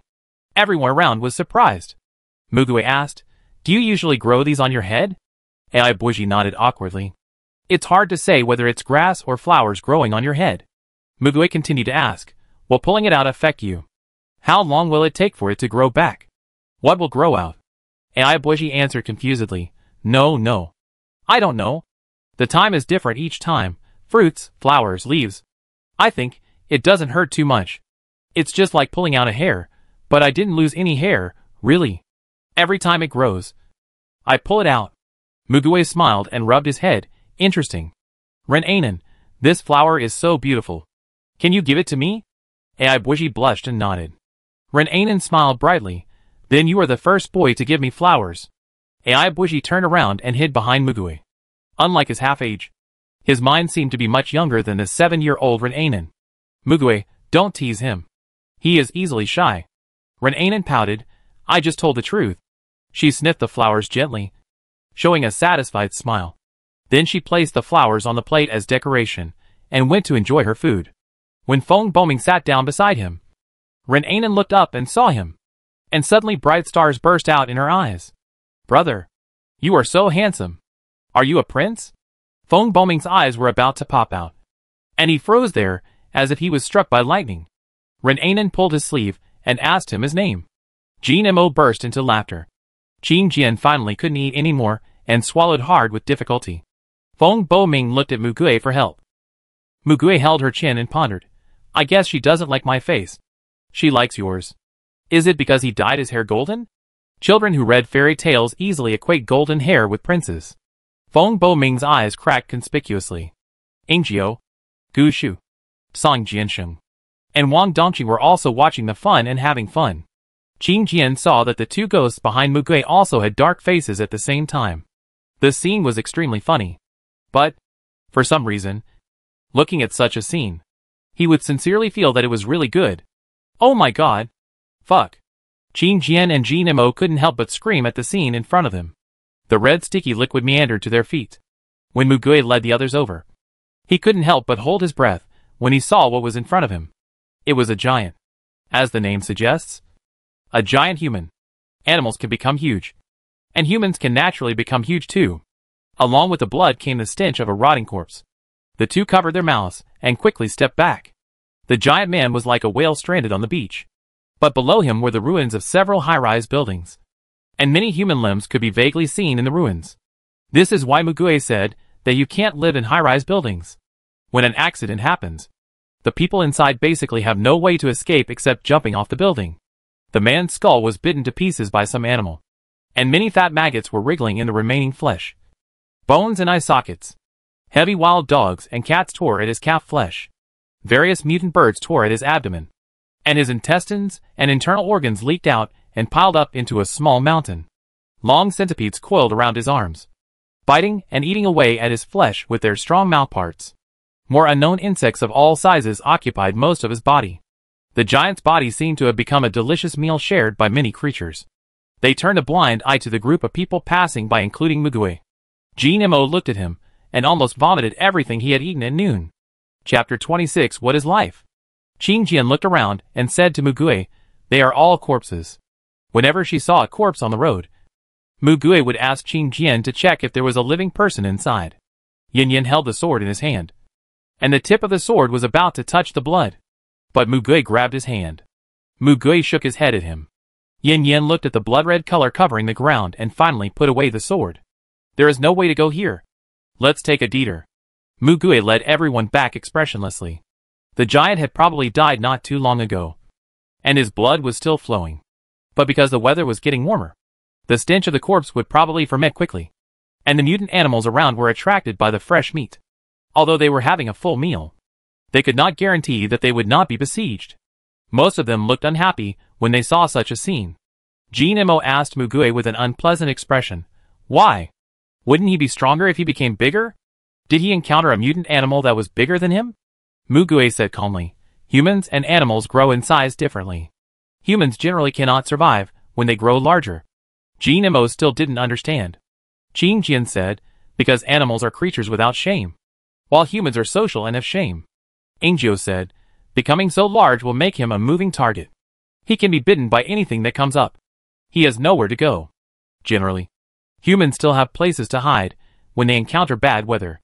They can always find a place to hide in caves, houses, and basements, regardless of wind, sun, or rain. But after growing to this extent, he couldn't find a place to hide. His skin didn't have the hard scales of scaly animals, nor did it have rough or hard skin. The original proportions retain the delicate skin and tender flesh of humans. If a piece of fat meat was placed in front of it, no hungry creature could restrain its instinct and not take a bite. Blue whales can be hunted by killer whales that are much smaller than them, not to mention ordinary humans who originally had no other abilities. Mugue had never seen a giant human alive before, because almost all giant humans were dead. Qing Jian found that every time he felt that he was doing well, he would encounter such a small episode, pulling him back to the cold and cruel reality. Really, his heart couldn't bear it. However, they were not fragile people.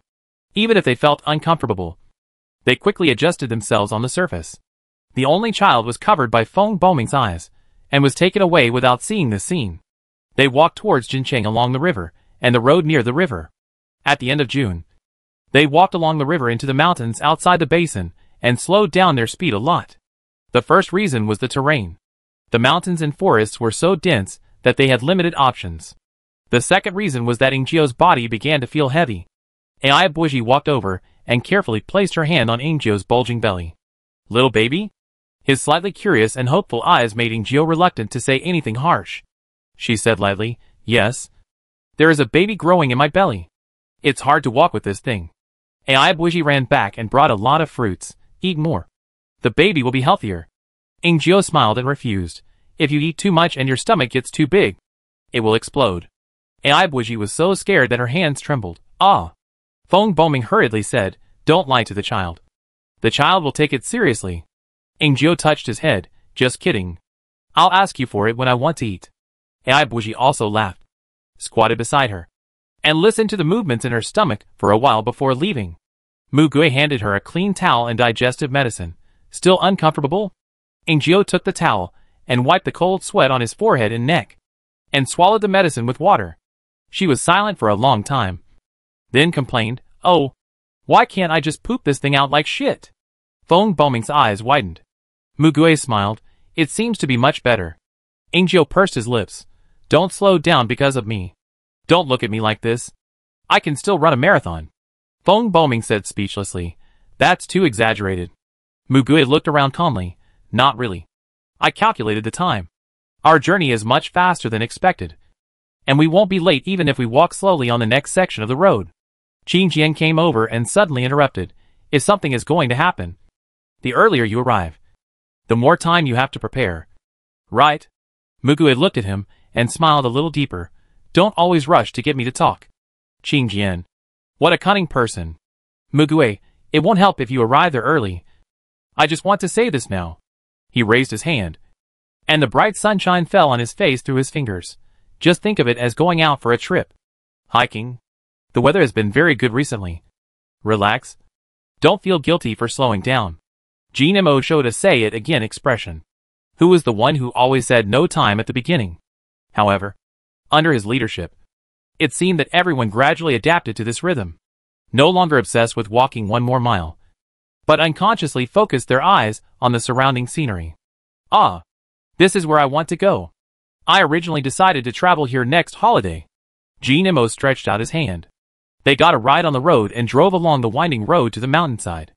At a certain moment at noon, the view in front of them suddenly opened up. Chuanjiang. The three deep gorges it flows through form a beautiful landscape of the Nine Bins Gallery, which unfolds under the clear blue sky. The group of people on the back of the truck all looked in the same direction. That was the resonance of the soul shot by the uncanny workmanship of nature. Mugue drove to an observation deck and slowly stopped the car. Rest here for a while. Jinmo stretched his waist towards the front. Don't mention it. It's really like a trip. Mugue reminded. 12 o'clock direction.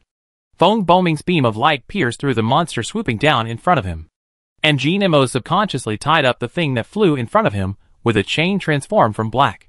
When the dazzling light disappeared, they saw the appearance of the thing clearly. The whole head was blown off. An eagle. Feng Boming made an apologetic gesture. The strength was not controlled well.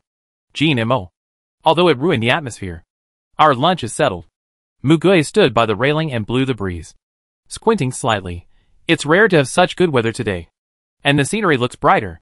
Let's stay here for a while. The others naturally agreed and divided the work to clean up. After a month or so of getting along, they had developed a good understanding with each other, and they all knew what they should do. Mugue leaned against the railing and watched the scene with satisfaction.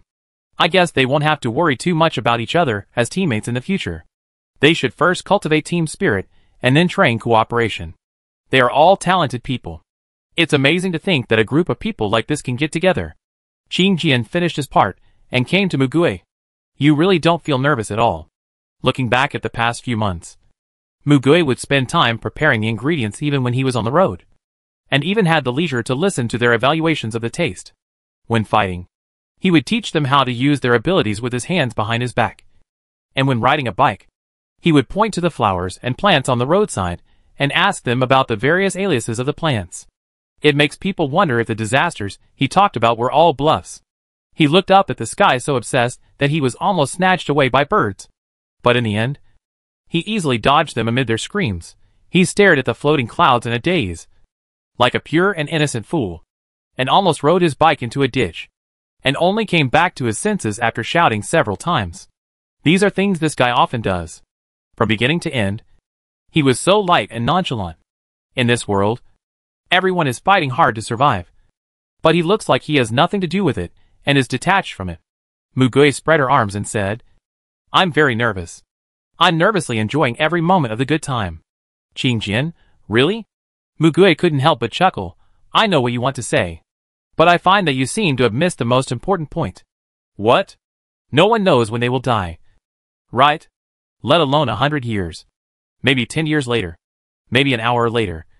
Or even the next second. It's so heavy. It suddenly feels so heavy. The topic of life is so heavy. Besides, even in the era when there was no mutation, weren't there still so many people in the world who tried their best to survive? Well, who knows? You might get hit by a car while walking on the road. Who can predict this? Jinmo's ears perked up. Purely a conditioned reflex to the unlucky keyword car accident. Qingjian was stunned. He didn't expect Mugue to talk to him seriously about this topic. What does that have to do with this? Mugue cast his eyes towards the vast landscape. Have you ever seen people struggling to make ends meet? Qingjian shut up. In such a developed era, such people still do not disappear, because they have to pay for high rent, living expenses, tuition fees, electricity bills and other things. They only dare to order the cheapest takeout for a meal, and eat almost the same food every day, because they don't even have time to cook for themselves. Eating is just a necessary operation to fill their stomachs. Overtime is also the norm. After a tiring day of work, they lie at home, exhausted physically and mentally. They don't have time to develop any refined entertainment hobbies. They play games or videos for a while, and then go to bed. After waking up, repeat the above steps again. They don't have enough vacation time to enjoy traveling. They have to be careful when buying things every day. Before the end of this year, He has to think about what will happen decades later. He will live like this for decades. It was easy to survive at that time. But it was difficult to live well. Living was just for the sake of living. Most people seem to live so hard. The suffocating lifestyle is the daily life of a large number of people. As he spoke, Qin Jian always felt that he was talking about his own affairs. It's the same now. You have seen many survivors along the way. How do they look? It can only be described as pale. Each of them is haggard and sick. And the fear and despair of not having tomorrow are the fears of being prey. Even if they get precious food, they just use it to fill their stomachs. How many people can really enjoy the taste? In this world, a bite of food is good enough. Most people think this way. Some even pick up raw meat and eat it because they are so hungry. Mugui's tone gradually became cold. Qin Jian felt uncomfortable. Mugui did not look at them, but asked sincerely to the void, "What is the point of living like this?" Qin Jian, maybe it's because as long as you can survive, you will definitely see hope. Mugui chuckled. It's possible that you will never see it until you die. Qin Jian suddenly remembered that he said that he witnessed the end of the world with his own eyes. My heart was frozen unexpectedly. Mugui suddenly changed the subject. Everyone will die. The only difference is a matter of sooner or later. Living 1 second is 1 second. Living one more day is a gain. Every moment of life is so precious. Don't you think it's a waste to live like that? In times of peace, I always feel that I need to be rich enough to enjoy life. In times of chaos, I always feel that I have to wait until things are stable to enjoy life. Tomorrow and tomorrow. Now is always unworthy. It is because it is not easy to survive that every minute and every second is so precious. In an impatient, lukewarm and peaceful society, people do not know how to appreciate the scenery and only worry about what to eat every day. Instead, they can look up at the sky, turn their heads to look at the flowers and trees on the roadside, and lower their heads to taste every precious food they eat. Mugui turned her head and smiled at her words. There are two major desires in life: rest and eating. Eating provides the body with the necessary energy for survival, and a good rest is a necessary condition for a person to survive. He continued, eating is very important. It is necessary to spend time on food, even if the ingredients are scarce. You should spend some time to make yourself happy. You can't just eat to fill your stomach. And rest never means wasting time and laziness. Machines will break down if they run for a long time, let alone humans. People have always walked too fast. But walking slowly or walking fast does not mean that the length of life will change. Qin Jian thought blankly. This is what he has done during this period. He always cooks delicious food for them in different ways. No, he cooks for them and for himself, because he is always very satisfied with the food. Even if there is a small failure, it is not terrible. There are always new and interesting changes. Thanks to this, they look forward to eating every time. Their table will change every time. To put it bluntly, it is sleeping in the open air. To put it nicely, it is camping under the tent. The background will change every time. But every time the fire is lit, they will feel warm from the bottom of their hearts. When they sit down, they are surrounded by many trusted companions, so they are not afraid. With so many people chatting, it becomes lively even if one person says a word. When they are in a bad mood, they will slowly calm down after filling their stomachs. This may be the instinct of human beings. It may also be the instinct of all animals. Although they are also rushing on the road every day and often fighting, their fatigue is not accumulated much because they rest well. They are not exhausted. While protecting each other's safety, everyone got a good rest. The rhythm was well controlled, and sufficient rest time was guaranteed, so the body recovered naturally, so that the next time they went on the road, they had enough energy, and could even get exercise on the way. All of this was not something that could be brought about by impatience, tension, and fast pace. Jin Mo also walked over and looked at Mugui. He also understood what Mugui wanted to say. Mugui smiled but said nothing, and that was all he had to say. It is precisely because in such a world, no one knows whether he will live or die in the next moment.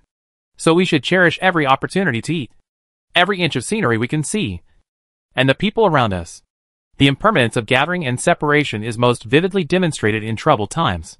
Instead of spending time worrying and fearing, it is better to live happily and wantonly every minute and every second. We have to hurry and survive. But it is better to live well than to live in vain. Let alone the world will end in 20 years. Even if the world will end in 20 days, He will still do it. He didn't know what his ending would be this time. But he could decide how to live now. And everyone has the right to do so at least. This was the painful experience he had gained after going through it. What's the point of fighting to the death and living a lingering life? You have to find a way to live easily and improve the quality of life within your ability. He wanted to teach them this through this short time together. Jinemo smiled and said, "Uncle, are you done? I'm ready. You can cook." "Oh, here I come." Chapter 27: The Edge of the City Wall. On July 12, 2060. Mugui, Qingjian, Fengbo Ming, Yan Soji, Jinemo, Gu Shu, Song Jiansheng, Ingjiu, Ai Bo Ji, Wang Dongqing. A group of 10 people finally arrived at the edge of Jincheng City. They had arrived at Shansheng a few days ago. And there was also a large-scale base there. But Mugui led them around, and did not go in to see it. Calculating the distance, they will reach the destination in about 3 kilometers today. But Fengbo Ming has become less talkative. He can hardly suppress his desire to go home. And his pace has also quickened a lot. Jinemo asked Mugui, "Uncle, what's the situation of this base? If they are all eggshell-like bases like the one we destroyed before, it would be unbearable." Mugui smiled and said, "There are many types of bases." Jinemo, "A lot. Aren't there just 2 types? Official bases and private bases." Mugui, looking at the dominant force, "There are only these 2 types. But if you look at the composition, it's not the case. As for the bases formed by the spontaneous gathering of survivors, there are many types. The first type is the kind you have seen, relying on their own powerful or special abilities to form a privileged ruling base. But that is relatively rare because it is not large in scale. Generally speaking, the initial base will be divided into the superpower class and the non-power class. There are also strong and weak superpowers. In the early stage, some natural and physical alienation abilities will be more likely to show a strong attitude. They usually hunt prey in groups and monopolize resources. If the power expands, they will absorb some other superpowers and talents without abilities, but with special skills. Continue to expand, occupy territory, and build bases, and other survivors will gather around. Wang Dongqing showed an indescribable expression. Then, people without abilities will still be at the bottom of this base. Mugui, most bases are like this. But, as I said, it is rare for people with abilities to stay at home and people without abilities to go out hunting. As we have seen before, a slightly more normal base will not do that because the efficiency is too low. Generally, powerful people with abilities go out hunting, and some resources are distributed to others, letting them work to build and operate the base. As for how much they can get, it depends on the character of the people with abilities. A slightly fairer base will distribute according to work and skills, and those who work harder will get more. People with valuable skills, people with precious superpowers are the main targets of resources. Unfairness will lead to the situation of forming factions to monopolize the majority of resources and exploit the lower-level people. Jinemo, very realistic, but still very angry. Mugui ignored their comments and continued to explain the facts. The second type is that superpowers gather together to protect the incapable. Take over all materials. Try to distribute them reasonably. And jointly invest in base construction and defense. Most of the official bases belong to this type. Qingjian, this is not bad. Mugui smiled. Regular military forces are still the most disciplined team at present. Without a doubt. With sufficient strategic military supplies and organized team support, they will not collapse easily. Even if mutant creatures are rampant and superpowers break out, their military deterrence will not be inferior. Not to mention that powerful superpowers will also be born in the army. I don't know about other countries, but in China, several major central bases are built by military forces and are the most trustworthy. Jinemo, then it can't be the base in Jincheng? Mugui said calmly. The base in Jincheng will be officially designated as Base 003 in the future, and it is one of the 7 central bases. Most of the people in the group were delighted. Qingjian thought, how could such a reliable official base have problems? How big a problem would it be? So he asked directly, what will happen next? You can finally tell us now. Right? It's almost here. Mugui, there are a lot of things. I don't want to say it twice. So after we go in, I will tell you, and them all at once. Qingjian showed a dumbfounded expression. This guy really keeps the secret until the end. Jinemo continued the previous question. So you have only mentioned 2 types now. What are the others? The third type. He paused. Although there are very few bases established by superpowers, there are very extreme cases where superpowers implement racial discrimination and extermination strategies, enslaving the lighter ones and slaughtering the heavier ones. Jin Imo opened his mouth wide. Angry. Is this still a human? Jin Jian guessed. Then is the fourth type the opposite? A base built only by people without abilities? Yes. They exclude all people with special abilities and regard them as infected with the virus. Although it was later proved that everyone would be affected by radiation, there are still some people who firmly believe in this statement. Some will accept people with special abilities who want to become ordinary people, and some are hostile to people with special abilities and hope that all people with special abilities will disappear from this world. Oh! Division and struggle are the bad qualities of human beings that have never changed since ancient times. Yin Yin sneered. Mugui, although each base has a major tendency, there are also groups with different tendencies in each base. Except for the official bases, other bases are not easy to mix with and are full of various contradictions. The survival of the base basically depends on the actual power holder of that base. After some bases are built, they will even be divided into several areas, and several powerful groups will fight each other. There are also some people who can't bear to see others live well, and just want to make the current social situation, which is a mess, even more chaotic.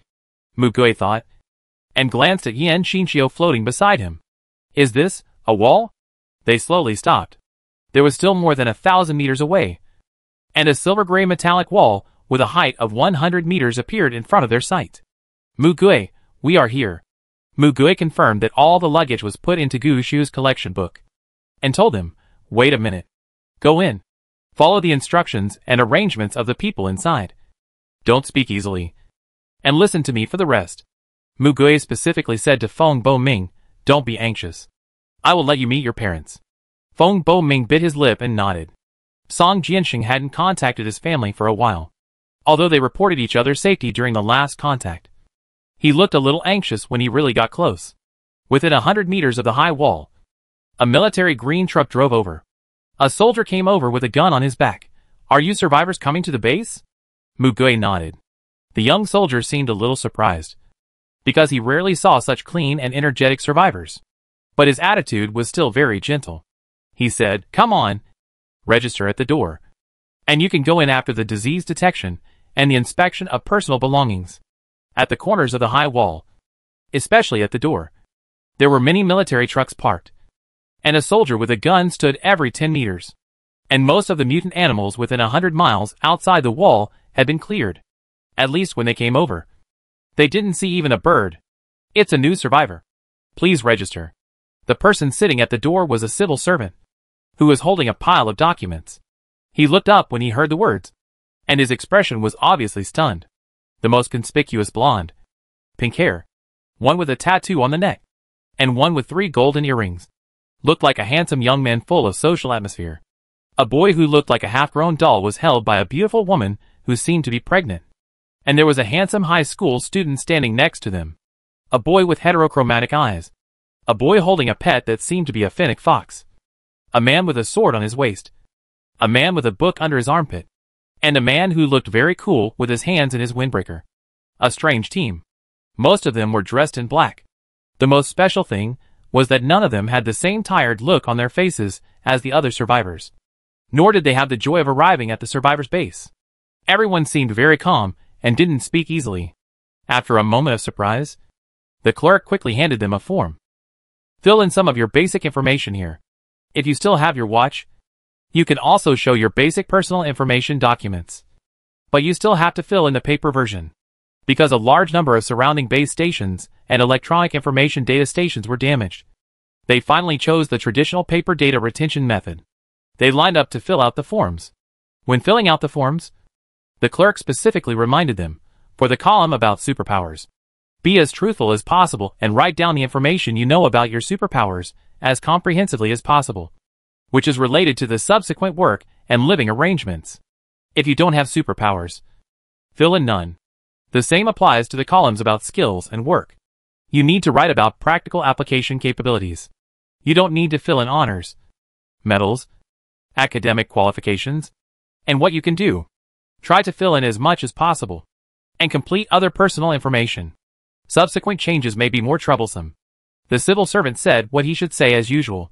But he didn't really hope that there would be a few people with special abilities among these people. There are still few people with special abilities at present. And even if there are, they are probably very weak.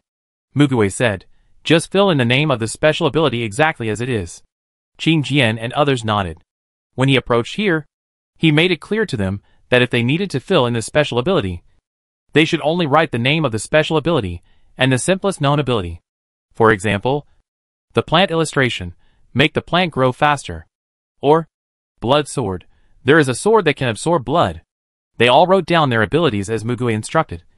And everyone opened their watches to confirm the basic information with the clerk. Their watches can still be used because of the super batteries and solar panels. The clerk became more and more frightened. 1, 2, 8. 8 of the 10 people came up. And all 8 of them were capable people. And judging from the names and introductions of their abilities, they all seemed to have very strange abilities. What's going on? Are people with special abilities everywhere? He rubbed his eyes, thinking he was seeing things, and confirmed it several times, feeling a little nervous. In the past, it would take dozens of ways of survivors to accidentally find 1 or 2 people with special abilities. So why are there so many in this team? At this time, Wang Dongqing came up, and just as the civil servant was staring at him writing, he raised his head, smiled awkwardly, and neatly wrote none in the ability column. The civil servant was relieved, because it turned out that there were still ordinary people. The last one was Mugue, who smiled slightly at the form. The civilian looked at him and thought, this person should be the leader of this small team of survivors. He thought so intuitively. Mugue filled in all the other information and stopped writing in the ability column. He took the form and smiled at the civilian. Excuse me. What is your confidentiality level? What? The civilian was stunned by his question. My ability information may be classified as top secret in the future. So I want to ask what confidentiality level you can access. The clerk got a little angry when he heard this. He said, you have to write it down first so that I can report it to the higher-ups. We can't decide the level of confidentiality. Besides, only certain specific contents directly issued by the higher-ups need to be kept confidential. Top secret? It's impossible. Mugue shrugged slightly. Okay. He wrote down 2 words casually. The clerk saw what he wrote and stood up immediately. After being shocked, he said seriously, can you be responsible for what you wrote? Mugue smiled faintly. We can verify it directly later. I hope you can bring the ability information of the 9 of us and hand it over to Lieutenant Colonel Yang when you report. I will go with my friends. I hope we can discuss important matters in a slightly spacious room with better soundproofing and confidentiality. The civilian staff stacked the information forms of the 10 people together and quickly said to the soldier next to him, please take them to quarantine first and check their belongings. Tell the next shift to take over for me for a while. I will go to the leader in person to report something urgent.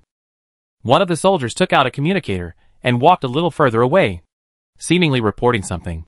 Soon, the civilian staff member got on the military vehicle. The heavy metal door opened, and there was actually a grid-shaped metal gate inside. The gate was then raised, and the military vehicle drove in. Mugue and his group were led into the small door next to it. After entering, they realized that the thickness of this metal wall was at least more than 10 meters. And there was no trace of splicing on the metal wall, except for the outline of the door. Mugue said, it was done with ability. His words were firm. The soldier who led them couldn't help but look sideways, but didn't say a word. Although the wall was only a dozen meters thick, the space inside was designed as a winding road.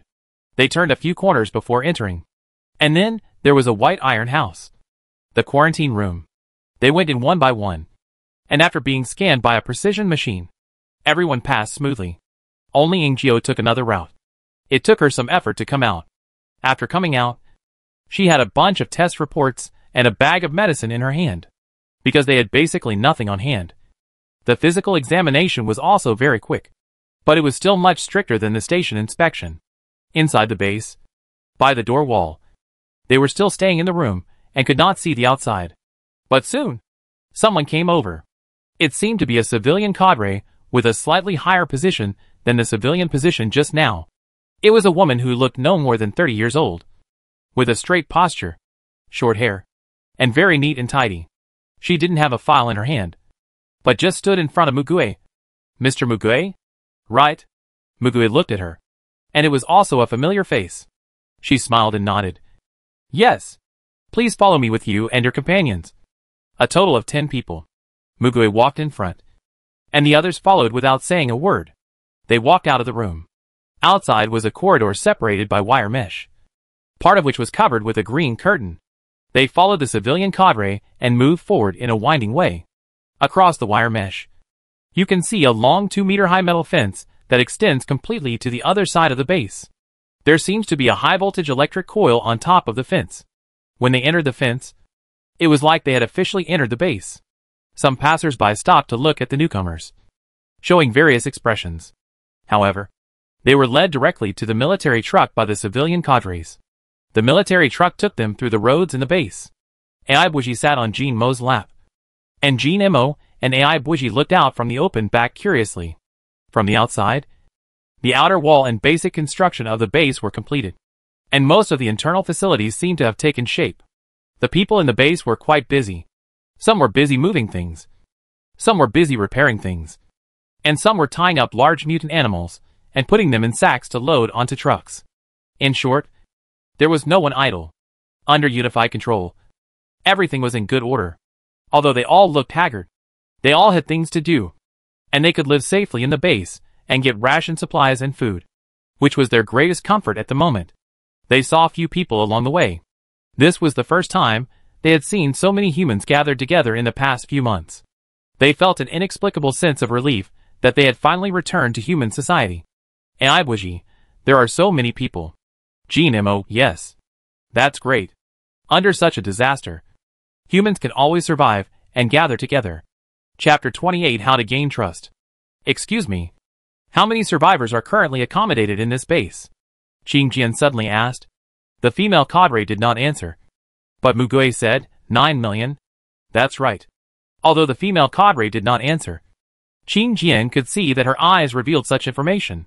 Qing Jian thought, for a base, this number is a bit too much. But for the original population of this city, this number is too small. The original population of this city was at least 20 million. However, it is conceivable how large the scope of this base is. Are there some people in the surrounding area who have not been taken in yet? As he was thinking this, the car had passed the residential area and headed south to the more remote mountainous forest area. Jean Mo thought, don't I need to cover my eyes or something? Aren't these military bases all top secret places? However, as he was thinking this, the car stopped quickly. The truck did not enter the forest, but stopped at the foot of the mountain. There was a large camp there. At first glance, it was full of military green tents. Is it a temporary camp? That's right. It's unlikely that they would be allowed to enter the restricted area. Jean Mo was somewhat disappointed. The female cadre led everyone out of the car. Please follow me. Before entering the camp, they underwent a more stringent security check than when they just entered the base. Of course, everyone passed without any problems. The security person whispered a few words in the female cadre's ear. They don't have anything on them. Did you see any luggage when they came in? Did you leave your luggage and belongings somewhere? The female cadre shook her head. Yes, they had a problem. The problem was that they were too clean. How did they survive and come to the base without anything on them? When Gu Shu filled in his ability, he only wrote that he could summon a book. But he did not fill in the function of this collection book. They did not have a superpower who could identify the ability. So naturally they had no way of knowing. The female cadre frowned slightly, but still followed the order and took them in. Although most of the temporary camps are tents and iron sheds, there are still ground houses. It seems that the temporary houses built during the factory construction were used as office rooms. It can be seen that this camp was originally a development and construction site of a factory. The female cadre took them to the open space in front of the house and said to Mugue, you go in first, and the others will go in when they are called. I will call someone to notify you. Then, he asked another civilian staff to lead them to the lounge. Mugue was taken to the door of the first room on the 3rd floor. He knocked on the door. Lieutenant Colonel Yang. I've brought the person. Come in. A clear and young voice answered her. The door seemed to be unlocked, and the female cadre got permission and went in directly. The other party seemed to be standing at the window when he answered, and turned around when he heard the door open. Mugue saw that he was wearing an officer's uniform and no hat. On the right was a whiteboard with a large map hanging on it, and many colored pens were circled and drawn on it. In front of the desk were 4 small sofas and a glass coffee table, with a pile of cheap plastic stools stacked next to them. It looked like an ordinary office, but looking at the walls and windows, you could tell that it had been soundproofed. Probably most of the officers in this base were discussing important matters here.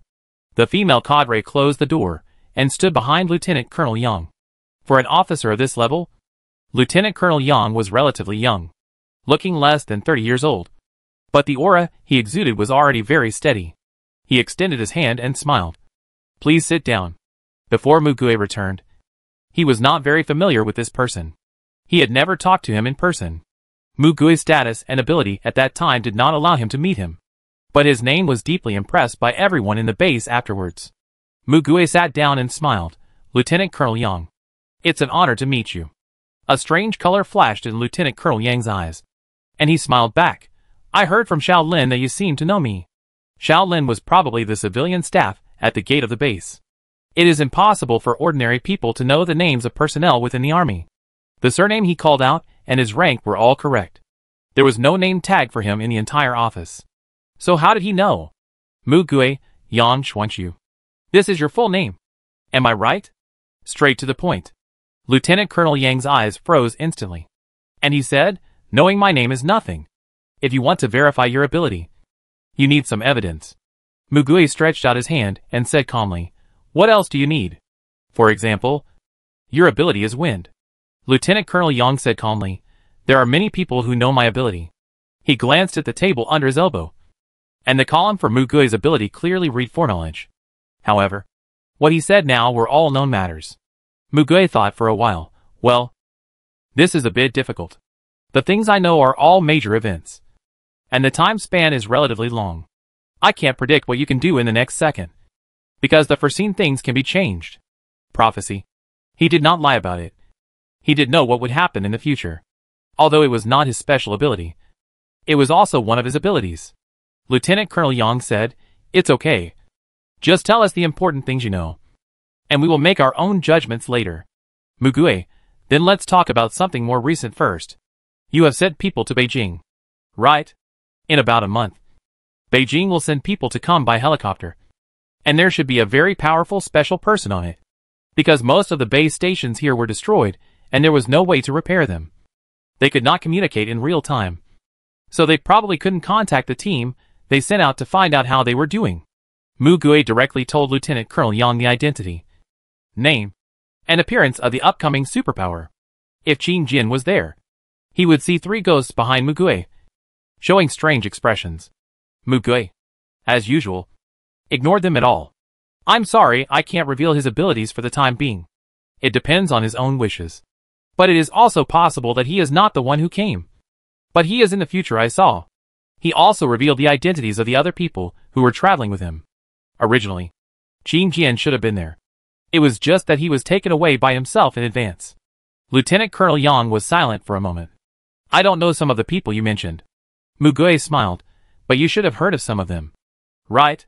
There should be a list inside the army, and he should know a little about the names of some senior officers in the capital." Lieutenant Colonel Yang looked at Mugue.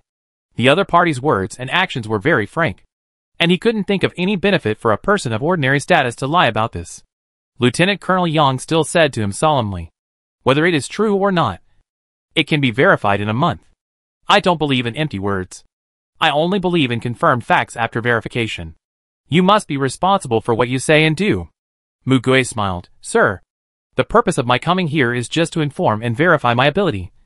I can lie. The person next to you has the ability to explore, and can detect which people have abilities, but there is no way to know what abilities they have. Am I wrong?" The female cadre was stunned for a moment, and her eyes suddenly turned cold.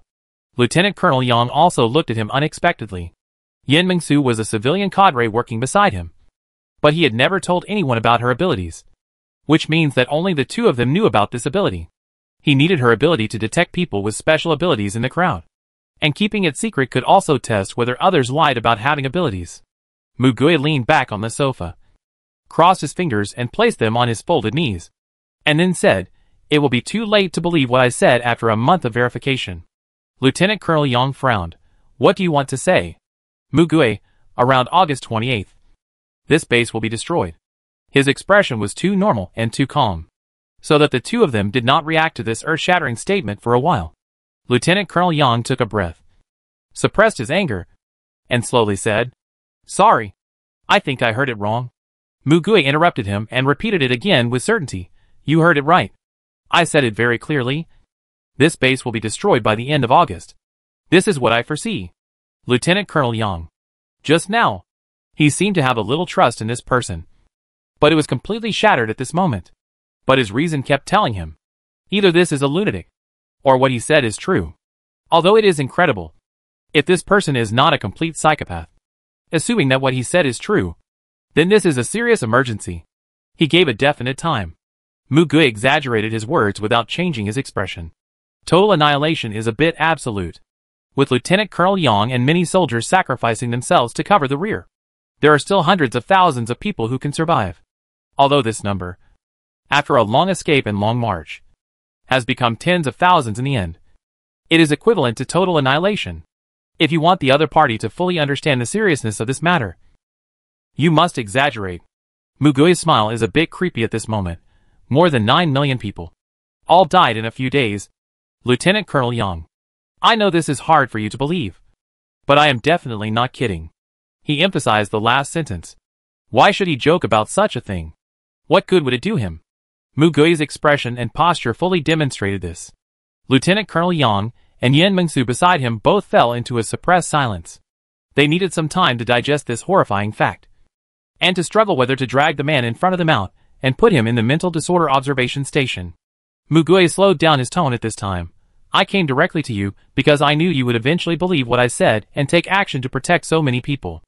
Mugue didn't actually believe it, even though he trusted the noble character of this officer who sacrificed for the people. But Mugue had no idea whether his words could be accepted in advance. But he had to show this. Lieutenant Colonel Yang looked at Mugue, and his scrutiny could almost skin him alive. But Mugue was not moved at all. In order to make the other party believe and meet your requirements, first of all, your position must be absolutely firm and only show an uncompromising side. Mugue said, Suppose I lied, and any effort I made for this can make a certain contribution to the construction of this base. If nothing happened, then I would be the only one responsible for lying, and no one else would suffer any loss.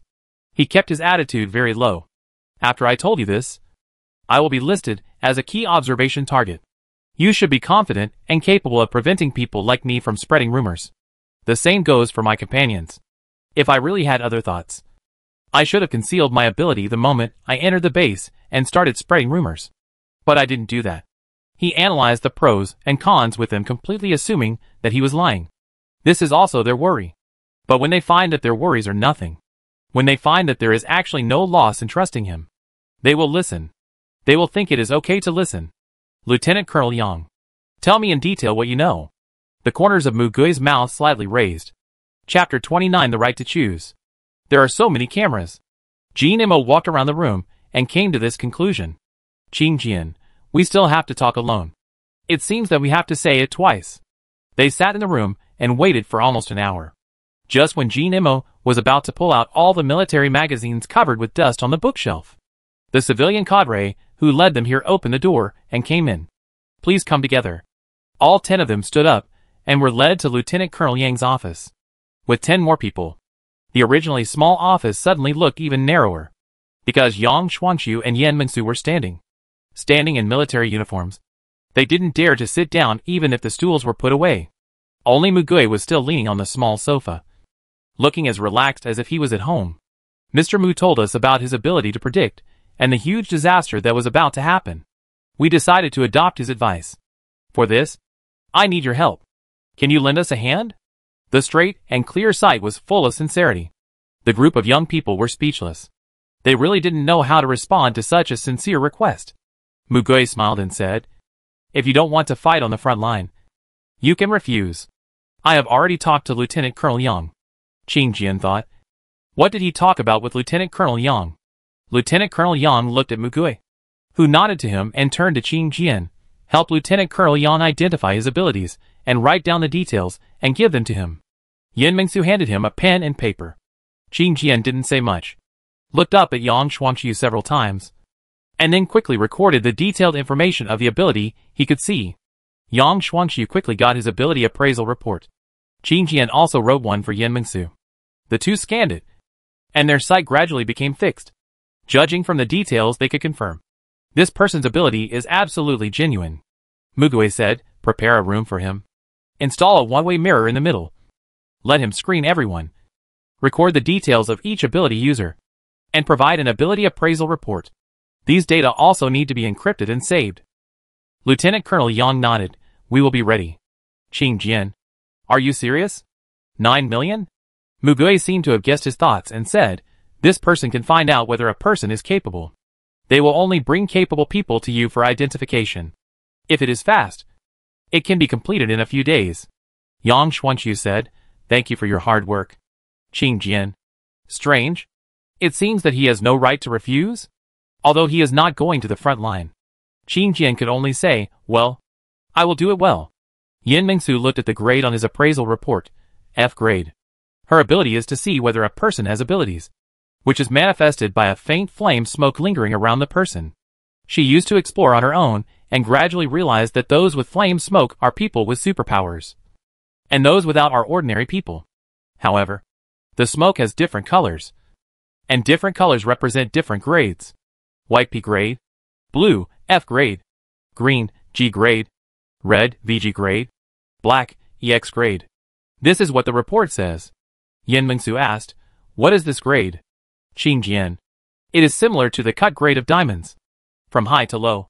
It is EX, VG, G, F, P. It is the first letter of the English abbreviation. It is obviously not something shameful, but it still makes him feel embarrassed to say it. Yin Mingsu nodded and looked at Lieutenant Colonel Yang. He was surrounded by light red, while he was surrounded by dark blue, which matched. Then she slowly scanned the people in the room, her heartbeat speeding up a bit. Except for 2 people. The others were all red, and one person's color was darker. As for the 2 prominent different colors, one was light blue, and the other was deep black. Yin Mingsu once consciously recorded in her mind the color of smoke she saw on people. To this day, she has seen all other levels of colors, but she has never seen black. Mugui. He was wrapped in black and red. When Qin Jian leaned close to Mugui's ear, Yin Mingsu leaned close to Lieutenant Colonel Yang's ear almost at the same time, and they whispered a few words. Mugui said, oh, that's more convenient. Lieutenant Colonel Yang smiled helplessly after a while. That's why you asked me for a promise in advance. Mugui smiled but didn't respond. Qin Jian showed a puzzled expression. What promise? If I knew this ability level and their ability levels in advance, I would never agree to your request. Lieutenant Colonel Yang sighed. Mugui smiled. I believe you. You must keep your word and do what you say. You will definitely do what you say. Lieutenant Colonel Yang. I will. Jinimo thought. Did my uncle just cheat someone again? However, this is far from enough. Mugui continued to ask for more. I hope to provide them with a place to train their abilities. Then, before Lieutenant Colonel Yang responded, he turned to the others, Jinimo, Bo Ming, Yen, Gu Shu, Song. Do you guys want to join the battle? If you don't want to, just say it clearly. This is the right I fought for you. You can refuse without any psychological burden. Lieutenant Colonel Yan also said, although we are in urgent need of powerful people, since I have promised him the right to choose, I will not regret it. There is no need to worry. I will take responsibility for everything. Feng Boming said, Mugui, you haven't told us what will happen to this base. Mugui, in a month, the entire base will face a disaster that will destroy it. You only need to know the severity of this matter and make choices based on this. Feng Boming asked the question they had been wondering for a long time. Can't you tell us now? Mugui, at present, only the 3 of us know the specific situation. Do you want to know? I can also tell you. Feng Boming, you don't want to tell. Do you have your own reasons? Mugui, I don't want you to spend this month anxiously. But if you really want to know, I won't continue to hide it. The decision is yours. Jinimo rarely complained. Is it difficult? Mugui nodded calmly. It's very difficult. Jinimo, will you die if you don't do it well? Mugui, there is definitely a risk of death on the front line. Feng Bo-ming, I want to know if my parents are still alive in this base.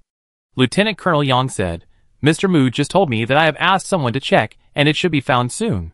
After he finished speaking, there was a knock on the door, and a civilian staff member handed over 2 data sheets. Lieutenant Colonel Yang handed him the data sheet. Look! Is it them? Feng Bo-ming saw the ID photo and the 2 lines of accommodation address. His eyes silently reddened. He bit his lip and nodded. After more than 3 months, his heart finally settled down. Feng Bo-ming raised his head and said firmly, Here is my home. And my parents are here. I will fight.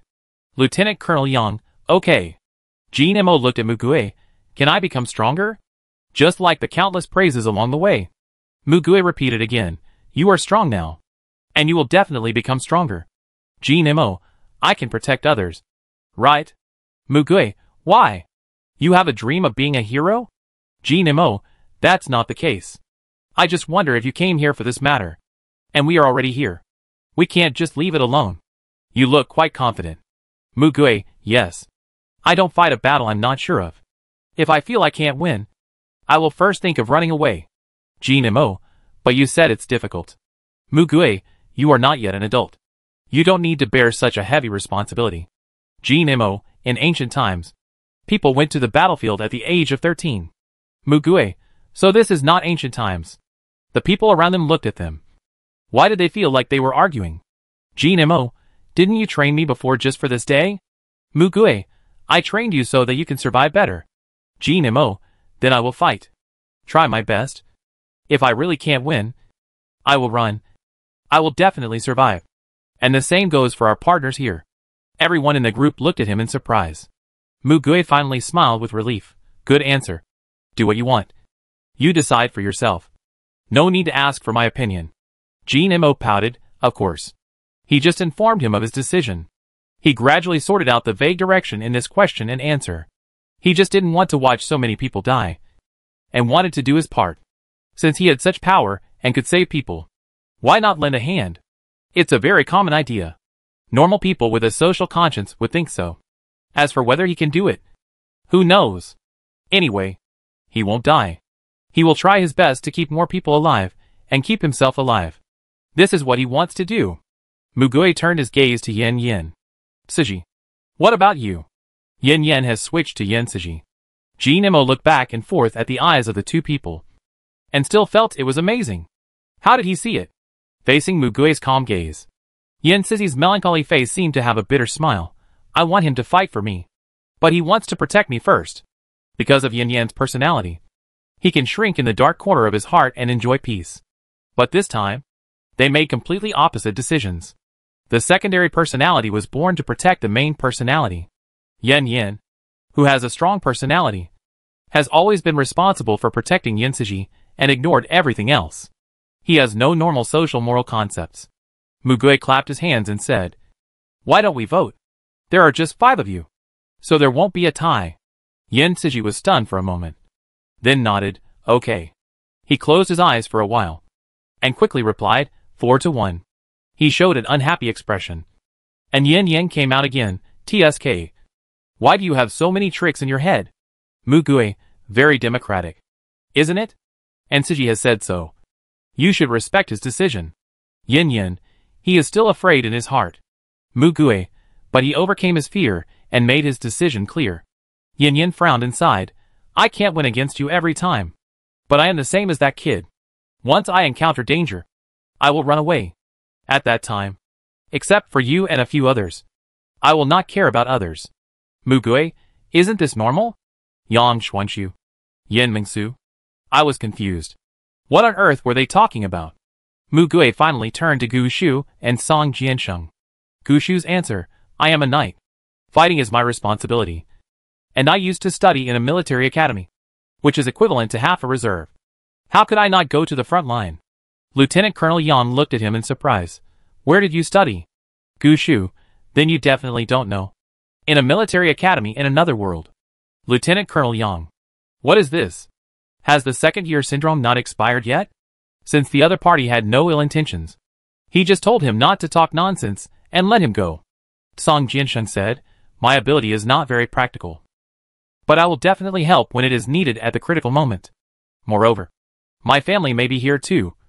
I can't just ignore it. Mugui said. His family said they also moved to Jinqing and lost contact with him on the way. Can you help him find them?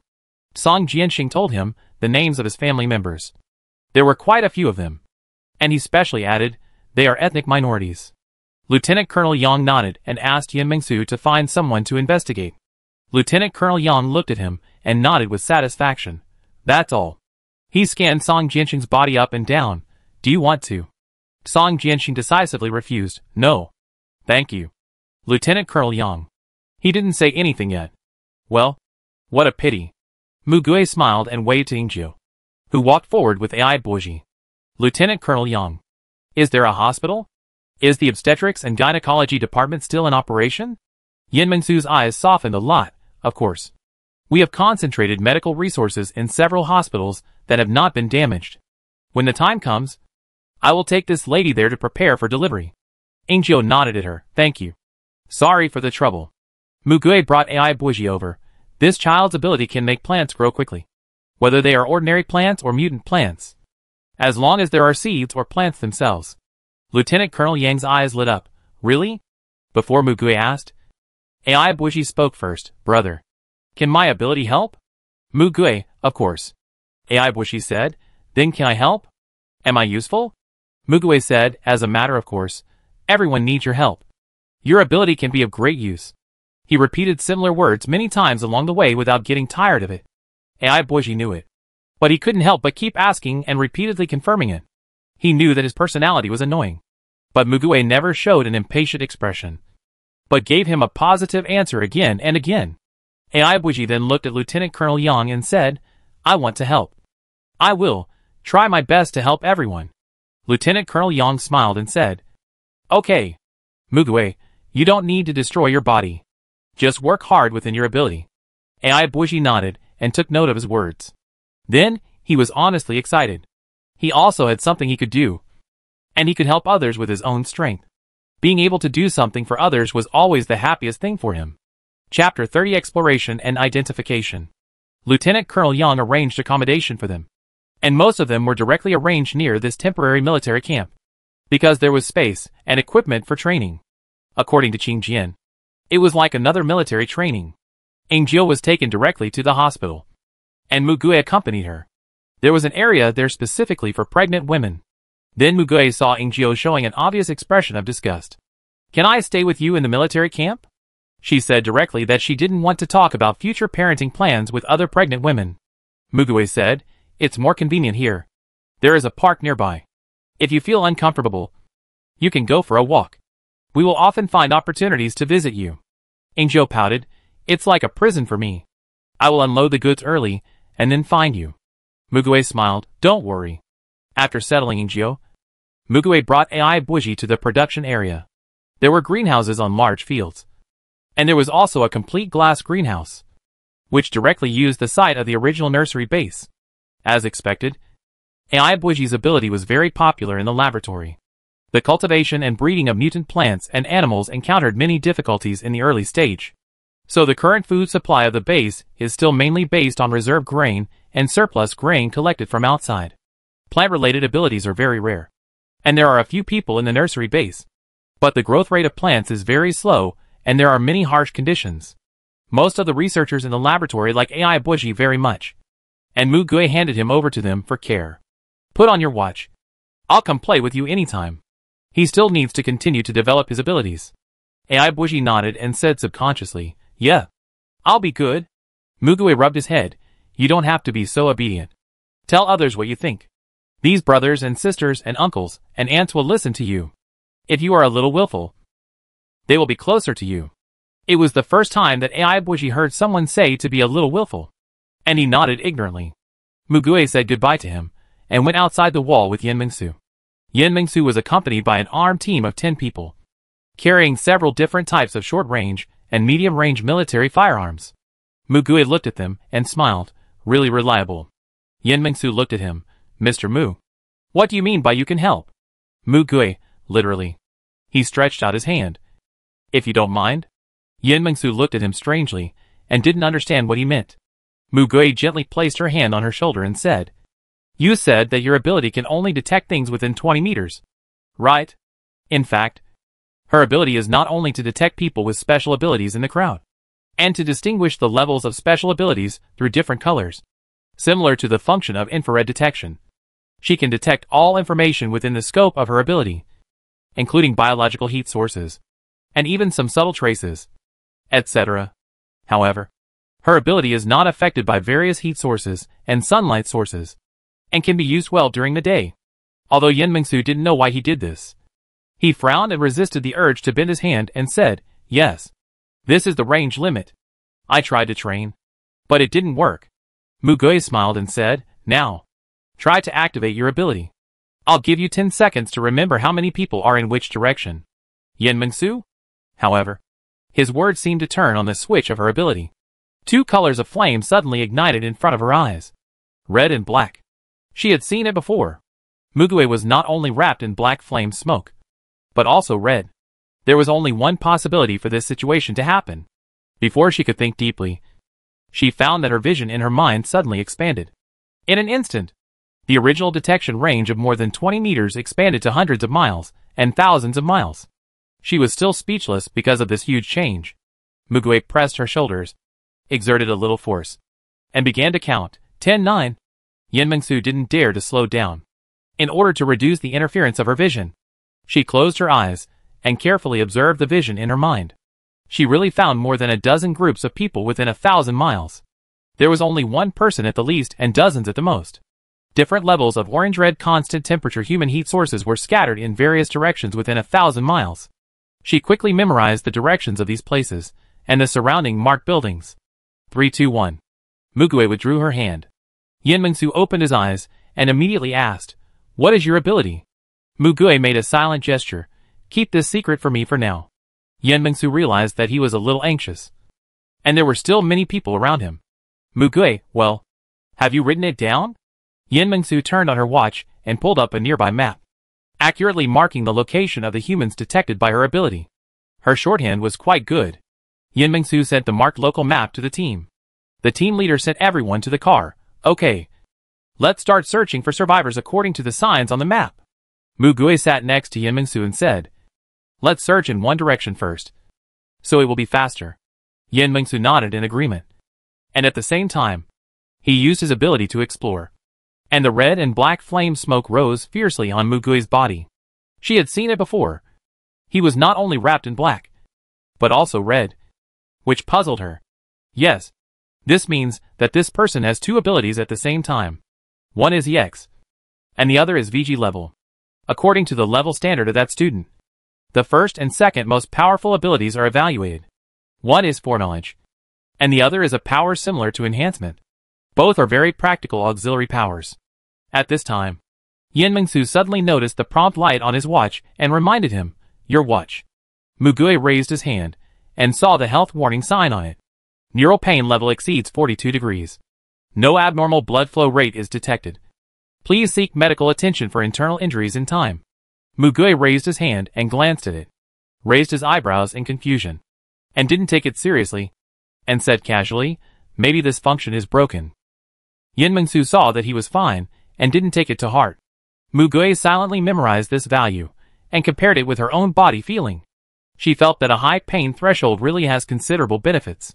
They drove more than one car. 2 military trucks in total.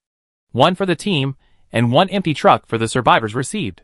After protecting the survivors within 1,000 miles and sending them back to the base, they continued to explore in one direction.